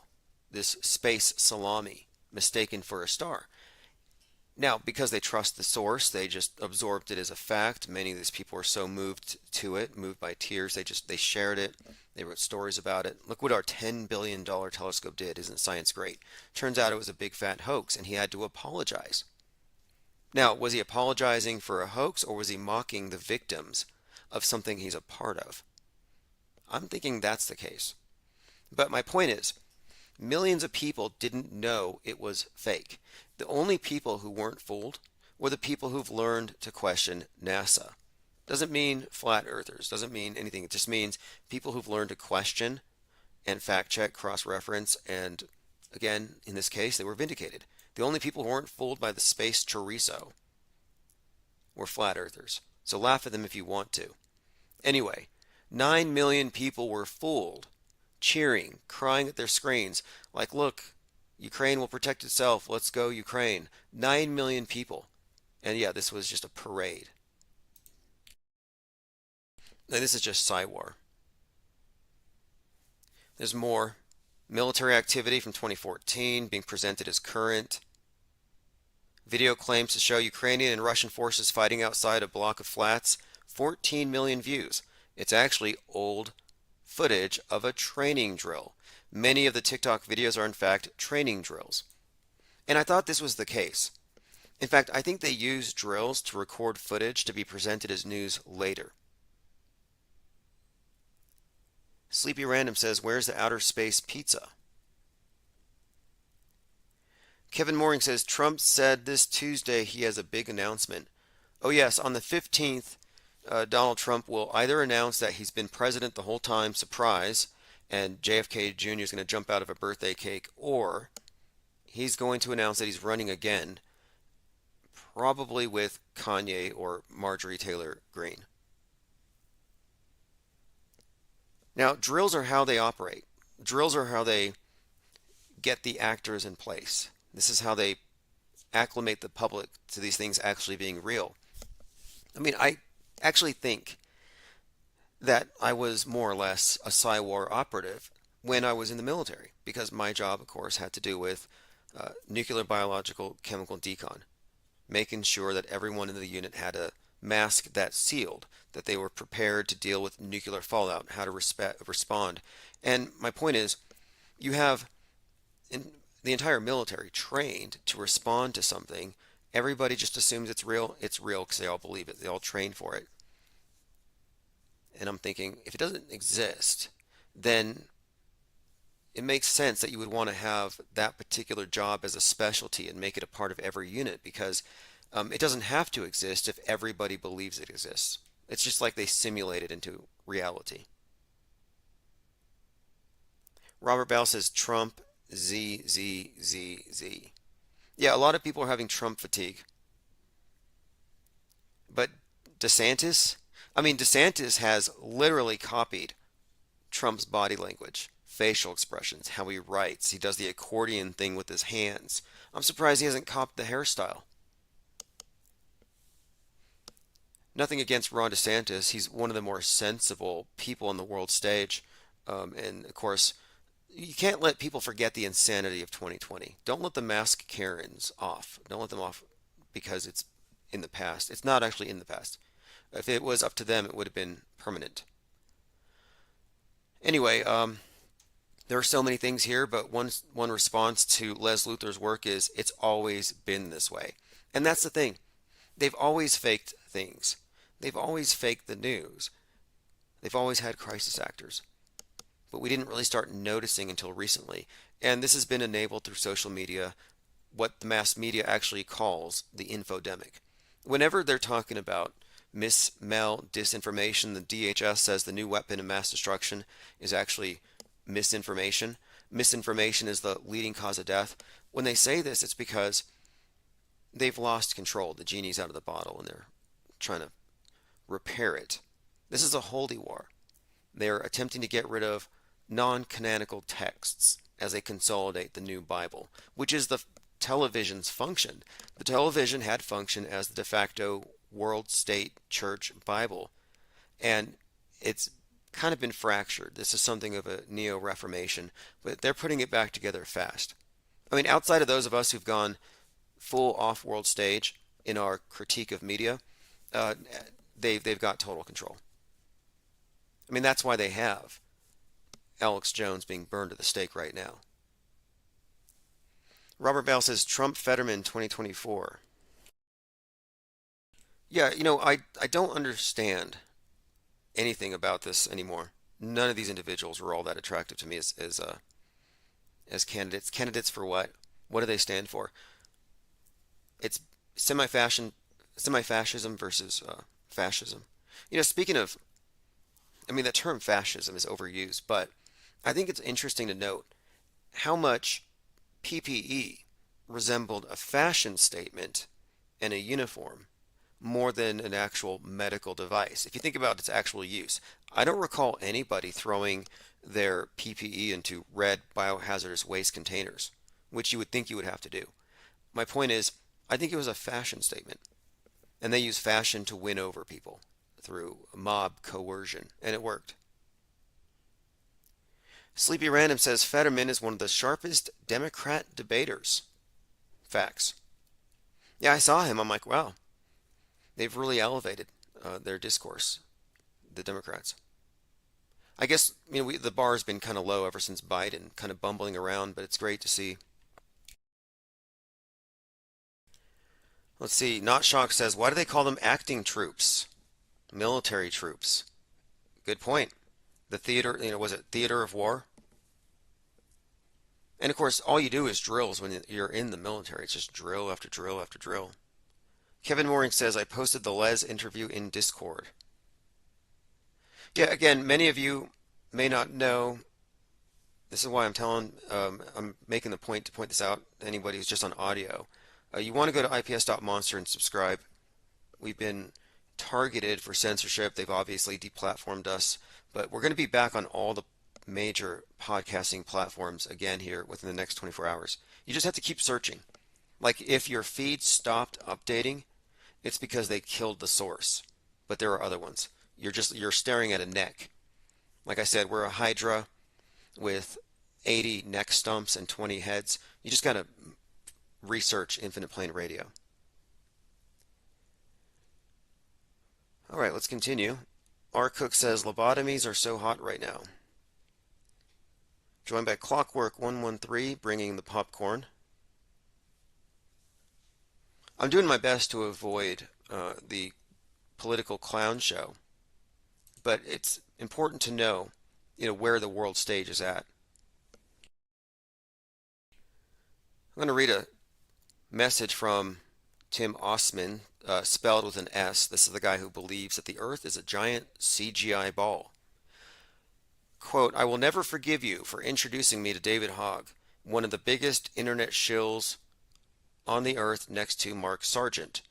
Who would have known his humble beginnings in Kelly on the beach, then at a school shooting, and now with March for Our Lives, BLM, getting young people to vote socialist. Insane, bro.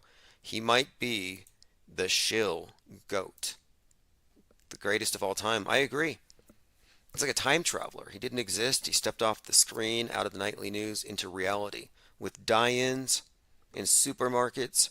That was genius. Like, look, the adults don't care about school shootings because they're not there. They don't see it. It's out of sight, out of mind. So let's play dead in the grocery stores and then say, you did this to me.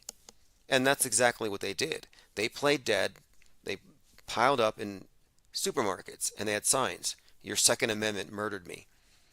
And that's probably why so many of the fake shootings have moved from the schools to the supermarkets, like King Soopers.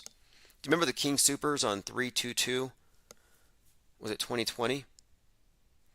This King Soopers shooting, Super Day for a PSYOP 322 Skull and Bone Society date.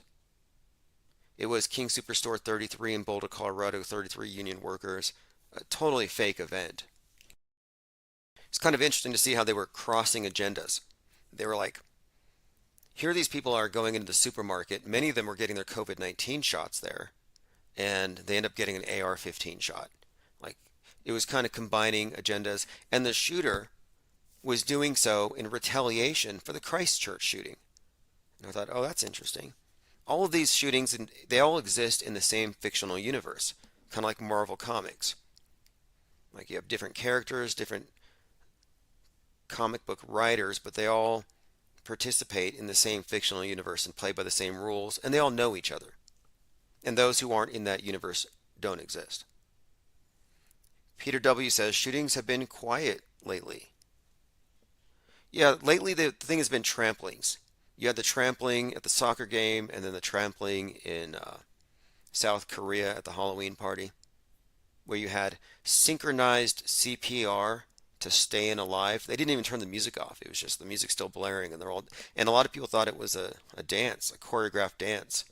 Like they were all going to jump up, all the dead bodies, and do the Michael Jackson Thriller dance. That's what I was waiting for. But that was fake.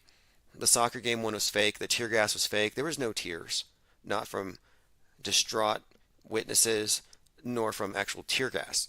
And in any of the footage where you see people being carried out, there are 2 or 3 cameramen following them, taking pictures. That was a drill presented as real.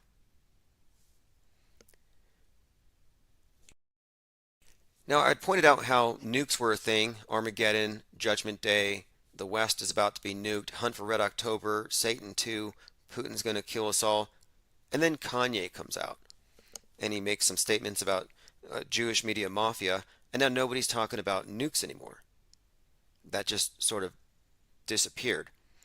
And now we have the Pelosi attack thing, I think that kind of wiped Kanye off the map a bit. No one's talking about the Pelosi thing anymore. And there's not much to say. I think we've covered pretty much everything. His name being the Pepe, de Pape, yeah, that's just too obvious. But that's kind of cleared Kanye off the decks. And right now it's midterms, I guess. But it's just like they recognize the public has an attention span collectively, and they have to phase out every major event. Every major thing that's the thing of the day, poof, gone the next day. When's the nuke coming? I don't know, but we can't rule it out. It's still a big part of the predictive programming. And predictive programming is exactly that. It's not them wishful thinking. Whenever you see predictive programming, it's because it's preparing you for an actual part of the script. And the next part of the script, if you ask me, has got to do with this nuclear winter situation.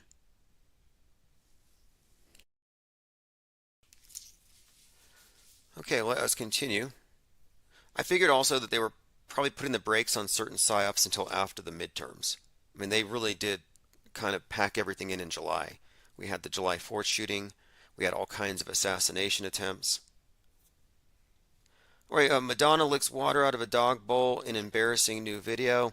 Look, I don't think it's embarrassing. I'm not going to jump on the bandwagon and just say she's too old for this or whatever. I'm like, no, this is typical for what she's done. And it's no better, no worse than what I've seen on TikTok. People will do anything for clicks. There were all kinds of TikTokers faking all kinds of things last year. We had TikTok crisis shakers. Now, this is interesting. Yesterday, I talked about history repeating itself, and I was pointing out how if you look at these cloud formations on the globe as presented from NASA in 2002 and 2007, you'll find the exact same cloud formations. And either they're faking the globe from space the way they present it, or, if that's not the case, or history is repeating, like literally, even the clouds. Well, check this out. And this is from Jacob Bartol official. History repeating. Hurricane Nicole 43 days after Ian. Same as Charlie and Jean in 2004. He says here, a perfect example of weather control comes from Tropical Storm Nicole, upgraded to a hurricane, making landfall in Florida 43 days after Hurricane Ian. This pattern was observed in 2004 when Jean made landfall 43 days after Charlie. Even their paths are identical. Quote, of course it's man-made, as most weather catastrophes are these days. Everything's planned and executed by the numbers. And we are looking again at two hurricanes crossing paths. These pairs occur 18 years apart, and the storms are spaced 43 days apart. What does this mean? I don't know 100%. Does it mean that they are controlling the weather? Or does it mean that they're controlling the media that reports the weather? Or a mixture of both? What do you think? AK All Day 2323 says that dog bowl has Murpies now. Oh yeah. Embarrassing for dogs, says Robert Bell. Look, it's because it was it's an Iggy Pop Stooges song. I Want to Be Your Dog. Like, I think in context, what she did, it was more like a punk rock performance thing. It wasn't some kind of degradation BDSM, which was what I thought it was initially. And I was like, you have to go there for shock value. That's not even shocking. Like, it's not shocking at all if you haven't paid attention to what's going on. If she wants to be really controversial, she should just go read at a library. You'll get, to kids, you'll get all kinds of armed protesters. A little bit of fact checking here. Yep, Wednesday, September 28th, 2022 to November the 10th, 43 days. August 14th, 2004 to September 26th, 43 days. Anybody here have any idea of what that could mean? I'm not going to go too deep into the numerology, but the poster here does, and I put the link in minds.com. Salty Siren says it's the dog god reference with the Madonna, a ritual. Hey, good call. We've been talking about the significance of the dog star, which everybody inadvertently worships on New Year's. And that's probably not a coincidence. Okay, here's some info on Alex Jones's assets. Again, warning to Alex Jones's neighbors. InfoWars host Alex Jones was temporarily blocked from transferring any assets or spending money other than for ordinary living expenses by the judge overseeing the Sandy Hooker defamation trial in Connecticut. Unbelievable. Yep. Temporary block from transferring any assets. State court judge Barbara Bellis, who oversaw the case, in which a jury ordered him to pay $1 billion for spreading lies, issued a freeze order over concerns he was looting his own estate and hiding assets through a series of shell companies owned by family members. With the exception of ordinary living expenses, the defendant Alex Jones is not to transfer, encumber, dispose, or move his assets out of the U.S. until further order of the court. Now, what does this mean? Ordinary living expenses. According to, what I'm very curious to see what are they going to do? How are they going to attempt to cut him off? But jurors awarded 5 families and a Federal Bureau of Investigation agent $965 million in damages to compensate them for emotional distress. I'm telling you, snowflakes have all the power. If you can cry on camera, they'll give you everything. You cry on camera, you become the face of a tragedy, you get a big payday. Universal basic income for AJ, right? Now, why do their hurt feelings matter more than ours or anyone else's? And this is all predicated, of course, on the idea that they were being stalked and harassed. Well, charge those people. Okay, let me continue. I want to find out if there's anything else here. The families asked Bellis to order a complete accounting of Jones's assets, which he's refused to provide. His ex-wife was out there saying something about he's got paint cans full of money. Anyway, frozen assets. Let us continue. The Pope said, we need to change the operating system that humanity generated. No, this is not the Pope. Who is this? This is Rabbi Nero. Many people fear that humans have destroyed the ecology of Eden on Earth. We need to change the operating system that humanity generated that's downgrading God's creation. We need to switch from greed, short-term thinking, and individualistic behavior to altruism, long-term thinking. Yeah, the war on the individual is ultimately what World War III has been about. And in my view, it was actually declared on 3/11/2020.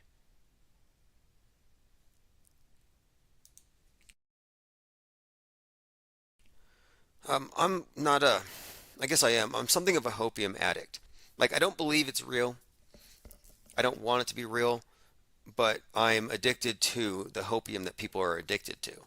Like, I don't believe it's real. I'm a collector of this stuff. Like, I want the stuff printed out. This is an image of a very serious looking Donald Trump staring out into the distance, and then beneath him you have these soldiers with their guns out like he's ordering these troops. This was posted 2 days ago by Galactic Jack on Twitter. Mass arrests were made throughout the United States for 36 hours, and they ended at 4 p.m. on Tuesday, November the 1st. Again, mass arrests. And this gets shared. Look, 207 people retweeted this. 776 hearts. People see the image of Trump and soldiers, and they hear about mass arrests, and they get all teary-eyed. Salty Siren says, Alex Jones the other day said he has less than $100,000 in the bank. Weird because his buddies boast spending $50,000 for the weekend. I know what you're referring to. Yes. Marcus Goldfinch from George News bragged about partying it up with Alex Jones and Joe Rogan, claiming that on an average weekend in Vegas they spend $70,000. I have the emails. Angst G says, will Steve Bannon ever see the inside of a jail cell? No, not at all. He's appealing. He's still out. I listened to his podcast, and right now it's all copium, trying to deal with the loss. Random says Trump has been mass arresting people for years now. He has been, and they've been replacing them with deep fakes. I've seen the list of mass arrests. I sometimes see the people who've been executed. Like in 2020, the QAnoners were saying every time a celebrity gets a shot, it's code. They're getting the shot at Guantanamo.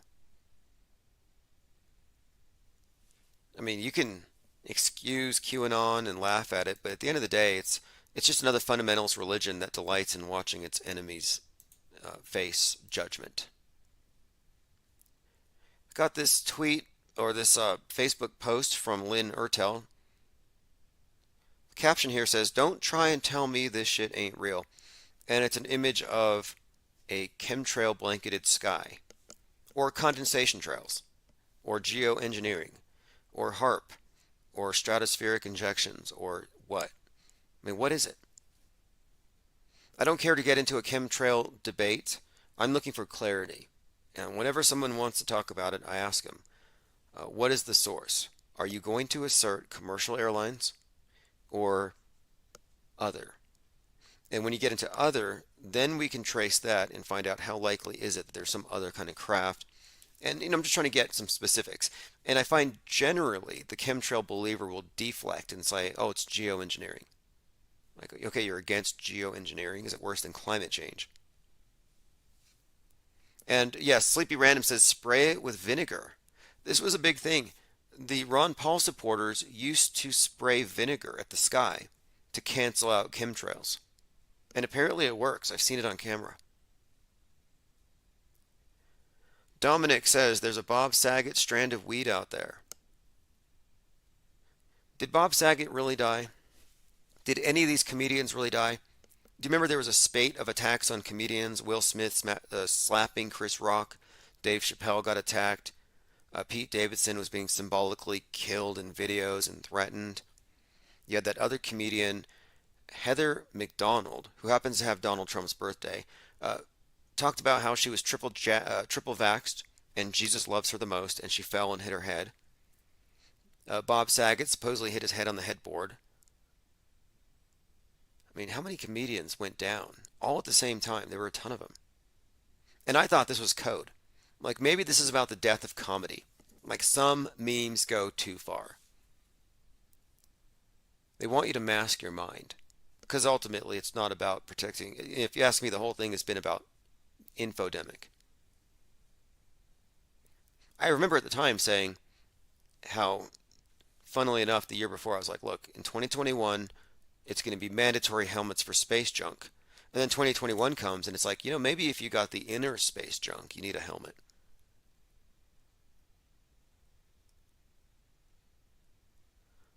Johnny List said, could it be vitamins they are spraying?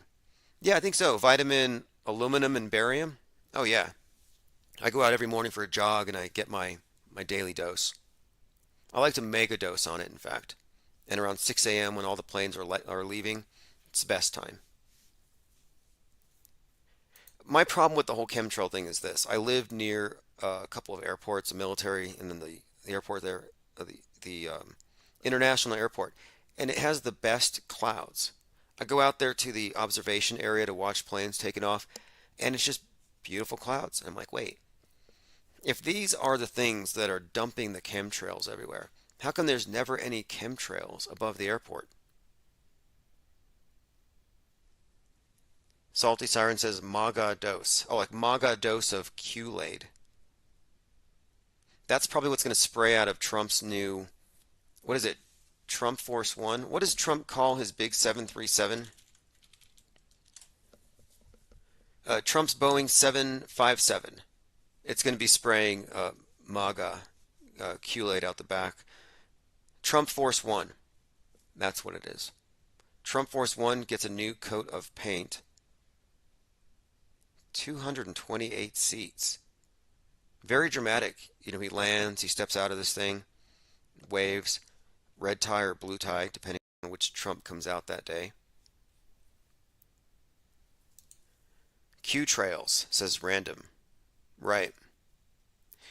Ollie Goering says, I think Robin Williams really passed. He was divorced and broke. Right, that could be the story, though.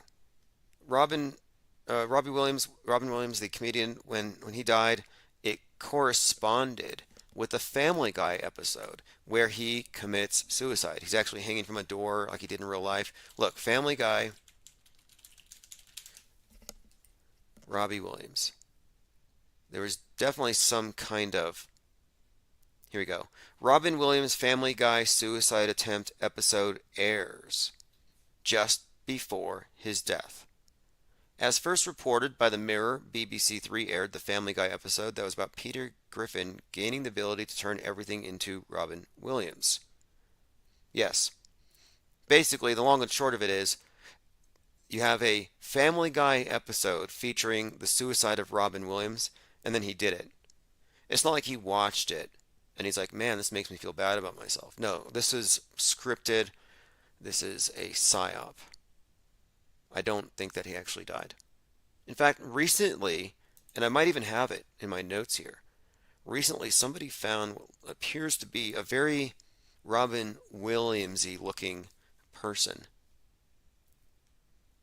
Speaking of death fakers, the crowd who are waiting for JFK to come back are also hopeful that Adolf Hitler is still alive. Apparently in the secret JFK files this has been released. Adolf Hitler is still alive.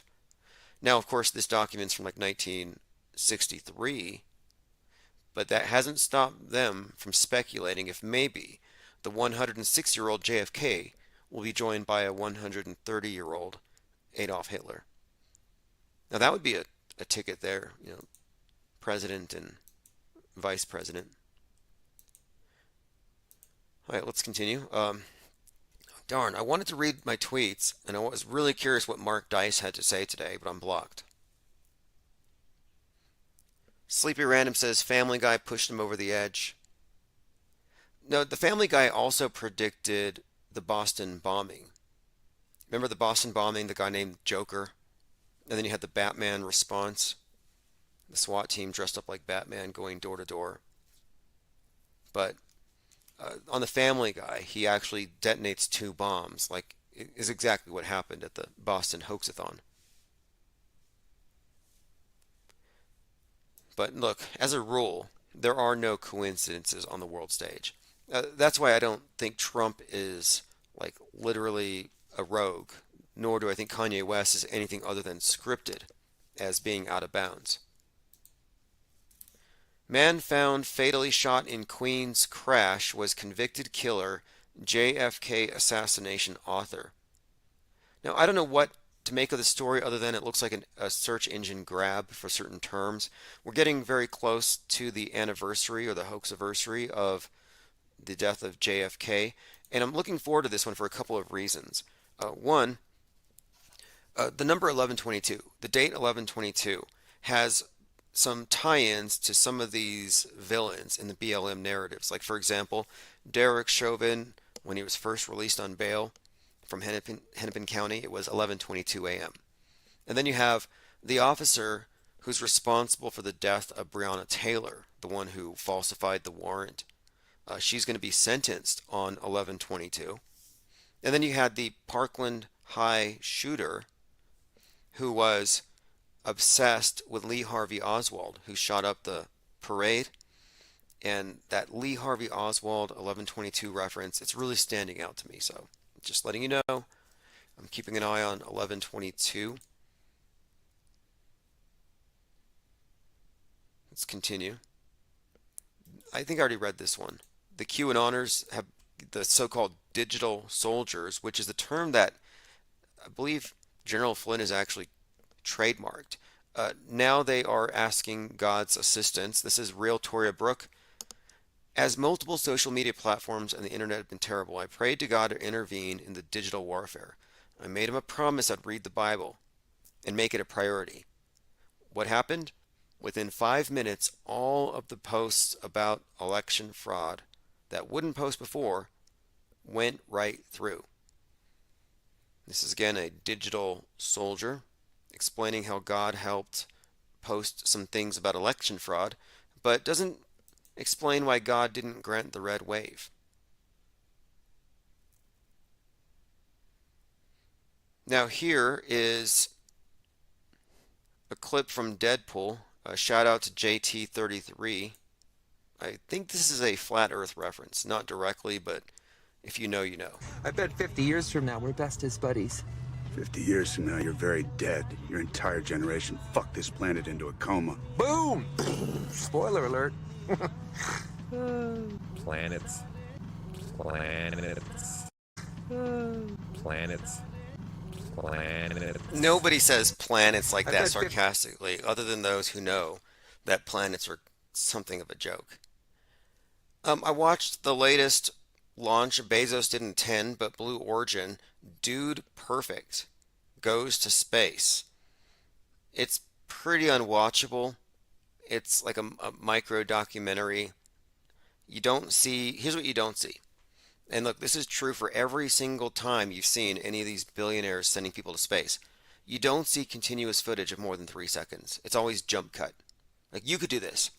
You and your friends could do this. Get a green screen, put it on your wall, have a trampoline there, jump on the trampoline, and then splice together all the footage when you're in midair and go from one person to the other to the other. Just don't record when they're actually bouncing from the bottom.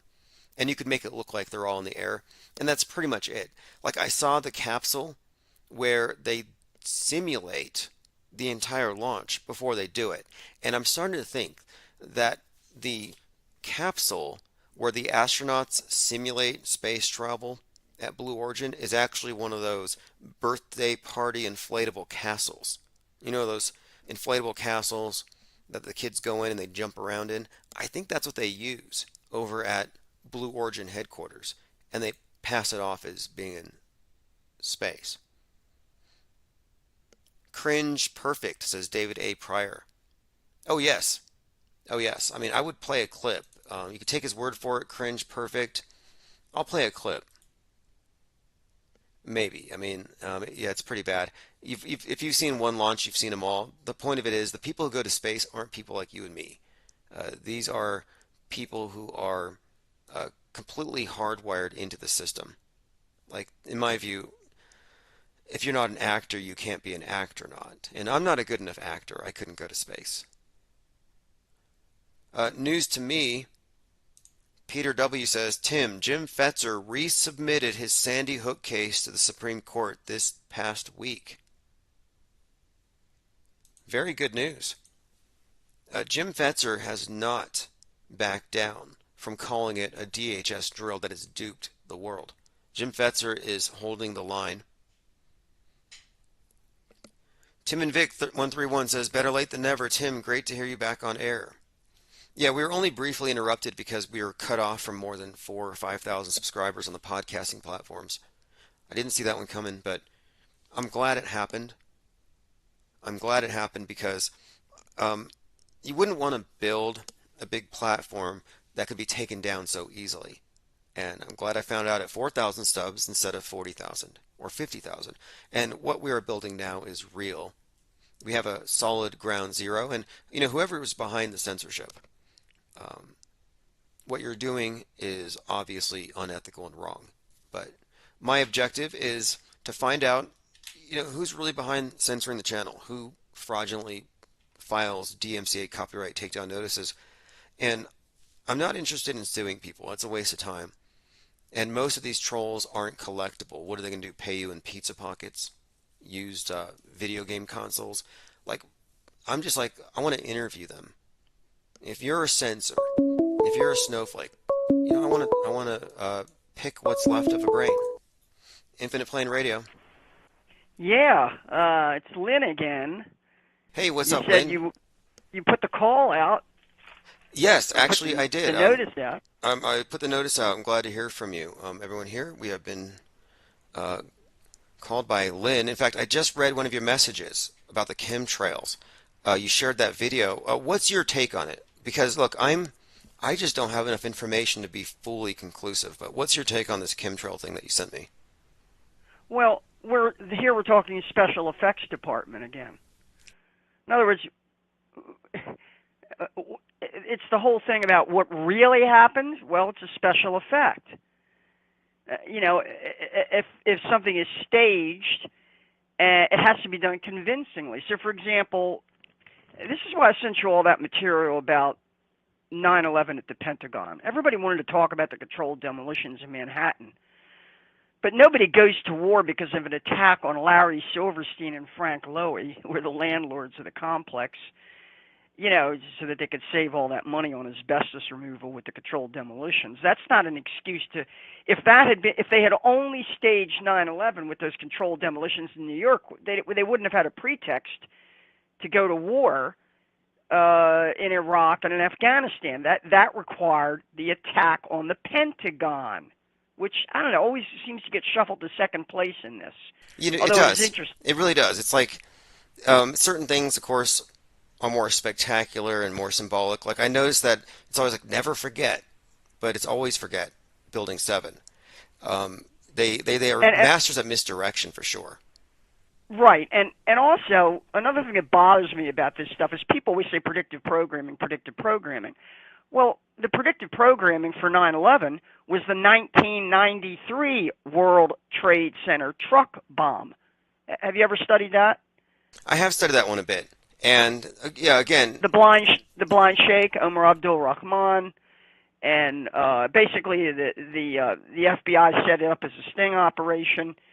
They hired a former Egyptian army officer named Ahmad Salem, who the New York Times actually covered the trial in great detail. And Ahmad Salem basically became, he was assigned to infiltrate the inner circle around the blind sheikh, and his mosque, I think, was in Jersey City, was where his mosque was. And Ahmad Salem was the one who basically did it per the FBI's instructions, set up the entire operation. He rented the truck, and then he was supposed to secure the explosives for the bombing. Now, this is 1993 we're talking about, right? He was supposed to secure the explosives, and he called his FBI handler and said, hey, look, why don't we replace the explosives with dummy? These people don't know what's going on. We don't want to endanger anybody, to stay on the safe side. Wait, you said FBI? You're talking about the Federal Bureau of Instigation, right? Right. Federal Bureau of Intimidation, Federal Bureau of PsyOps, whatever you want to call them. And he said to the FBI, well, look, we don't want to have a real bombing go off. I've got the truck. It's all set up. We've got all the inner circle around the blind sheikh, implicated in all this. So, let's replace the explosive with some dummy powder so nothing will actually happen. And his FBI handler said, no, go ahead and set it up with a real explosives, with a real bomb. And, of course, you had a truck bomb go off in the basement garage of the World Trade Center, and it did a little damage. I don't know if anybody was here. Again, we're talking about special effects, because obviously his FBI. Oh, and how do we know this? How do we know that it's not just Ahmad Salem claiming this on the witness stand? On the witness stand during the trial. Well, Ahmad Salem taped the conversation with his FBI handler. He actually got the whole conversation on tape. So we have the FBI implicated in actually instructing their infiltrator, their confidential informant, to secure real explosives so that the special effect would be convincing, so that it really would be a truck bomb. Okay. And guess what the judge ruled? The only reason I know all this is because it was all covered in the New York Times. It was no secret. And I couldn't believe that everybody was. I mean, the New York Times, I thought, oh, my God, this is it. The FBI's implicated in setting this whole thing up. And you know what the judge ruled? The judge ruled that Ahmad Salem's telephone conversation with his FBI handler was inadmissible as evidence because it violated a law that had been passed in New York State, basically passed to protect corrupt politicians, that you could not record a telephone conversation unless you had the consent of all parties. Are you familiar with this law they have? Yeah, I am. No, if you're being threatened, if you're being blackmailed, if you can catch a public official in a crime, taping them on the telephone, you can't introduce it as evidence in court because it violates this law. And so the judge ruled that taped telephone conversation as inadmissible, and therefore the jury either they couldn't listen to it because it never got played, or they How couldn't consider convenient. the deliberate. But recently it's been brought up that Trump was trying to use the FBI to invent terrorists out of Antifa in Portland. And to me, it's just pretty much the case that that's all they do is they invent stuff. They invent threats left and right, and they didn't 100% play ball with Trump apparently. Well, that's the right. This is good. Your analysis is really good on this because you consistently point out that the left stages fake active shooter drills and the right stages fake terrorist attacks.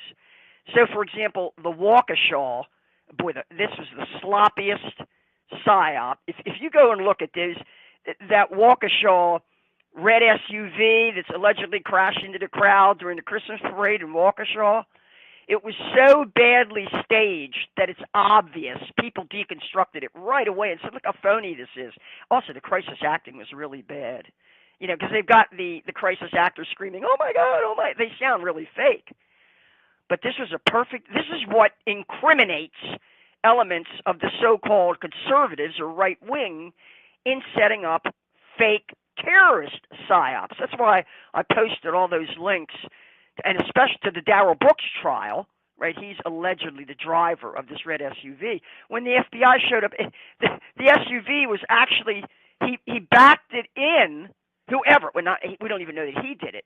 Whoever placed the damaged SUV that supposedly crashed into these people in the Christmas parade in Waukesha actually backed it into the driveway so the damaged front end was visible. During the trial, there's actually a video of the FBI agent, I guess, testify. They present the tape of the FBI's interview when they came to, maybe they came to arrest Brooks or I don't know what. And what does he say? He says, is this some kind of movie? You can hear him say, is this some kind of movie? Always he realized that okay, interesting. That he was being set up. Interesting. That he was being set up. Either he was being set up or somehow or other he was drawn into the psyop and didn't realize how he was being used.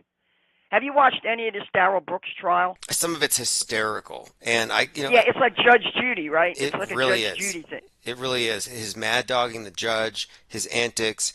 It was very clownish, and I'm just wondering why is this even on TV like this? This has got to be. Well, like the Alex Jones against the Sandy Hook parents, the same kind of every principle in the book. I mean, if it was on appeal, it should be thrown out. It's ridiculous. Yeah, of course, Jones didn't even get a jury trial on the truth or falsehood of. It's crazy. He was accused of defamation. Typically, there's two stages in a defamation or a libel trial. The first is to determine the truth or the falsehood of whatever was said, and then the second, and then the determination of damage is based on how much damage was done to the plaintiff, to the aggrieved party.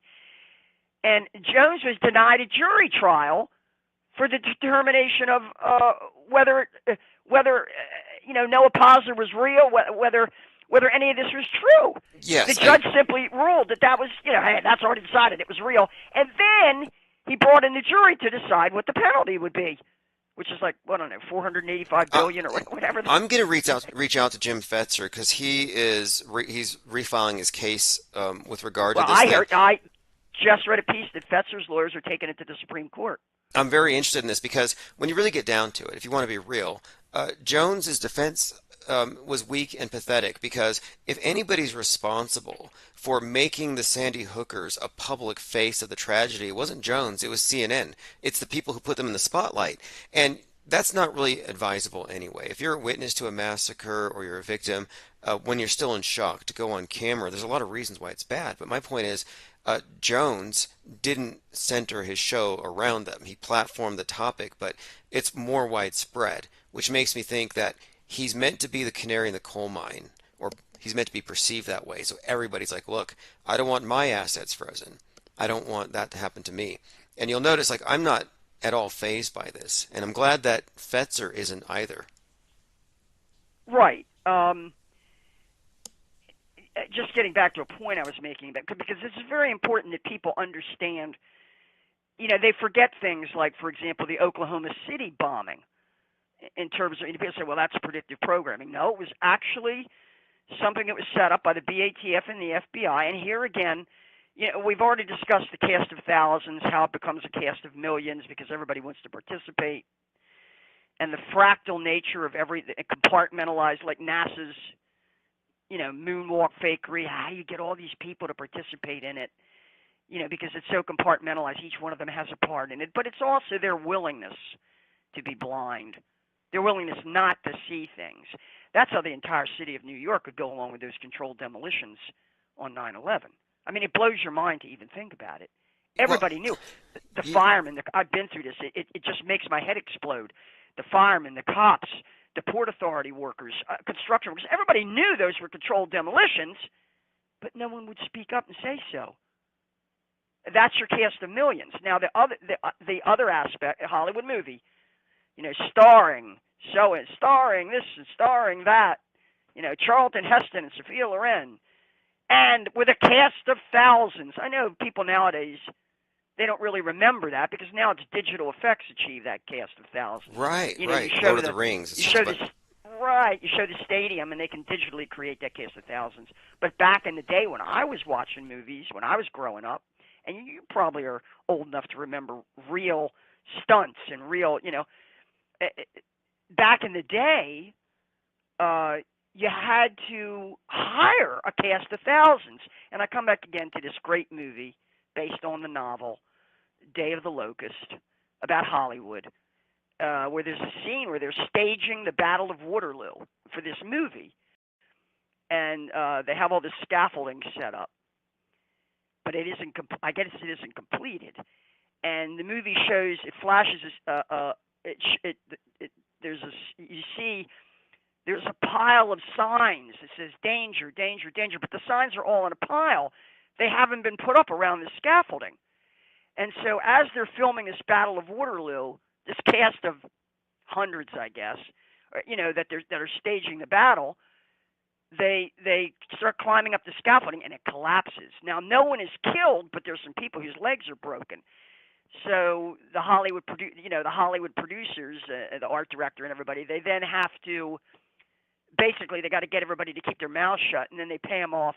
They get the insurance company to cover the injuries from a special effect that didn't work out, where people got hurt, and that's very important to me. Because in addition to this cast of thousands and cast of millions, what makes the movie work is convincing special effects. And sometimes a convincing special effect requires a real bomb. In the 1993 World Trade Center bombing, I think it misses the point to say, well, this is predictive programming for 9/11. They staged the first terrorist attack. And you also have the attack on the Cole, the USS Cole, allegedly, and the embassy bombings that occurred in all these events that led up to 9/11 itself, that have to convince people through special effects. That's the only thing that makes the narrative in the movie convincing is special effects. You know what? I was going to say this too. With regard to 9/11 and the role of planes, look back at how many movies made it a point to have exploding jets. Jet fuel's like a main character in so many action films. And I saw this. All I saw this conditioning. in the most annoying movie. I may have talked about this before. It was a series, and some of your listeners may remember it, called Sniper, starring Tom Berenger. He was pretty big in Hollywood for a while. He was in a lot of big films. And I guess the first couple were interesting, but by the third one, it was just getting really tired. It was like, these sequels get kind of ridiculous after a while. And in this sequel to Sniper, and Tom Berenger was in it, I'm pretty sure, there's a scene where a guy hijacks a streetcar in Buenos Aires to escape from the police or somebody. And he's riding the streetcar. He takes over. He grabs it from the streetcar conductor, and he takes over the streetcar, and he's riding a streetcar. It crashes into like a compact car in the road because it goes through it's one of these runaway scenes, a runaway streetcar, and the whole thing explodes. It's the most stupid thing I've ever seen. When I was watching the movie, I remember watching the movie with some people, And this is why I'm very you don't want to invite me to a crowd of people to watch a stupid movie. I bet. Because I bet. Say, oh yeah, because I'll say, what the hell just happened there? I've seen so many. Why is a streetcar crashing into a vehicle going to create this giant pyrotechnic explosion? That's stupid. This raises a great point, though, and this is something that Douglas Trumbull, who did the special effects for Kubrick's 2001 Space Odyssey, commented on. He said that when we transitioned from real actors and real props into CGI, the reality was lost, that the artistry was lost, the quality went down. And I think this is intentional. It cheapens the special effect. Because now, and this is going to really expose them. Because audiences aren't as discriminating. Now audiences are easier to fool. That's one of the things, too. You got to dumb down the audience. You really got to dumb down the audience to get most of them to accept it. But the people who are hip, the people who like the people who ever worked as EMTs, or like you, maybe have you had experience in the military or professionally handling dead bodies. You could look at something and say, well, that's stupid. You don't pump the leg. Where is it? You say they were pumping the leg in that scene in. Yeah, the scene in South Korea at the Halloween party, one of the crisis actors wasn't issued, I guess he wasn't issued a training dummy, and when they started filming the action, they were like, go. He reached for the nearest dummy and started pumping the thigh. And I was like, that's not going to do very much, although I could have used it. I was just back from the gym, and I was like, that might actually be good. But anyway, yeah, he was getting CPR to the thighs of some dummy. Well, that's what I'm saying. The special effects, if people are smart enough, like the CGI that was released for the Waukesha red SUV and all that, it was done so badly. And one thing they did was they threw around shoes. There's a great video. I posted this on your Facebook page about the actual video that was released that was supposed to show the Waukesha, another one of these trucks out of like the Nice truck, runaway truck. We've had these runaway vehicle events that have occurred over the years. I remember the Nice truck. It wasn't a bombing, was it? The truck just crashed into it was just a truck, and I'm like, where are the anti-gun people on banning trucks and vans already? But yeah, this is the thing, and the shoes. What's with the shoes at every single event? Yeah, well, I'm guessing that the shoes are placement of where the actors are supposed to cluster around with one of these dummies, and that's what it looked like to me. Ooh, interesting. But it's done so sloppily. The special effect is so. That's why I wouldn't know looking at this stuff. I wouldn't know what the hell I was looking at. I have no real experience with I have no experience as an EMT or anything like that. I have no idea. If it weren't for people like you and others, now so many others saying, "Hey, look what they're doing. That makes no sense. It's stupid." I wouldn't know. Oh yes, in fact, it was after the fake killing of a rapper in 2019, where we saw EMTs with black gloves giving one-handed chest compressions to a moving patient on a gurney, threw him in the back of the ambulance, slammed the door, and discontinued the chest pumps. Lack of blood. Or like dragging Ashley Babbitt's body down the steps or whatever. That is stupid stuff that no EMT would do. Dumbass stuff. The people who know better will look at this and say, "Well, that's crazy. That's got to be fake." Or they'll say, "Oh, that's a dummy." Which is why I reach out for human intel. And listen to what Not Shocked, a commenter, says. Viewers used to suspend disbelief for movies. Now it applies to the news. Absolutely. Willful suspension. Yes, willful.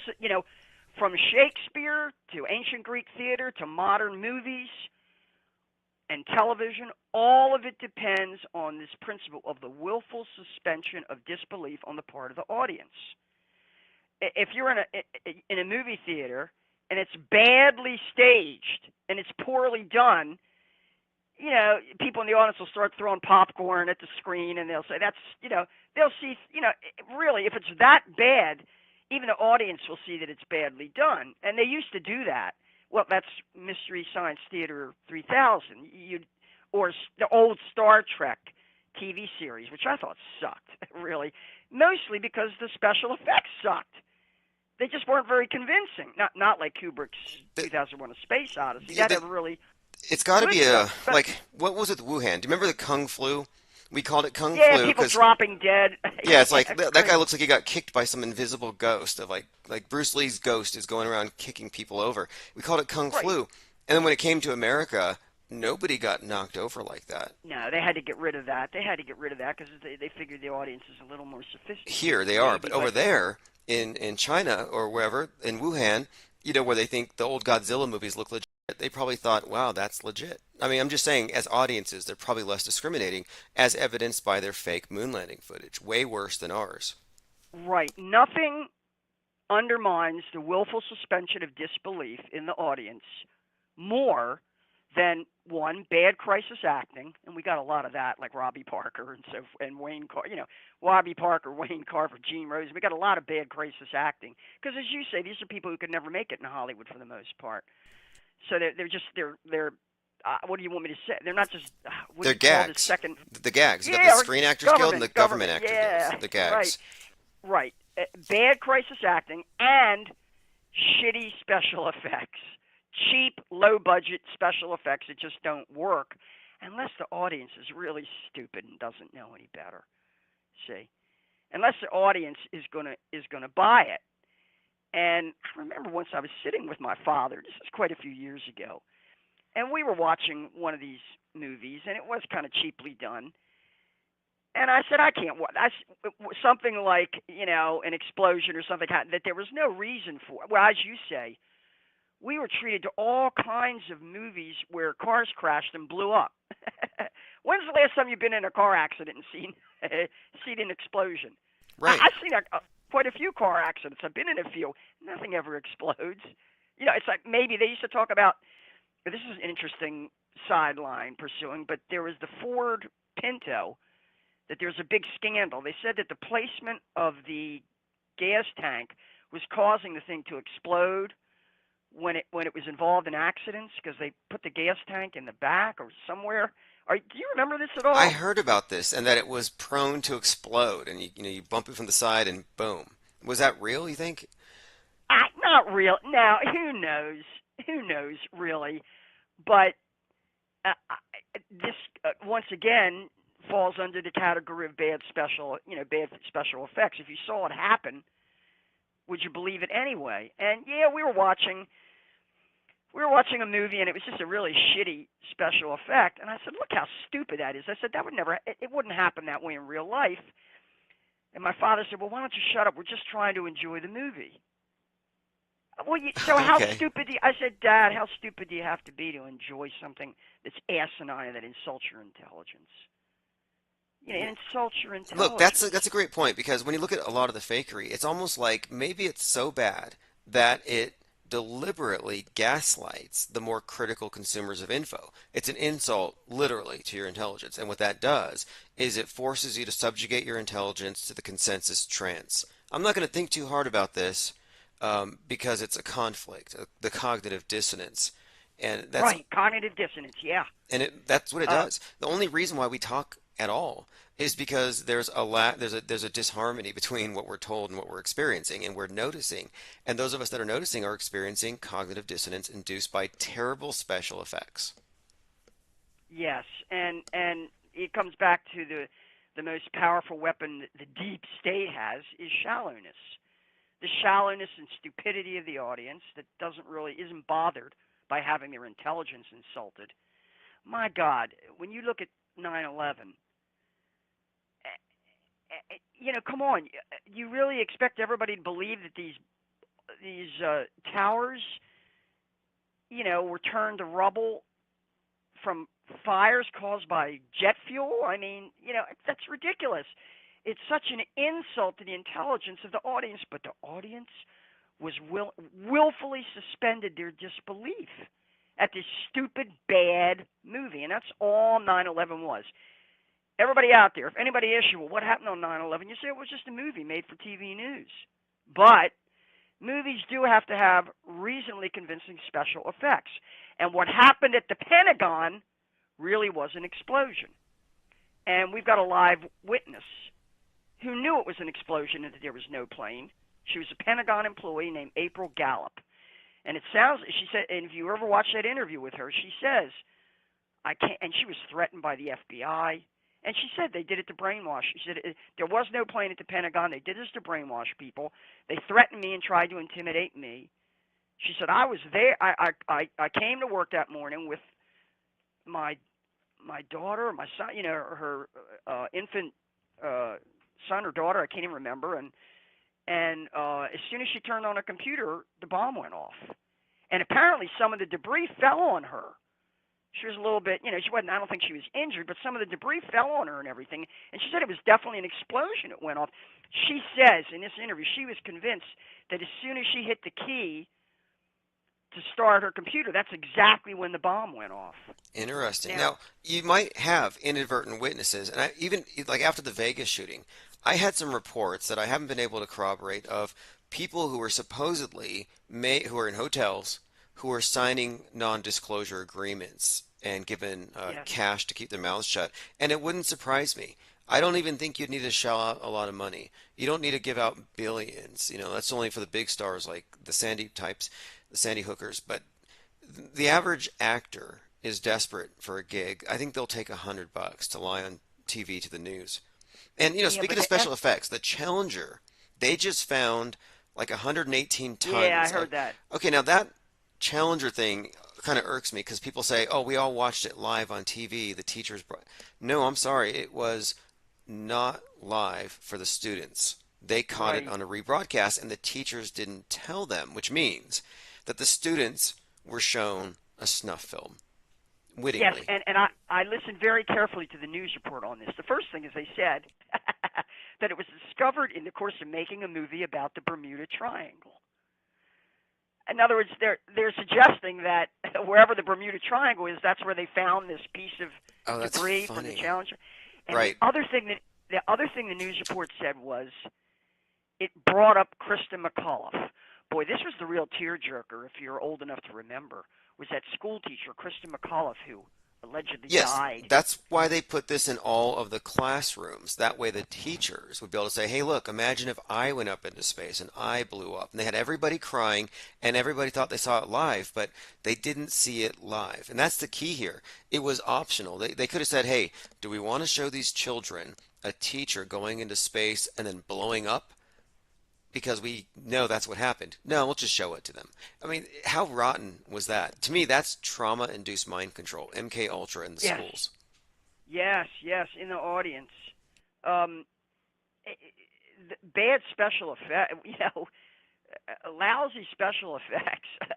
But sometimes a special effect requires a real explosion in a Hollywood movie or at 9/11. And why is that important to me?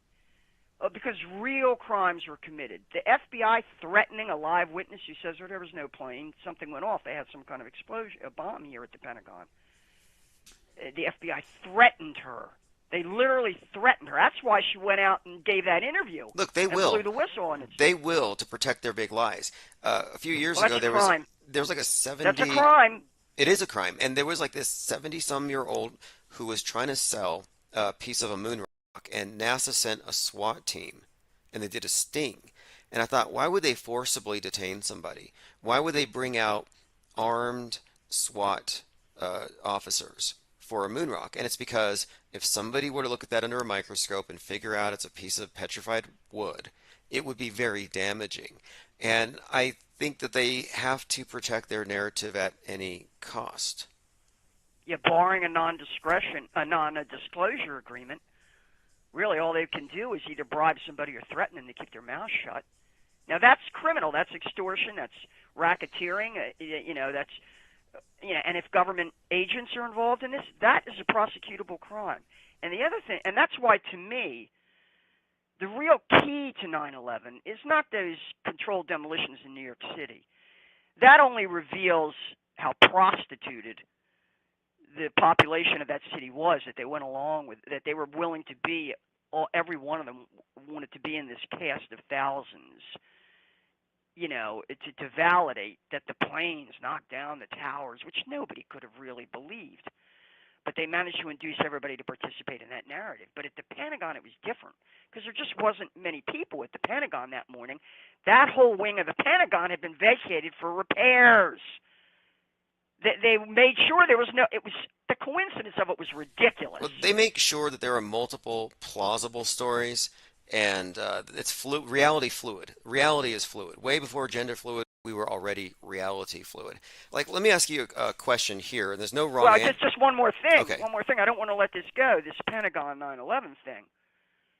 Whoever staged that event at the Pentagon committed high treason. Bottom line. Of course, in my view, Donald Trump committed high treason with Operation Warp Speed, giving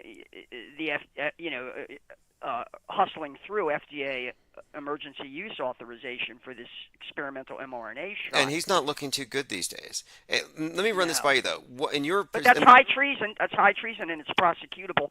And the look, DOD. if the PSYOP entertainment complex were fully exposed, I think, yes, they would say, hey, look, the mass media has been waging war against the populations for generations. There's something inherently, there's got to be some Geneva Convention level prohibitions against psychological warfare. And there used to be. It used to be like Rumsfeld. Oh, we only insert fake news in foreign press. Well, there's no foreign press. It's all. Well, that's the Smith Modernization Clause of the 2013 National Defense Authorization Act, which ostensibly made it legal for them to propagandize the American people. During the Cold War, supposedly they had prohibited that. They could say you could target anybody outside the United States with lies and propaganda. But that was called the Smith-Mundt Act. But then the 2013 National Defense Authorization Act basically repealed that Smith-Mundt Act and said, well, now you could target the American people just like anybody else. Just like people in the Middle East or Europe or Africa. You can plant false stories, you can do whatever you want, and you could stage fake events, and it isn't really, for propaganda purposes, and it isn't really criminal. But I still say that staging a bombing at the Pentagon to propagate the narrative that a plane crashed there, a hijacked plane, that is high treason. And everybody who knew about that and participated in that can be arrested tomorrow for high treason. Yeah, I would say so. Because, it's a bombing. It's a bombing. It doesn't matter what the false explanation was. It's a special effect. It's a special effect. Now, and they did it. Now, there's no wrong answer here, but in your take, what was most likely the cause? Because this is now a debate again. The cause of George Floyd's death. Was it knee on the neck, fentanyl, misinformation, or climate change? Climate change. That's what I was thinking. Yeah, I can't breathe. That's what I'm Right. saying. It's climate change. I was going to say chemtrails, but... Yeah, chemtrails. Well, to me, I don't presume to know, what's going on there. Are they spraying something? What's happening? I just know it's a special effect. Now, what is the intention of the special effect? Is it like that scene, that classic scene in The Wizard of Oz, where the Wicked Witch of the West is flying around on her broomstick, painting the sky with the phrase "Surrender, Dorothy"? I Ooh, think we all interesting. remember that. Yeah, I hadn't thought about that till Right. just now, but that's a very powerful image there. Yeah, that's what I think of when I see obvious. I don't want to call it. Well, people say it's geoengineering going on. That remains to be proven. Of course, they're out there in the open. Bill Gates is saying, "Oh yeah, of course we want to be able to shut the sun out and reflect the sun and all that," and that would require the spraying of, I guess, some kind of high particleized metallic stuff like aluminum. Yes, or stratospheric barium. aerosol injections with Geo- vitamin. yeah, I think it's exactly. be vitamin.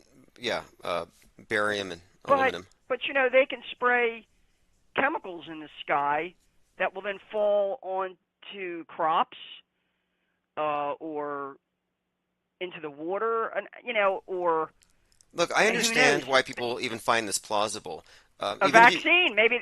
Like, look about this. Right? Like, if they're willing to allow drugs in to get you, like if they're willing to, it's like public health isn't the main thing.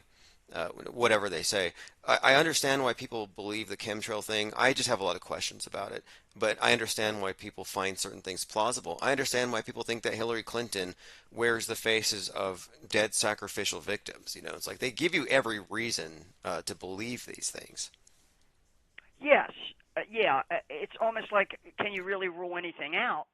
Because you know how sick and twisted these people are, and from time to time they are caught doing this crazy shit. Like, for example, the Nexium cult there in upstate New York. I mean, it really was this crazy sex slave cult, and a lot of high-profile people were involved in it, including one of the Bronfman heiresses.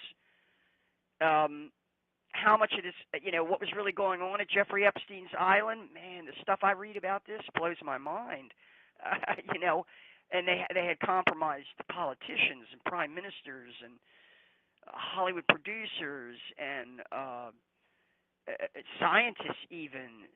So yeah, there's definitely something there for sure, but what actually was going on, it probably was criminal, and it probably did involve if not outright pedophilia, certainly, sex with underage girls and stuff like, I don't know what's. Well, what was it? Dollar Vigilante went out there and he found that apparently that whole temple thing was a big prop. Like it's difficult to say where the theater ends and the reality begins, shed. but It could have been a storage shed. But regardless, right? The world stage psyops, as you said, it's important to understand, what's the meaning behind the special effect, and how is it supposed to affect reality, which is what they do it for. It's a force multiplier. Well, you got into this with all the symbolism that Kubrick embedded in The Shining, the two twins standing there. And this is a very important point I want to make.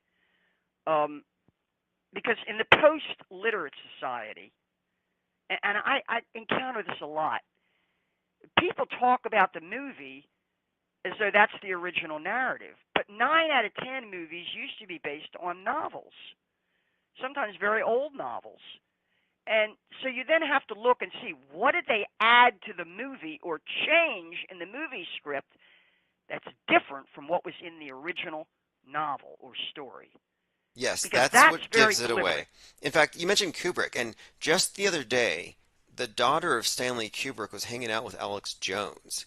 And I find that to be a very curious pairing when I think about the significance of Kubrick in the big picture. In a post-literate society, and here again, the weapon of the deep state is shallowness. How many people out there have seen a movie and they're convinced that's the original narrative and they never read the book? Me, I'm the kind of person and that has to do with, novels by John Grisham, Stephen King, Frederick Forsyth, John le Carré, Graham Greene. Everybody's seen the movie, but only certain people have read the original novel, and they know and sometimes very, very significant changes are made to the script. For example, Ernest Hemingway, classic American writer. One of his stories is called The Snows of Kilimanjaro. And at the end of it, the protagonist he's got a gangrenous wound, and he's out there in the African bush, and they can't get medical help to him, and he dies at the end of the short story. But David, I guess it must have been Daryl Zanuck or David Selznick, whoever produced the movie. They didn't like that. They didn't think Hollywood, audiences would like that. And so at the end, and this was a big movie starring Gregory Peck, Susan Hayward. It was a big movie because everybody would go out to see a movie based on a Hemingway novel, right? The Sun Also Rises, A Farewell to Arms. These were classic novels that Hemingway wrote, just as they would go out to see a movie based on a Steinbeck novel, like The Grapes of Wrath. One of the things that really obsessed me for a while is I would critique a movie and say, well, how much did they distort or change the original novel or short story to make this movie? And sometimes Yes, that used to make me mad. Like, okay, American Psycho. A lot of people know the movie. The movie's incredibly shallow. Is that Bret Easton Ellis? Yeah, or am I thinking... it's Bret Easton Ellis, Less Than Zero. You've probably heard of a lot of this stuff turned into movies. But the American Psycho book is inside the guy's head, stream of consciousness for hundreds of pages, and it's very nuanced, very erratic. It's how you imagine an OCD psychopathic killer would think. But in the movies, you only see the surface, which is the whole point of the book, that the people around him don't have any insight, that they only see the surface. And the whole book is really an attack on, superficial society, etc. And he's just reflecting it. But when you watch the movie, you see a horror film, just a guy killing people. You miss the internal process. And that to me is what Right. film generally does. Although recently I've been impressed with Netflix and other streaming services' ability to take stories and extend them out beyond the confines of a feature film and get some more of the nuance out. Well, I always, a big thing with me is how faithful to the novel is the movie.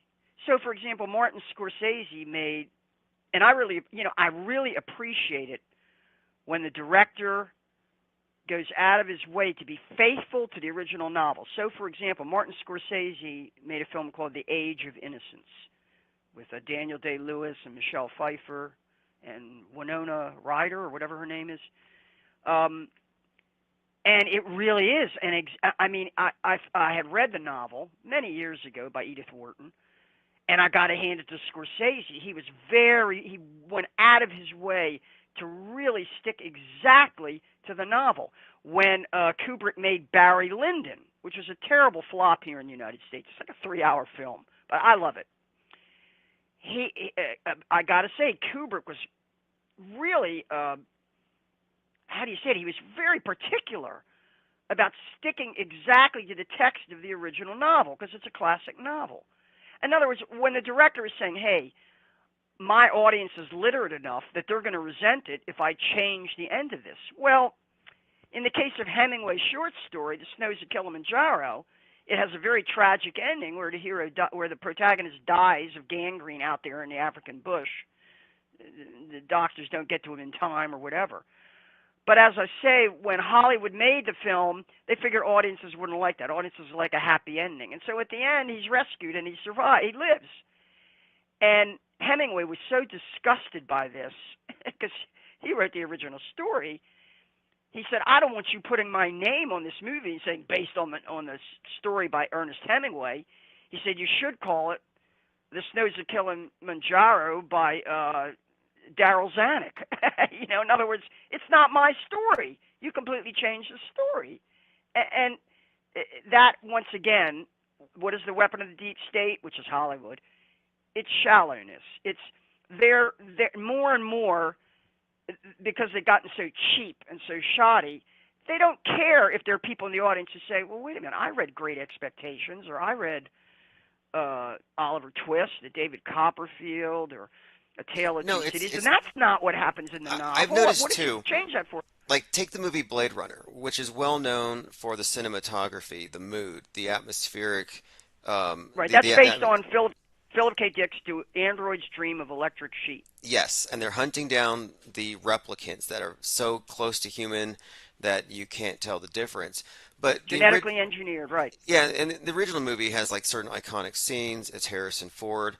It's kind of a slow, brooding movie. I like the book, but they remade it. And they replaced everything that was good about it with video game level cheesy special effects. They destroyed I think, was it Ridley Scott?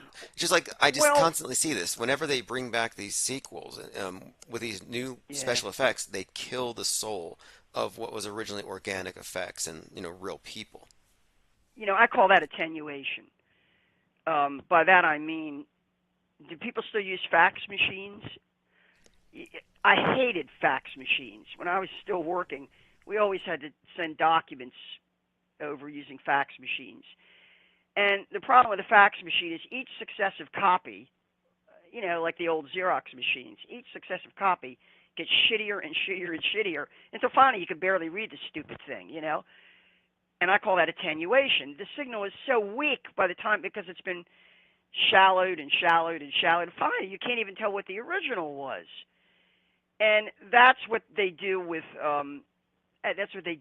with entertainment.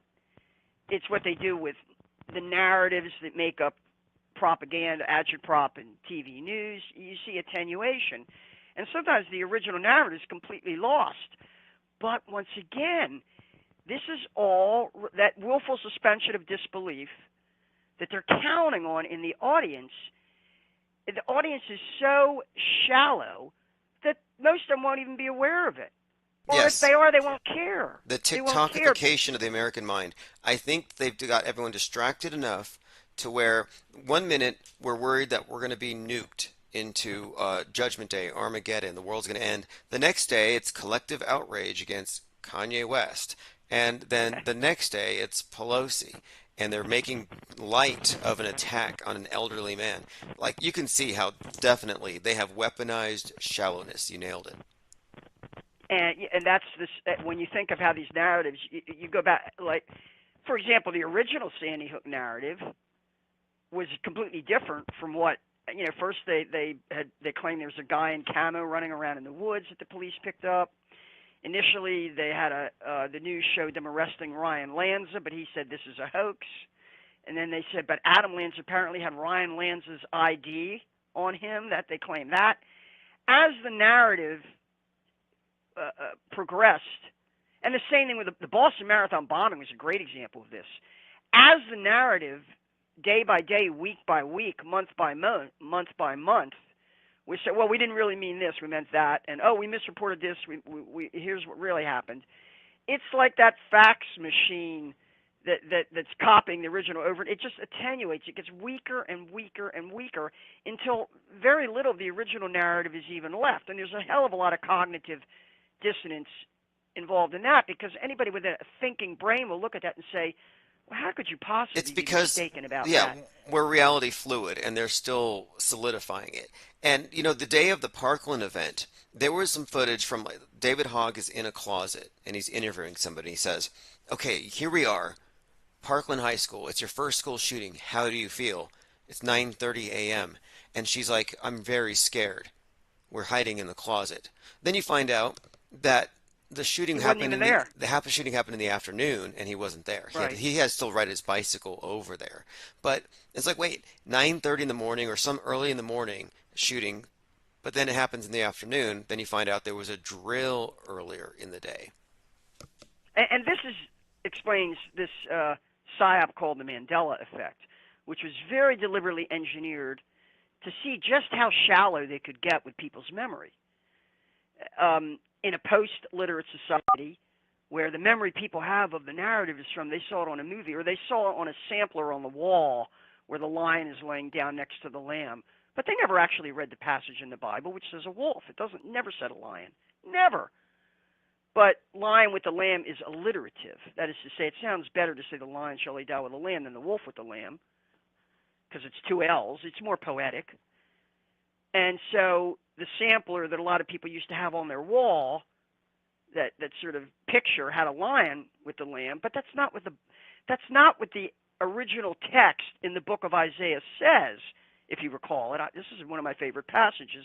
I studied it in the original Hebrew, and then also the Greek version, the Septuagint, where they shall beat their swords into plowshares and their spears into pruning hooks. Lo yisa goy al goy charev. Nation, goy means nation, referring to all the nations other than Israel. Lo yisa goy al goy charev, lo yilmedu od milchama, is the original Hebrew. Nation shall not lift up sword against nation, neither shall they learn war anymore. And then it goes on to talk about the wolf shall lay down with the lamb. This was a very familiar passage to me. And when I heard these Mandela idiots, Brian Stavely, if you're listening, I'm directing this at you. I'll bet you never fucking took one look at the Bible, Brian Stavely, because I know you were a major fan of professional wrestling. Boy, did it disappoint me to see your personal page on Facebook with you beaming, holding one of these WWE wrestling belts. And it dawned on me that you were a fan of WWE professional wrestling, which I really don't like. I've never liked it because I don't think it should be called wrestling. It really bothered me that the NCAA, let me talk about this a little bit. Do you mind if I kind of go off on a tangent on it? One point here on it's about the corruption of values. It really okay, is, because Mandela. if somebody's going to comment on the Bible and they haven't read it, it's like They don't have any. You obviously do. And specifically, though, there's a Mandela effect about Dolly having braces in a show called Moonraker, and he admitted he has never seen the movie. He's making his Well, he entire. wasn't even around. Probably wasn't even born yet when the original movie was made. But he was making Maybe the judgment, as most people do, based on that one little clip. Do you remember? And it's like, wait, there's an entire movie, and you have to look at the entire movie. And does she have braces throughout? But when he said he hadn't watched the movie, I thought, you really, if you're going to be the guru on this topic, you got to watch the material that you're sourcing. Yeah, they all pretended to be shocked about a passage. Actually, there's two places where this occurs. One is in the book of Samuel, I think. I think it was in the book of Samuel, or it might have been Judges. Show of team. I can't, where the God commands the Israelites to wipe out this rival tribe, this rival nation, and kill. It might have been Saul actually who was commanded to do this, and because he spared the stock animals, and I might have taken slaves. He had been, and Prophet Samuel had told Saul, God has ordered you to destroy everything, kill everything. Or I think it says, well, everything that pisses against a wall, which is a very common expression in the ancient world for males, right? The only people capable of pissing against the wall are males, humans, dogs, whatever. And it wouldn't have been, I remember this passage from when I studied it in Hebrew school. But Brian Stavely had people in his group with this Mandela effect stuff, and they said, "Oh, this was never in our Bible. To pisses against the wall." Well, yes, it was. You just never read the Bible. They say shallow. Unicorns weren't in the Bible. Now they are. It's a Mandela effect. And then I looked a little deeper, and some say that any reference to a unicorn is a reference to the rhinoceros. What do you think, rhinoceroses or unicorns? Yeah, that's one plausible explanation. This is, of course, a part of this is just ignorance. As I say, in the Post-Literate Society, most people never read the original text. They just saw it in a movie, or they saw it in a sampler on the wall, right? They never actually read the text or studied it. So it's that level of shallowness in the Post-Literate Society. Oh, my favorite Bible scholar is Russian Vids, who can't remember any Bible verses, but he knows all the Meatloaf lyrics. He closes every video with the Meatloaf lyric, and I'm like, wait, you're the guy who says the Bible's the standard for the truther. If you don't cite the Bible, you're not in truth. It's like, well, then recite some Bible verses. I think we're all tired of Meatloaf. Right, and these are people who have never, ever read Caesar's Messiah by Joseph Atwill, really brilliant biblical scholar. I mean, he's really parsed the Greek right down to every letter. And it shows how shallow people's memory is. Well, it's interesting because his explanation for the creation of the gospel myth, as he would call it, as what he calls a typology, that is to say, for example, Herod ordering that all the male children born on a particular day should be slaughtered because one of them is prophesied to be the Messiah. Well, that's an exact replica of the story in Exodus, where, in Exodus, where Pharaoh orders the killing of the firstborn, and then later, when Moses asks God, it calls down these plagues, it's like 10 plagues or 12 plagues on the Egyptians. The very last plague is that their firstborn the male baby should die, or I guess all the babies should die, or the male baby should die. And the Israelites were told, the children of Israel that were told to the lamb that they slaughtered to eat for the Passover meal, their last meal before they left Egypt, they were supposed to smear the blood on the door so that the angel of death would bypass their door and only kill the Egyptian first. That's a terrible story when you think about it. But what Joseph Atwill is saying is, well, what they've done is the people who constructed the gospel, these Hellenized Jews of the Tiberius Alexander's family. The Alexanders were the Rothschilds of their day in the Roman Empire. They were the richest family in the empire, headquartered in Alexandria, Egypt.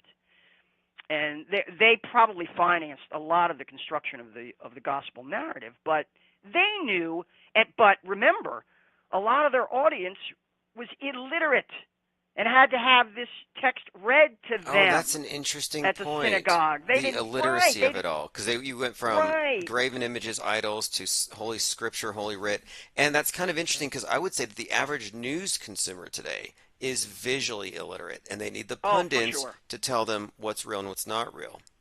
And they're historically illiterate as well. Most of them don't even remember the 1993 World Trade Center bombing, or maybe they were too young to remember it. And to say, well, all that happened God. was they up. You're right. I mean, they I listened to upgraded some, the movie script for 9/11. You know, I saw a TikToker say, "Oh, 9/11, isn't that?" Because they were talking about Osama bin Laden and where he was interred, and some commenter was like, "I thought Osama bin Laden was in the first plane, like he was like he hijacked the plane, he blew it up." Well, and that's the shallow. I was that's happy. the shallowness of memory. It's memory. Boy, more Mandela crap. The memory is so shallow that you can use a typology. You can take these old mythical themes that were already kind of familiar. They're floating around in people's consciousness because they heard these stories told in another context. And if you change a detail here or there, well, instead of Pharaoh, it's Herod the Great. You know, and instead of the Jewish firstborn in Egypt, this time it's in the city of Bethlehem, or I guess in Judea. Yeah, you're talking about the intentional rhyming of your propaganda, aligning it with previous stories. We talk about history rhyming, and that's what Joseph Atwell was saying, is that they constructed the Gospels to perfectly rhyme and coincide and fulfill prophecies. And what is predictive programming but preparation for the fulfillment of it in the news as a form of prophecy in a way? So one could say that the 93 WTC FBI sting operation with this truck bomb in the basement, you could say it was predictive programming, but at the same time, there's typology involved. Because once again, we have the Islamic terrorists, right? Except this time on 9/11, these same Islamic terrorists are flying planes into the towers. Oh yeah, weren't they the ones who tried to truck bomb the WTC? You know, and interestingly enough, on the morning of 9/11, I remember every detail of the reporting of that because I knew it was. First of all, I knew it was an inside job. Here's when I knew it was an inside job. I was sitting there. When I got to work that morning, it was Howard Stern who announced the first hit. He said, "Oh, planes crashed into the World Trade Center. It must be an accident." And then he said, "Oh, it looks like." And then when I got to work, they were evacuating the building that I worked in. So it was a beautiful day. So I said, "Well, you know, I figured it would be another hour before people returned into the building." So I went around the corner to a coffee shop there on Baltimore Street, where I had a bunch of friends there that worked as baristas, and used to hang out there. And I was sitting outside; they had tables set up outside, sitting outside drinking my cappuccino. And one of the baristas, they knew I was following the narrative. One of the baristas ran out and said, "Hey, Lynn, they say a truck bomb just went off at the Pentagon." A truck bomb went off at the Pentagon. I said, "What?" And then 10 minutes later, the same barista came out and said, "Well, now they changed the story. They just said a plane crashed into the Pentagon." I stood right up and I said, "Well, that's impossible." They said, "Yeah, a Boeing commercial jet." I said, "That's ridiculous. NORAD wouldn't let a Boeing commercial jet anywhere near Washington, D.C. That's insane." I said, "And if that happened, oh my God, the Joint Chiefs of Staff is going to have to talk about Pearl Harbor, because at Pearl Harbor, after Pearl Harbor, they court-martialed Admiral Kimmel and Major General Short, who were the top military commanders there. They took the rap. They were scapegoated for this horrible, unthinkable failure at Pearl Harbor. Pearl Harbor, 12/7.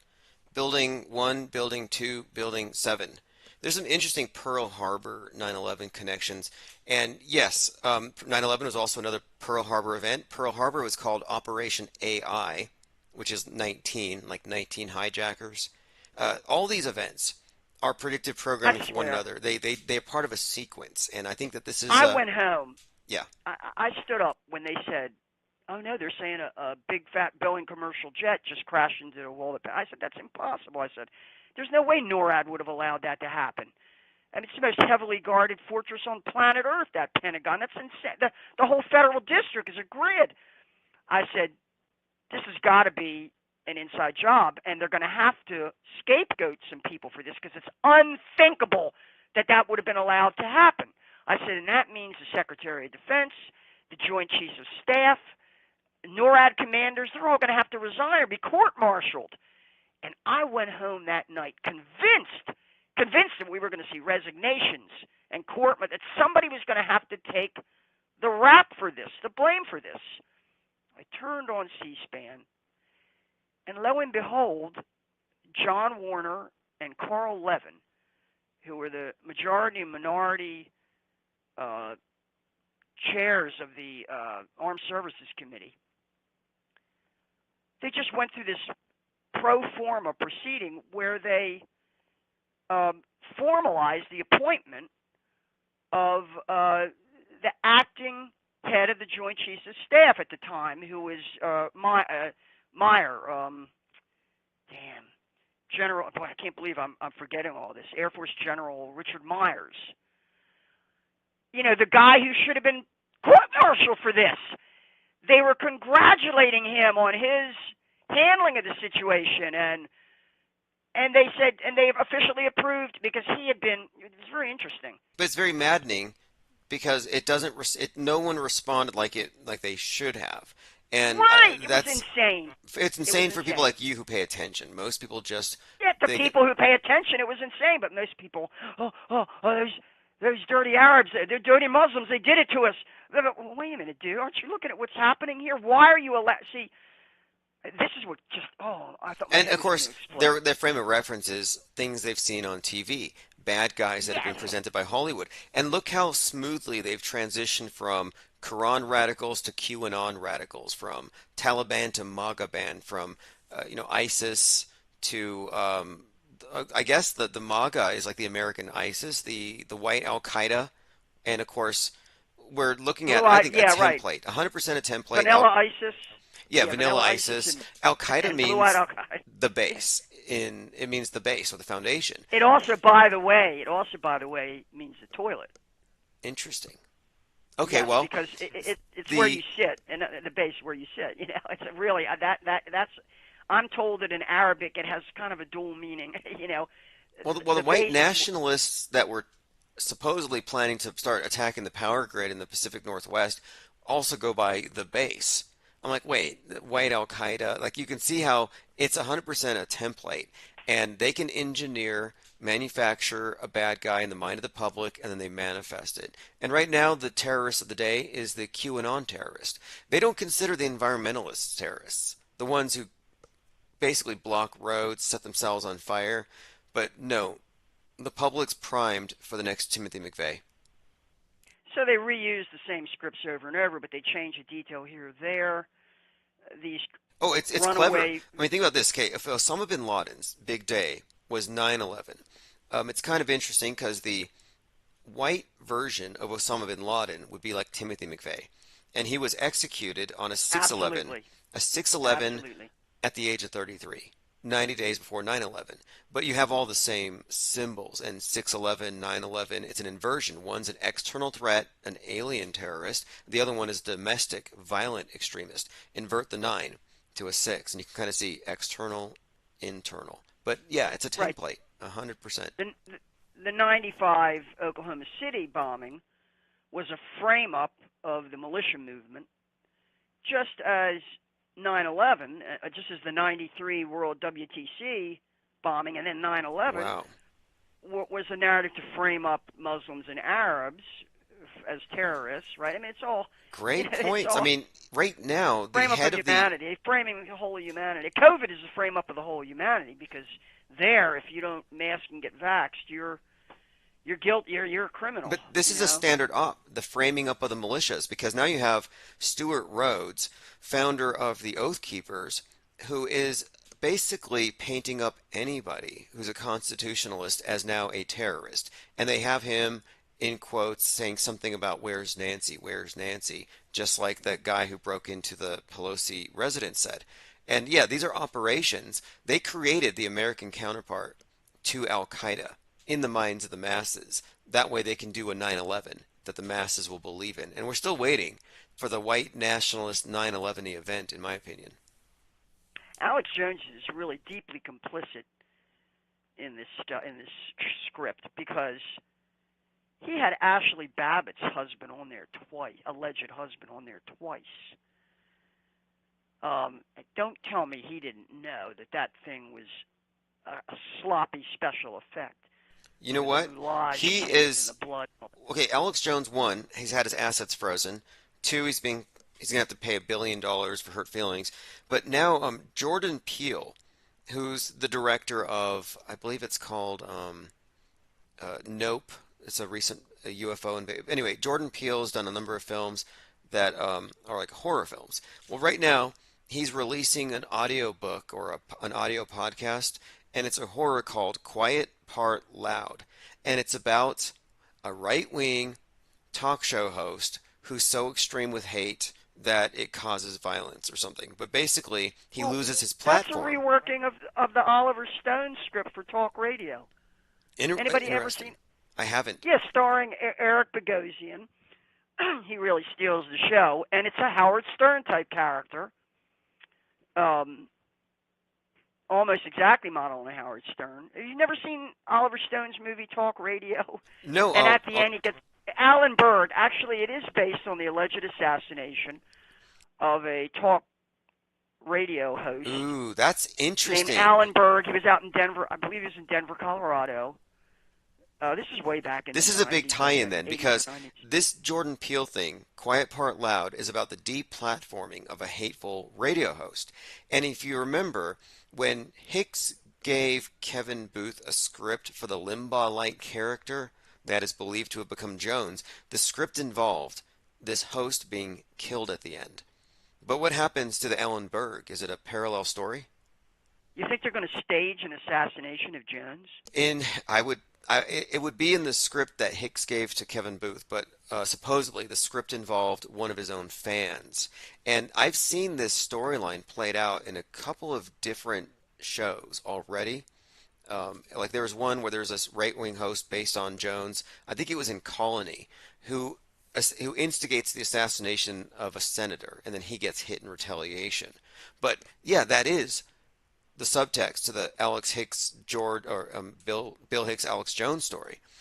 So it's interesting to me that Jordan Peele is doing a story about a Jones-like character getting deplatformed. Well, that's just like Jared Kushner hiring the publicist for The Purge to, to come up with the PR agitprop for Trump's campaign. And I believe "Make America Great Again" was originally a slogan of Ronald Reagan's.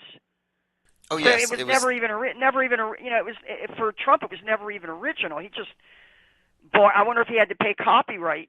Really, I wonder if he had to pay a copyright fee. Well, when to Trump, use Ronald Reagan's original. When he reemerged on the world stage politically, Ronald Reagan was an actor, in case anybody has forgotten. Yes, he was a Reagan, Hollywood actor who they made president. Ronald Reagan and Star Wars and all that. Yeah, but right. when Trump started emerging on the world stage, I thought, this guy seems to be rhyming his whole campaign with Reagan. Make America Great Again. And I think even Reagan got his start. I think he even flew on one of Trump's planes. But I noticed there was a lot of intentional rhyming. Like Reagan was known for speaking, quote, above the heads of the media, talking directly to the silent majority of the people. And that's what Trump was doing with his rallies. He would call out the media, call them liars, and defer people to the online sources. Like, it looks to me like a great deal of repetition. Yeah, I mean, clearly they modeled the whole Trump. The Trump thing was supposed to be a populist movement. We've had populist movements in America before. The original one around William Jennings Bryan ended up taking over the Democratic Party, just as Trump has sort of hijacked the Republicans, I guess, supposedly. And to do that, you really got to start. Well, first of all, you have to give people a focus for their rage and their free-floating anxiety. But I got to ask you this. This is something that is kind of mystifying me a little bit. Do they allow Trump to stray off the reservation, or in fact, is he a prisoner of the vaccine narrative? Because he's really on the spot now. Many of the most enthusiastic MAGA people are anti-vaxxers, and that's because when Trump originally think that he's campaigned, he definitely is taking credit for it. He's the vax father, and it's a huge contradiction because the orthodoxy has been anti. But yeah, as far as have you seen the Candace Owens Trump?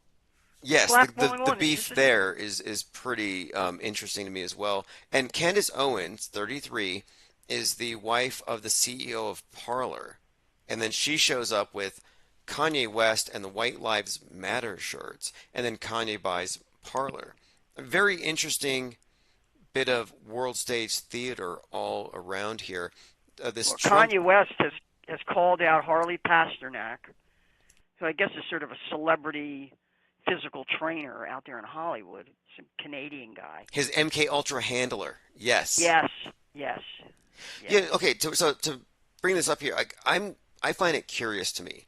Kanye compared his life experience recently to the Truman Show. And I look at some of these people, like these supposed rogues like Kanye and Trump, and I can see why it looks like they could be somewhat stray. Maybe they're going off maybe they're going off the script, and they're going off the program. But maybe it doesn't matter whether they're on this side or that side because both sides are controlled. It's what we call a directed dialectic. This goes back to the trust that the Bolsheviks started. Organized basically in order, the best way to control the opposition is to lead it, which is what Lenin's idea, that really they learned from the German general staff and from the British Empire how to do this, the Bolsheviks, and I have to say they deployed it very effectively. They created this phony opposition, this fake opposition called the Union of Russian Monarchists that was colloquially referred to as the Trust, mostly among emigres, their political opponents in the capitals of Europe and in the United States, as a sort of focal point for resistance to the Bolsheviks. Felix Dzerzhinsky, the founder of the Cheka, he was covertly instructed by Lenin to set this thing up and to pick highly trusted Bolshevik leaders to infiltrate this thing that they were creating and guide it along to sort of convince people that there's good guys on the inside of the Bolshevik Party. And the White Hats, early, the White Hats, that was definitely like the White Hats, hopium. Right, and this was started in 1919, and by 1920, of course, Lenin was dead by 1925, and Stalin was pretty much consolidating his control. The Bolshevik control over the trust was so covert that Stalin was never informed. Stalin didn't even know about it. And it was being run by Felix Dzerzhinsky and his second-in-command, Trelicer. And they were using it to control and lure in these opponents, identify them and control them and keep them spinning their wheels on this treadmill with this hopium that there were white hats inside the party. It worked. Why else would the Bolsheviks allow this organization to exist in Russia unless they were really democratic? That's what people thought. But when Stalin found out about it, he was furious because he at first thought it was a legitimate opposition. And he called in, and then he found out that there were actually old Bolsheviks who were participating in it and running it. He called in to Dzerzhinsky and said, "What the hell's going on here?" And Dzerzhinsky said, "Well, Lenin instructed us to do this, and we were instructed to do it. We were supposed to keep very quiet about it, so most of the party wouldn't know that we were really controlling it, so that it would really be seen as a legitimate opposition." And Stalin said, "Look, we've consolidated. It's 1925. Why are we still following the policy of a man who's been dead like 4 years? Lenin died in like 23, I think. He says, "Why are we still following the policy of a dead man? I'm in charge now, and we no longer have to disguise who we are and what we stand for. Power is power. We don't But have look, to conceal it did work. You're and right. Stalin They ordered did. They did in fact recreate Operation Trust very well. And Parler, which I just mentioned, QAnon. But yeah, exactly. But before the one Well, six, MAGA and QAnon, of course. Really, yes, the whole yes. Trump thing is a controlled opposition. It's all part of course. it, and he's the Judas goat. And if you look at Parler, which Kanye is buying, right in the lead up to 1/6, that was one of the main sites, the alternative Twitter, where everything was being planned before they rug pulled it by taking its servers and pulling it off Apple and Google.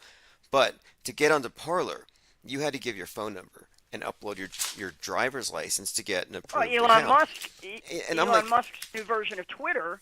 oh yes, yeah, the You got to give them controlled you gotta demo prove you're there. right. But I'm like, wait a Right. minute here. All these people on the right who are insurrection friendly are giving their information, their driver's licenses, their phone numbers to Parler, and then it gets, quote, hacked. And I'm like, okay, I'm in that hack. Whoever hacked it has my info. And I was fine with that because I'm doing journalism and doing research. I have to go into these places. But what an obvious setup. Because now anybody who's anybody interested in an insurrection or in fomenting that kind of delay of the proceedings, well, they know your name and number and address. Stalin, let me tell you the bottom line on this. Stalin was so, he had a big ego. He was so furious when he discovered that this was really being run by the Bolsheviks. He said, what are we doing allowing these people to operate inside our new Soviet Union?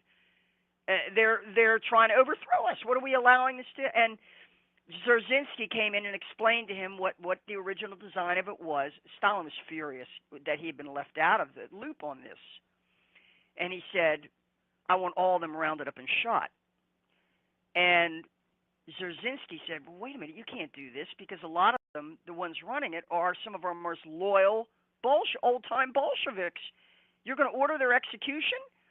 And his second in command, Trelicer, came in and said, well, you might as well put my name at the top of that list because I'm not going to let this happen. These are all our comrades that you're about to shoot for being part of this fake opposition.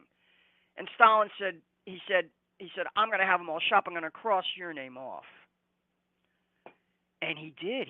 He used it as a pretext to get rid of a lot of old Bolsheviks who were covertly it's so crazy when you look at it, but that's what they will do. That's what they'll do to the left, the Antifa types and the BLM types, when they're done with them. Oh yeah, I wouldn't be surprised if you were to I mean look at Antifa and Patriot Front and tell me that Patriot Front isn't just the right-wing Antifa. And one of the clues here is the founder of the Patriot Front is named Thomas Rousseau. The name Rousseau is synonymous with the French Revolution. And we're looking at right. But I'm like Antifa, Patriot Front, show me the difference. And they all wear masks. How convenient. Well, this leads me to wonder whether Trump in fact has allowed some of these authentic followers who were there on January 6th to be rotting in solitary confinement for the last 2 years when he could have pardoned all of them. Really, he had enough time to pardon all of them. But whether he's allowing them to be... See, you say they're all crisis actors, but I don't think every one of them is. I think they've managed to identify, track, and round up a lot of people who are sort of genuine opponents of the New World Order in their kind of naive way, who were lured into this January 6th operation. Oh, look, they could have provoked and Trump people is into allowing breaking... them to be sacrificed. Yes. Trump allowed them to be sacrificed. Yes, you could have a number of people who, of their own volition, would break laws, collude, and get themselves entrapped. This was a huge honeypot, I think. I just think that the main action was actors, and I think it was more feds. But yeah, obviously there could have been some. Yeah, people Ray Epps definitely was there telling people to go inside. He's an FBI guy. And I think that Baked Alaska. I think Baked Alaska's a Fed. I really do. I think it's a Fed saying, yeah, and hey, also don't... Gavin McInnes, also another one of these. Gavin McSmollett. Gavin McSmollett, I've Yeah, dubbed yeah, him. he's a Fed for sure. And are you familiar with Hitler's Night of the Long Knives? Yes. Right. So this is where these were some of the oldest and most loyal. These are the street fighters of the NSDAP. The brown shirts, Ernst Röhm and his people. They really did a lot of the street fighting on the road to power, beginning from 1923 right on up till the National Socialists finally, in a coalition, got voted into power in 1933. And the army, the old Reich Army generals who were aristocrats, they didn't like these street brawling types. And many of whom were veterans of World War I, by the way. Rome and his crew were had been soldiers in World War I, but they were very radical, and they were social. They were super socialist. They wanted to have a second revolution. They said, we're in power now. Go ahead and nationalize all the banks, and we're going to abolish, capitalism and have a true national socialism. They really believed in national socialism. And Himmler basically needed the agreement of the German General Staff to the National Socialists consolidating their power. But the price that the German General Staff demanded and the regular army run by Junkers, aristocratic officers, demanded was the elimination of these this wild card, these old-time National Socialist brown shirts, street fighters. And Hitler had them all, and also Ernst Röhm and his crowd were super homosexual. they would have these gay orgies and stuff like that, and Hitler had always overlooked this. He said he didn't care about that. Well, Patriot Front is all male, and Proud Boys. I mean, yeah. I mean, there may be something. Gay element there, huh? Well, it may be some kind of, I don't know, some kind of thing. I'm not sure exactly, but these are definitely patterned, and I think they're all pretty much spooks. I mean, they're all feds. When the Patriot Front was revealed, there were 33 of them jumping out of the back of the U-Haul, very dramatic. Well, it turns out that they were feds, according to one of the police there. He said, oh, some of those guys were insiders, they were agents. And it's like, well, how many of the 33 were agents and how many were dupes? I'm inclined to think it's like pretty much all of them are on the inside. See, I think there are dupes, and I think these dupes are sacrificed. Just as the Bolsheviks sacrificed, just as Stalin was perfectly willing to sacrifice all these loyal Bolsheviks who are pretending to be opponents of the regime in this... well, sure, we have seen, like here, we've observed and noted the use of parolees, people scraped off the bottom of the worst places in the prisons and put to use in disinformation and limited Darrell Brooks, the Waukesha crazy SUV driver, because apparently he had an extensive criminal record, and for petty shit, but they may actually be using him in this way. I don't want to. I don't want to rush it wouldn't to surprise judgment. me. It wouldn't surprise me, but like Homeland Security admitted that they were trying to manufacture terrorists for Trump out of Antifas, and it could be that they instigate and they have actors, a mixture of both. But yeah, and someone even pointed out here that that there's a good likelihood that Trump is allowing real fans to become martyrs for him. If you were Robbie Parker, would you want to, and they said, hey, we need you to show up to testify for this Alex Jones trial.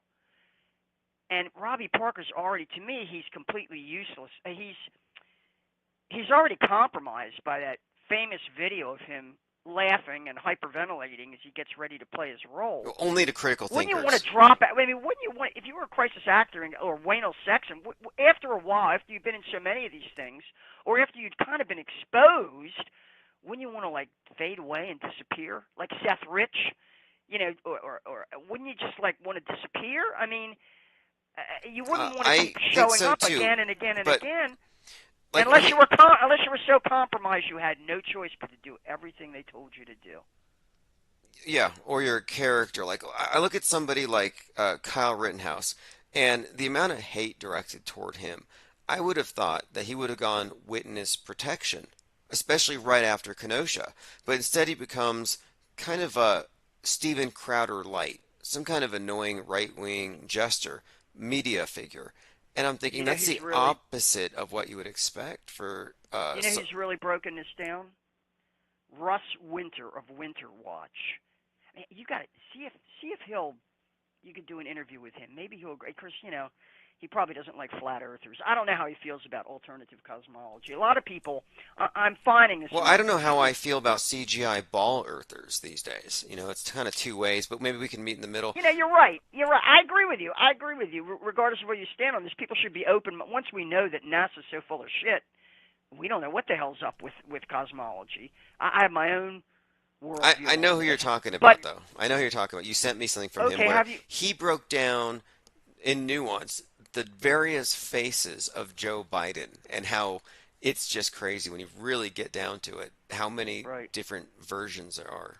That's not all he's done. He's thoroughly deconstructed what you were just talking about, the Darrell Brooks Waukesha thing. And yeah, what was the Kyle. Other thing?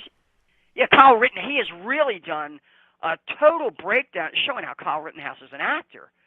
And is completely scripted, and like Kyle Rittenhouse saying he likes BLM. You remember that? Yeah, definitely.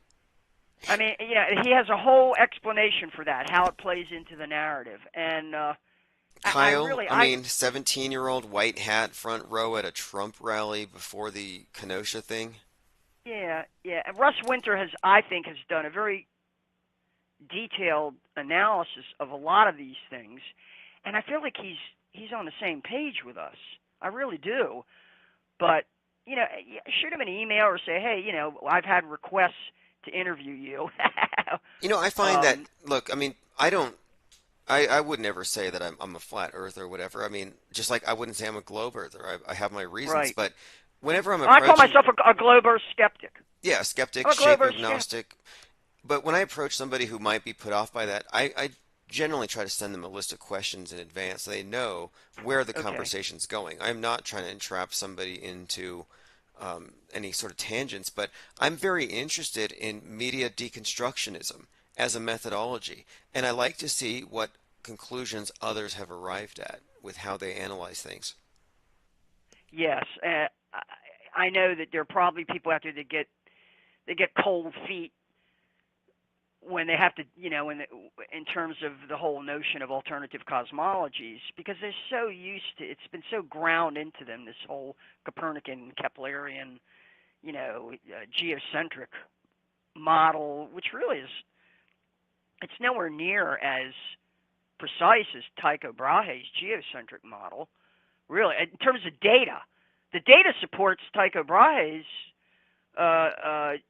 geocentric model for sure, where the Earth is stationary and everything's, rotating, up there, and the sky clock is basically sort of rotating around the Earth, as we call it. Well, most people get stuck at this. They get stuck at why would they fake it?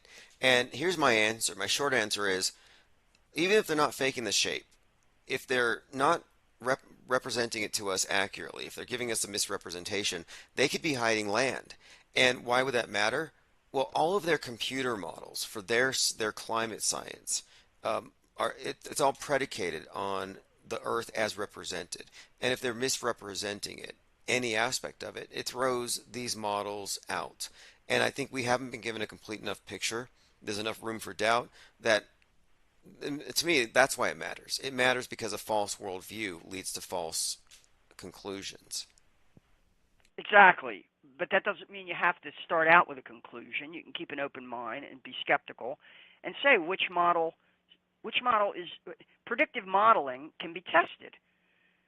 Of course, when you talk about the star clock and Polaris and all that, we do have a few thousand years of records and data that it can be the basis for studying this. But to me, what I see in the sky is nothing more than an optical effect. It's you can be at the beach and get sunburned in the water because the reflection of the sun. You can be wearing a hat or an umbrella, and still get sunburn from the reflection of the sun on the water.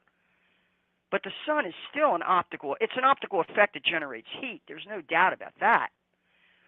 But if I'm looking at a lake, at a reflection of the sun or the moon on a body of water, well, how do I know that what I'm looking out there in the sky is not simply a refraction or a reflection of something else? I don't necessarily know that it's a real object unless I got a piece of it in my hand. You know what I'm saying? It's an optical effect. That's all we can say about what's in the sky. The stars, the so-called planets, the celestial objects, the constellations, the moon, especially the moon. They're optical effects that could be reflections of something else. With the proviso that in fact the sun does actually generate heat, it radiates heat, and even the reflection of the sun radiates heat.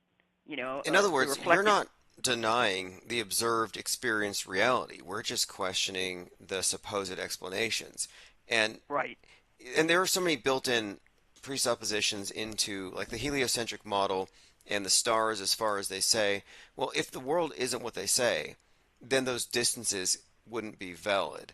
And that's a huge difference. And that's why when we talk about this stuff, people who are only looking at it from the frame of reference they've been given, the heliocentric model, they assume you're talking about a disk floating in space. And I'm like, no, if we rule out the Earth being a ball, then everything about the size and the distances of the sun, the moon, the stars, it all changes.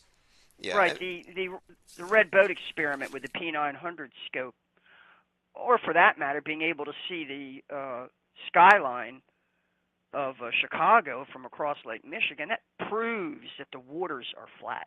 No doubt about it.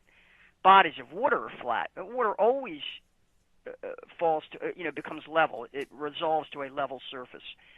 Now, the land itself is very uneven. It goes up, it goes down. We have mountains, we have valleys, but we also have large stretches of flat desert. Yeah, like where I live. I live in a very flat desert, and people say, oh, boats go over the horizon. Well, because of where the sun is right now, near sunset, I can actually see a field full of turbines that are 95 miles away. And I can see them, they look like little white stars in front of the mountain that's 120 miles away. And I'm looking at these things, and I'm like, wait a minute here. If I'm looking at a boat going over a hump of water, how come I'm staring nearly 100 miles away? But the boat doesn't go over a hump of water if you got a P9. It looks like it's going over the hump of water to the naked eye. But if you look through a P900 scope, you say, oh, there's the boat. I can see it now. I'm saying really, really high-powered telescopes completely destroy that whole it's not going over the horizon. If you can extend your vision far enough, it never disappears. And what does that do to the main argument that 99% of the people reach for? Oh, everybody knows because the ancient Greeks saw boats go over the horizon. Well, we just contradicted that. Shouldn't you reassess? It's a total misrepresentation. And who is to say that the Earth is of any fixed shape? Who's to say that it's not undulating and oscillating and vibrating and that its shape is constantly changing? All we know is that the waters are flat.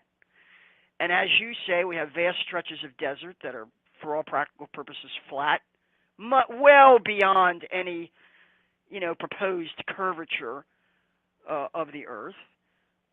We really don't. And when we look at the sky, what we see are optical effects, one of which generates heat, which is what we call the sun, but or radiates heat. I shouldn't say generate, because we don't know that heat is coming from the sun directly. It could be a reflection, because if a mirror, a reflection of the sun on the mirror you can get burned from that. As I say, I've been at the ocean and gotten sunburned from even wearing a hat or an umbrella in the water, because the water reflects the heat of the sun upward and can sunburn you over time. So it's a fascinating topic. Like I tend to stick with the NASA fakery more because it's about perception. Whereas when you get into the shape of the world, it's one of these things. It's almost cosmology, Speculative. cosmography, exactly. It's a big picture. It's important and it's philosophical, but Right. I So think that, if this should come up, yeah, if you want to interview somebody like a Russ Winter, he says, "Well, I have a problem with this, infinite plane flat Earth," or what are you saying? Are you a flat? You could say, "Well, that's provisional. We don't know yet." That's speculative cosmology, and we feel because we determined that NASA's blue marble was totally the creator of the blue marble admitted it was a digital fake because we know this, and we know if we're supposed to have satellites in orbit, but we never get we never get an authentic image of the Earth as a ball. That's bullshit. They're making that up. Then all bets are off. All bets are off, and we're into the realm of speculative cosmology. yes, and you can say, well, speculative that's cosmology. purely I like that. speculative. That's I like what that it though, is. And, because science isn't supposed to be settled. New facts, you got to change things, and we don't have all the answers. Even more the people. data is needed. More data is needed. We don't have enough data, and the data we've been provided with, it turns out, is fake. Therefore, fabricated. it's premature to have a conclusive model. And they can't fault us when they say, where's your flat Earth map? It's like, well, where's your map of the universe that tells me what's at the edge? We're all left falling short of the total big picture. We just disagree on, what the picture is beyond what we can physically verify without the aid of course, CGI models. I had a curious encounter with this a couple weeks ago. So, I'm at the age where they wanted me to go in, in for a colonoscopy. Every 5 years, they want you to go in for a colon scan. I went in there, and one of the nurses, I got into a discussion with her about, medication for hypertension and all that. She says, well, I'm on it too, but I didn't like it. One of them, they had to replace it with another, and we were discussing this, one of the nurses. I said, well, you look awful young to be on blood pressure medication. She looked at me, she said, well, I'm 61. She was in great shape for 61. She says, I'm 61. I said, wow. I said, the first thing I always say when I see somebody who's old but in great shape is, what's your workout? What's your workout? And she said, oh, I do this, I do that. She said, but I was planning, before the COVID thing, I was ready to take a trip to Antarctica. She says, I'm definitely going to go to Antarctica.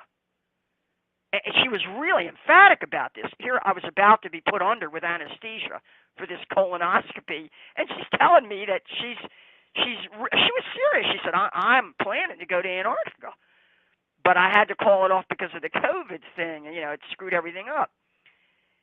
And I looked at her and I said, oh my God, I said, you're not a flat earther, are you? And she looked at me and she kind of grinned and sort of, shook her shoulders a little bit, and then I was out with the anesthesia. The discussion was over. But, people, I think, they know NASA's full of shit. And so they're going to want answers. That's what's happening here. Obviously, very intelligent, thinking, independent-minded people, they're going to want answers. And they will pursue whatever their dream is to get these answers. And her dream is to go to Antarctica. It's the most important thing in her life that she wants to do. I was kind of really struck by that. I think that there should be as much interest among the anti-flat earthers as there are on the pro-flat earthers as to solving this conclusively to the satisfaction of even the most intransigent flat earther. If I was on that side, I'd be like, I'm going to Antarctica, and I'm going to come out the other side, and I'm going to laugh at you all. And nobody's doing that. They're just letting the question go out there, and they're just attacking anybody who asks the question. Meanwhile, none of the flat earthers are ever talking about going far, far south. They just talk about, well, these days the conversation's been muted by the media, and they've destroyed any sizable community around it where they could actually crowdsource some kind of, exploration.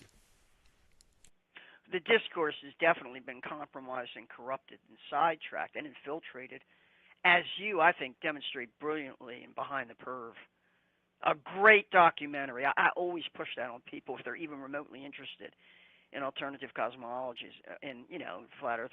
I say, hey, you got to see behind the perv, and people do like it. They really do like it. It always gets a positive response because it shows the political infiltration of this thing. So it must be a really dangerous idea. That they wouldn't be, and as you said, YouTube banned flat Earth discussion at a certain point, right? Why Yeah, would they that's the bother main to do thing. that?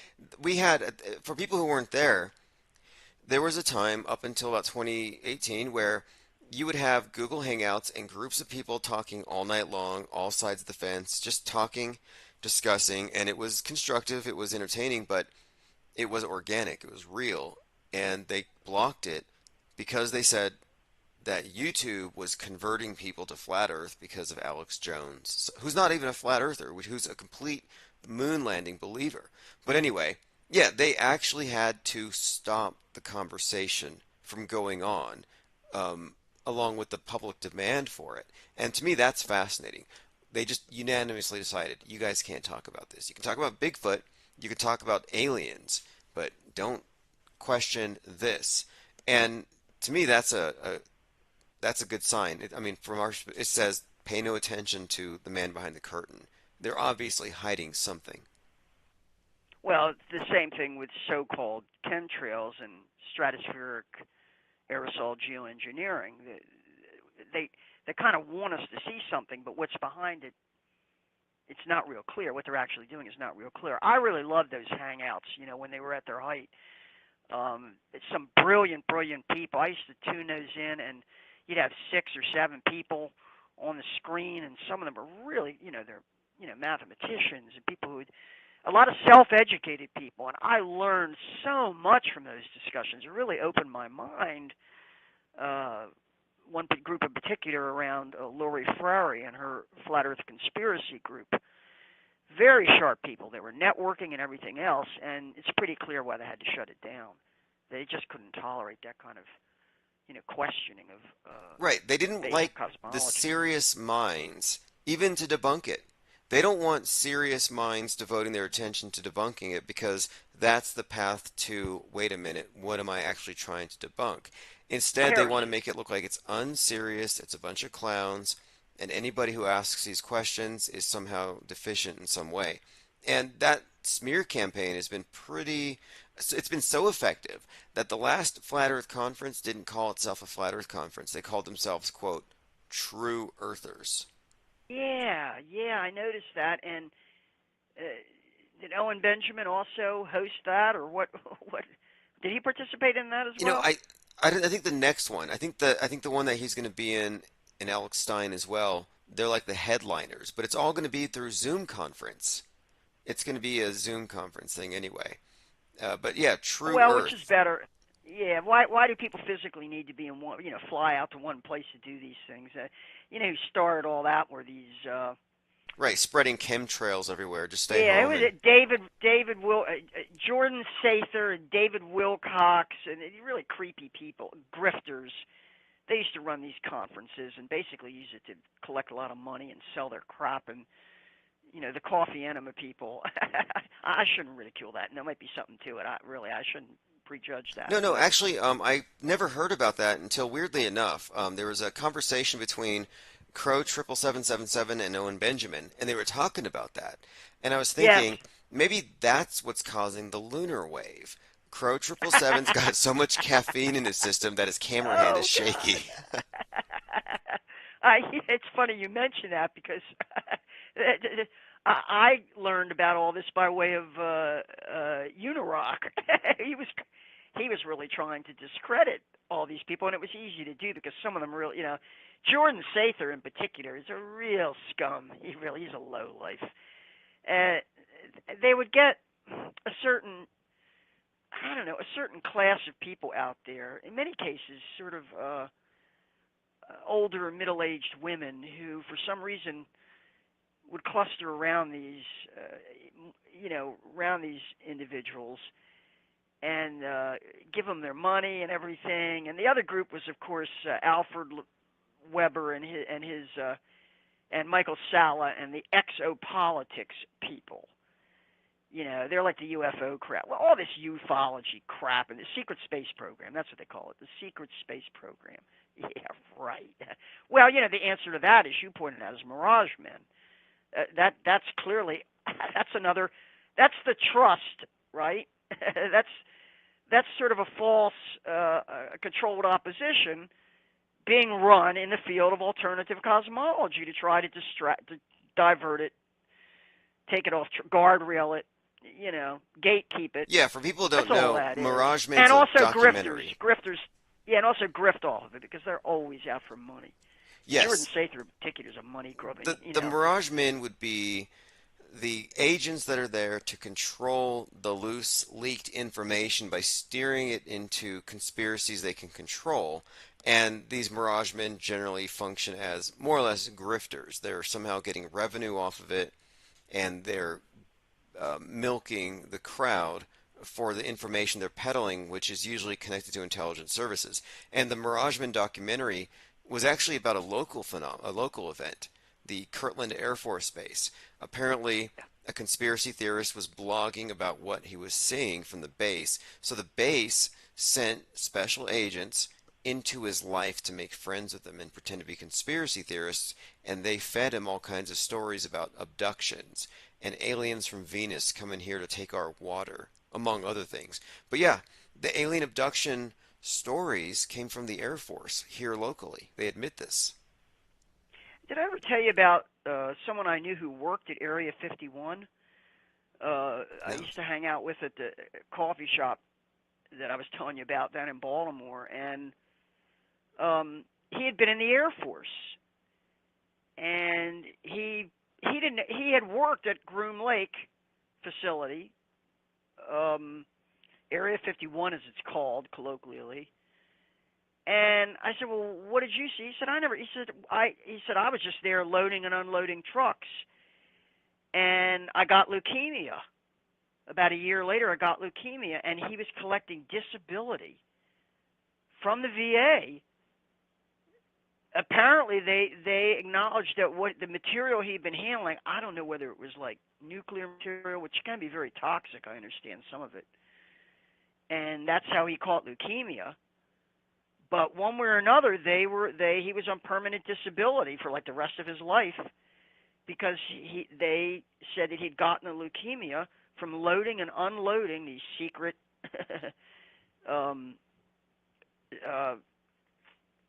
whatever you want to call it, out of pallets of material out at Area 51 at Groom Lake. And that was all he knew about it. That's really all he knew about it. He said, I never really saw anything unusual out there. He said, I know they were testing stuff, but I never saw anything. But that's the closest I've come to actually meeting somebody. And that's the only time I've ever known somebody who worked at Groom Lake in Area 51. And I thought that was kind of interesting, though. He wasn't the least bit curious about it, really. Well, okay, Area 51, of course, Roswell and all this stuff, very interesting. The Roswell crash was in Corona Field, 1947. But 1946 was the year of the Jack Parsons, Marjorie Cameron, L. Ron Hubbard, Babylon working. And that was the year that was actually the first UFO sighting having been reported, and it was Marjorie Cameron. The woman hanging out with Hubbard and Parsons, the priestess in the ritual, is actually the first UFO witness, and that was a year before Roswell. It's all witchcraft to me. They do spells on people and keep people preoccupied with it. Oh yeah, it's fascinating too when you consider that you have Jack Parsons and L. Ron Hubbard, basically progenitor of modern rocket science or major godfather of rocket fuel, slow-burning rocket fuel, with the godfather of science fiction, space religion, Scientology, the creator of it. I mean, that is really, to me, the fusion that created our modern worldview. Science fiction, movie magic, and mystery Babylon, which is what Disney played a pivotal role in that, of course, the whole Disney Yes, empire. we live in a Disney universe, and we still do. I mean, we do. We live in a Disney universe. It's a cartoon when you go above the Carmen line, from what I've seen. Yeah. Well, I've run around the corral on this, so I probably should Yeah, actually, bid hey, you goodbye at it's this been point. great catching up with you, Lynn. Everybody loves your calls. Good to hear from you again. And everyone who missed out, How's the? yeah, Yeah, continue to give us updates on the pursuit of your legal case against this slime. Well, I'll drop a we want couple to know more updates. about that I'll because. give a couple updates here because I just put out a press release on the topic. All right, well, hey, great for a great call. Thanks for calling, and we'll catch up again. Take care. Awesome. All right, let's see here. Yeah, a couple of updates on the suits. Okay, well, for those who don't know, the main thing against me has been cyber squatting, and there are 35 or 40 domains that were stolen in order to direct traffic away from Infinite Plane Society, Infinite Plane Radio. Admittedly, these bad faith domain registrations to steal traffic, it's a form of piracy. It's a major, it's a property crime. It's called cyber squatting. The Anti-Cyber Squatting Protection Act explains why this violates certain fair trade practices. It's very destructive. Anyway, the person who has been buying these domains to suppress this channel also falsely claimed to be me, claimed that my voice was his to YouTube's legal department in 2018. So, since 2018, anytime this guy puts a copyright strike against my content, they take it down because he's me from their perspective. Well, I got a copy of the email he sent to YouTube's legal. I showed this to the FCC. I reported YouTube and this person to the FBI IC3 cybercrimes, and I was told by someone at the FCC that we're looking at felony identity theft. And it's not just the private individual, but YouTube is complicit. I'm not sure if they colluded knowingly, but they've been involved in this. So one of the reasons why we've had 150 plus YouTube channels is that according to YouTube and according to Spotify, I think now, because the reason why Spotify pulled our podcast off is they said somebody claims that they own the podcast. Well, who do you think that person is? Now, as far as where it's going, it's getting to be interesting. We'll see where it goes. But my next move is next month I'm filing suit against YouTube for identity theft. And I'm basically suing YouTube and this person together in order to hopefully put a spotlight on this and get some kind of grand jury indictment against this individual. And I think YouTube's legal will help me in this regard. I've been working on this for some time. It's been difficult, mainly because this person is hard to serve papers because he works for, well, he's known to the White House travel agency. He's with George News. But YouTube's a part of it. That's my point. YouTube is complicit, and I have evidence. And I put out a press release basically saying I reported YouTube to the FBI, and I have the email headers to prove it.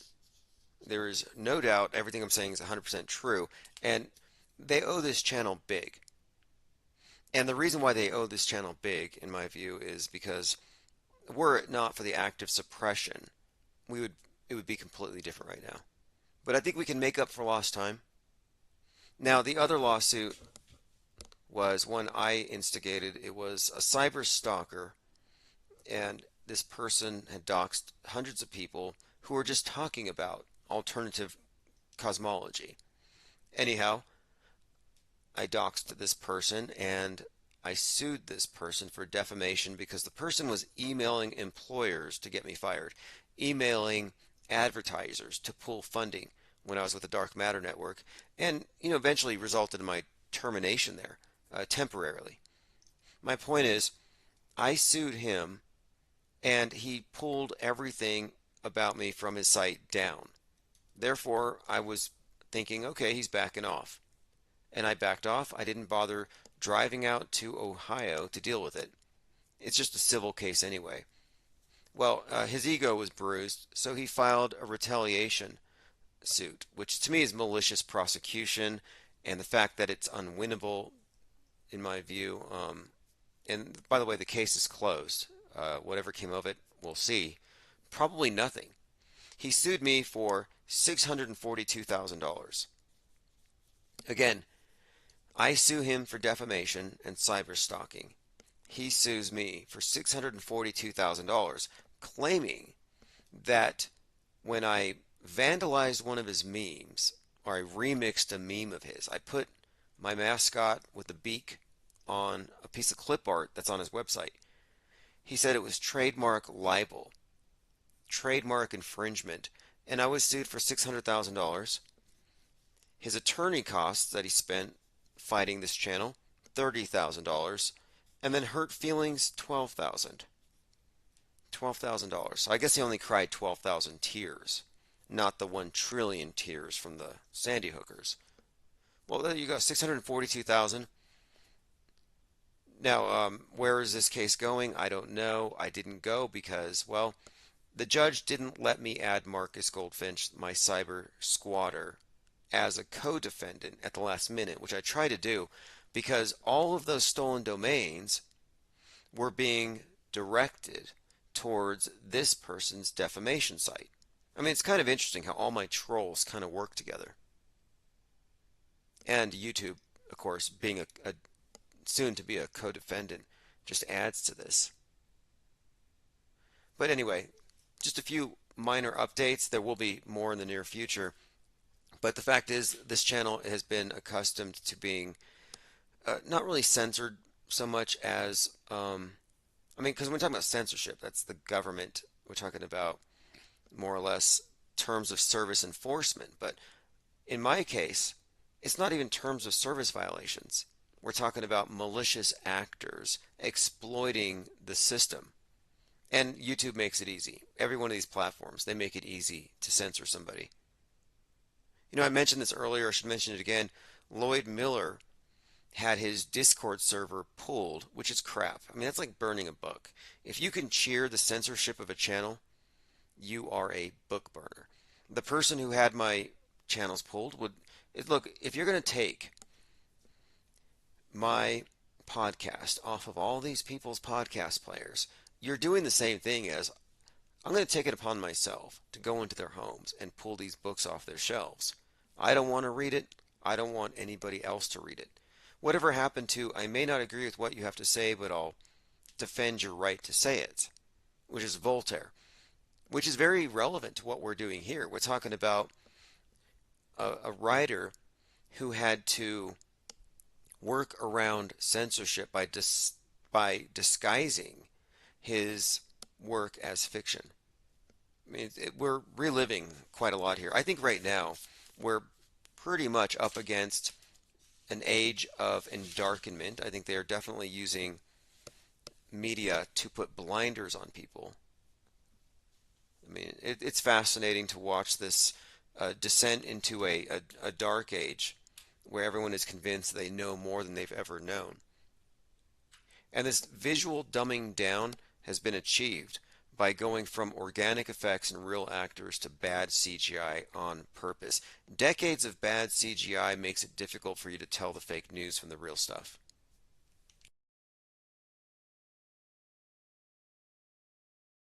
Diana South says they try to wear you down, but it makes you stronger. Yeah, well, we've evolved. The think tank is the main thing they try to censor. It's not me. It's the real-time interaction with dozens of people, human intel. It's the callers, it's the chatters, it's the interaction that they hate. Like, if you think about it, traditional radio has always been very gate kept. You have the host and you have the listeners. The listeners don't know each other. They're scattered around. The host is in a one-to-one relationship with the listeners. That's kind of like in a university or a school setting. The teacher talking to the students. Yeah, there's a big group, but it's all one-to-one. No passing notes. That's cheating. Now, what we've done here is it's the same kind of platform. We're broadcasting. It's one person, but what we've done with the chat is now we're all in the same classroom. We're all passing notes, and I can read the notes that are being passed. This is different from the gate kept. There's no gates. There's no fencing between the listeners themselves. And that's what is different about our think tank. that level of interaction.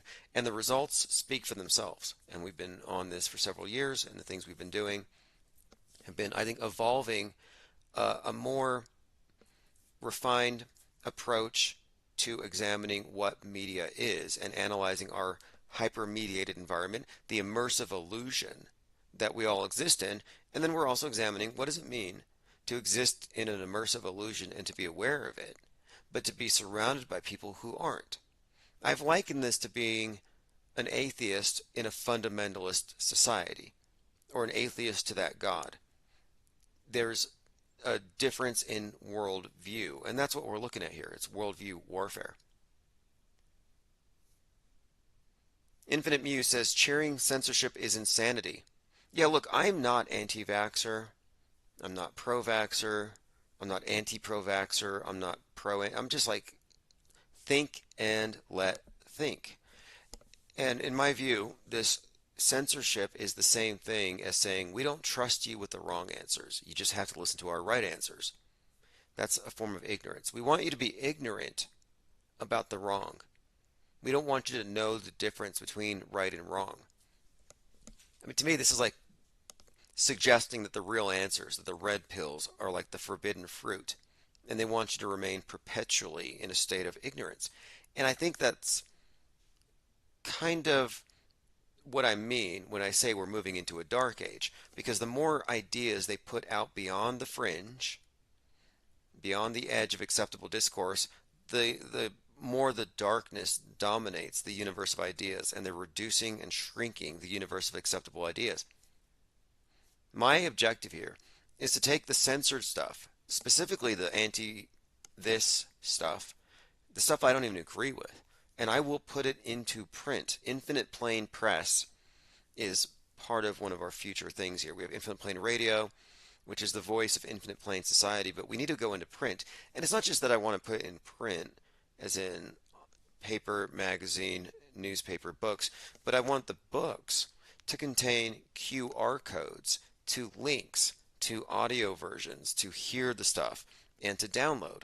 That way you can replicate. So every book is now a center of meme pestilence from the perspective of the censors. Every book can be used to replicate and re-upload. I mean, there's a reciprocal relationship between the books and the web. These things will be interactive. Just like going on a magazine's website and you click the links, well, your book will be interactive.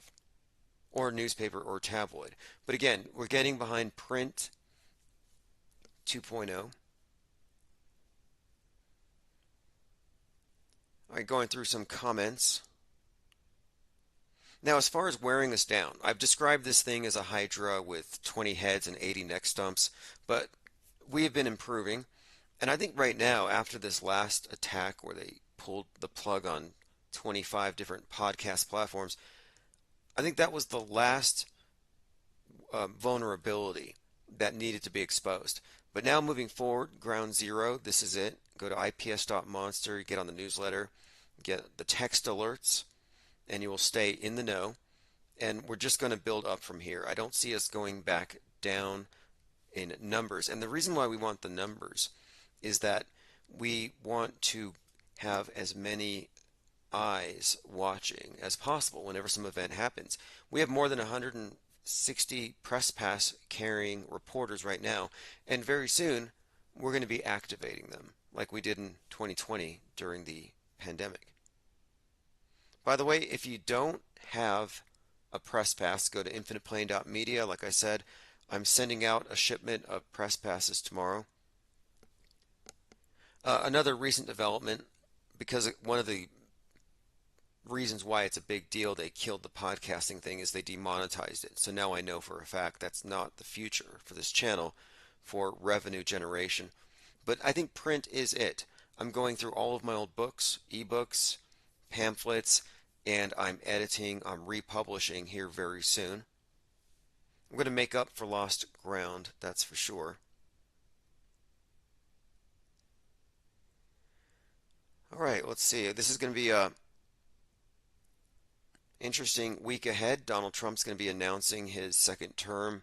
I don't know if it's going to be with Kanye, JFK Jr., Hitler, Who's going to run with Trump? We shall see. Alex Jones, again, if you're one of his neighbors, he's out of food, so you might want to watch out. They're cutting off his access to all of his resources. Making sure we haven't missed anything else. All right, well, same time tomorrow, if not earlier, and get on the newsletter. That way, if you missed out on this, we had a long phone call tonight. I think we had Lynn on for about 111 minutes. That is going to be in the archive. That will be emailed out immediately after. And we are back on SoundCloud. SoundCloud Infinite Plane Radio. All right, thanks for joining. This is the 33rd Degree, Lucifer Tim, going back to the 24/7.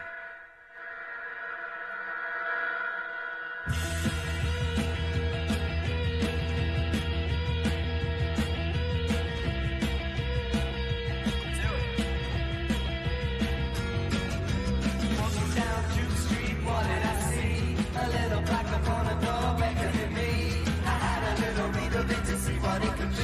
It said this is the court of the 33rd degree. I was taken aback, a little suddenly, as I looked askance at this door in front of me. Yes, there was a black lady stating it to be the Supreme Court of the 33rd degree.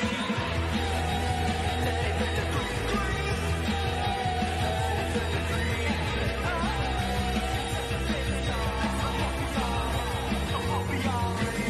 I sat my days upon a hill. I sat and gazed across until I saw the most amazing thing. The sun and moon are closing in, and other people carry on down below. Just because they don't know just what's really happening. The sun and moon are closing in.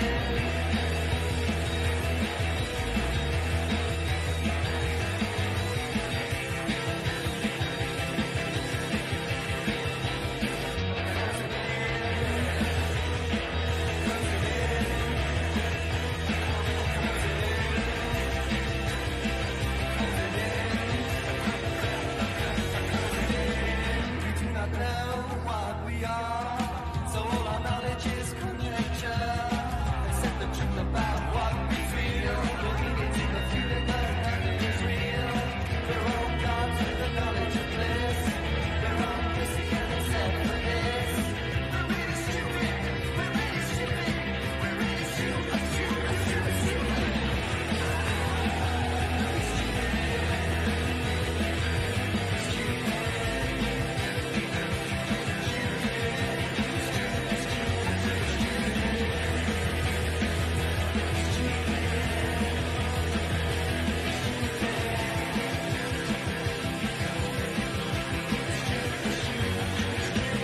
Myself, I am a joke. I contradict myself very well. I contradict myself, I am large. I am a multitude. I am a multitude. I contradict myself, I am a joke.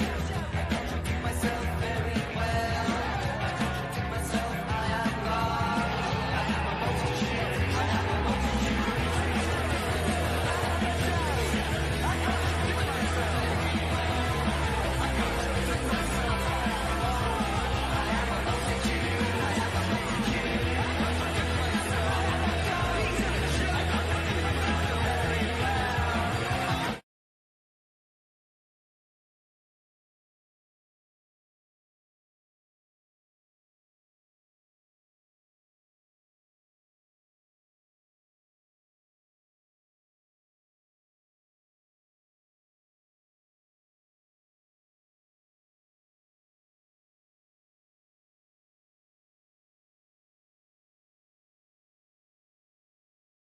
They telling me different things. That's the post be pulling strings. But I know they playing the games. Since I found out the day, I live on it every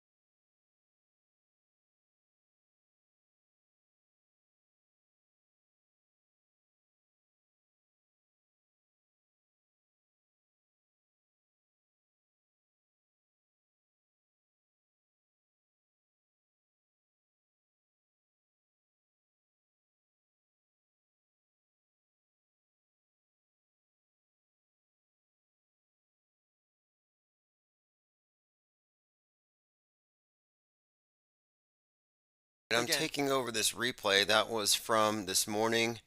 The Rock is rubber. Liver King is fake. Twitter exodus is prep for internet quarantine. And we may continue this discussion along those lines, specifically the last point about this internet quarantine that the celebrities are doing, specifically the lefties, and how it's all theater to lend credence to the idea that Elon Musk has turned Twitter into some kind of right-wing hellscape. And this is all part of a lead up to what I think is going to be a lockdown of the internet, a quarantine. You don't get on until your mind has been vaxxed. And I was talking about this today in the Discord server, this idea of mind viruses, which isn't really a science, it's more of a pseudoscience. But, notably, Musk had tweeted something a couple days ago about the woke mind virus, which was trending. Now, the mind virus term comes from a book called Virus of the Mind by Richard Brody.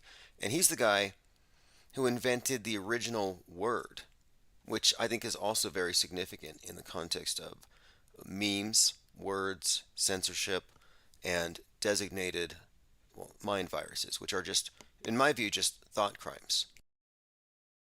And, of course, this is very consistent with 2020 and the pandemic, which I think was just a build-up toward this, which is the infodemic, which is what they're now in the process of working out a strategy for containment. And they're getting the public behind this. And the people who are leaving Twitter, and they tell you on their way out the door they're leaving Twitter, they are essentially going into quarantine, leading the way. And I saw this coming.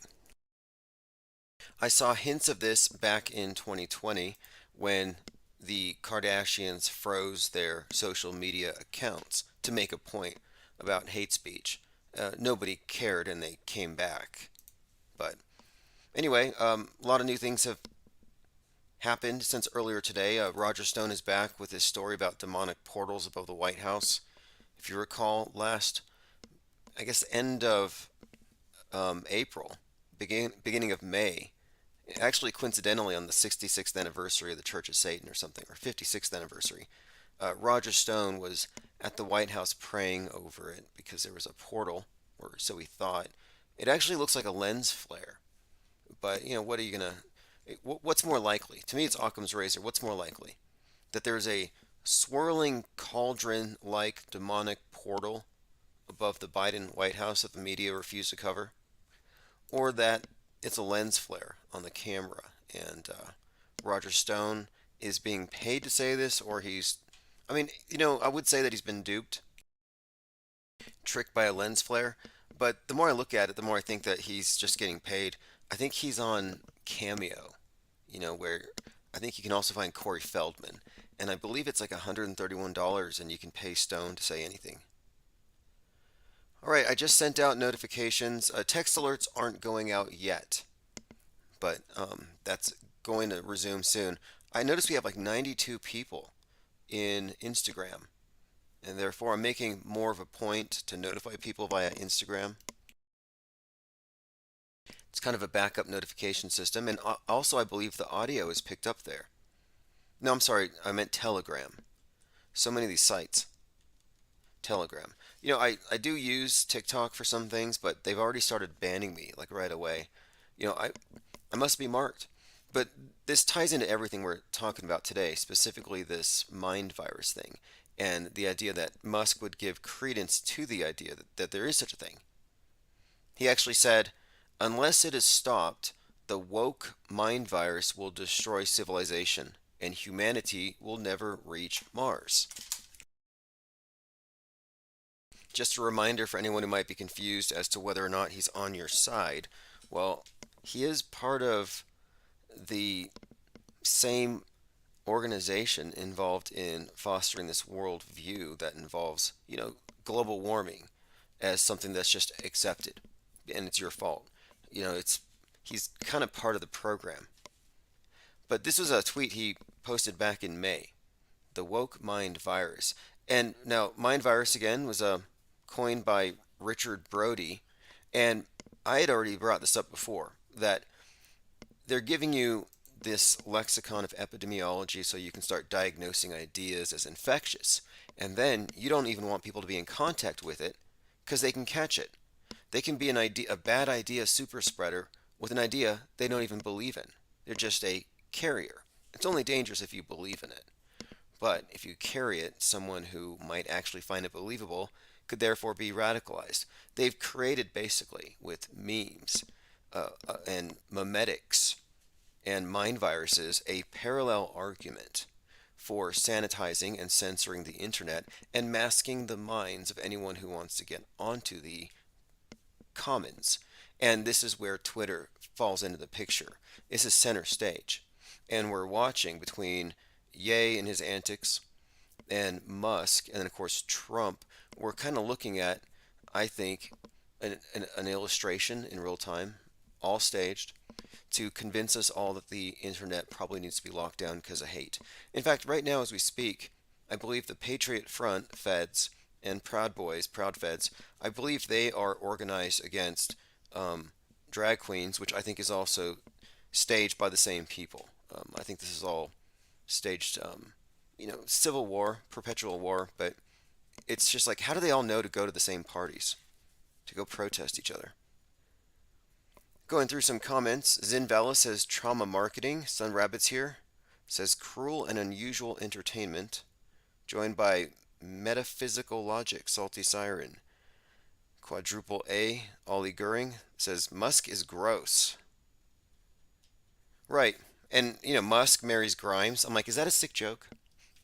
Musk, Grimes, and like their baby Yucky. I mean, there's all kinds of weirdness around them. We were talking about Musk's ex-wife, Justine Musk, who wrote a book about cloned, basically cloned bodies in underground tunnels that are waiting for satanic rituals to bring forth fallen angels to inhabit them. And this is part of some apocalypse agenda, of course. But anyway, I'm just saying, what did they talk about? Like while they were dating at a picnic, where he's taking us to Mars, she's writing books about underground tunnels and incarnating angels into clones, and then he gets into tunneling underground, and now he's all about Neuralink. I mean, there's something there. Yes, we are live, joined here by Mom with Sons. My objective here is live in the mornings, doing a lot of the work of building up the IPS Institute, which I'm developing some projects that you're going to find very interesting. I have an idea for an uncensorable world stage deprogramming manual, as you'll see. And it's going to do the job, I think, of Thomas Paine's Common Sense, but in the realm of media. And I have a distribution network, everyone who carries a press pass. It's going to be epic, but we'll leave that to the side. I don't want to give our friendly competition any kind of a heads up. But my objective here is morning is serious work, discussion, metascript decoding, going over the intel that we've gathered over the previous 24 hours. And the evenings are going to be open to phones. And right now, in fact, I should just jump right into voicemails. I know a number of people are leaving voicemails. 833-311-1984. Again, easy to remember, 833-311. Of course, the day the pandemic started, and 1984 is the year that it is. Don't let them fool you and tell you it's going to be 2023. It's still 1984. And what they won't tell you is that New Year's Day is when the entire world is in sync, worshiping the god of the Thelemites, the occultists, the witches, the Masons, Sirius, the dog star. That's what the ball drop represents. You're counting down. Well, at midnight on New Year's, Sirius, the dog star, reaches its highest point in the sky for the entire year, at which point it begins to drop. Okay, let me go ahead and play a voicemail here. Again, I have a lot of these, and then we'll proceed to go through the notes and tweets. Let us know if you need to get back to us. You have important information about the current event. You can reach our... Okay, I can read the transcripts. let us know if you need. Oh, get back to us. You have important information about current events. Yeah, it's true. We really do. And it's not just me, of course. It's the think tank. That's the actual focal point. Let me go ahead and continue here. Do you think they're gone? Do you think they're gone? We are not fucking around. Be careful what you wish for, because the genie is still sucking on my mom's bottle. Okay, I'm hoping that's a wrong number. I really am. 833-311-1984. Feel free to call in as well. Like I said, I'm going through a number of voicemails. That was just one. I don't know if he was talking to me or someone in the room. Like maybe it was a butt dial. Does that happen with an iPhone? Yes, you may be aware that Elon Musk has just openly charged Anthony Fauci with the murder of over 1 million people by means of the gain of function research. Okay, great. Thank you. That's Lynn. I'm glad this was brought up. I just saw this and I was watching some videos on this just now about how Elon Musk has posted some tweet. I think he offended the LGBT, MSNBC. He offended a whole group of people because he made one of these old pronoun jokes. And then, on top of it, to add insult to injury, he said, my pronouns are prosecute Fauci. And it just seems like, okay, Musk being Musk. However, apparently, in today's political climate, even mentioning somebody in a negative light puts them at risk. Now look at this on the screen. There's a commercial playing. Just random note here. It's got black goo, Saturnian cubes, some kind of demon, I think that's venom, and satellites falling from the sky. And children playing a board game around this thing. But they could just as easily be conjuring something. Unbelievable. I'm sorry, I'm looking at a commercial for a board game, and it looks hella demonic. It's called Marvel Battle World. Okay, let me get back. Yeah, Fauci basically says that his family's being threatened, his children are being threatened and harassed by trolls. And I'm seeing the word trolls popping up quite a bit lately. Disaster trolls are what they're now calling people who go investigate and meet with suspected crisis actors, which I would never do. I'm more interested in knowing who wrote the script, who directed it. I don't care about the low-level bound and gagged. NDA, non-disclosure agreements have this. There's this wall of silence. You're just not going to ever have a whistleblower. In fact, we may get into this later, but we have a lot of reasons we've come up with why there wouldn't be any whistleblowers, nor would we expect there to be any. Restless Bear says, I went from barely hearing about Elon Musk to random people in real life bringing him up. Yeah, it's seriously exactly that. It's a PR push. They have force memed Musk's face out there. They did the same thing with Ye, with this dangerous misinformation meme. And of course, Twitter's center stage. And I mentioned this earlier when Ye was hanging out with Candace Owens, the wife of the guy who owns Parler. I was like, yeah, this is all some kind of alt-right provocation. But I mean, we're past midterms, so I'm not really quite sure where they're going with this. But it seems like the public attention span has run out on the whole Ukraine thing. I hear talk about in the next 48 hours we might get nuked. Probably Seattle. Infinite Plane Radio. Wow, I can't believe I got on. Let me turn down. Can you give me 30 seconds to turn down the computer? Yeah. And I was listening. I got your voicemail here. I was just listening to Fauci complaining about how he's been made a target of trolls, and his children as well. And I've seen memes. And oh yeah. Well, Elon Musk. Let me turn down the sound. Give me like 30 seconds. 30 seconds, okay? 33 max. Oh, okay. But I want to be clear. I am not of the opinion that anybody died. I saw a lot of dancing, twerking nurses. I know a lot of people got paid. I know there's a lot of grift, a lot of loans given out to people that didn't need them. It was a major fashion statement. If you look at what 2020 was really about and how it was pushed, more or less fashion statement.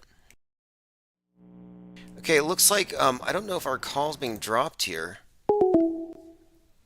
Hopefully we can get that call back. Let us continue. I was going through the notes. Oh yes, Musk is introducing into mainstream the mind virus. And like, okay, a mind virus. Well, this again is something you could vaccinate against, I would imagine. And so I happened to look up Richard Brody, who again invented Word.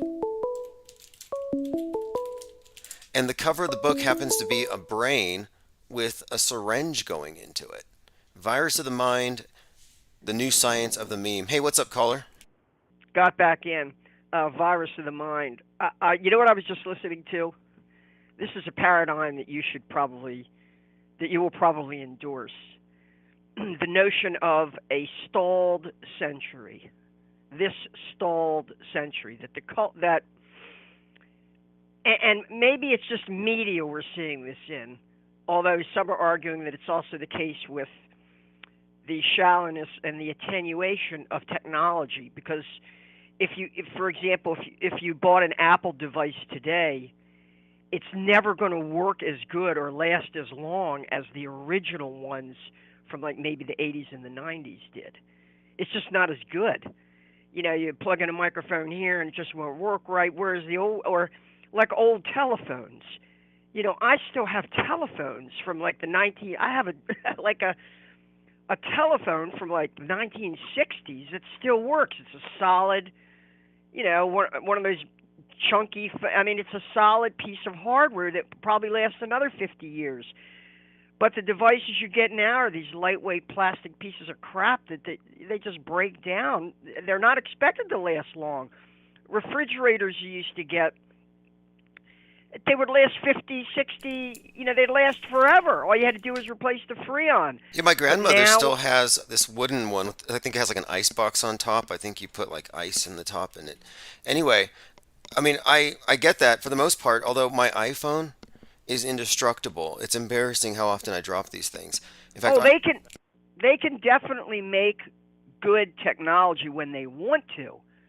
It's not that they don't have that capability, but it's almost like they're making a deliberate decision to kind of hold back, to either cheapen or hold back or debase or degrade, or they're giving us the also-rans. They're giving us the stuff that maybe was rejected because of poor quality, but they decided to manufacture anyway because it was cheaper by the dozen or cheaper by the thousand, cheaper by economies of scale and mass production. Well, it seems like we've been super distracted with the communication devices and social media. Meanwhile, it's 50 years since anybody's been to the moon. I'm like, has there been any development on that front? Yeah, None. That sums it up. That really does sum it up perfectly. That it's been 50 years since we've been to the moon. Of course, that's a you know what this makes me think of? Now, for the longest time, a lot of my life, I've been fascinated with this idea of the decline and fall of the Roman Empire. I have read that what happened with Rome, at least the official narrative, and since we auto-hoax history itself, we don't know how much of this is true. We don't know if the chronology is any good. Yes, let me come in really quick here. Even though I may dispute whether these things are real or fake, I do my best to learn the official accounts. I think it's important to know the side that you're actually criticizing. And I do think there's a lot that you can extrapolate from the fall of Rome and how it may be kind of a theme, maybe it's a meta script that could be, the basis for what they're doing now. Well, the term that Joseph Atwill uses is a typology. Typology it's sort of a generalization of Carl Gustav Jung's idea of the archetype. These are just these universal symbols, universal memes, universal ideas that just keep getting reworked over and over and over again.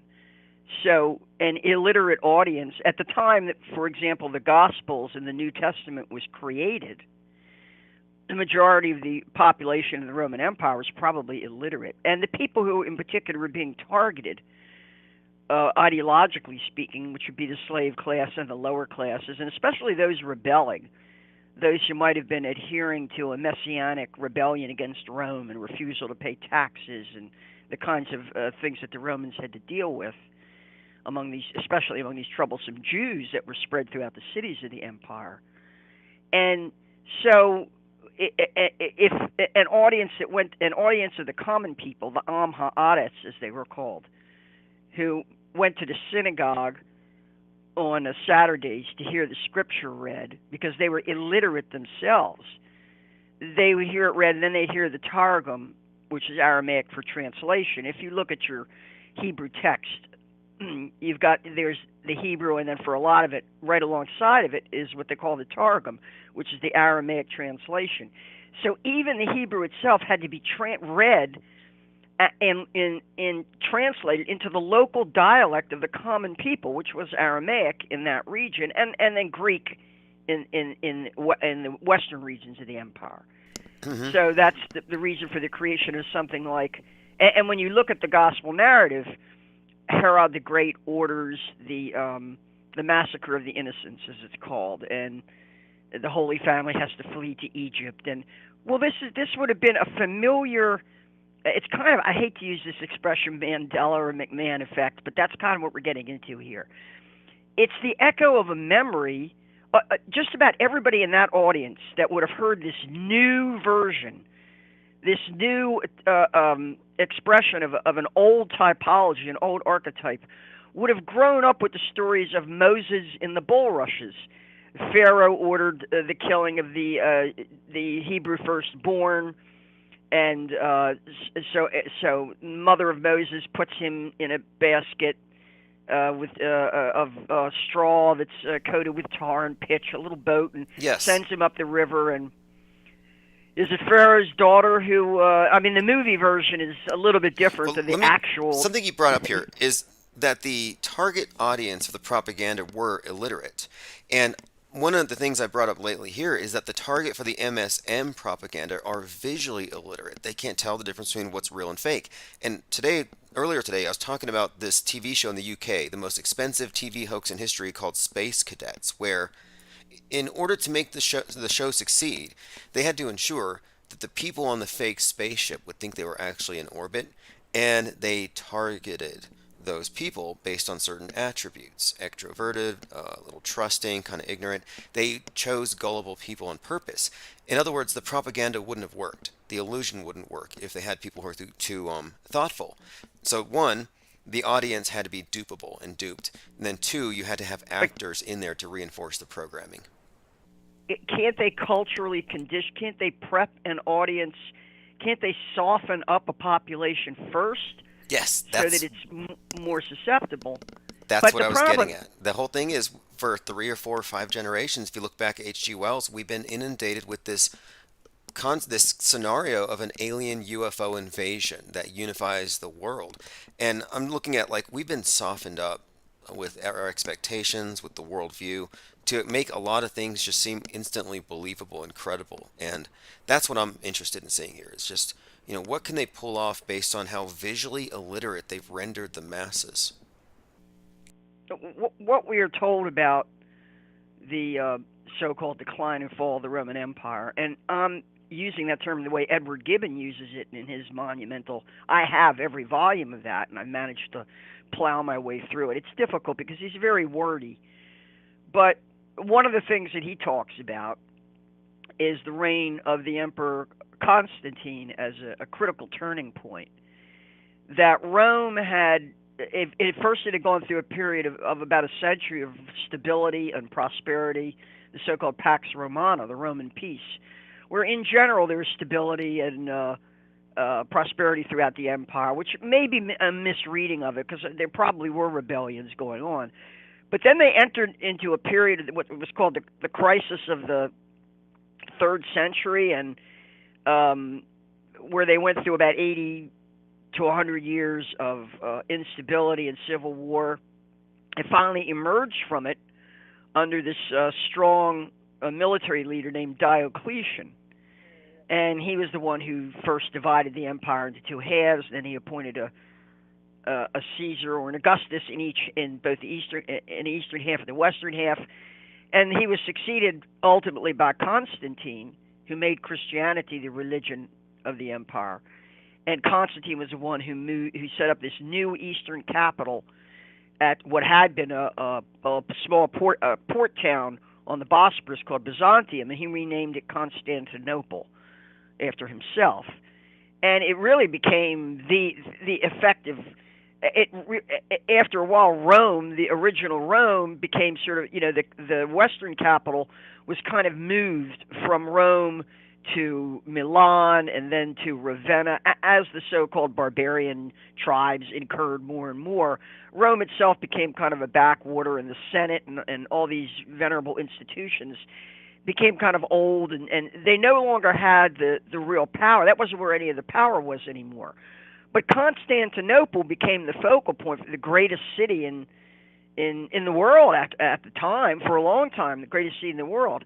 And when Constantine planned this brand new city, it wasn't really, like I say, it already existed as a town, but he was going to turn it into this massive world historic capital of his new vision of the Roman Empire, and it's more Eastern centered.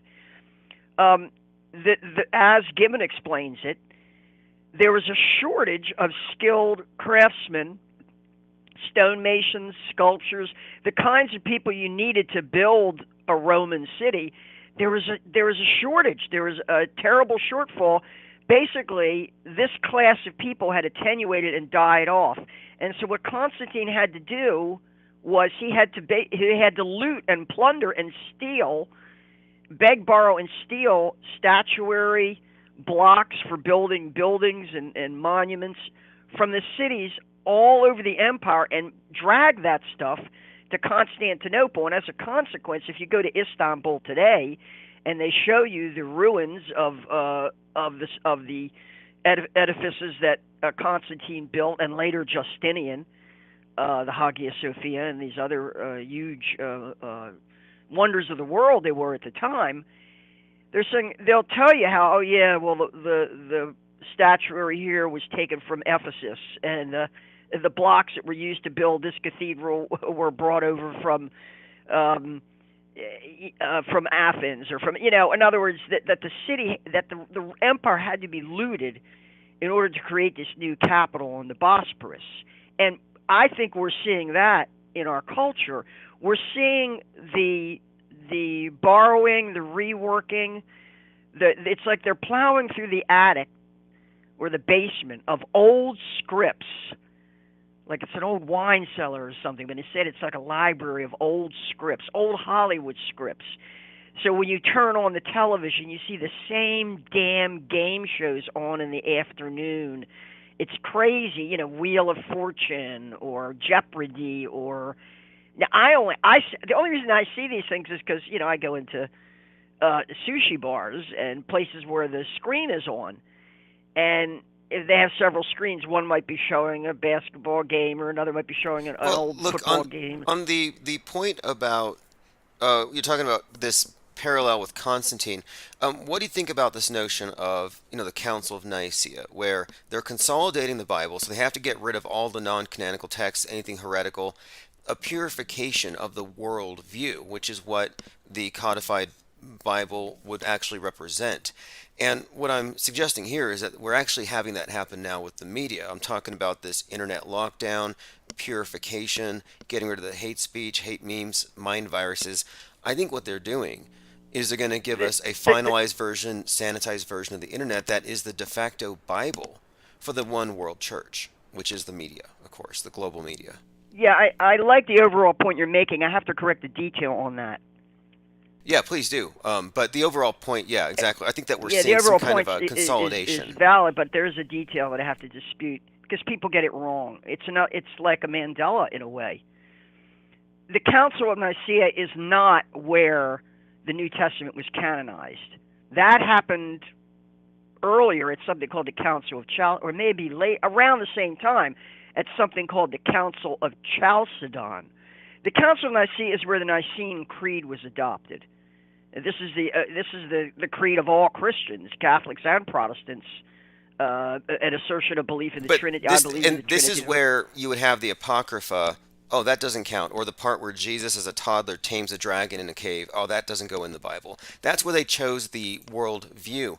And I'm looking at this parallel Well, today. the point I want, Go ahead. point I wanted to make here bore upon the Mandela effect, because we have residue from what are called the non-Chalcedonian churches. That is to say, at the time, because remember, this canon, it was not a canon originally. There was this random collection of literature. People had different versions of it. There wasn't a standardized official version of it. And the Council of Chalcedon, together with the Council of Nicaea, said, this is it. This is the official canon, and anything else we don't officially approve. You know, it may be nice. It may be nice to include with the others, or, you know, to send as a Christmas card, or I don't know, whatever. But it's not the official Bible. We're canonizing these as the official Bible, and these we're leaving out. And you could call those apocrypha, you could call those heretical, you can call those anything you want. Conspiracy theory, or perhaps misinformation. Right. But we have residue.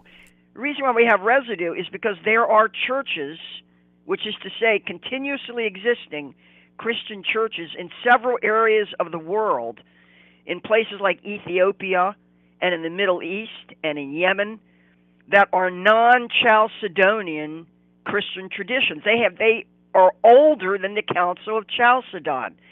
And the Ethiopic Christian church, because remember, Ethiopia, they claim their descent. The royal family of Ethiopia has as their logo the Lion of Judah, and they claim descent directly from King Solomon and the Queen of Sheba. That's who they say. You know, that's the family of Haile Selassie, who was the last emperor of Ethiopia. And so originally they were Jewish, and then they were one of the earliest area. They converted to Christianity. Their elite and their royal family converted to Christianity before Constantine imposed Christianity on the entire empire. About 100 years before. For a long time. Well, maybe not. Maybe about 80 years before. But for a long time, the Egyptian elites had adopted Christianity before Rome did. And consequently, we have their version of the Bible in very ancient languages like Gez and Amalric, and these include texts that were deliberately excluded from the Orthodox Christian Bible by the Council of Chalcedon. And this includes the Book of Enoch, which talks about the Nephilim. Well, the word in Hebrew is Nephilim. The Watchers, the Nephilim, the fall, and the story, of course, the story of, they actually named the angels, like, oh, these are the ones that came down. This taught men how to gamble. This taught war. This taught makeup. And the idea behind it is all very interesting. And the theory that fallen angels are the origin of evil, that these disembodied spirits of entities that were destroyed during the flood are floating around and possessing people. Very interesting stuff. But yeah, they cut it out. They cut out the best parts. Why is that? Well, that's the thing. When you look at how, when an orthodoxy has to be imposed, so let's say we're talking about Dr. Anthony Fauci and the new COVID orthodoxy. Wait, 1 second. Before you go, I want to point, I got this article headline here. You got to hear this. I want to hear your take on it. Because 2 years ago, the Kardashians, they said, quote, freeze. They freezed their Facebook. And they froze their Instagram. But why would they freeze their social media? And they use that word. And I'm thinking, well, does that mean they're blocking access to it, or they're just freezing it? And they're saying they closed they just stopped using it. They went cold turkey, and they said that they quarantined. They have been leading the way on the idea, and these are of course fashion moguls, so they're demonstrating to the masses how to act, and they're saying when there's too much hate speech on the internet, you just freeze your accounts, you quarantine.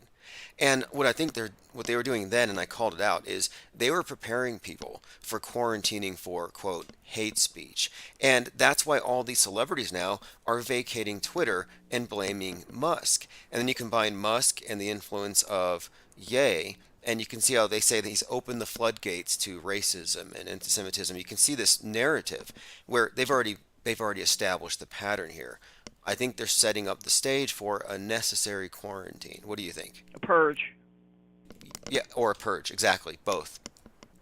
Right. The Germans had a term for this, and the term is, and it's really pretty old. Well, it's 19th century, actually, Kulturkampf, which means culture. Well, Kampf is war or struggle, like a Mein Kampf. Kulturkampf means culture war, and it's the idea that there can be no room for divergent points of view. We have to establish an orthodoxy. This is what the church did in Western Europe in the so-called, Dark Ages and Middle Ages, although they were never totally successful at it. And the fact that the violence continued, and you had things like the Crusades and everything else, where they had to actually externalize the violence, shows that they were never really totally able to completely eradicate all heresy, which is to say the vestiges of older religions and older traditions, or residue as we would call it now. But part of that is wiping out historical memory. So when you say, like, I remember what you're talking about with Kim Kardashian saying she was getting off Facebook because it was getting too toxic, or what did she say? She said it was She's there's getting too out many of social media. Yeah. Well, Kim Kardashian, she issued a proclamation Exactly. to her cult followers, and apparently she has millions of cult followers around the world. I mean, It's the only reason I focus on them. I'm like, why would I care about a Kardashian, or even, I never paid much attention to West. But the thing is, these are role models for the masses, and I like to see how the masses are being Pied Pipered. And we can see very much, like, for example, I brought up Elon Musk's ex-wife, Justine Musk. Well, his other wife, Grimes, in 2019, she did some kind of music video for a song called Violence where they're wearing masks. Like, this is prior to 2020. And I think fashion is a huge part of all of this. That's why I think Kanye or Ye is fascinating in this context, because what spread 2020's agenda more than fashion? Quite literally, they use fashion statements, PPE, to enforce conformity. Mask. Yes, exactly. Yeah, the mask. Peer Right, we have pressure, that conformity, fashion. 2019. I think it was like February of. It was early in 2019. Project Runway featured a fashion show by Indian fashion designer Kovid Kapoor. That's COVID spelled with a K. I guess Kovid spelled with a K must be a common name in India. Kovid Kapoor. And in this fashion show, you can go out and look at the pictures, and there was a YouTube video of the show, but YouTube has yanked it. You can't get to it now. They really removed that. But this was in 2019. They have one of the models wearing this kind of, I thought it was hideous, really. It was a plaid outfit, a matching top and matching baggy plaid pants and a plaid face mask. And I mean, this really covered the bottom. I mean, it came right on up to the eyes. It was it was something you would rob a bank with. All perfectly colored, coordinated, and had her march down the runway. And then afterwards, the interviewers, they're holding the microphone and asking the designer, well, are we expecting this to see, is this going to be a new fashion trend? What's with the mask? And how do you feel about, asking the model, how do you feel about the mask? And this was all done in early 2019. So that means, so here's what I'm getting. What did the model say? Didn't the model say, I can't breathe? Actually, she says something about, well, it does interfere with breathing a little bit. She says something to that effect, not using those exact words, but yes, that came up. I think the interviewer actually says, you have trouble breathing with that, and the model says something like, yeah, she kind of blows it off. She takes it off and puts it back on, and, Great example. Great example of predictive programming. You have the rapper Future, who was with Kanye at that event last year, Pluto or Future, who had a song called Masks Off, where they're wearing these really nice, fashionable masks that actually sold quite well a couple years later. And on the anniversary date of that song's release, earlier this year, was you had that Judge Muzzle dropping the mask mandate on airlines. I'm just saying. But people continue to wear the mask. The mask has become an affirmation of faith. It really has. And the thing is, at the time, I guess what I'm getting from this Project Runway fashion show is the gays are always on the cutting edge of this, aren't they? I mean, because of the gay the gay presence in haute couture and fashion. Obviously, they have an inordinate influence in the fashion industry, and Jews as well. Well, fashion. I'm not going to shy away from pointing. Fashion in general. Ye is, of course, leading the way. Predictive programming. Predictive programming. But celebrities are used to lead the way into this stuff. And one of the other developments I've noticed, I think, it's the moving us, I think, into the space age, and PPE as like the environment is no longer. I don't think they hospitable. take it so seriously. I'm getting an image when I walk